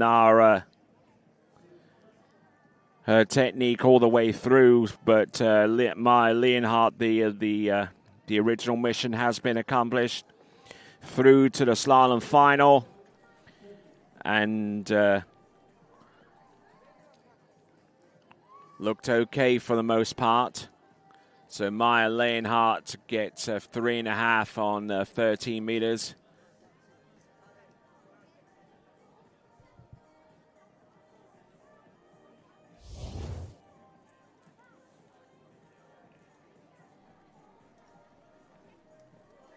So 3.5 at 13 meters puts her into a two-way tie with Kenzie Anastrom, and thus keeping her in the top 5 at this time. Kenzie Anastrom and Maya Leonhardt both tied with the same score, and I tell you what, if that was the final and she had to rely on a 4 buoy count to win or to get a piece of 5, I would almost guarantee to you that she would have held on for a little bit longer. But there's no need for her to potentially injure herself and put her out of the competition for the tricks and jump events that are to come. So Maya Leonhardt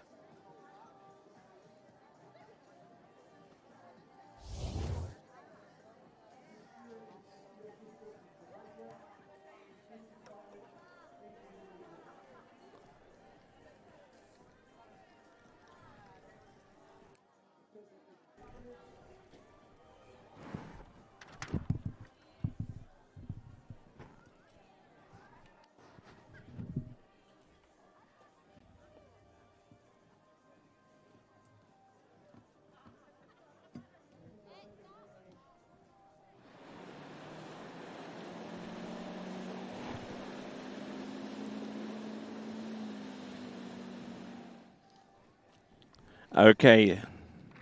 So 55K, 16 meters for our next competitor, Sofia Schuster from Slovakia. 55K, 16 meters.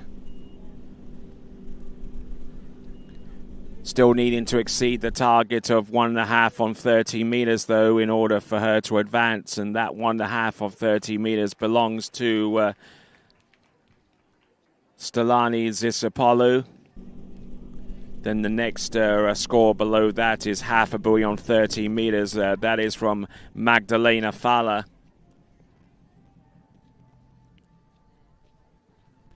There are your top scores. All the Belarusians are qualified through to the next round of the competition, and all of them are skiing in Series 3.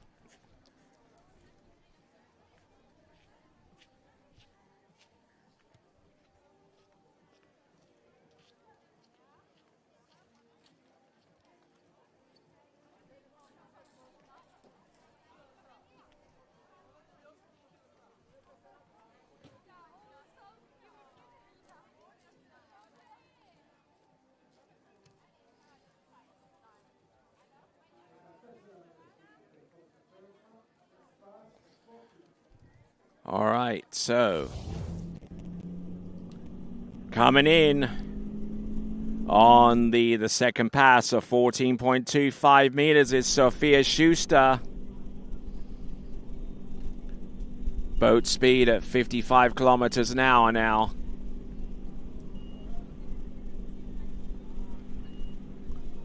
Sofia Schuster getting a really strong grip on that rope. Round 5, and has no problem getting round number 6 there. Coming to us from Slovakia, it's Sofia Schuster.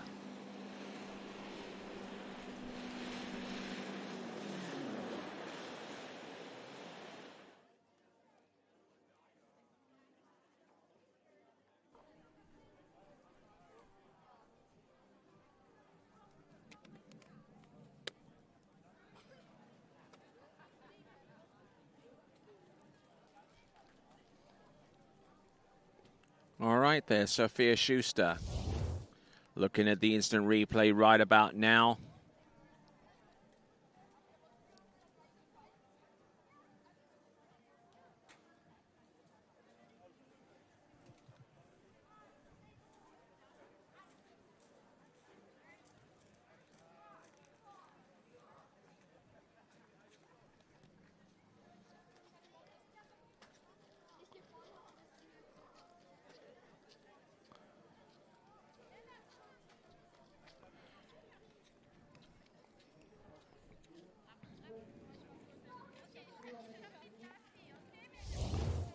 So we have about 6. Okay, here we go. Sofia Schuster, she's through to the next round of the competition on 13 meters and trying to make a play on number 5, but nothing was doing there, so it's going to be a 4 buoy count. 4 at 13 meters there for Sofia Schuster. She is through to the next round of the competition.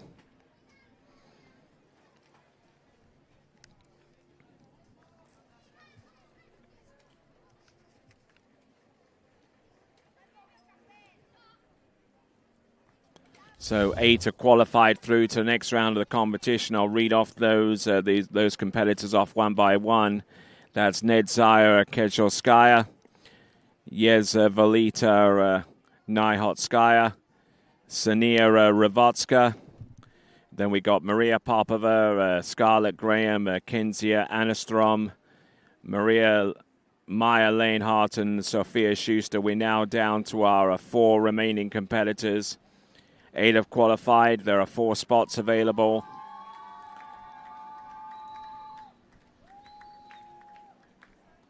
And looking at the instant replay here for Sofia Schuster out of the Eastern European country of Slovakia.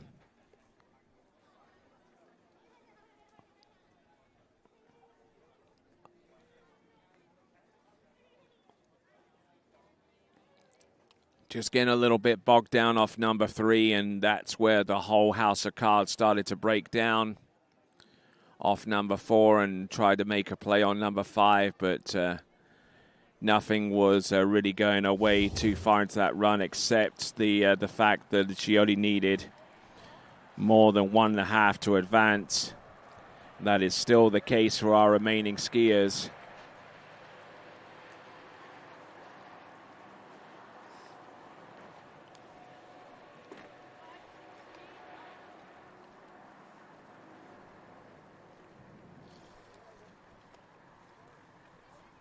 So 55K 16 for Izzy Cosgrove.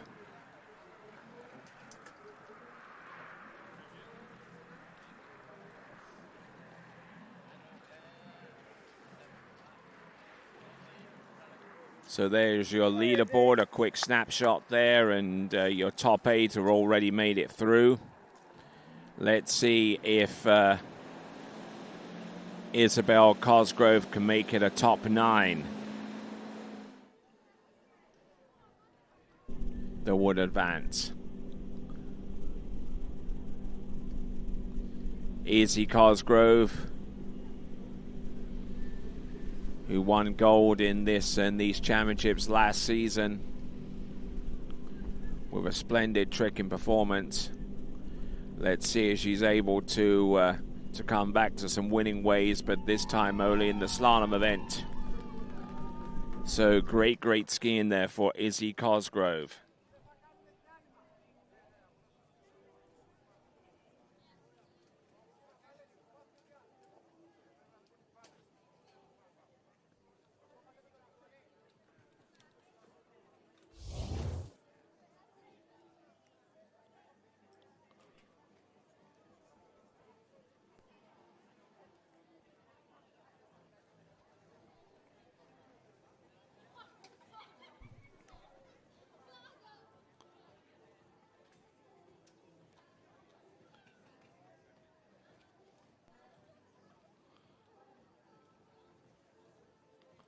Just easing that slalom ski around each one of the turn buoys. So that, I believe, was a 16-meter start. Or double check that. 16 meters, 55K will be returning into the course on 14.25 meters. There's your top 8 advancing.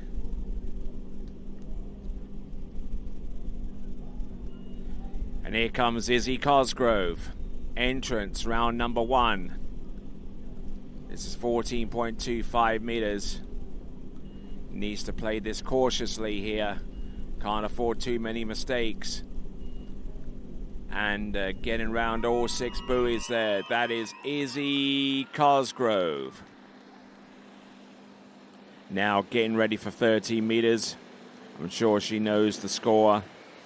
Literally. She knows the score is needed of more than 1.5 on 13 meters to see her advance through to the next round of the competition.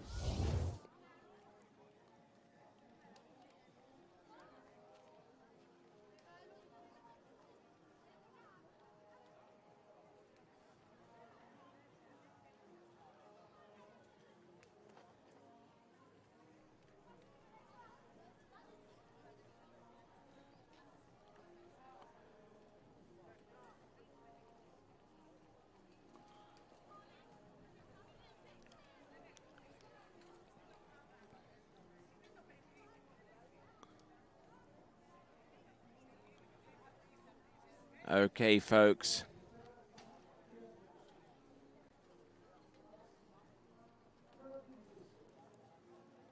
Izzy Cosgrove now, 2 passes to the good. Now comes back in on 13 meters, needing more than 1.5 to go through to the next round. There's 1.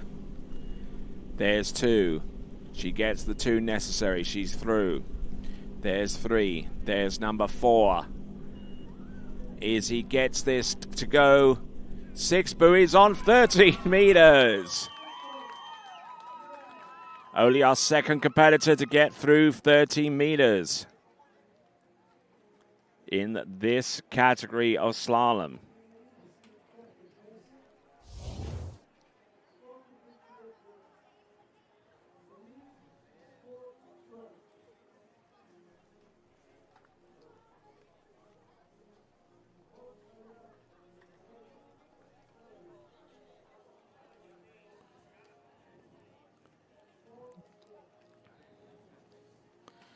So 3 competitors left to go after Izzy Cosgrove, and Izzy herself has already assured herself of future skiing in this event in the slalom discipline,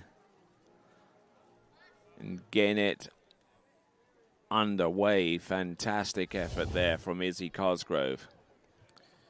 Now, what potential target should Izzy Cosgrove aim for? Yezvalita Nayotskaya is the lead scorer with 4 on 12 meters, and by virtue of the fact that she has run through 12 meters, run through 13 meters, she has a spot in the top 4. Oh, and taking a big swipe there of number 2.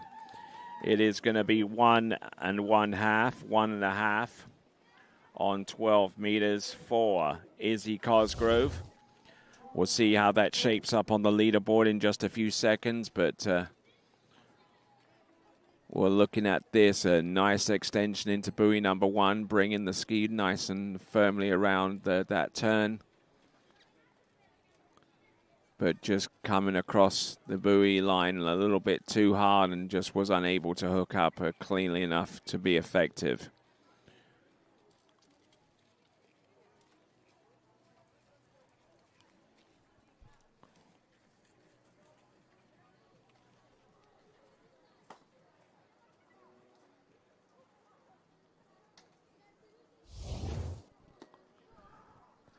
Okay, so Izzy Cosgrove has moved up into second place. She unseats 2 of the Belarusians.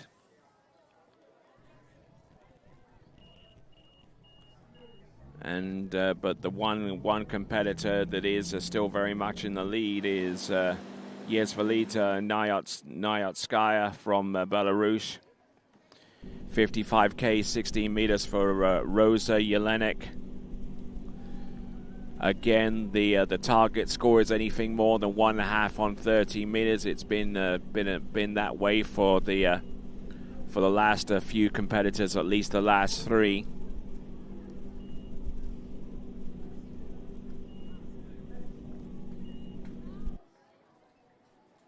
Brilliantly worked that run.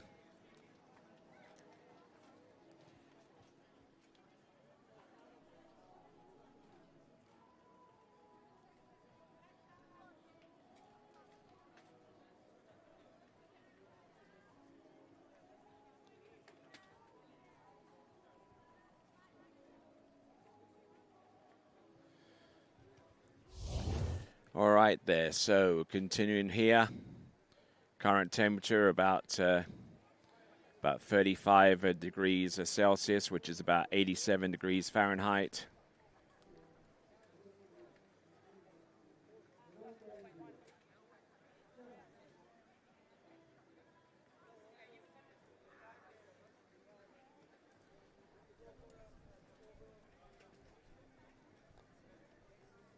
Just looking at this this performance here from Rosa Jelenek of Austria. Just try and staying ahead of the game here.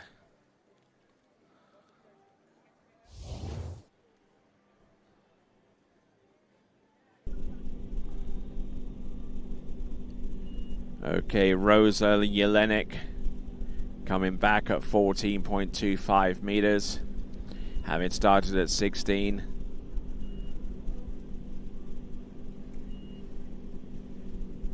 Nice. Don't see much wrong with that one as she gets round all 6 on the 14.25 meters. That is now within striking distance of the score necessary to see her advancing through to the next round.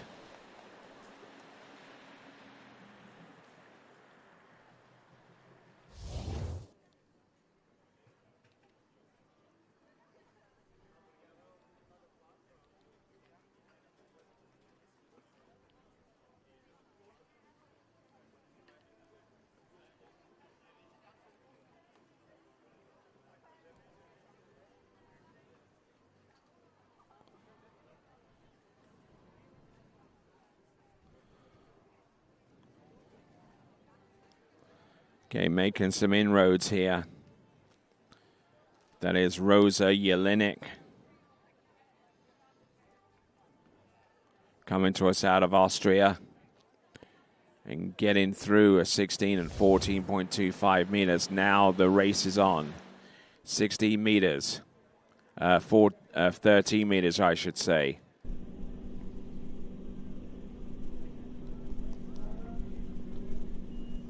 Rolls the ski round in a good direction there. There's number 1. There's number 2. To the wake, she's through. It's on 13 meters and gets that pass under her belt, and she will attempt 12 meters coming up next.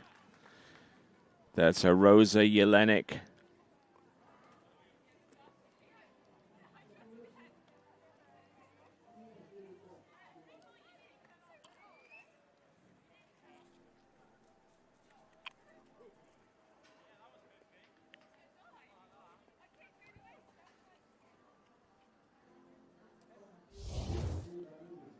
So Rosa Jelinek, just looking at her go through this run.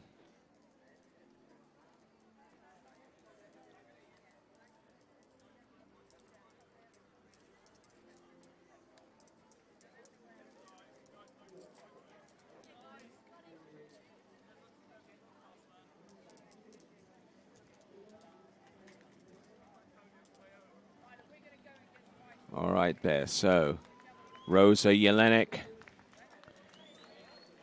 getting the job done so far. And now she's going to have a go at the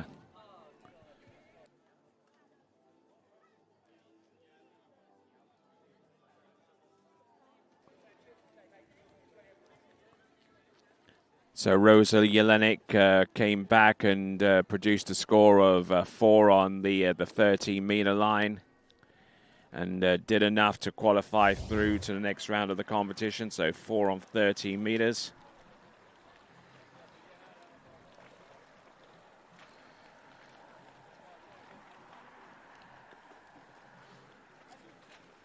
So there are your top scores. Now we come down to our final two.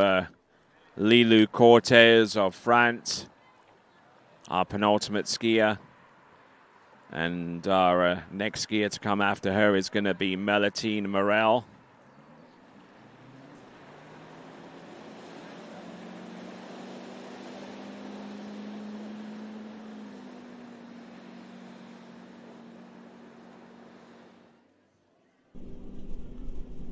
Okay, 16:55K on Bravo 2. So Lilou Cortez with the scores the way that they're looking right now, it is going to take a score at least into 13 meters to stand a chance of making it through to the next round of the competition. It's certainly not going to take a score of somewhere deep into 14.25 meters, because those scores are just not high enough to occupy any of the remaining two spots.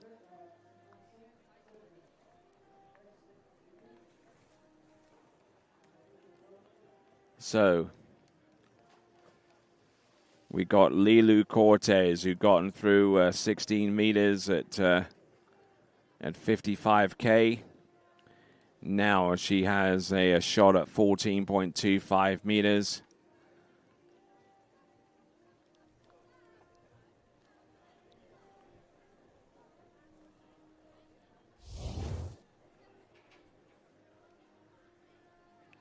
There's the French tricolor. There's our contingent of folks from France holding them aloft. Lilou Cortez, who started at 16 meters at 55, now returns at 14.25 meters. Backside in these turns. Certainly knows her way around the slalom course, that much I can tell you. There we go. That is Lilu Cortez. Now, Lilu Cortez, it's an independent athlete, not skiing for the French team per se, but skiing for her own individual ambitions and goals going forwards.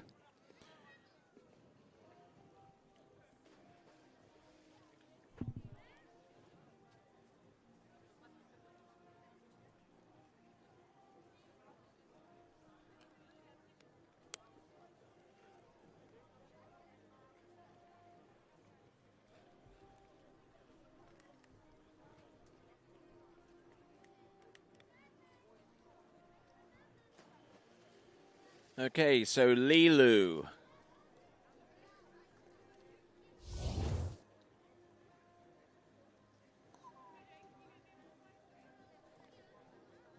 So there's one more skier on the list, and it is with bib 66. That's Melitine Morel.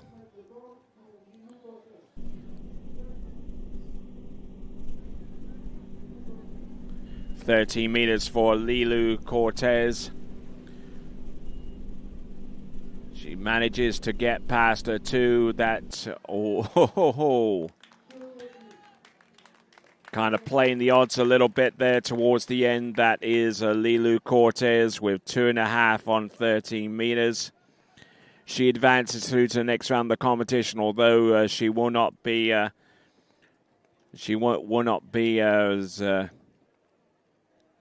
far down the running order as she would have liked.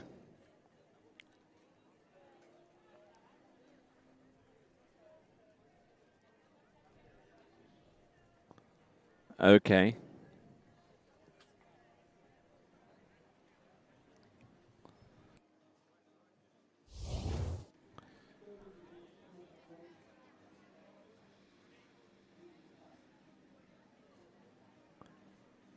Getting broken over off number one, and realized at this point that that she's basically skiing for a place through to next round. So she just backed off the turn there on number two and just made sure that that she at least got two out of the deal.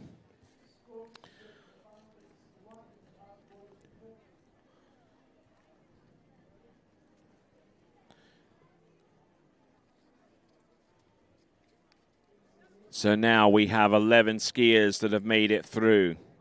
There's Nedzaya Kezelskaya, Sanaya Rivotska, Yesvalita Nyhotskaya, who is in the lead with 4 on 12. Maria Popova, she's through. So too is Scarlett Graham and Kenzie Anastrom. Maya Leonhardt and Sophia Schuster, she's in. Izzy Cosgrove, Yelenik, Rosa Yelenik, and our latest person to make it through is Lilu Cortez. And now the French bring on their team athlete. It is Melitine Morel. 14.25 meter start. She means business. A member of the French elite water ski team.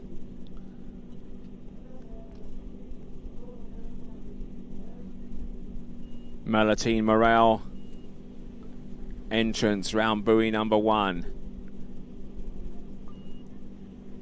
This therefore means that that a score of half a buoy on 13 meters, that score from Magdalena Faller is no longer a score that can be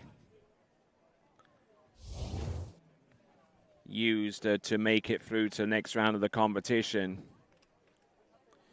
Now it comes down to a battle between Greece and France, because now we know that Magdalena's score of half on 13 will not be up to snuff. That score of 1.5 on 13 meters for Stilani Zisopoulou is the target. Anything more on this next line leg pass of 13 meters for Melitine Morel, and she will qualify for the 12th and final spot through to the girls' slalom final.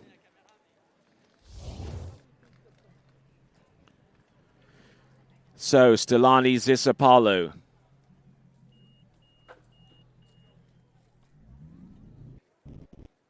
Stelani Zisapalu waiting to see if Melody Morel will deny her a spot through to the next round of the competition. Melody Morel, let's see what she's got. 30 meters, there's one. Loads up on number 2. She is through to the next round of the competition. We have our 12. With commiserations to Stelani Zisapalu. She'll be on the outside looking in, and Melody Morel, she will be continuing to ski into 12 meters.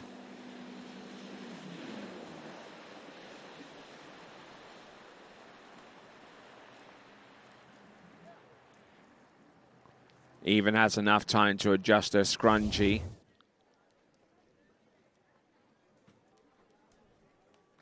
As Melody Morel gets ready for 12 meters.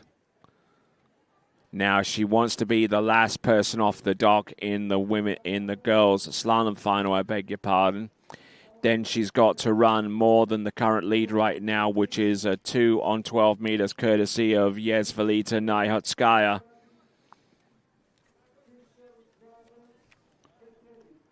So there are 3 skiers from Series 3 that are qualified, none in Series 2, and all of the rest come in for us courtesy of Series 1.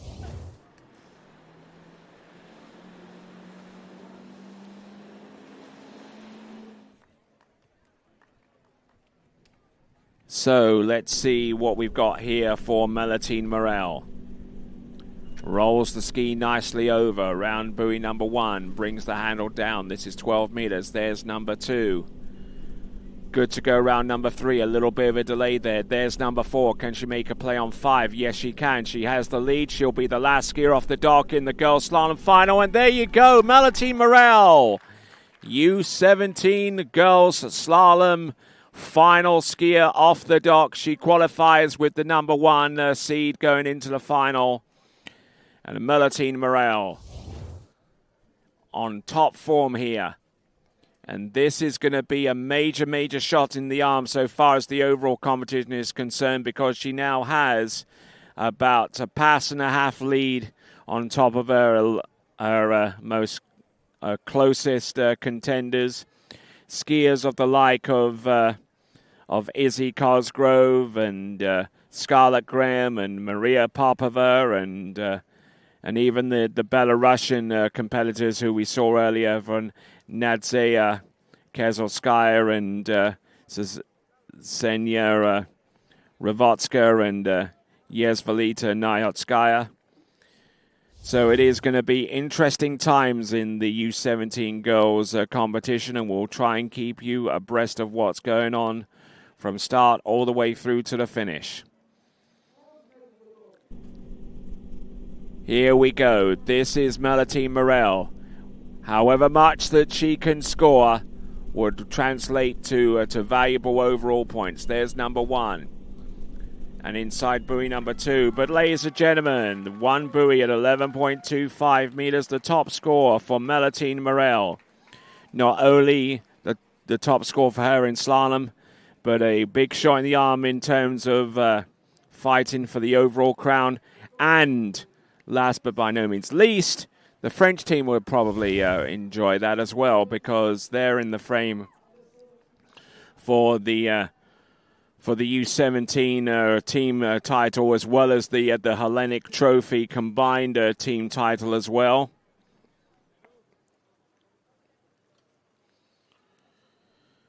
So there we go. That's Melody Morel. That's a 1 buoy count on 11.25 meters, and now the towboat has made its way back to the center dock.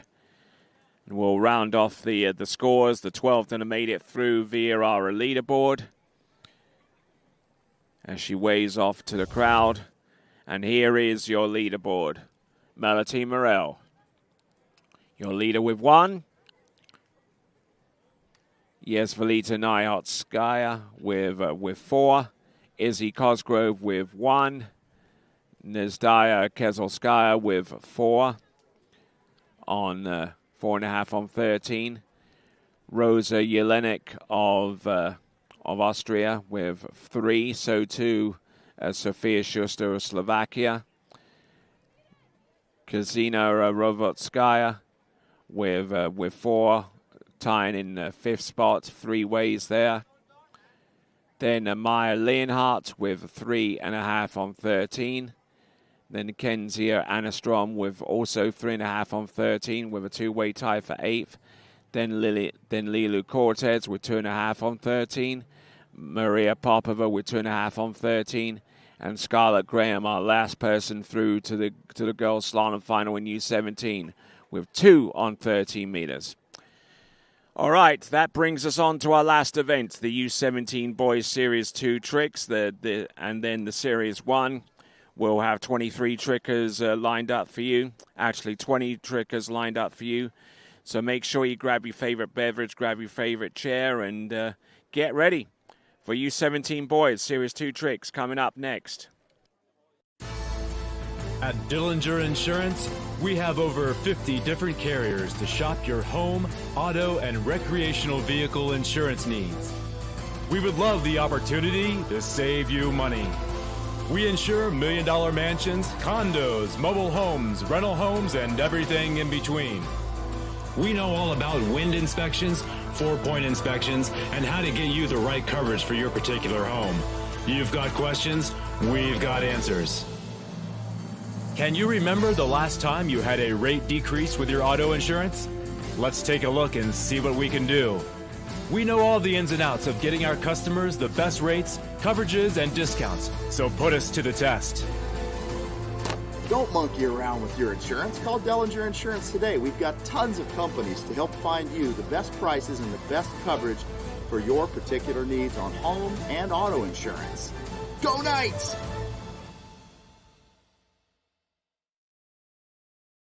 My name is Thibaut Dalen and I'm the broker of Dalen Real Estate. And today I want to show you some of our special listings located in Florida's world famous water ski hotspots.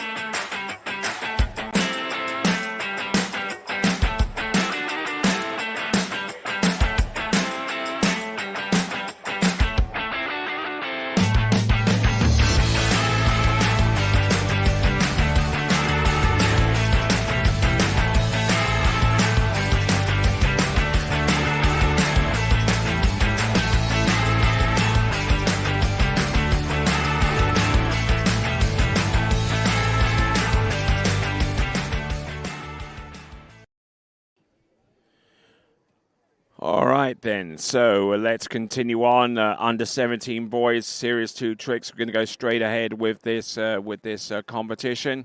I'm Tony Lightfoot, and welcoming you back. All right, let's have a quick look at the women's slalom leaderboard. Melody Morel, your leader after the elimination round, and followed by Nyotskaya, Cosgrove, Kezolskaya, Jelenek, Schuster, Ravotska, Leonhardt, Enestrom, Cortez, Popova, and Graham. Okay, so that takes care of the women's slalom leaderboard.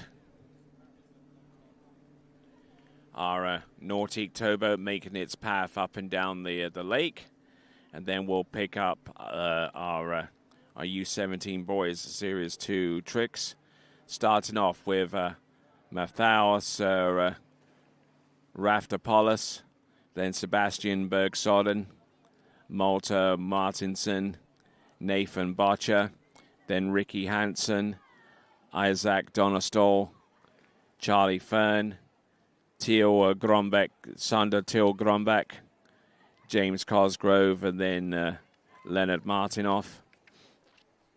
And then we got 10 skiers in the U17 Boys Series 1. Itori Serefika leads off Series 1. Then we'll go on to Philippos Silvestrios, Alice Poliadorf, Fyodor Ivanu, Lars Kuna, Charlie Costa, Aurel Garcia, Ianis Kosathanos, Ivan Zeletsov and Mikhailovchenko. And then after this, then we'll have our opening ceremony here. And then we'll get ready for tomorrow's event. Starting off at 7:45 tomorrow morning. At least according to the published running order, that will be the case.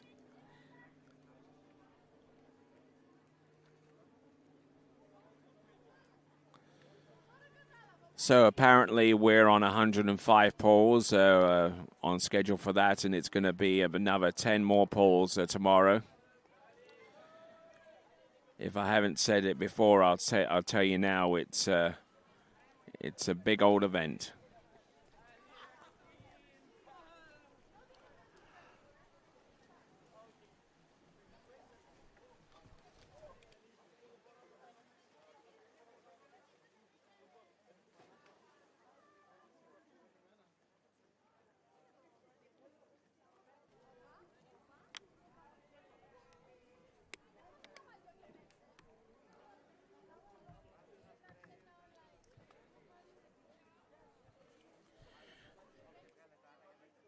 All right, then, for those of you that have just rejoined us, welcome. This is the 2026 IWWF Europe and Africa Youth Championships. We're about to go into Series 2 tricks for the U17 boys.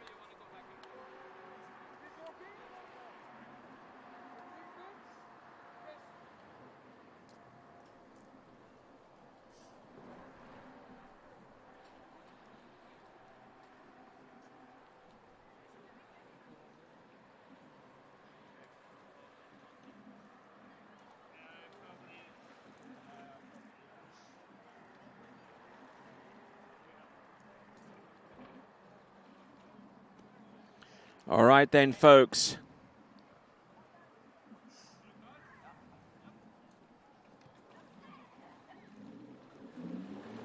Time right now is exactly 5 p.m. On the eastern seaboard of the United States, it is 10 a.m. So here we go.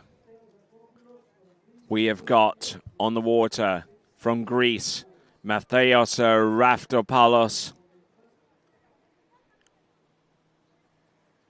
So our lead-off skier for Greece in the U17 Boys Series 2 Tricks event. Matheos Raftopoulos. Back and front, reverse, surface O. Wake back to back. Looks like he's going to do some flips here.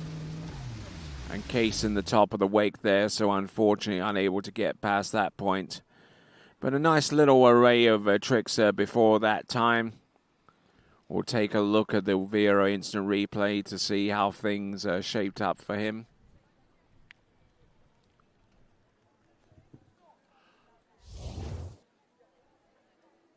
As he climbs up in the back of the boat and waits to be transported towards the other end.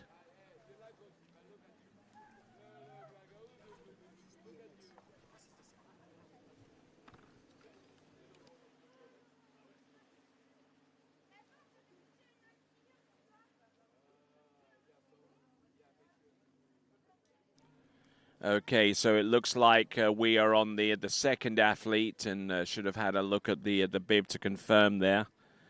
So Raftopoulos from Greece, not on the water right now, but Sebastian Bergschoden is with bib 101.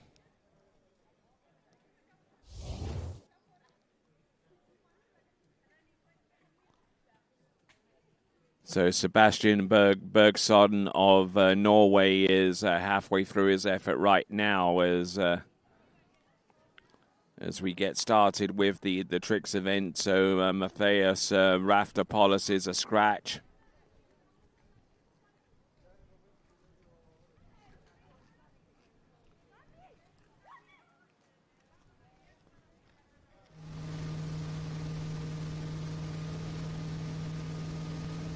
Okay, Waco for starters, our Norwegian athlete.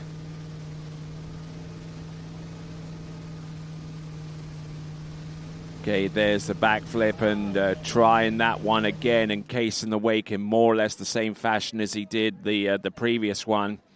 So that was Sebastian Bergschoden.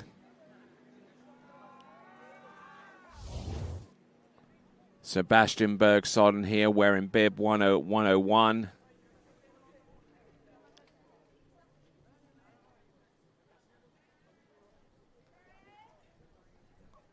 Keeping the handle firmly attached, not too far away from his waist. And kind of had to recover a little bit with that one, and was forced him on the outside the wake and into the backflip. And getting bounced upon the landing there. So that is Sebastian Bergschoden.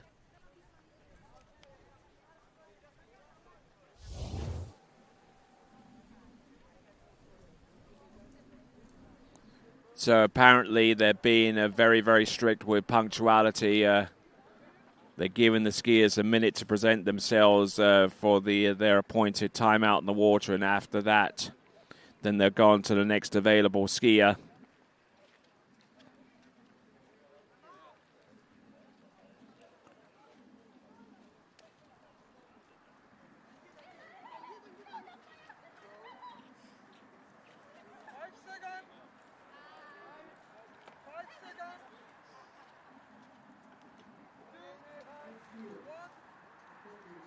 So the next skier should be Malte Martinsson from Sweden. And then it would be Nathan Botcher coming up next from Germany in that order.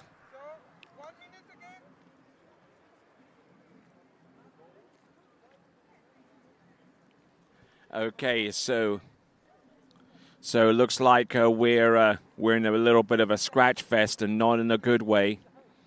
We just saw Sebastian Bergschoden out there on the water because Matthias Raftopoulos was not available to ski. And it's looking to be the same for Malte Martinsson from Sweden, bib number 120. We're giving the skiers exactly 1 minute to present themselves, and if they're not here, then they're scratched, and we go forward towards our next competitor.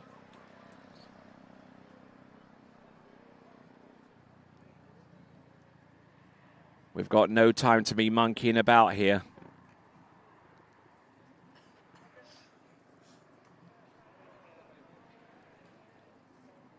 Okay, so Malte Martinsson. We've got Nathan Botcher from Germany about to take to the water. He's ready to go.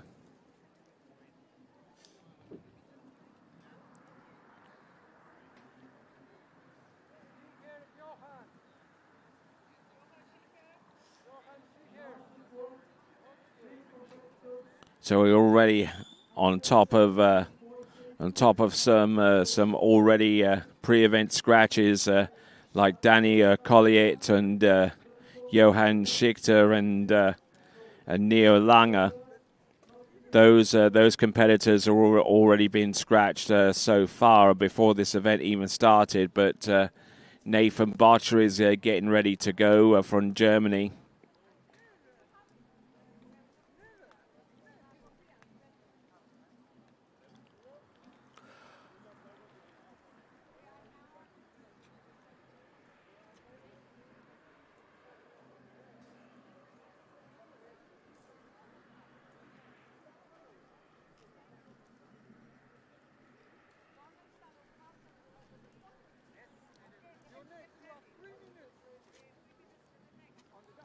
So pretty much an unusual situation here. We're waiting on Nathan Botcher to be ready.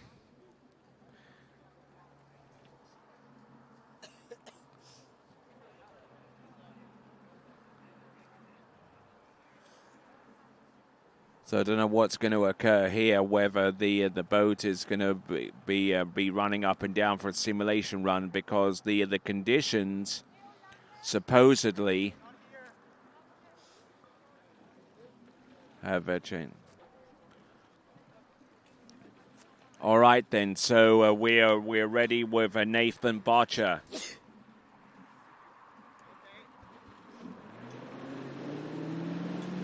And almost lost it on the deep water start there. Or dock start, I should say. So this is Nathan Botcher of Germany. If that bib number is 87, if we can get a closer look at it. 87, Nathan Botcher of Germany.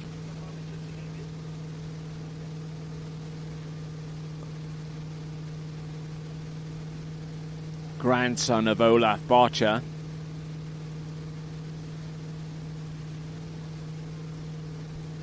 Of the jump measurement system fame.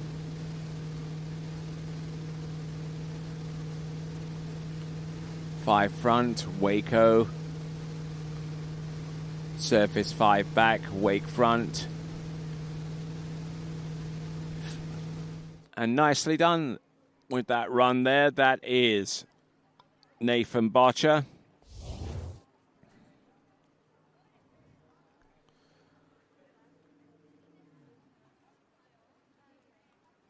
So just trying to keep some momentum here and some rhythm that got him into a high tempo for these surface moves. A lot can be said for how well you can control your tempo going into these runs.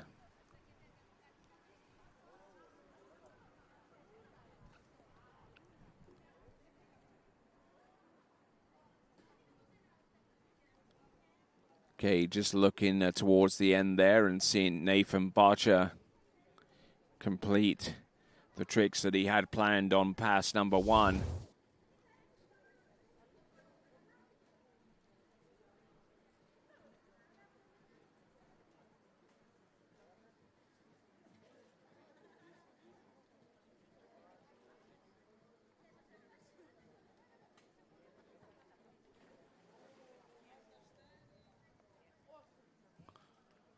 Okay, so Sebastian Bergschoden is 1,200 points. 1,200 points. So we're up to date on the point scores.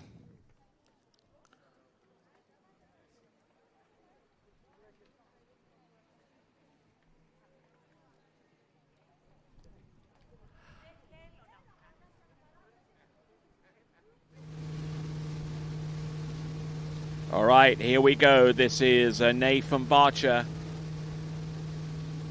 Toe wake back, toe wake front, toe back and toe front. Reverse toe back, reverse toe front. Toe side. Positional toe back to back. And I think he's going to be fully expended on the that 20-second run. 20 seconds is not a whole bunch of time to do the tricks that you intend to do out there.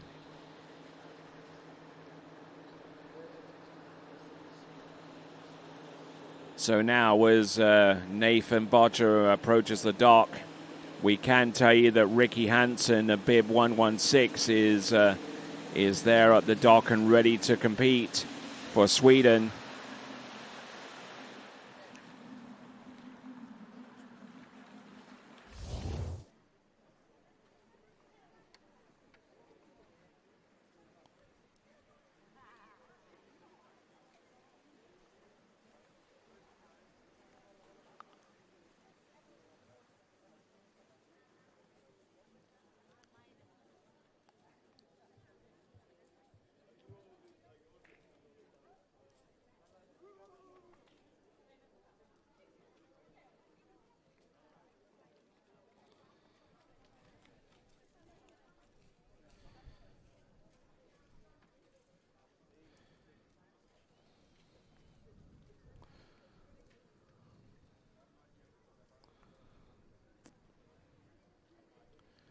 Okay, just looking at that pass once again, looked pretty nice.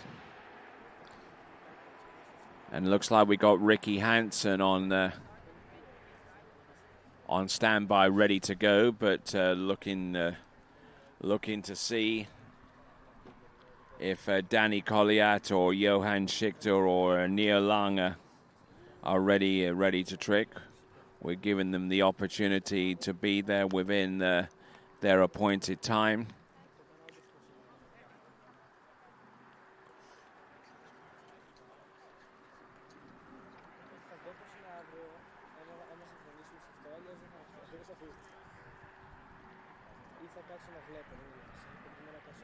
So we moved on from Nathan Botcher, who we just saw moments ago, on to our next competitor, who is going to be Ricky Hansen. Ricky Hansen from Sweden.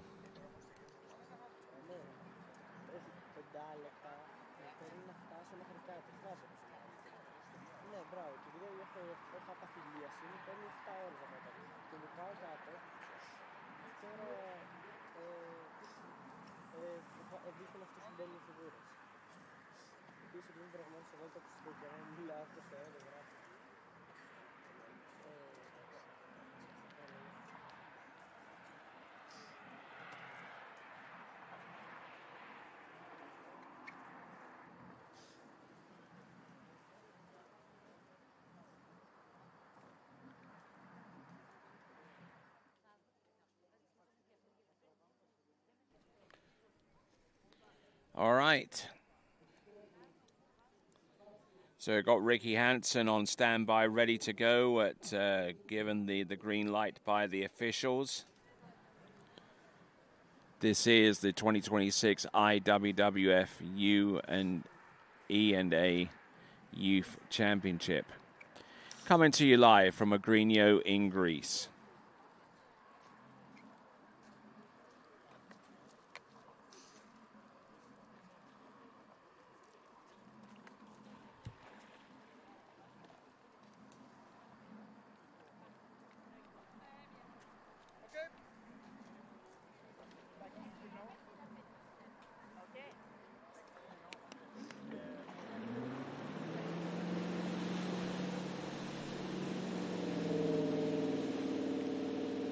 All right then, so Ricky Hansen from Sweden is on the water right now, and he's going to make his approach into the main arena portion of this two-site facility is concerned.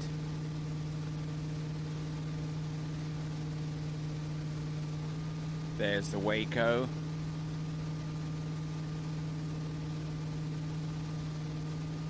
Surface 7, surface wake back to back, and it's reverse. Ricky Hansen getting these back flips nicely done. A little bit of a butt check there on the second one, but it's another 500 points there to his kitty, as it were. So Ricky Hansen.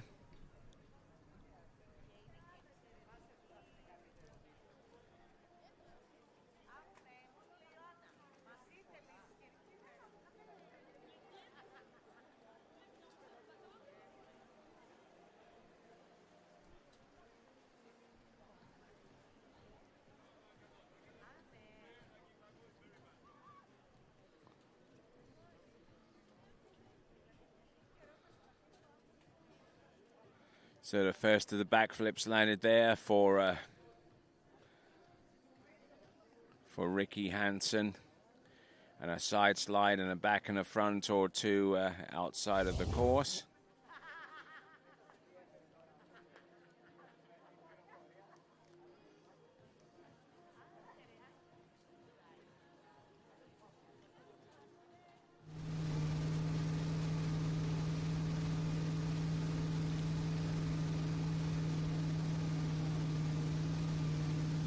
All right, going through his handle moves now.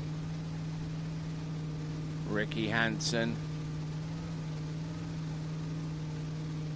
Positional to the flip twist back to front, and he was able to get away with it before, but not so much this time. With that flip twist to the front, it would have been 550 points, but falling on that trick, which means it scores nothing.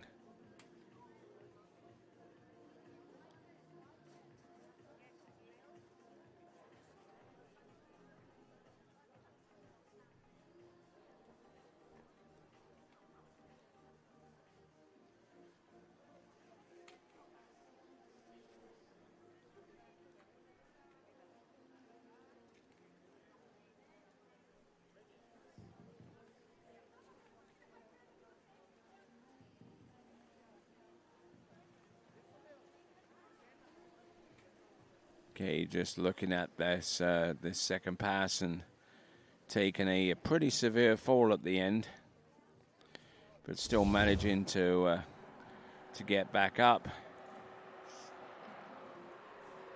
and getting ready to go. Now the skier is. We got Nathan Barcher with 2:2:10.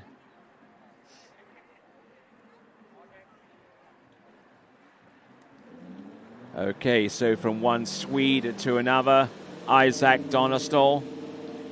The score that's come through for Nathan Barcher is 22:10, 22:10.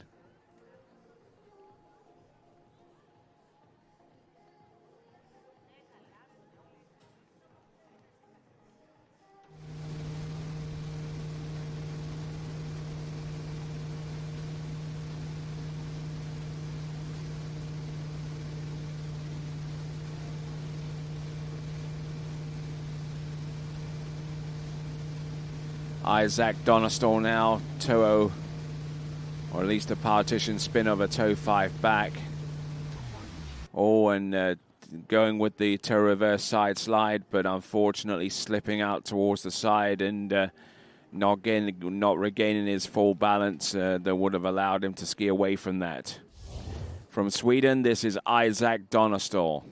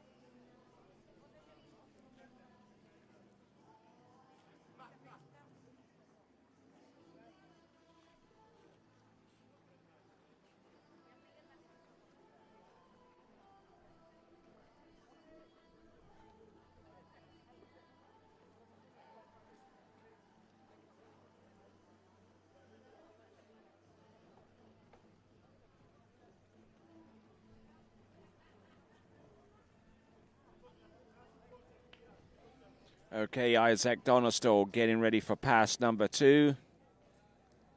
Completed about the third of the tricks that he had lined up on pass number 1.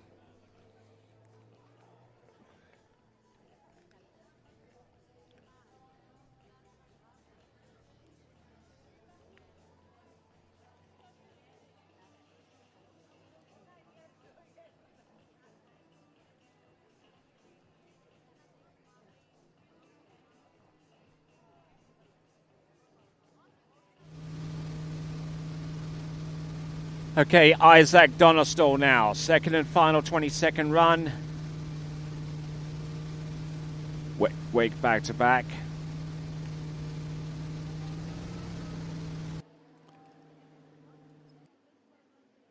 Again, a little bit trapped there in amongst the tricks that he had planned, including a surface O in the middle. That was Isaac Donistal there of Sweden.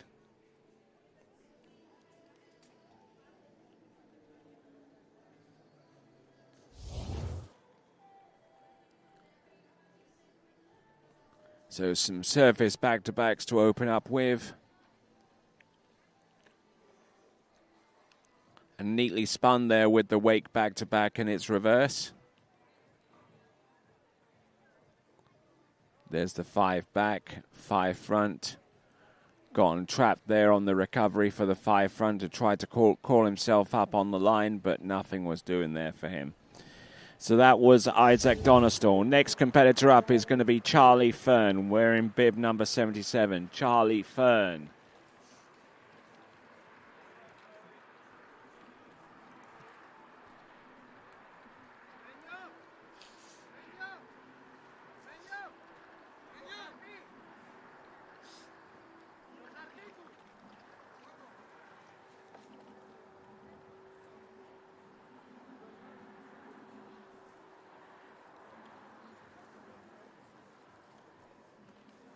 Looks like we've got a little bit of a delay before we get to Charlie Fern back out there.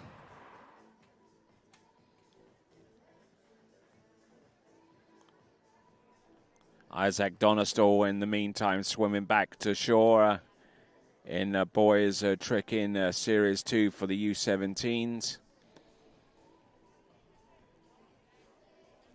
Glad that you've taken some time out of your day to join us. This is the 2026 IWWF E&A Youth Championships.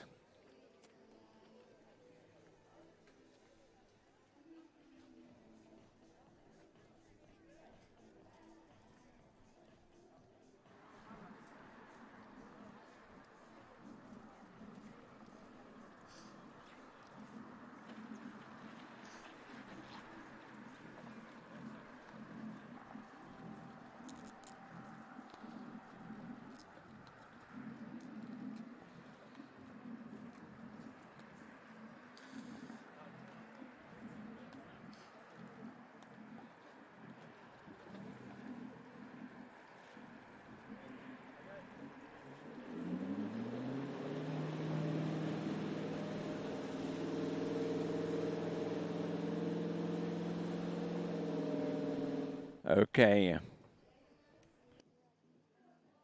On its way into a trick course now. This is Charlie Fern from Great Britain.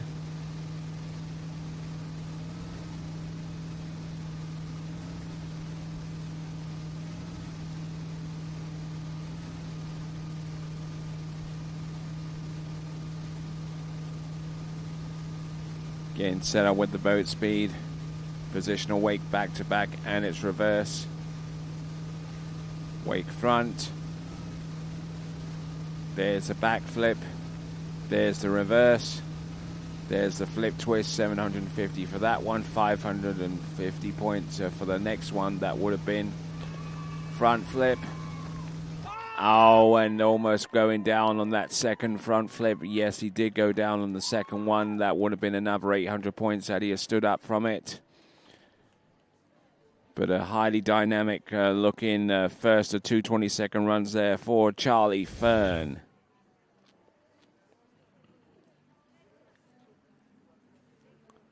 Started off with some basic hand spins there. And then as he landed, he asked for the boat speed to be raised, which the driver was only too obliging to acknowledge and do.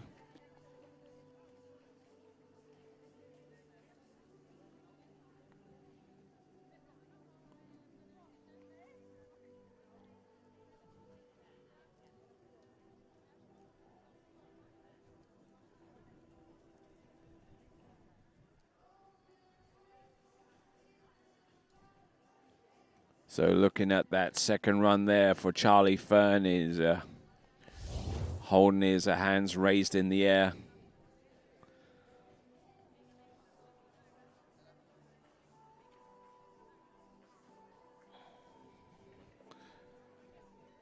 Okay, Charlie Fern has been brought over towards the opposite end of the lake. It's part of the rules now that that when a skier falls, he or she is picked up, taken to the end of the lake, and their second run starts from that point. Ricky Hansen, 3,030 points.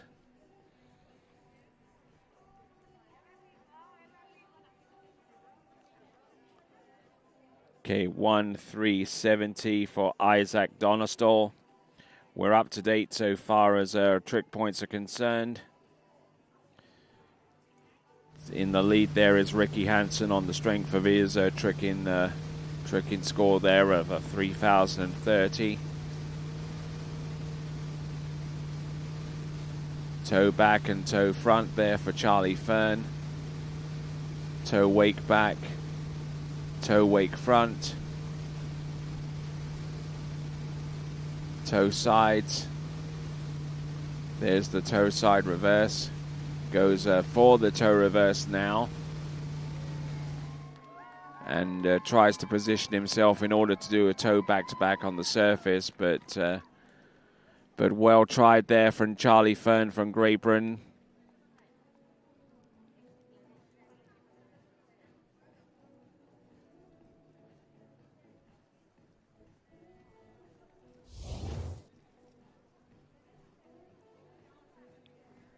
Looking at this once again, and Charlie Fern was is probably not that well practiced with toe tricks, at least compared to hands, but he's still quite a reliable young athlete. That is Charlie Fern. Looking at this.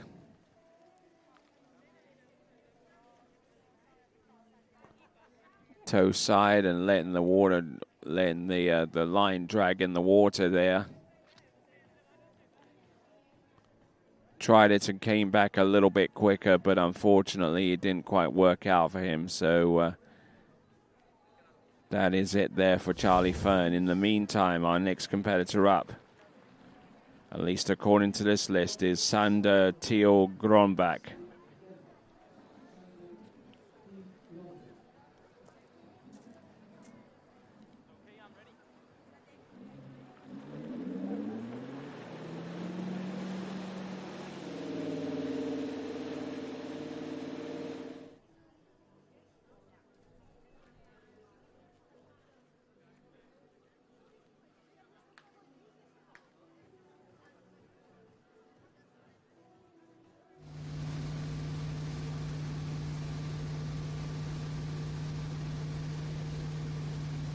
Sander Thiel Gronbach from Denmark.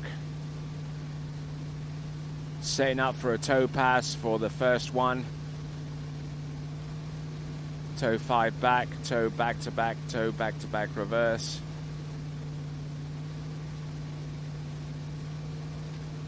Toe wake back to back, and here comes the toe wake front.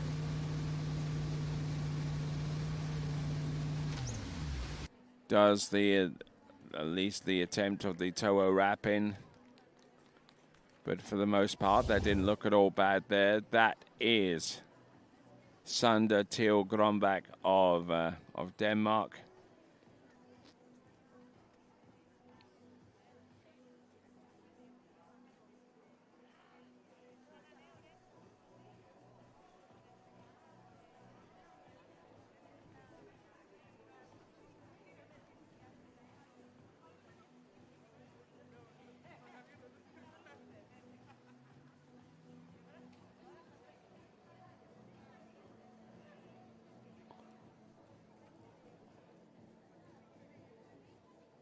So Sander Thiel Gronbach falling towards the end there of pass number one. He's been picked up and being brought over towards the opposite end of the lake.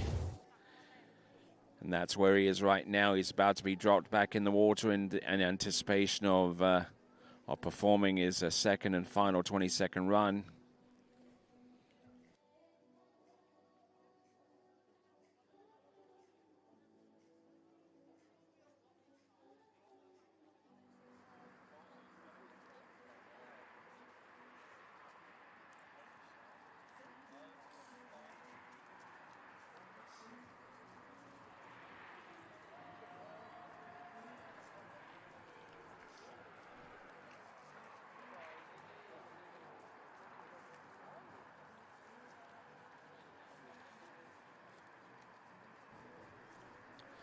Okay, so skier number 74 is getting ready to go next. That's James Cosgrove, our penultimate skier in this U17 Boys Series 2 tricks. And then we'll have 10 trickers to go. We have a total of 12 skiers that could potentially make it through to the final.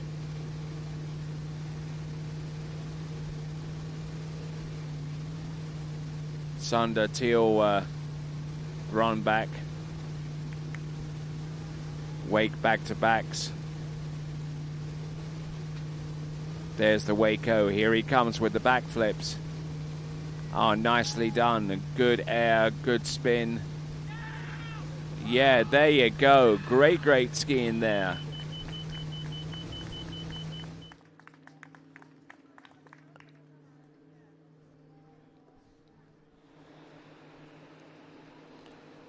So great effort there, and certainly enjoyed the heck out of that one.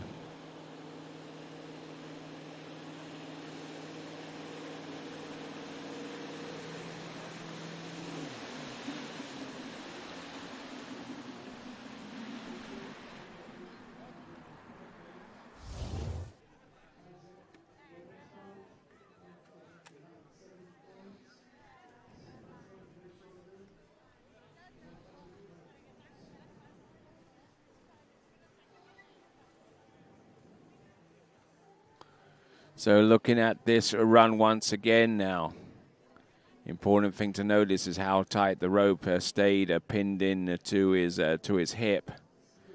That allows him full control of the line and of the trick itself.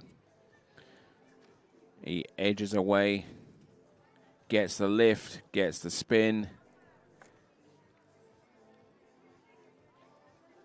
Getting nicely done.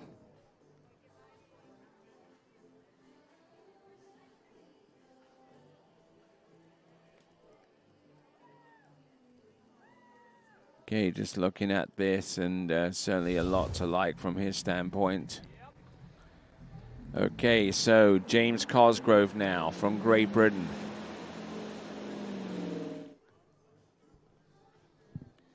The Union flag flying there on the overhanging dock here at Agrigno, Stratos Lake. James Cosgrove now.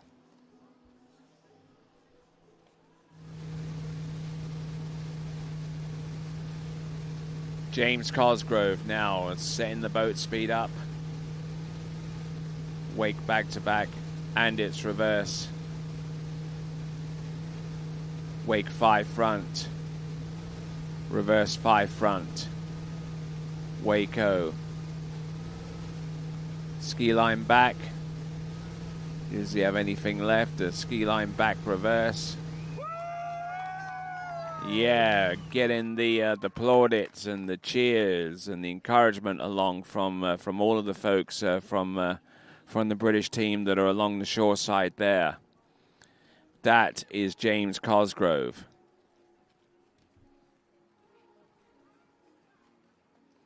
Okay, got a point score for Charlie Fern, 35.10, 3,510.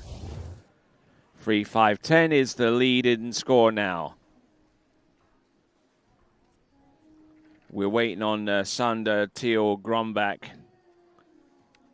His score is the only one that's outstanding now, aside from from the impending full performance there of James Cosgrove.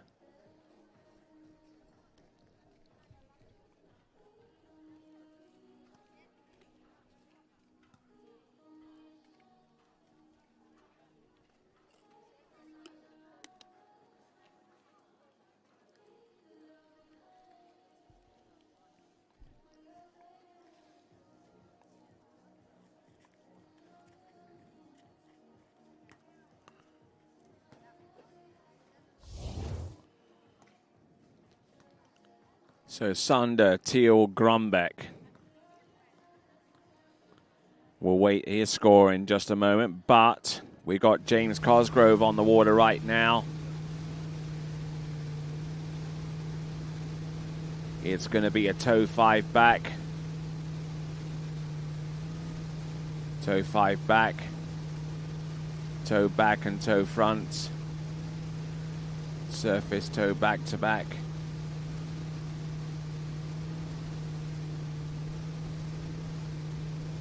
Toe wake back and toe wake front.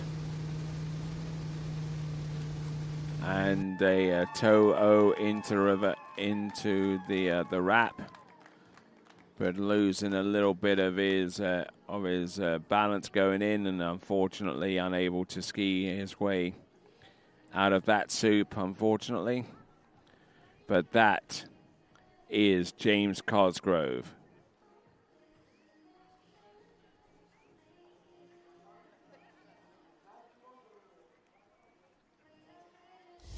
Okay, that was James Cosgrove. We're looking at this pass once again.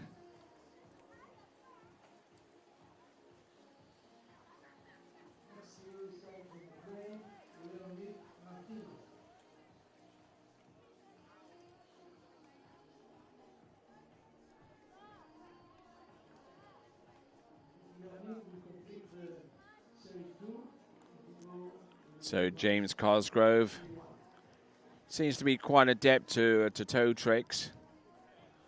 There's certainly plenty of skiers there that like one pass more than the other.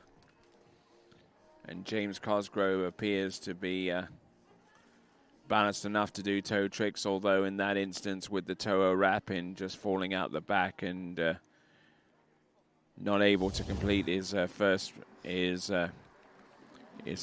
second run of 2. All right, we've now got our final skier in the Series 2 tricks. It is going to be Leonard Martinoff. Current leader right now is Charlie Fern with 35.10, 3,510.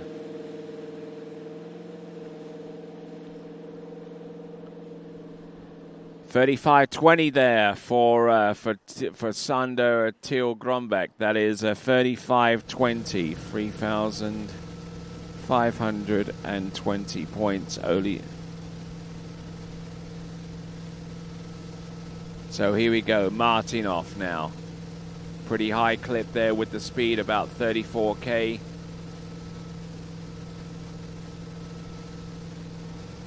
Waco, boom.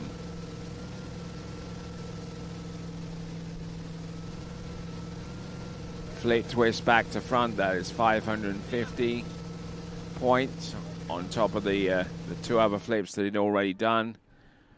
Would equal a total point count just for those 3 tricks of 1,500 points, a little over.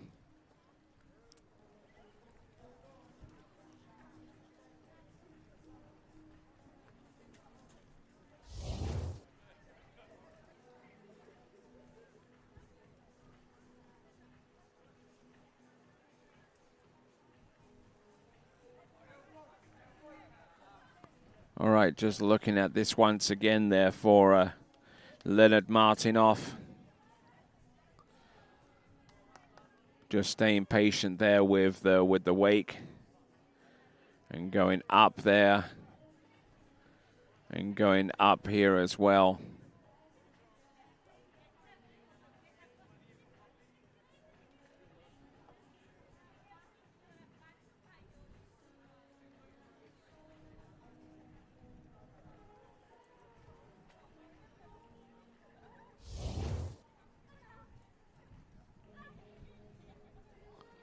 right, just another reminder to you good folks there to subscribe to the TWBC YouTube channel. You'll get notifications as to the next time we go live, and also allows you to be involved in the live chat, which is on the right-hand side of the YouTube player within the YouTube channel.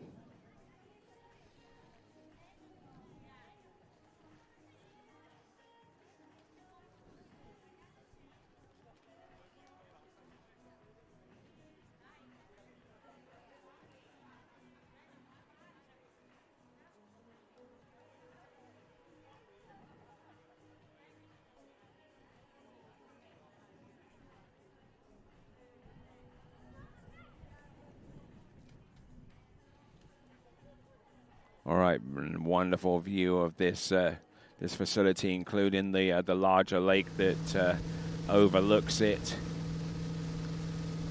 Probably the largest lake in all of Greece, and the natural freshwater lake that is. Leonard Martinov, toe back to backs.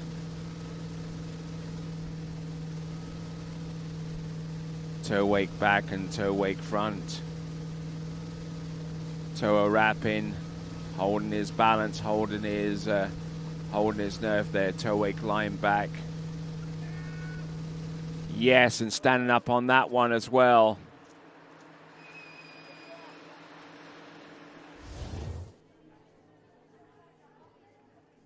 More and more of these are getting better and better. Leonard Martinov, our number 13 skier on this list, although in fairness, there are 5 skiers missing in terms of getting potential scores. As it stands right now, we are missing the one score from James Cosgrove, and that will appear up on your screen in just a few moments. And of course, the score from our most recent performer, who is Leonard Martinov.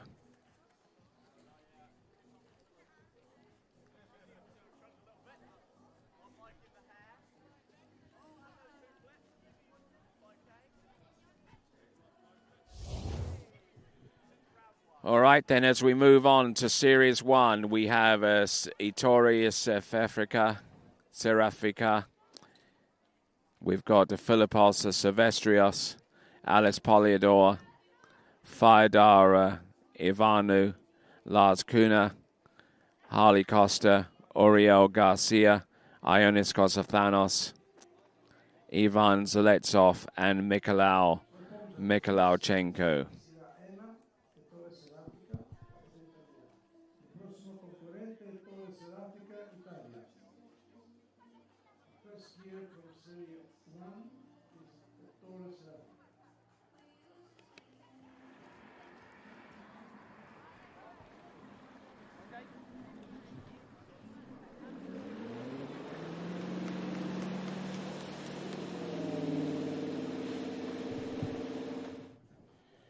So Ettore Serafika.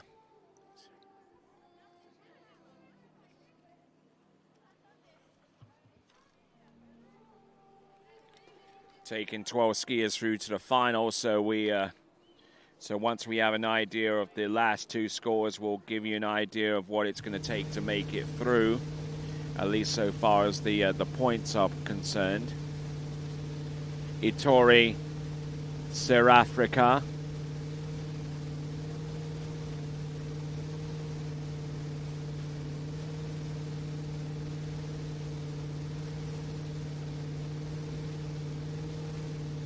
Wake 5 front, wake 5 front reverse, wake 5 back, ski line back. And there is a wonderfully constructed looking pass there for Ettore Serafika.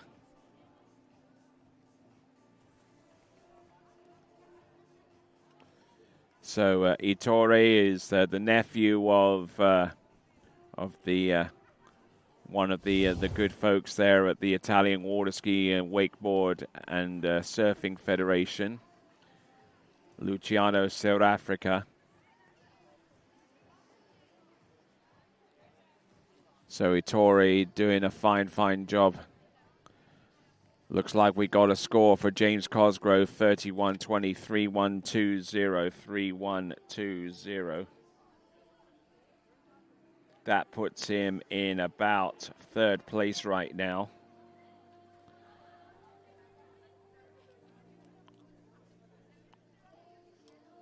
Wake 5 back. Spotted a really nice landing there.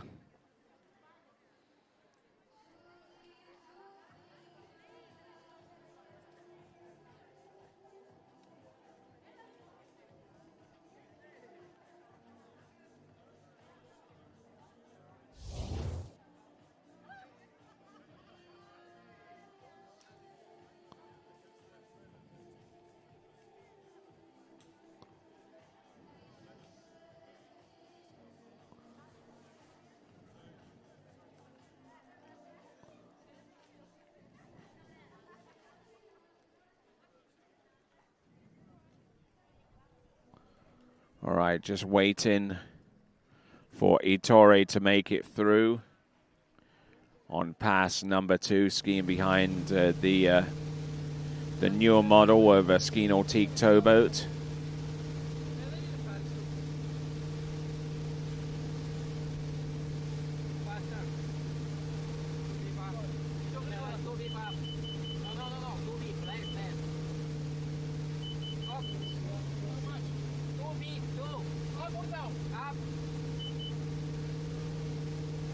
All right, here we go.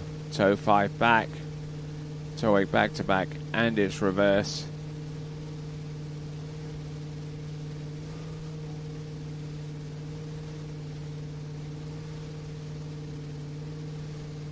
Toe 8 back, toe 8 line back.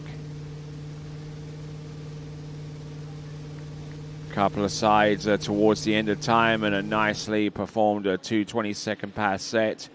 We're in bib 88. It is Ettore, South Africa.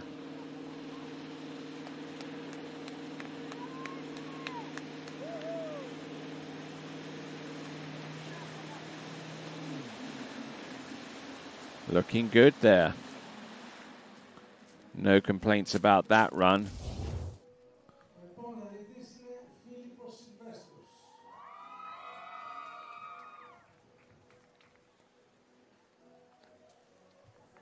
So looking at this once again, keeping the toe foot next to the standing leg.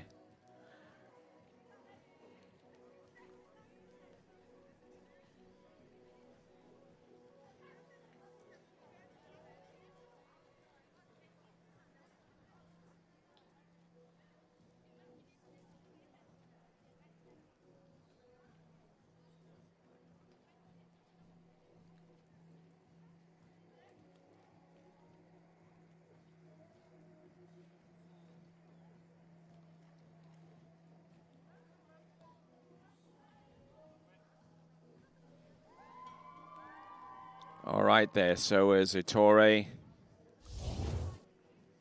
exits the stage and ponders the kind of point score that he is scheduled to receive, we'll have a Philippos Silvestrios of Greece.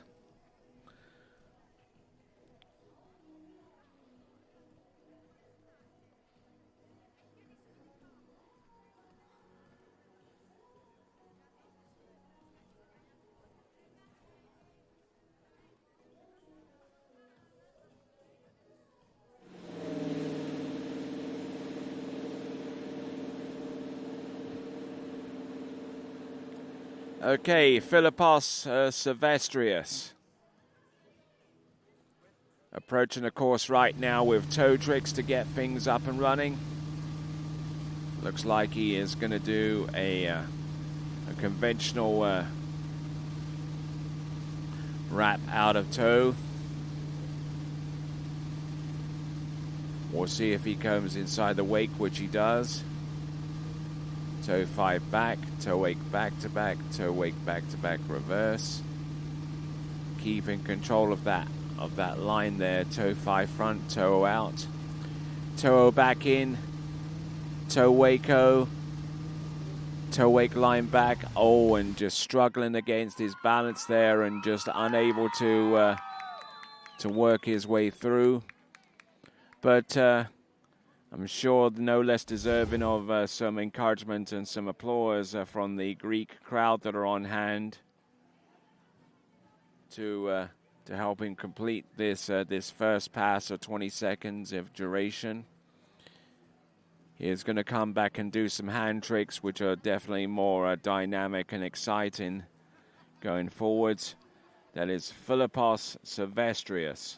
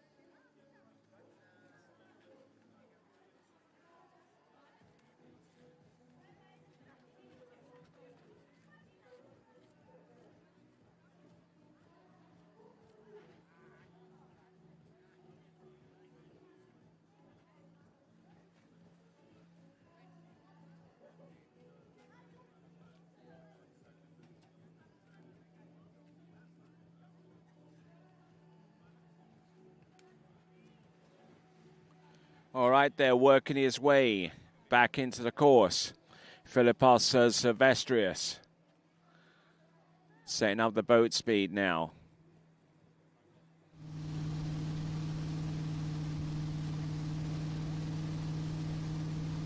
Looks like it's a wake line O and almost going down there with the first move. It line back and wake line front.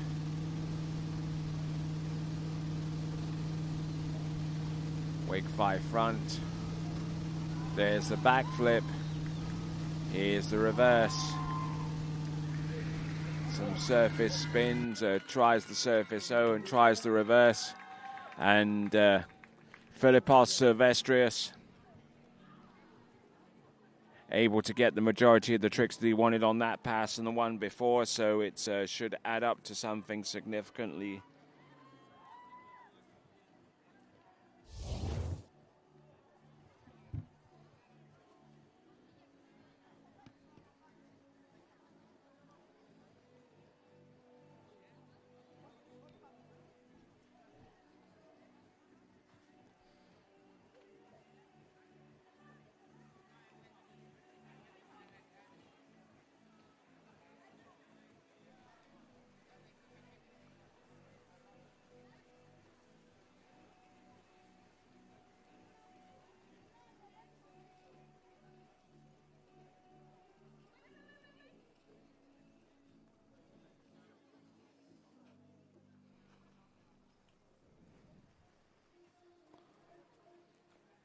So falling towards the end there, that's Philippos Silvestrius.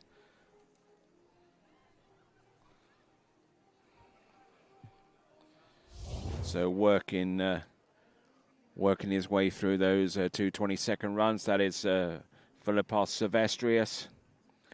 Now we're going to go into our remaining 8 or so competitors. Alice Poliador from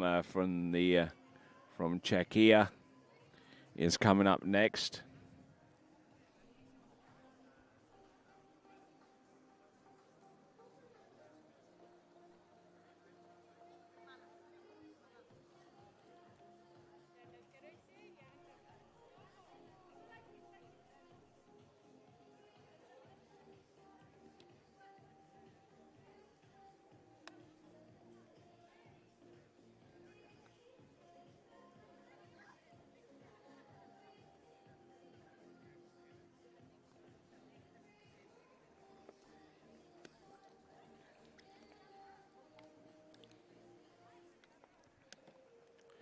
Looks like we've got a little bit of a technical delay, so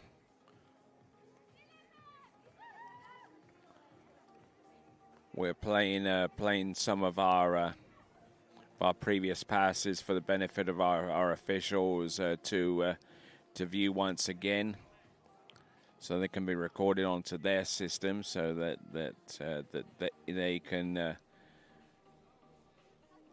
can go through the trick passes to their heart's content.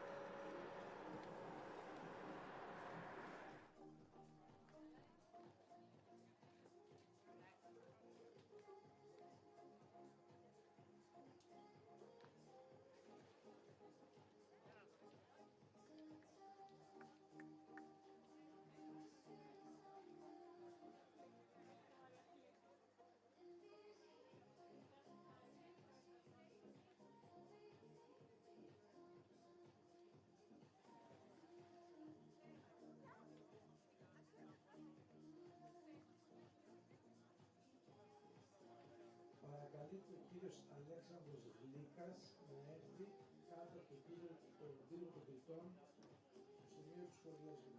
Ο κύριος Αλέξανδρος Γλύκας.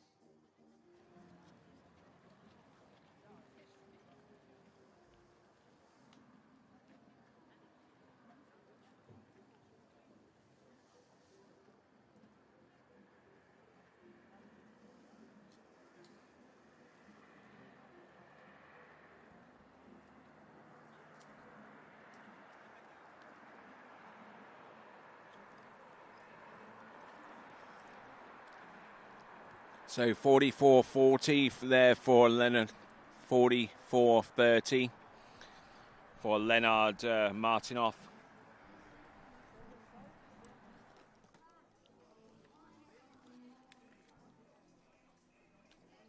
So there is our current leaderboard.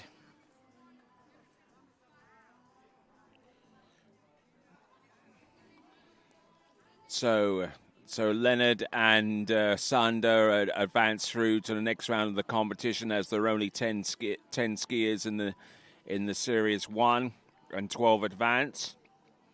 So 2 have to be pulled from somewhere. And they are the top skiers that we've seen so far out of Series 2 before we go into Series 1. Skier on the water from Czechia. This is Ales Poliador.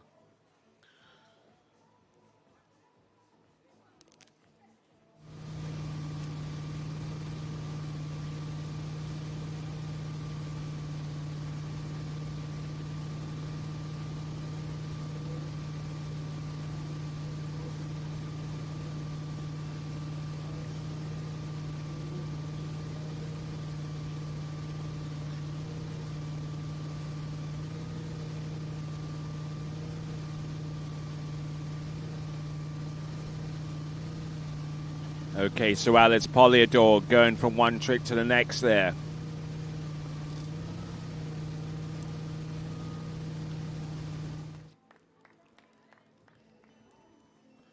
So looking heavily strapped and taped up for his first of 2 20-second runs. He went for toe tricks, which was the easiest option for him to do, considering where he is injury-wise. And just look at this. He's holding his left arm in place Alice Poliador from Czechia.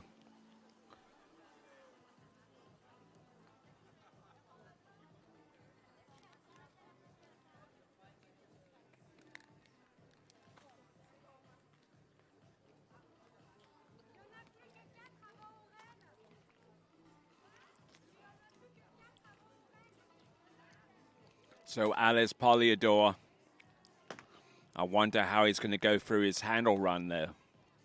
It'll probably be a pretty basic run there, but Alice Poliador.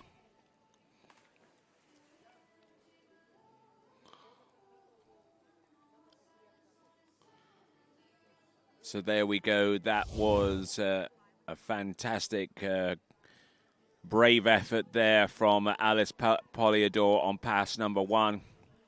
There are your current leaders in the clubhouse. The top 2 have advanced through to the next round. We're waiting on some more scores to come through from Ettore Serafrica, Philippos Silvestros.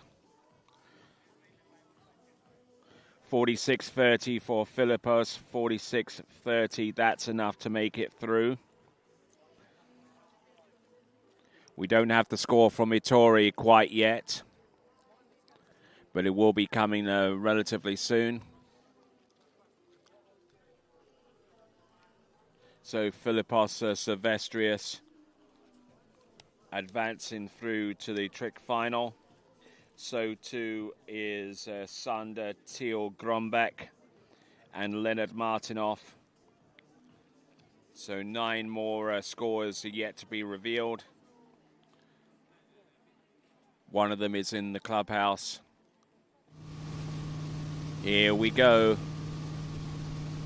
Alice Poliador removing that strap here.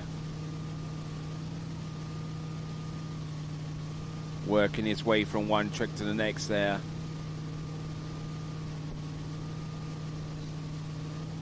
Oh, and spinning out of that recovery for the wake 5 back.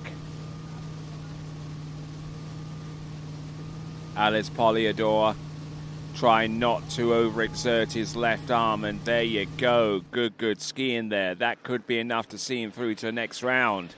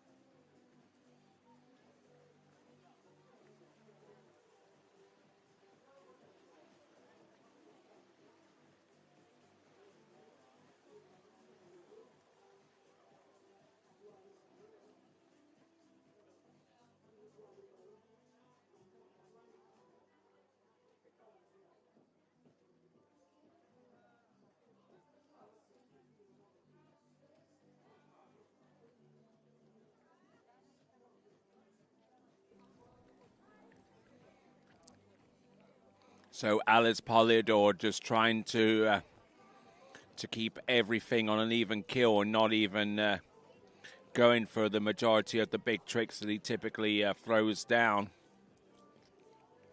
Even to the point of view where he took that left hand off the handle and did the wake back and wake front to one-handed. So certainly a courageous performance there from Alice Poliador of Czechia, as we now have Fyodor Ivanu from Belarus.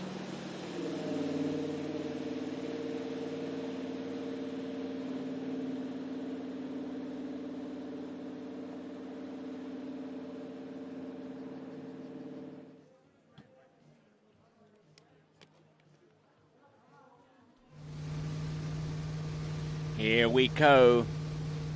Alice Fyodor. This is Fyodor Ivanu. My apologies for that. coming to you from Belarus, and it looks like he's going to do a toe 7 front.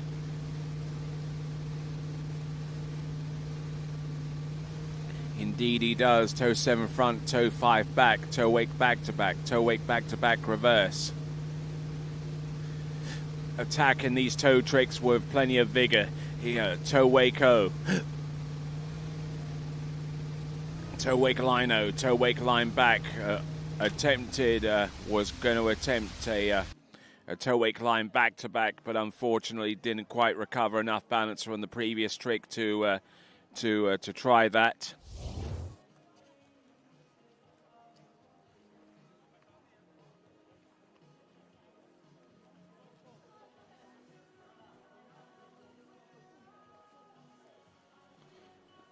So we're still waiting on Ittori South Africa with his score to come through. We're looking also for the score for Alice Poliador. And indeed the score from Fyodor Ivanu. As we now work our way towards the midway point of the under-17 boys trick in Series 1.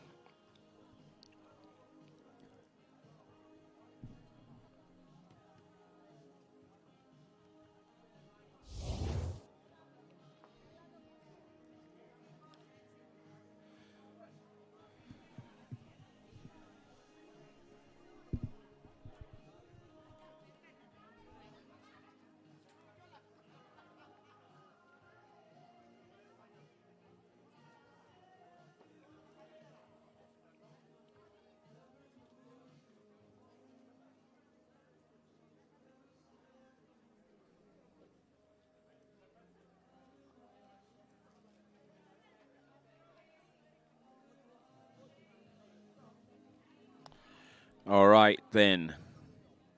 See a few of our main characters getting ready to go. There we see Yanis Kosophanos. He'll be third from last out on the water. The current world U17 tricking champion. Looking to put his skills to the test against Europe's best.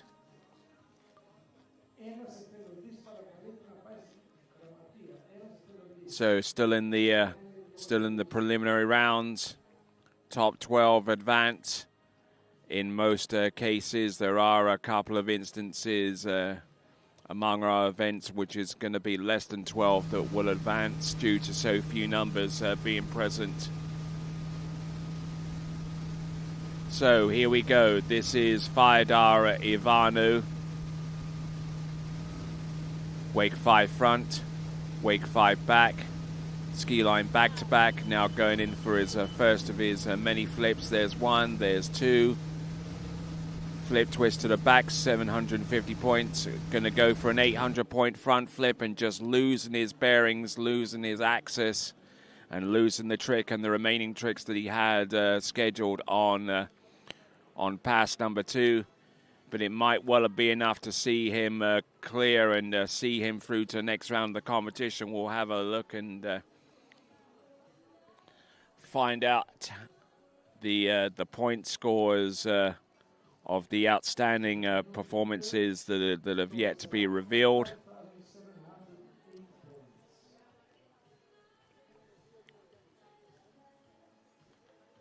$57.80, that's good enough. For $57.80 for Ittori, South Africa, I should say.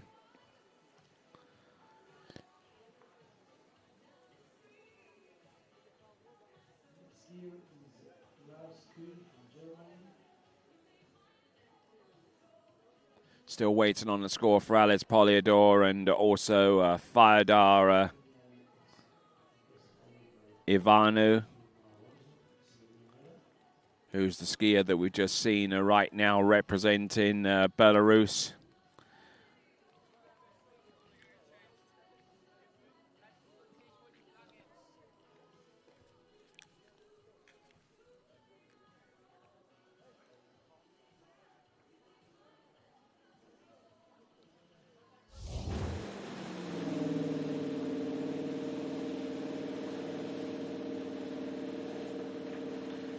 All right, moving along, moving rapidly towards the end of today's action. We've got Lars Kuhner of Germany.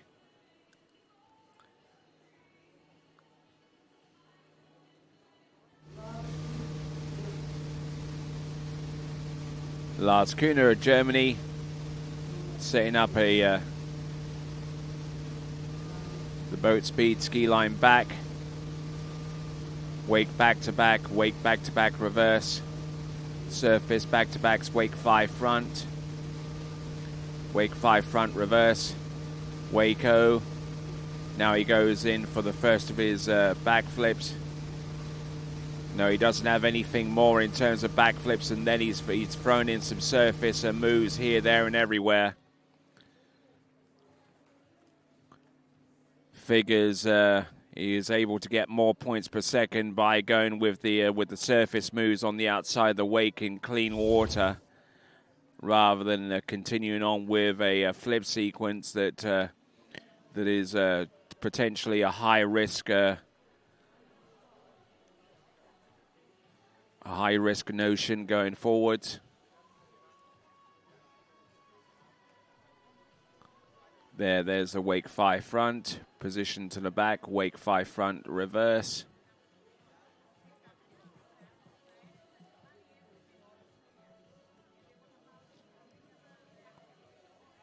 Good drive off the top of the wake and able to land that one very squarely on the water. There's the surface 5 back, surface 5 front, surface O, reverse. 2 side slides at the end gets the job done there. That is Lars Kuhner. And this is the list of trick scores and their appropriate positions. Ettore in the lead with 5,700 points. And Lars Kuhner's German teammates getting behind him.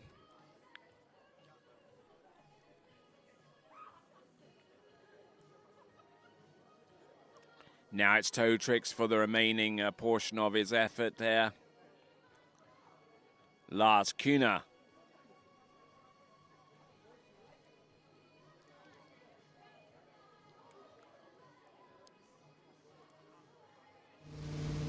And going for the motion is Yannis Konstantinos of Greece. He'll be third from last off the dock.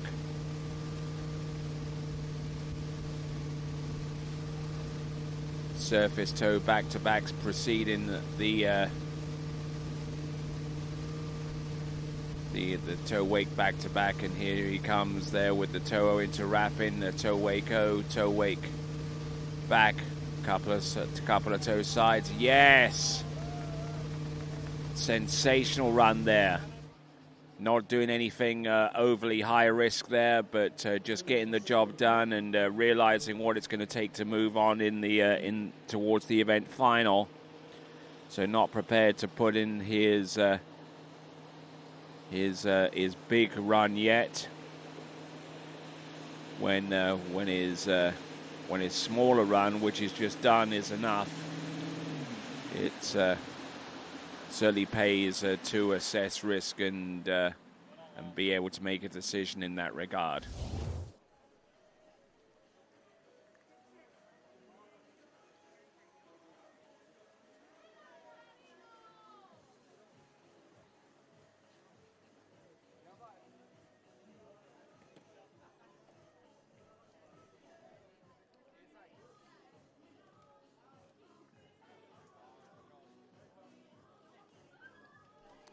All right, they're moving along from Germany.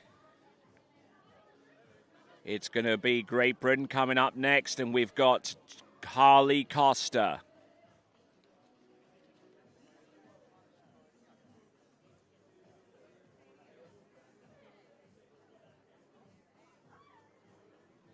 Harley Costa's coming up next as we have a look at Lars Kuhner's remains of pass number 2.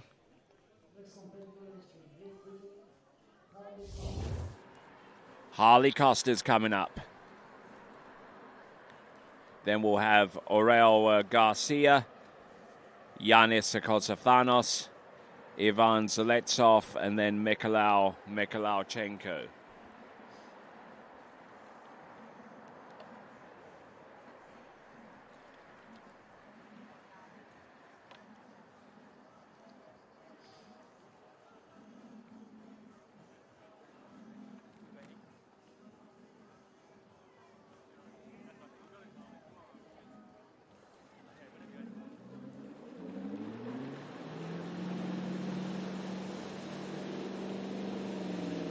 Okay, bringing it to you live, TWBC, with the 2026 IWWF Europe and Africa Youth Championships for U14 and U17, coming to you from Agrigno in Greece.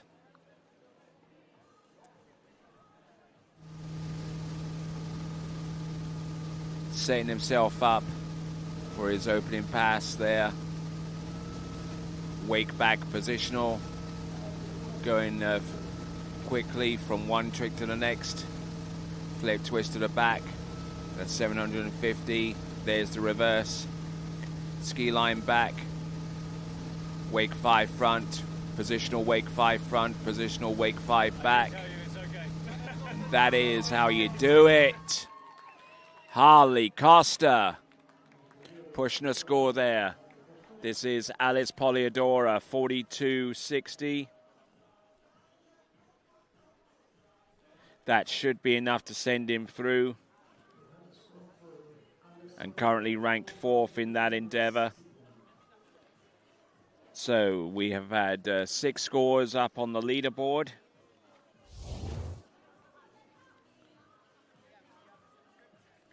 Six finalist scores up on the leaderboard, and we've got 1, 2, 3, 4, 5, 6, 7.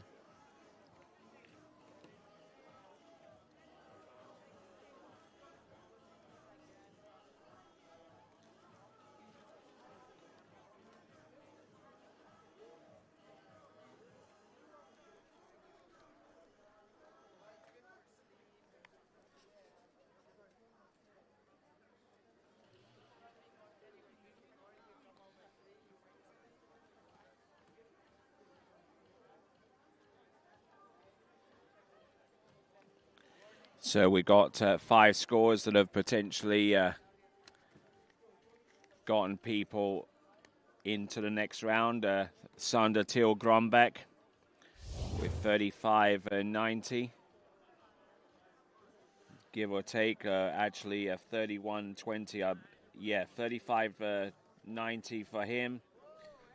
Leonard Martinov with 44.30. Ettore South Africa with 57.80. Philippos Silvestrios with 46.30, and with 42.60 it's Alice Poliador. He's through to the next round as well. We're looking for 7 more scores. Harley Costa. Toe 5 back, toe wake back to back, toe wake back to back reverse. Keeping the toe foot close to the standing legs. Oh, look at this, he's looking good here. Toe wake O. Toe wake line back to the front. Yeah, absolutely. And it's certainly going to be a big shot in the arm for his overall chances as well. Let's not forget that. And also for Team Great Britain's overall team a chance as well in the U17s and also in the Hellenic Trophy competition, which combines the scores of the U14s and U17 to give us an overall European Youth Championship.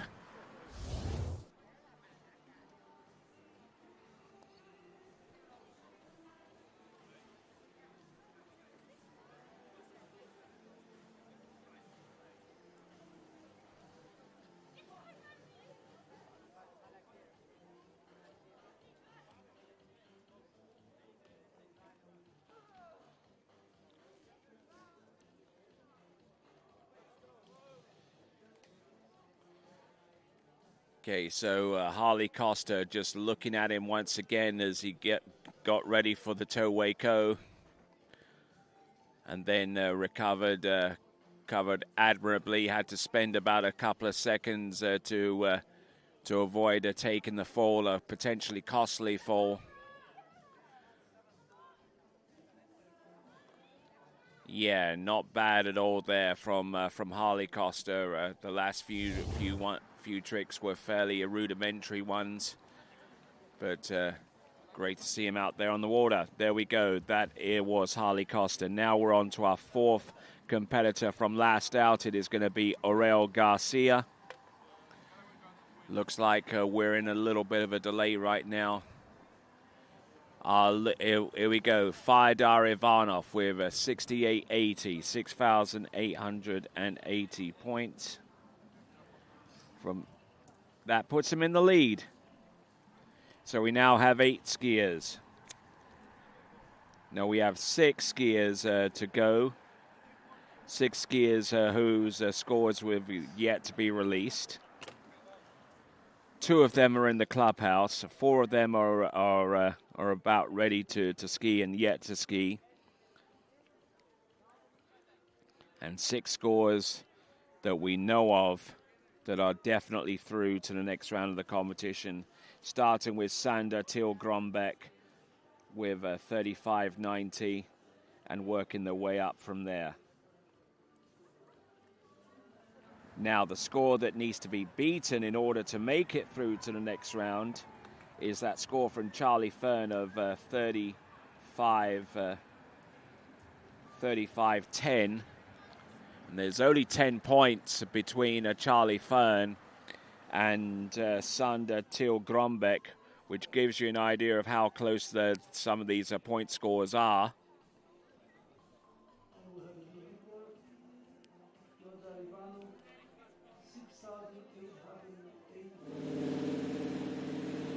So it would be quite a remarkable thing going forwards if someone was to come through with a point score of exactly 35.90 to tie Sander Till Grombeck,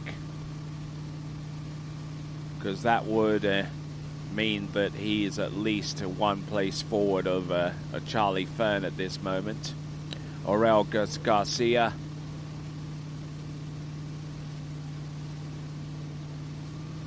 Toe 5 back. Again, a little bit trapped there with these toes. Toe wake back to back, toe wake front. Strange way of turning the ski though. Toe wake line back.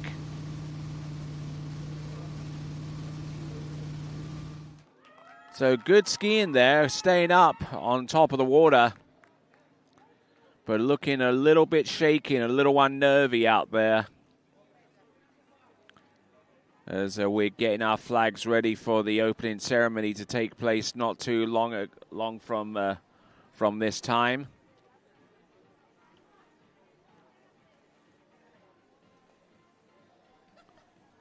So 20 separate nations, including one that has made its return back to the fold for the first time in 5 years.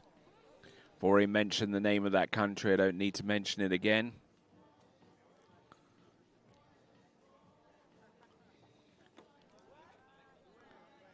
And there's some other nations, some relatively new nations, such as Lithuania, that I have not seen compete at this level for many, many seasons. So it's good to see them, and also from the Benelux countries as well, are coming in with some decent performers as well.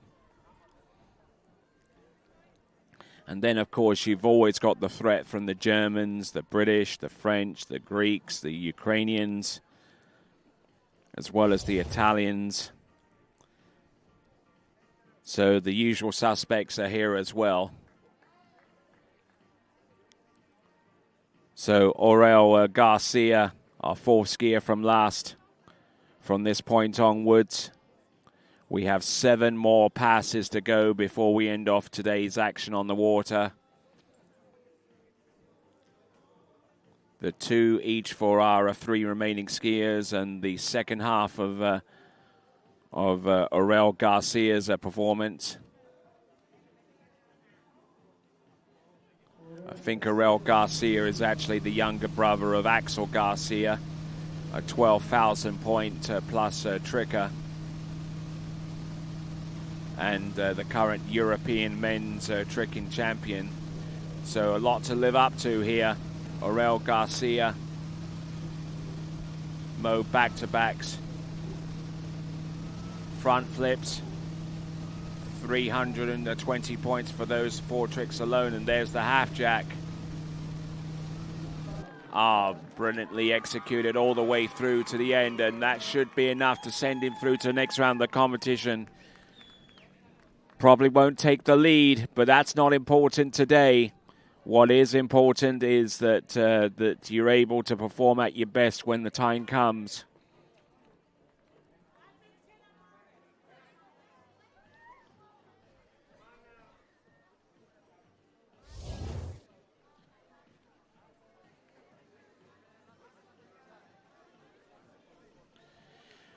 All right there, now we're going down to our final 3. 2 Ukrainian skiers preceded by a Greek athlete. It'll be Yanis Kosathanos,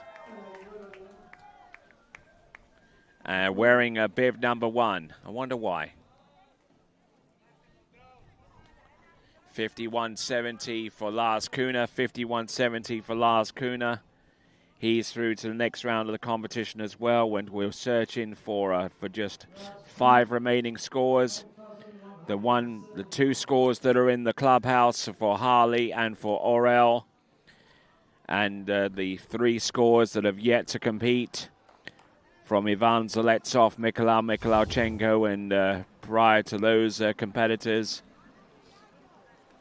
it'll be Yanis Kosathanos. And here he comes with bib number 1.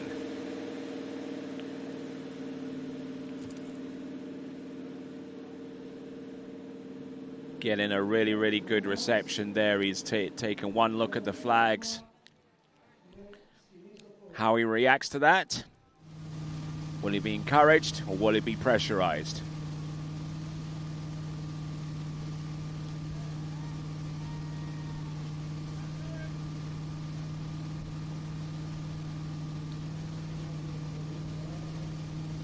Toe 5 back, toe 8 back-to-backs.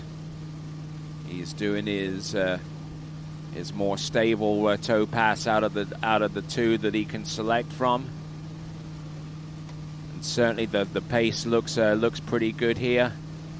Toe wake lino, slides his way to the toe wake, to maybe trying a toe wake line 5 back. Although from what I can see, the ski made contact with the water at about the 2/3 mark of that trick, which would have been scored as a toe wake line 0 rather than a toe wake line 5 back. Toe wake back-to-back and toe wake back-to-back reverse, keeping the toe foot nice and steady here. Yanis Kosathanos.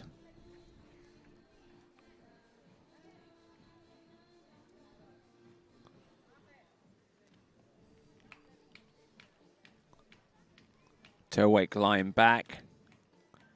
Toe wake line back-to-back there. And spinning to the front there upon contact with the water. Toe wake line 5 back. A positional to the back there. So, looking good there for the majority of that run. And as the Greeks continue to encourage their skier taken to the water. There we see our new leader. That is Fyodor Ivanu with 68.80. He's through to the final along with about 6 others on this list.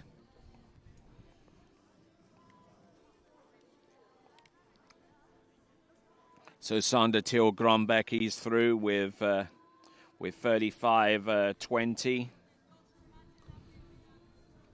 Leonard Martinov also through to the next round with a 44.30. These are provisional prognostications, of course. And then so far, every skier that has competed so far in boys Series 1 U17 tricks has done enough to make it through to the next round of the competition. Here we go. This is Yannis Kosothanos.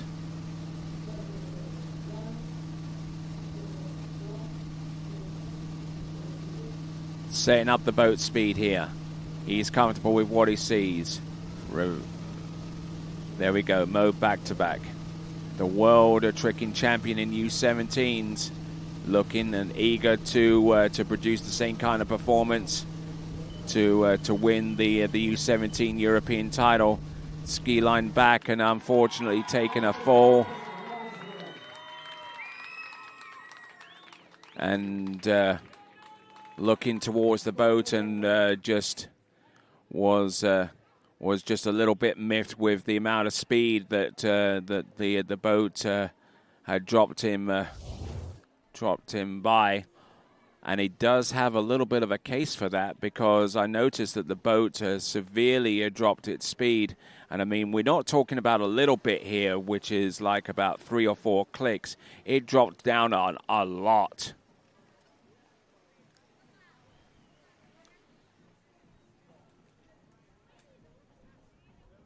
So that's the flip twist back. And now the boat speed started to drop around about that point.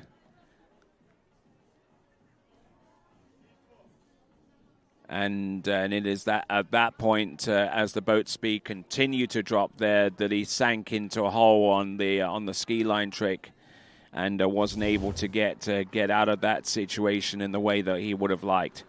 However, it probably doesn't matter so much, because his point scorers should be high enough to see him through to the next round of the competition, so he needn't worry. Ivan Zeletsov, our penultimate skier, coming to us out of Ukraine. Part of that 3-member U17 World Championship team, which competed in Argentina at the latter part of March, early part of April in the IWWF World U17 Championships.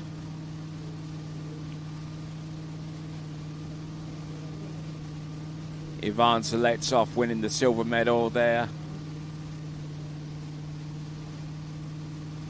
And I believe that his good friend Mikhail Mikhailchenko also ascended the podium as well, or got very close to it.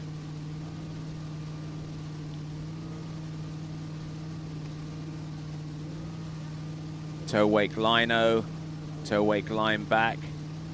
Going toe wake line 5 back, toe wake line back to back, toe wake line back to back reverse. Oh, and taking a hard release there towards the end, and a wonderfully intricate looking pass of toe tricks.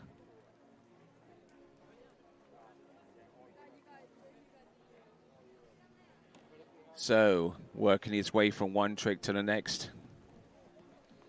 73.90, 7,390, 7,390 for Harley Costa.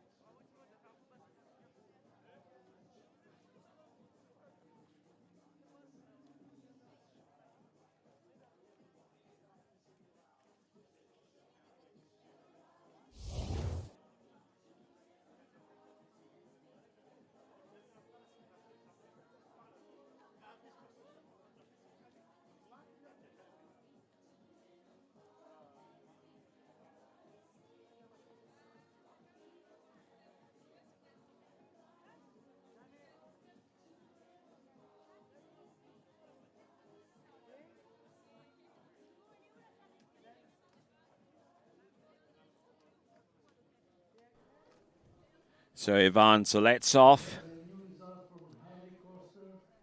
who won the silver medal, at the U17 World Water Ski Championships, and finished with a personal best of 95.40.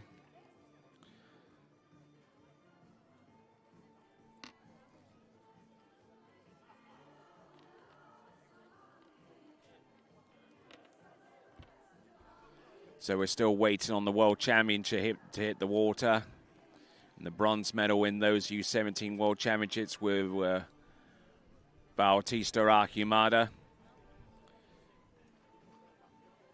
Yanis Kosathanos was in the mix there as well for a short time, but he ended up outside of the podium placements, but wanting to try and to exact a little bit of vengeance there.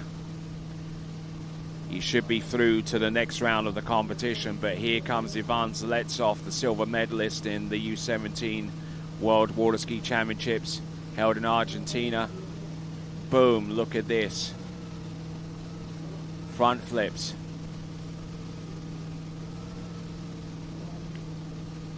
Flip twist, both directions, 750 points apiece.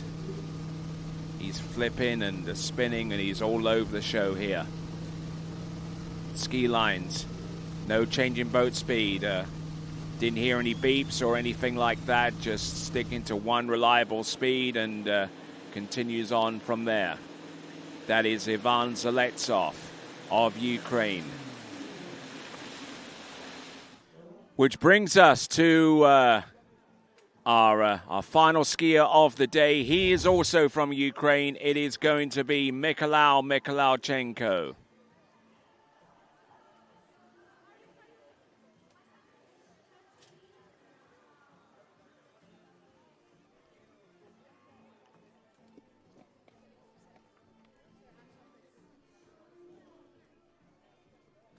Who won the jump title in the U17 World Championships? Okay, so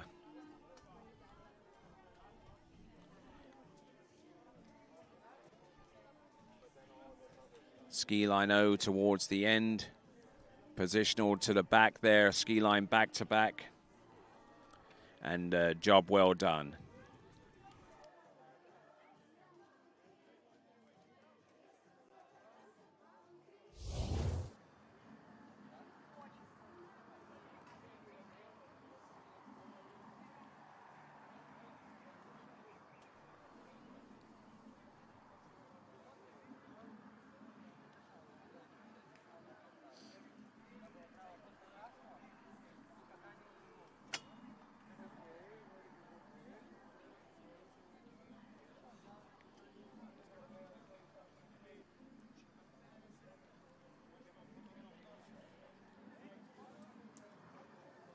All right, then getting ready to go is Mikhail Mikhailchenko, with the World U17 World Water Ski Champion. And the task is going to be relatively simple for him.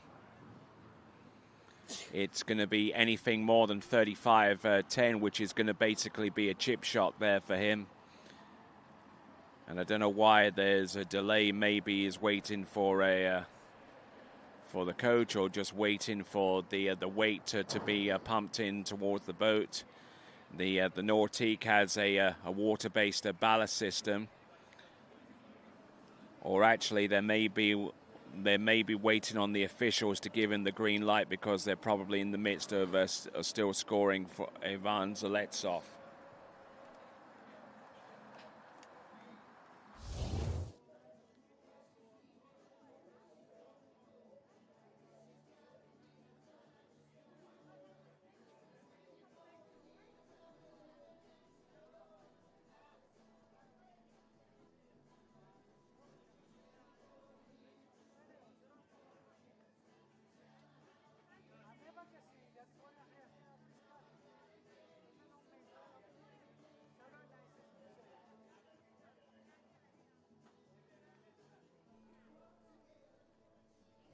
All right, so as we continue to move along here,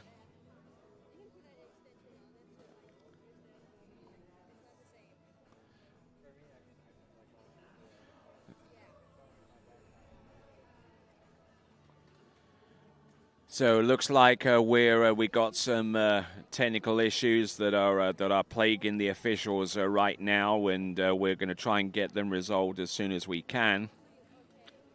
In the meantime, we're using some backup methods to make sure that each of the officials has a good look at the trick passes.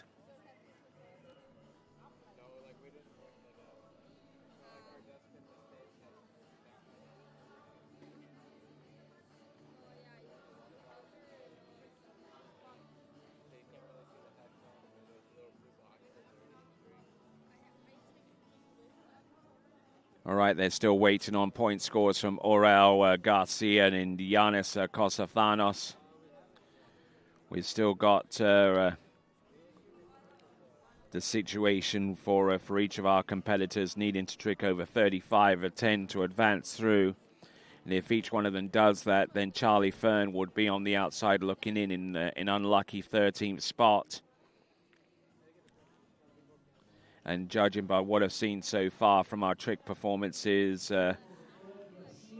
for the remaining for the last few skiers, it looks like that Charlie Fern will be on the outside looking in with his point score of 35.10. The current breakthrough score is 35.20.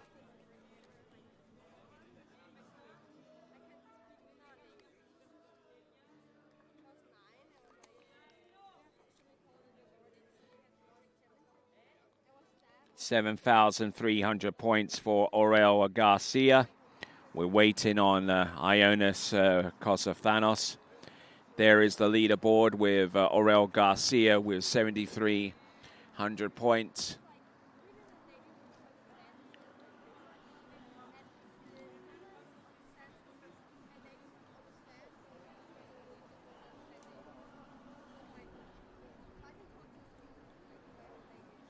So not looking too bad at this point in the proceedings, and Mikhailovchenko just trying to chill and try not to get too sideways about the situation as it exists now with our scoring system. Not so much our scoring system at TWBC, but the system that our officials are using.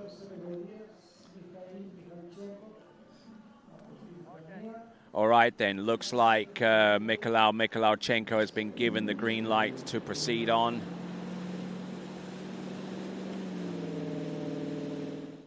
So now, Mikhailovchenko. The sun shining in from the west, silhouetting out Mikhailovchenko at 28.8 kph. Bravo 2, no ballast to speak of. And here we go, the current world U17 boys tricking champion, Mikhailovchenko, tricked over 10,000 points on his way to winning that world title for a personal best. And Ivan Zaletsov also tricked a PB for his silver medal win.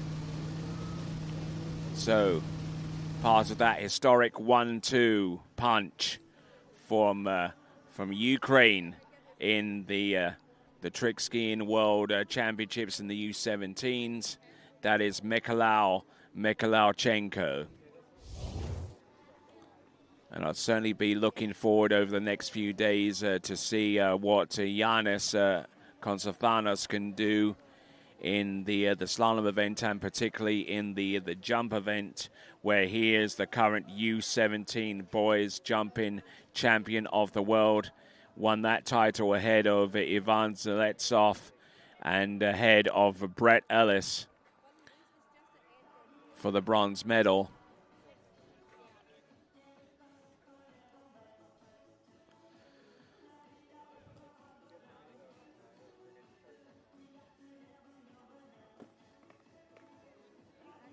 Toe wake line 5 back. one of the major tricks in his toe pass and performs it spectacularly. There's Harley Costa at the top of the heap right now, but how much longer will he stay there for? He's already fended off a challenge from Aurel Garcia, but does he have enough firepower to maybe conjure up a performance that could put him in the top three come the final round? Because you know that between Harley and Aurel and Lars Kuhner and Faidar Ivanu, that they have the capability of coming up closer and to Harley Costa, if not taking him down. Last pass of the day now. This is for Mikhail Mikhalchenko, the current world U17 boys trick champion. Won that title in the early part of April in Cordoba in Argentina. Half jack to the front. Flip twist to the back. Flip twist to the back reverse. Boom. Ski line 5 back. Ski lines. Ski line O. Positional to the back. Wake 5 front. Yes. Oh! Started celebrating. But he doesn't mind taking a fall there as long as he gets the job done. Yes. He's looking up at the drone, and he is absolutely chuffed to bits there, wearing bib 129. That is Mikhail Mikhalchenko. Also competed at the European Open Championships in Poti in the Republic of Georgia. Performed pretty well with that, with his performance there as well. Although the eventual title went to Axel Garcia.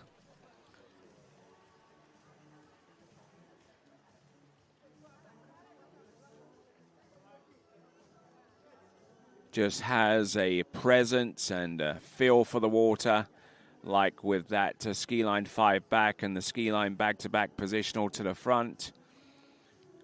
Ski line O. Wake 5 for front.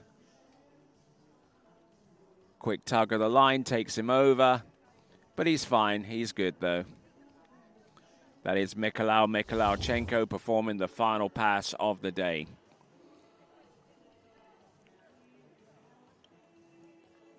So that's the last of our actual on-water action. There you go. That's how you celebrate, man. There you go. That is Mikhail Mikhalchenko, and that concludes the on-water action of the day. We're trying to endeavor to get these final 3 points totals to you before we shut it down for the evening. The time right now is 77:20 for Yanis Kosathanos. The time right now is 6:52. And here is the leaderboard, Yanis Kosathanos with 77:20. That puts him in the lead. So guaranteeing himself a third place position going into the final. And but will it be enough to maybe be the top seed or not? With the firepower that Ivan Zaletsov and Mikhail Mikhalchenko performed between the both of them, it's definitely going to be a challenge going forwards.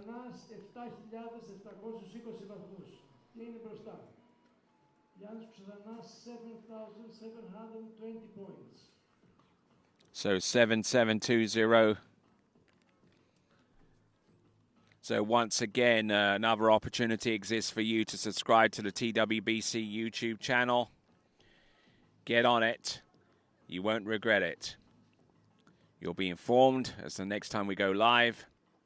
And you'll also be a part of the live chat, which I hope a good few of you are. And The next set of tournaments will be in the United States of America after we complete our stay here in Agrinio in Greece. We've got Lake 38 Pro, we've got the Mastercraft Pro, we've got the Travis Grand Prix, and that will be at the tail end of this season as our drone takes an orbital ride around the starting dock.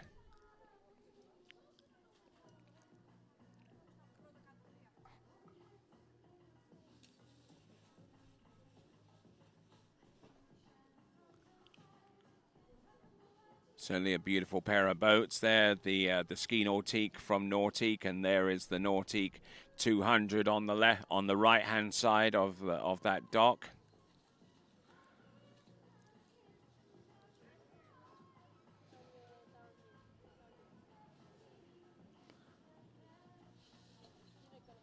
So this Stratos Lake connected to one of the largest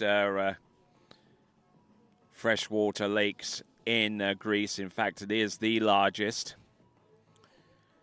Water flows into here and then flows down a nearby river that helps to irrigate the local crops, especially the olive farmers around here growing their world famous Grenian olives.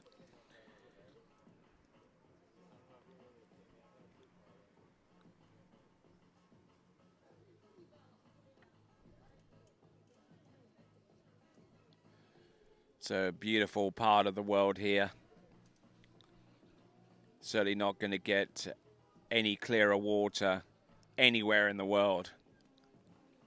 There might be a few places that comes close, but I mean what we've experienced here in Agrinio so far is just way beyond our imagination so far as how clean and how clear the water is. You can see right through to the bottom.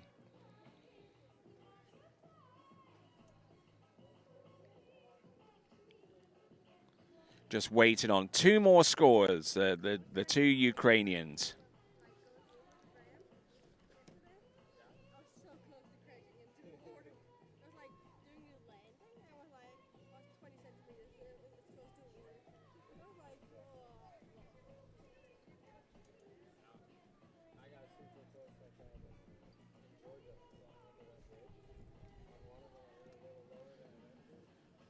Okay. Wind starting to pick up a little bit, and I suspect that a storm might be brewing, so we're trying to get this done as quickly as possible. But thank you for tuning in. And if you want to see the performances again, you can just scroll to the beginning of the coverage today and select your favorite event. In a short while, we will actually be creating chapter markers for this live event. As we look over across the way and over at the city of Agrinio, famous the world over for its olives and for its impact upon Greek history, formed over 3,000 years ago.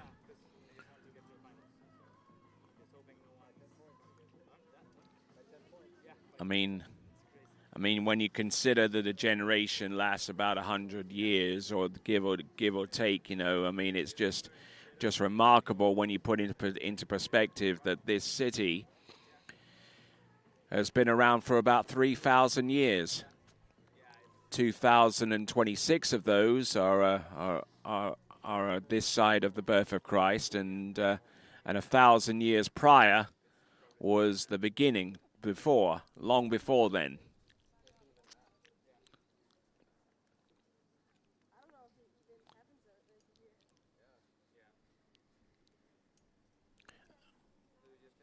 Okay, 9,980, which is a new personal best for Ivan Zaletsov. 9,980. He tricked 95 of 30, to the best of my knowledge, at the Junior Worlds. That is Ivan Zaletsov. So 9,980. I think He's going to be pleased with the score, but being that he was that close off 10,000 points, just 20 points away, I would be less than pleased. Especially if the difference between that 80 points and over 10,000 was due to something that the judges didn't see. But then again, that's going to be something that is going to be discussed between him and his coaches and the officials. But let's not forget that that there is an official review period which takes place 30 minutes after the last of 30 minutes after the trick sheets have been released for the skiers' inspection. So 99.80 for Ivan Zaletsov, and I reckon that judging by that, the point score should be north of 10K for Mikhailchenko.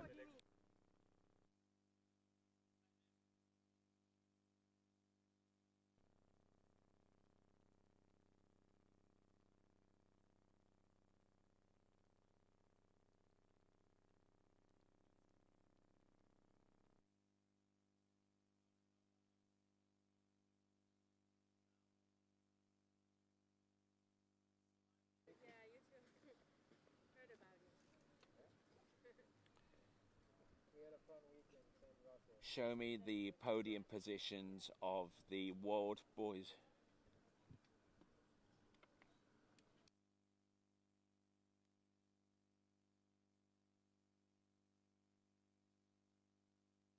Show me the podium.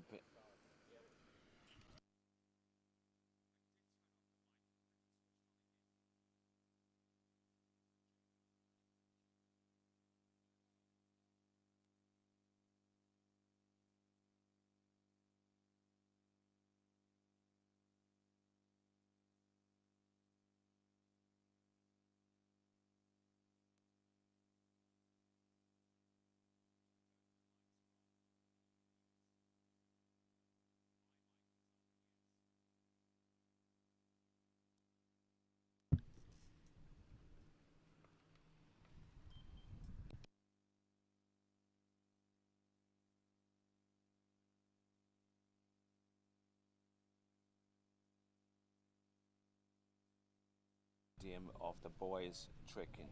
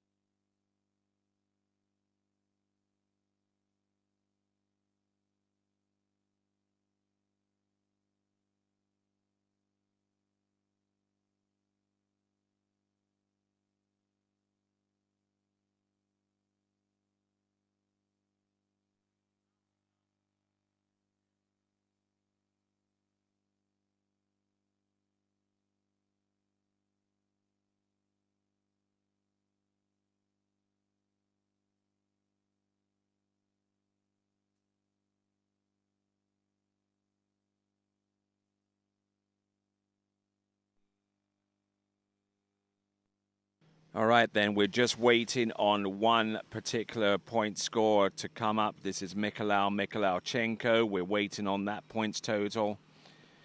Currently in the lead with all but one of those scores in is Ivan Zaletsov.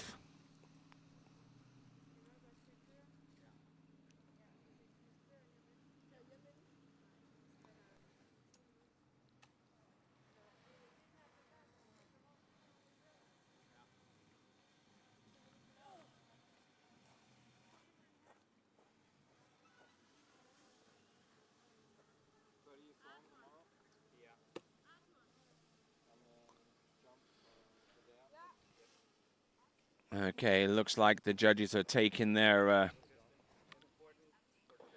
time about this, making sure that they're trying to get the correct score coming out of their system.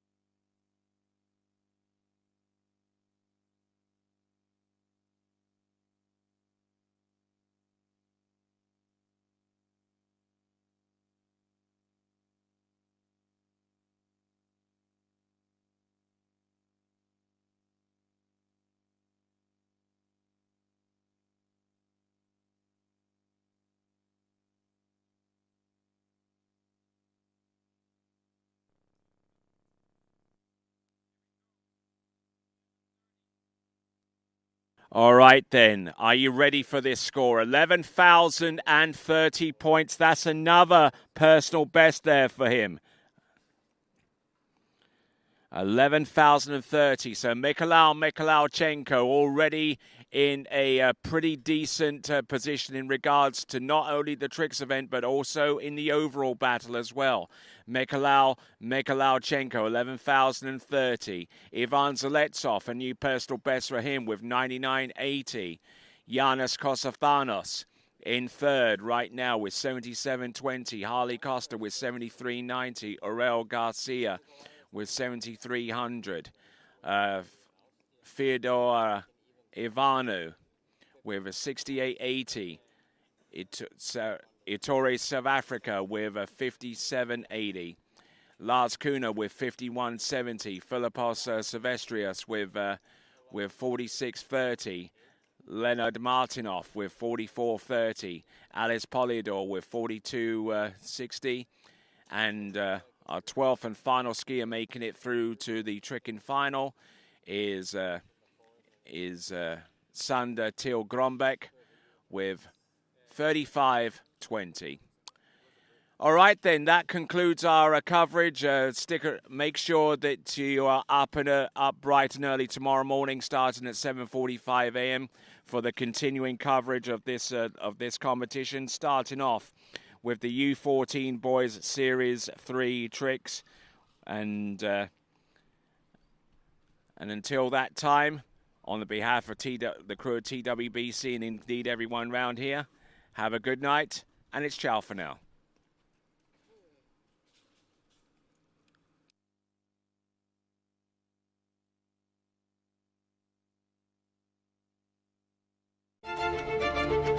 In a world in motion, DNCA Finance has grown through crises and transformations.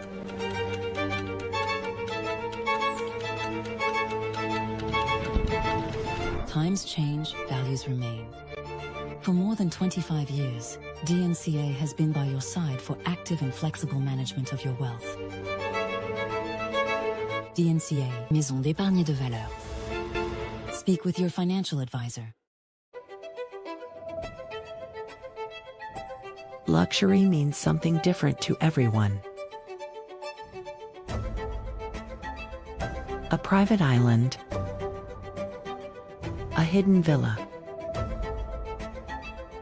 a journey designed around you. At Marola Travel, we take the time to listen to how you want to travel, how you want to feel, and what luxury truly means to you. Marola Travel.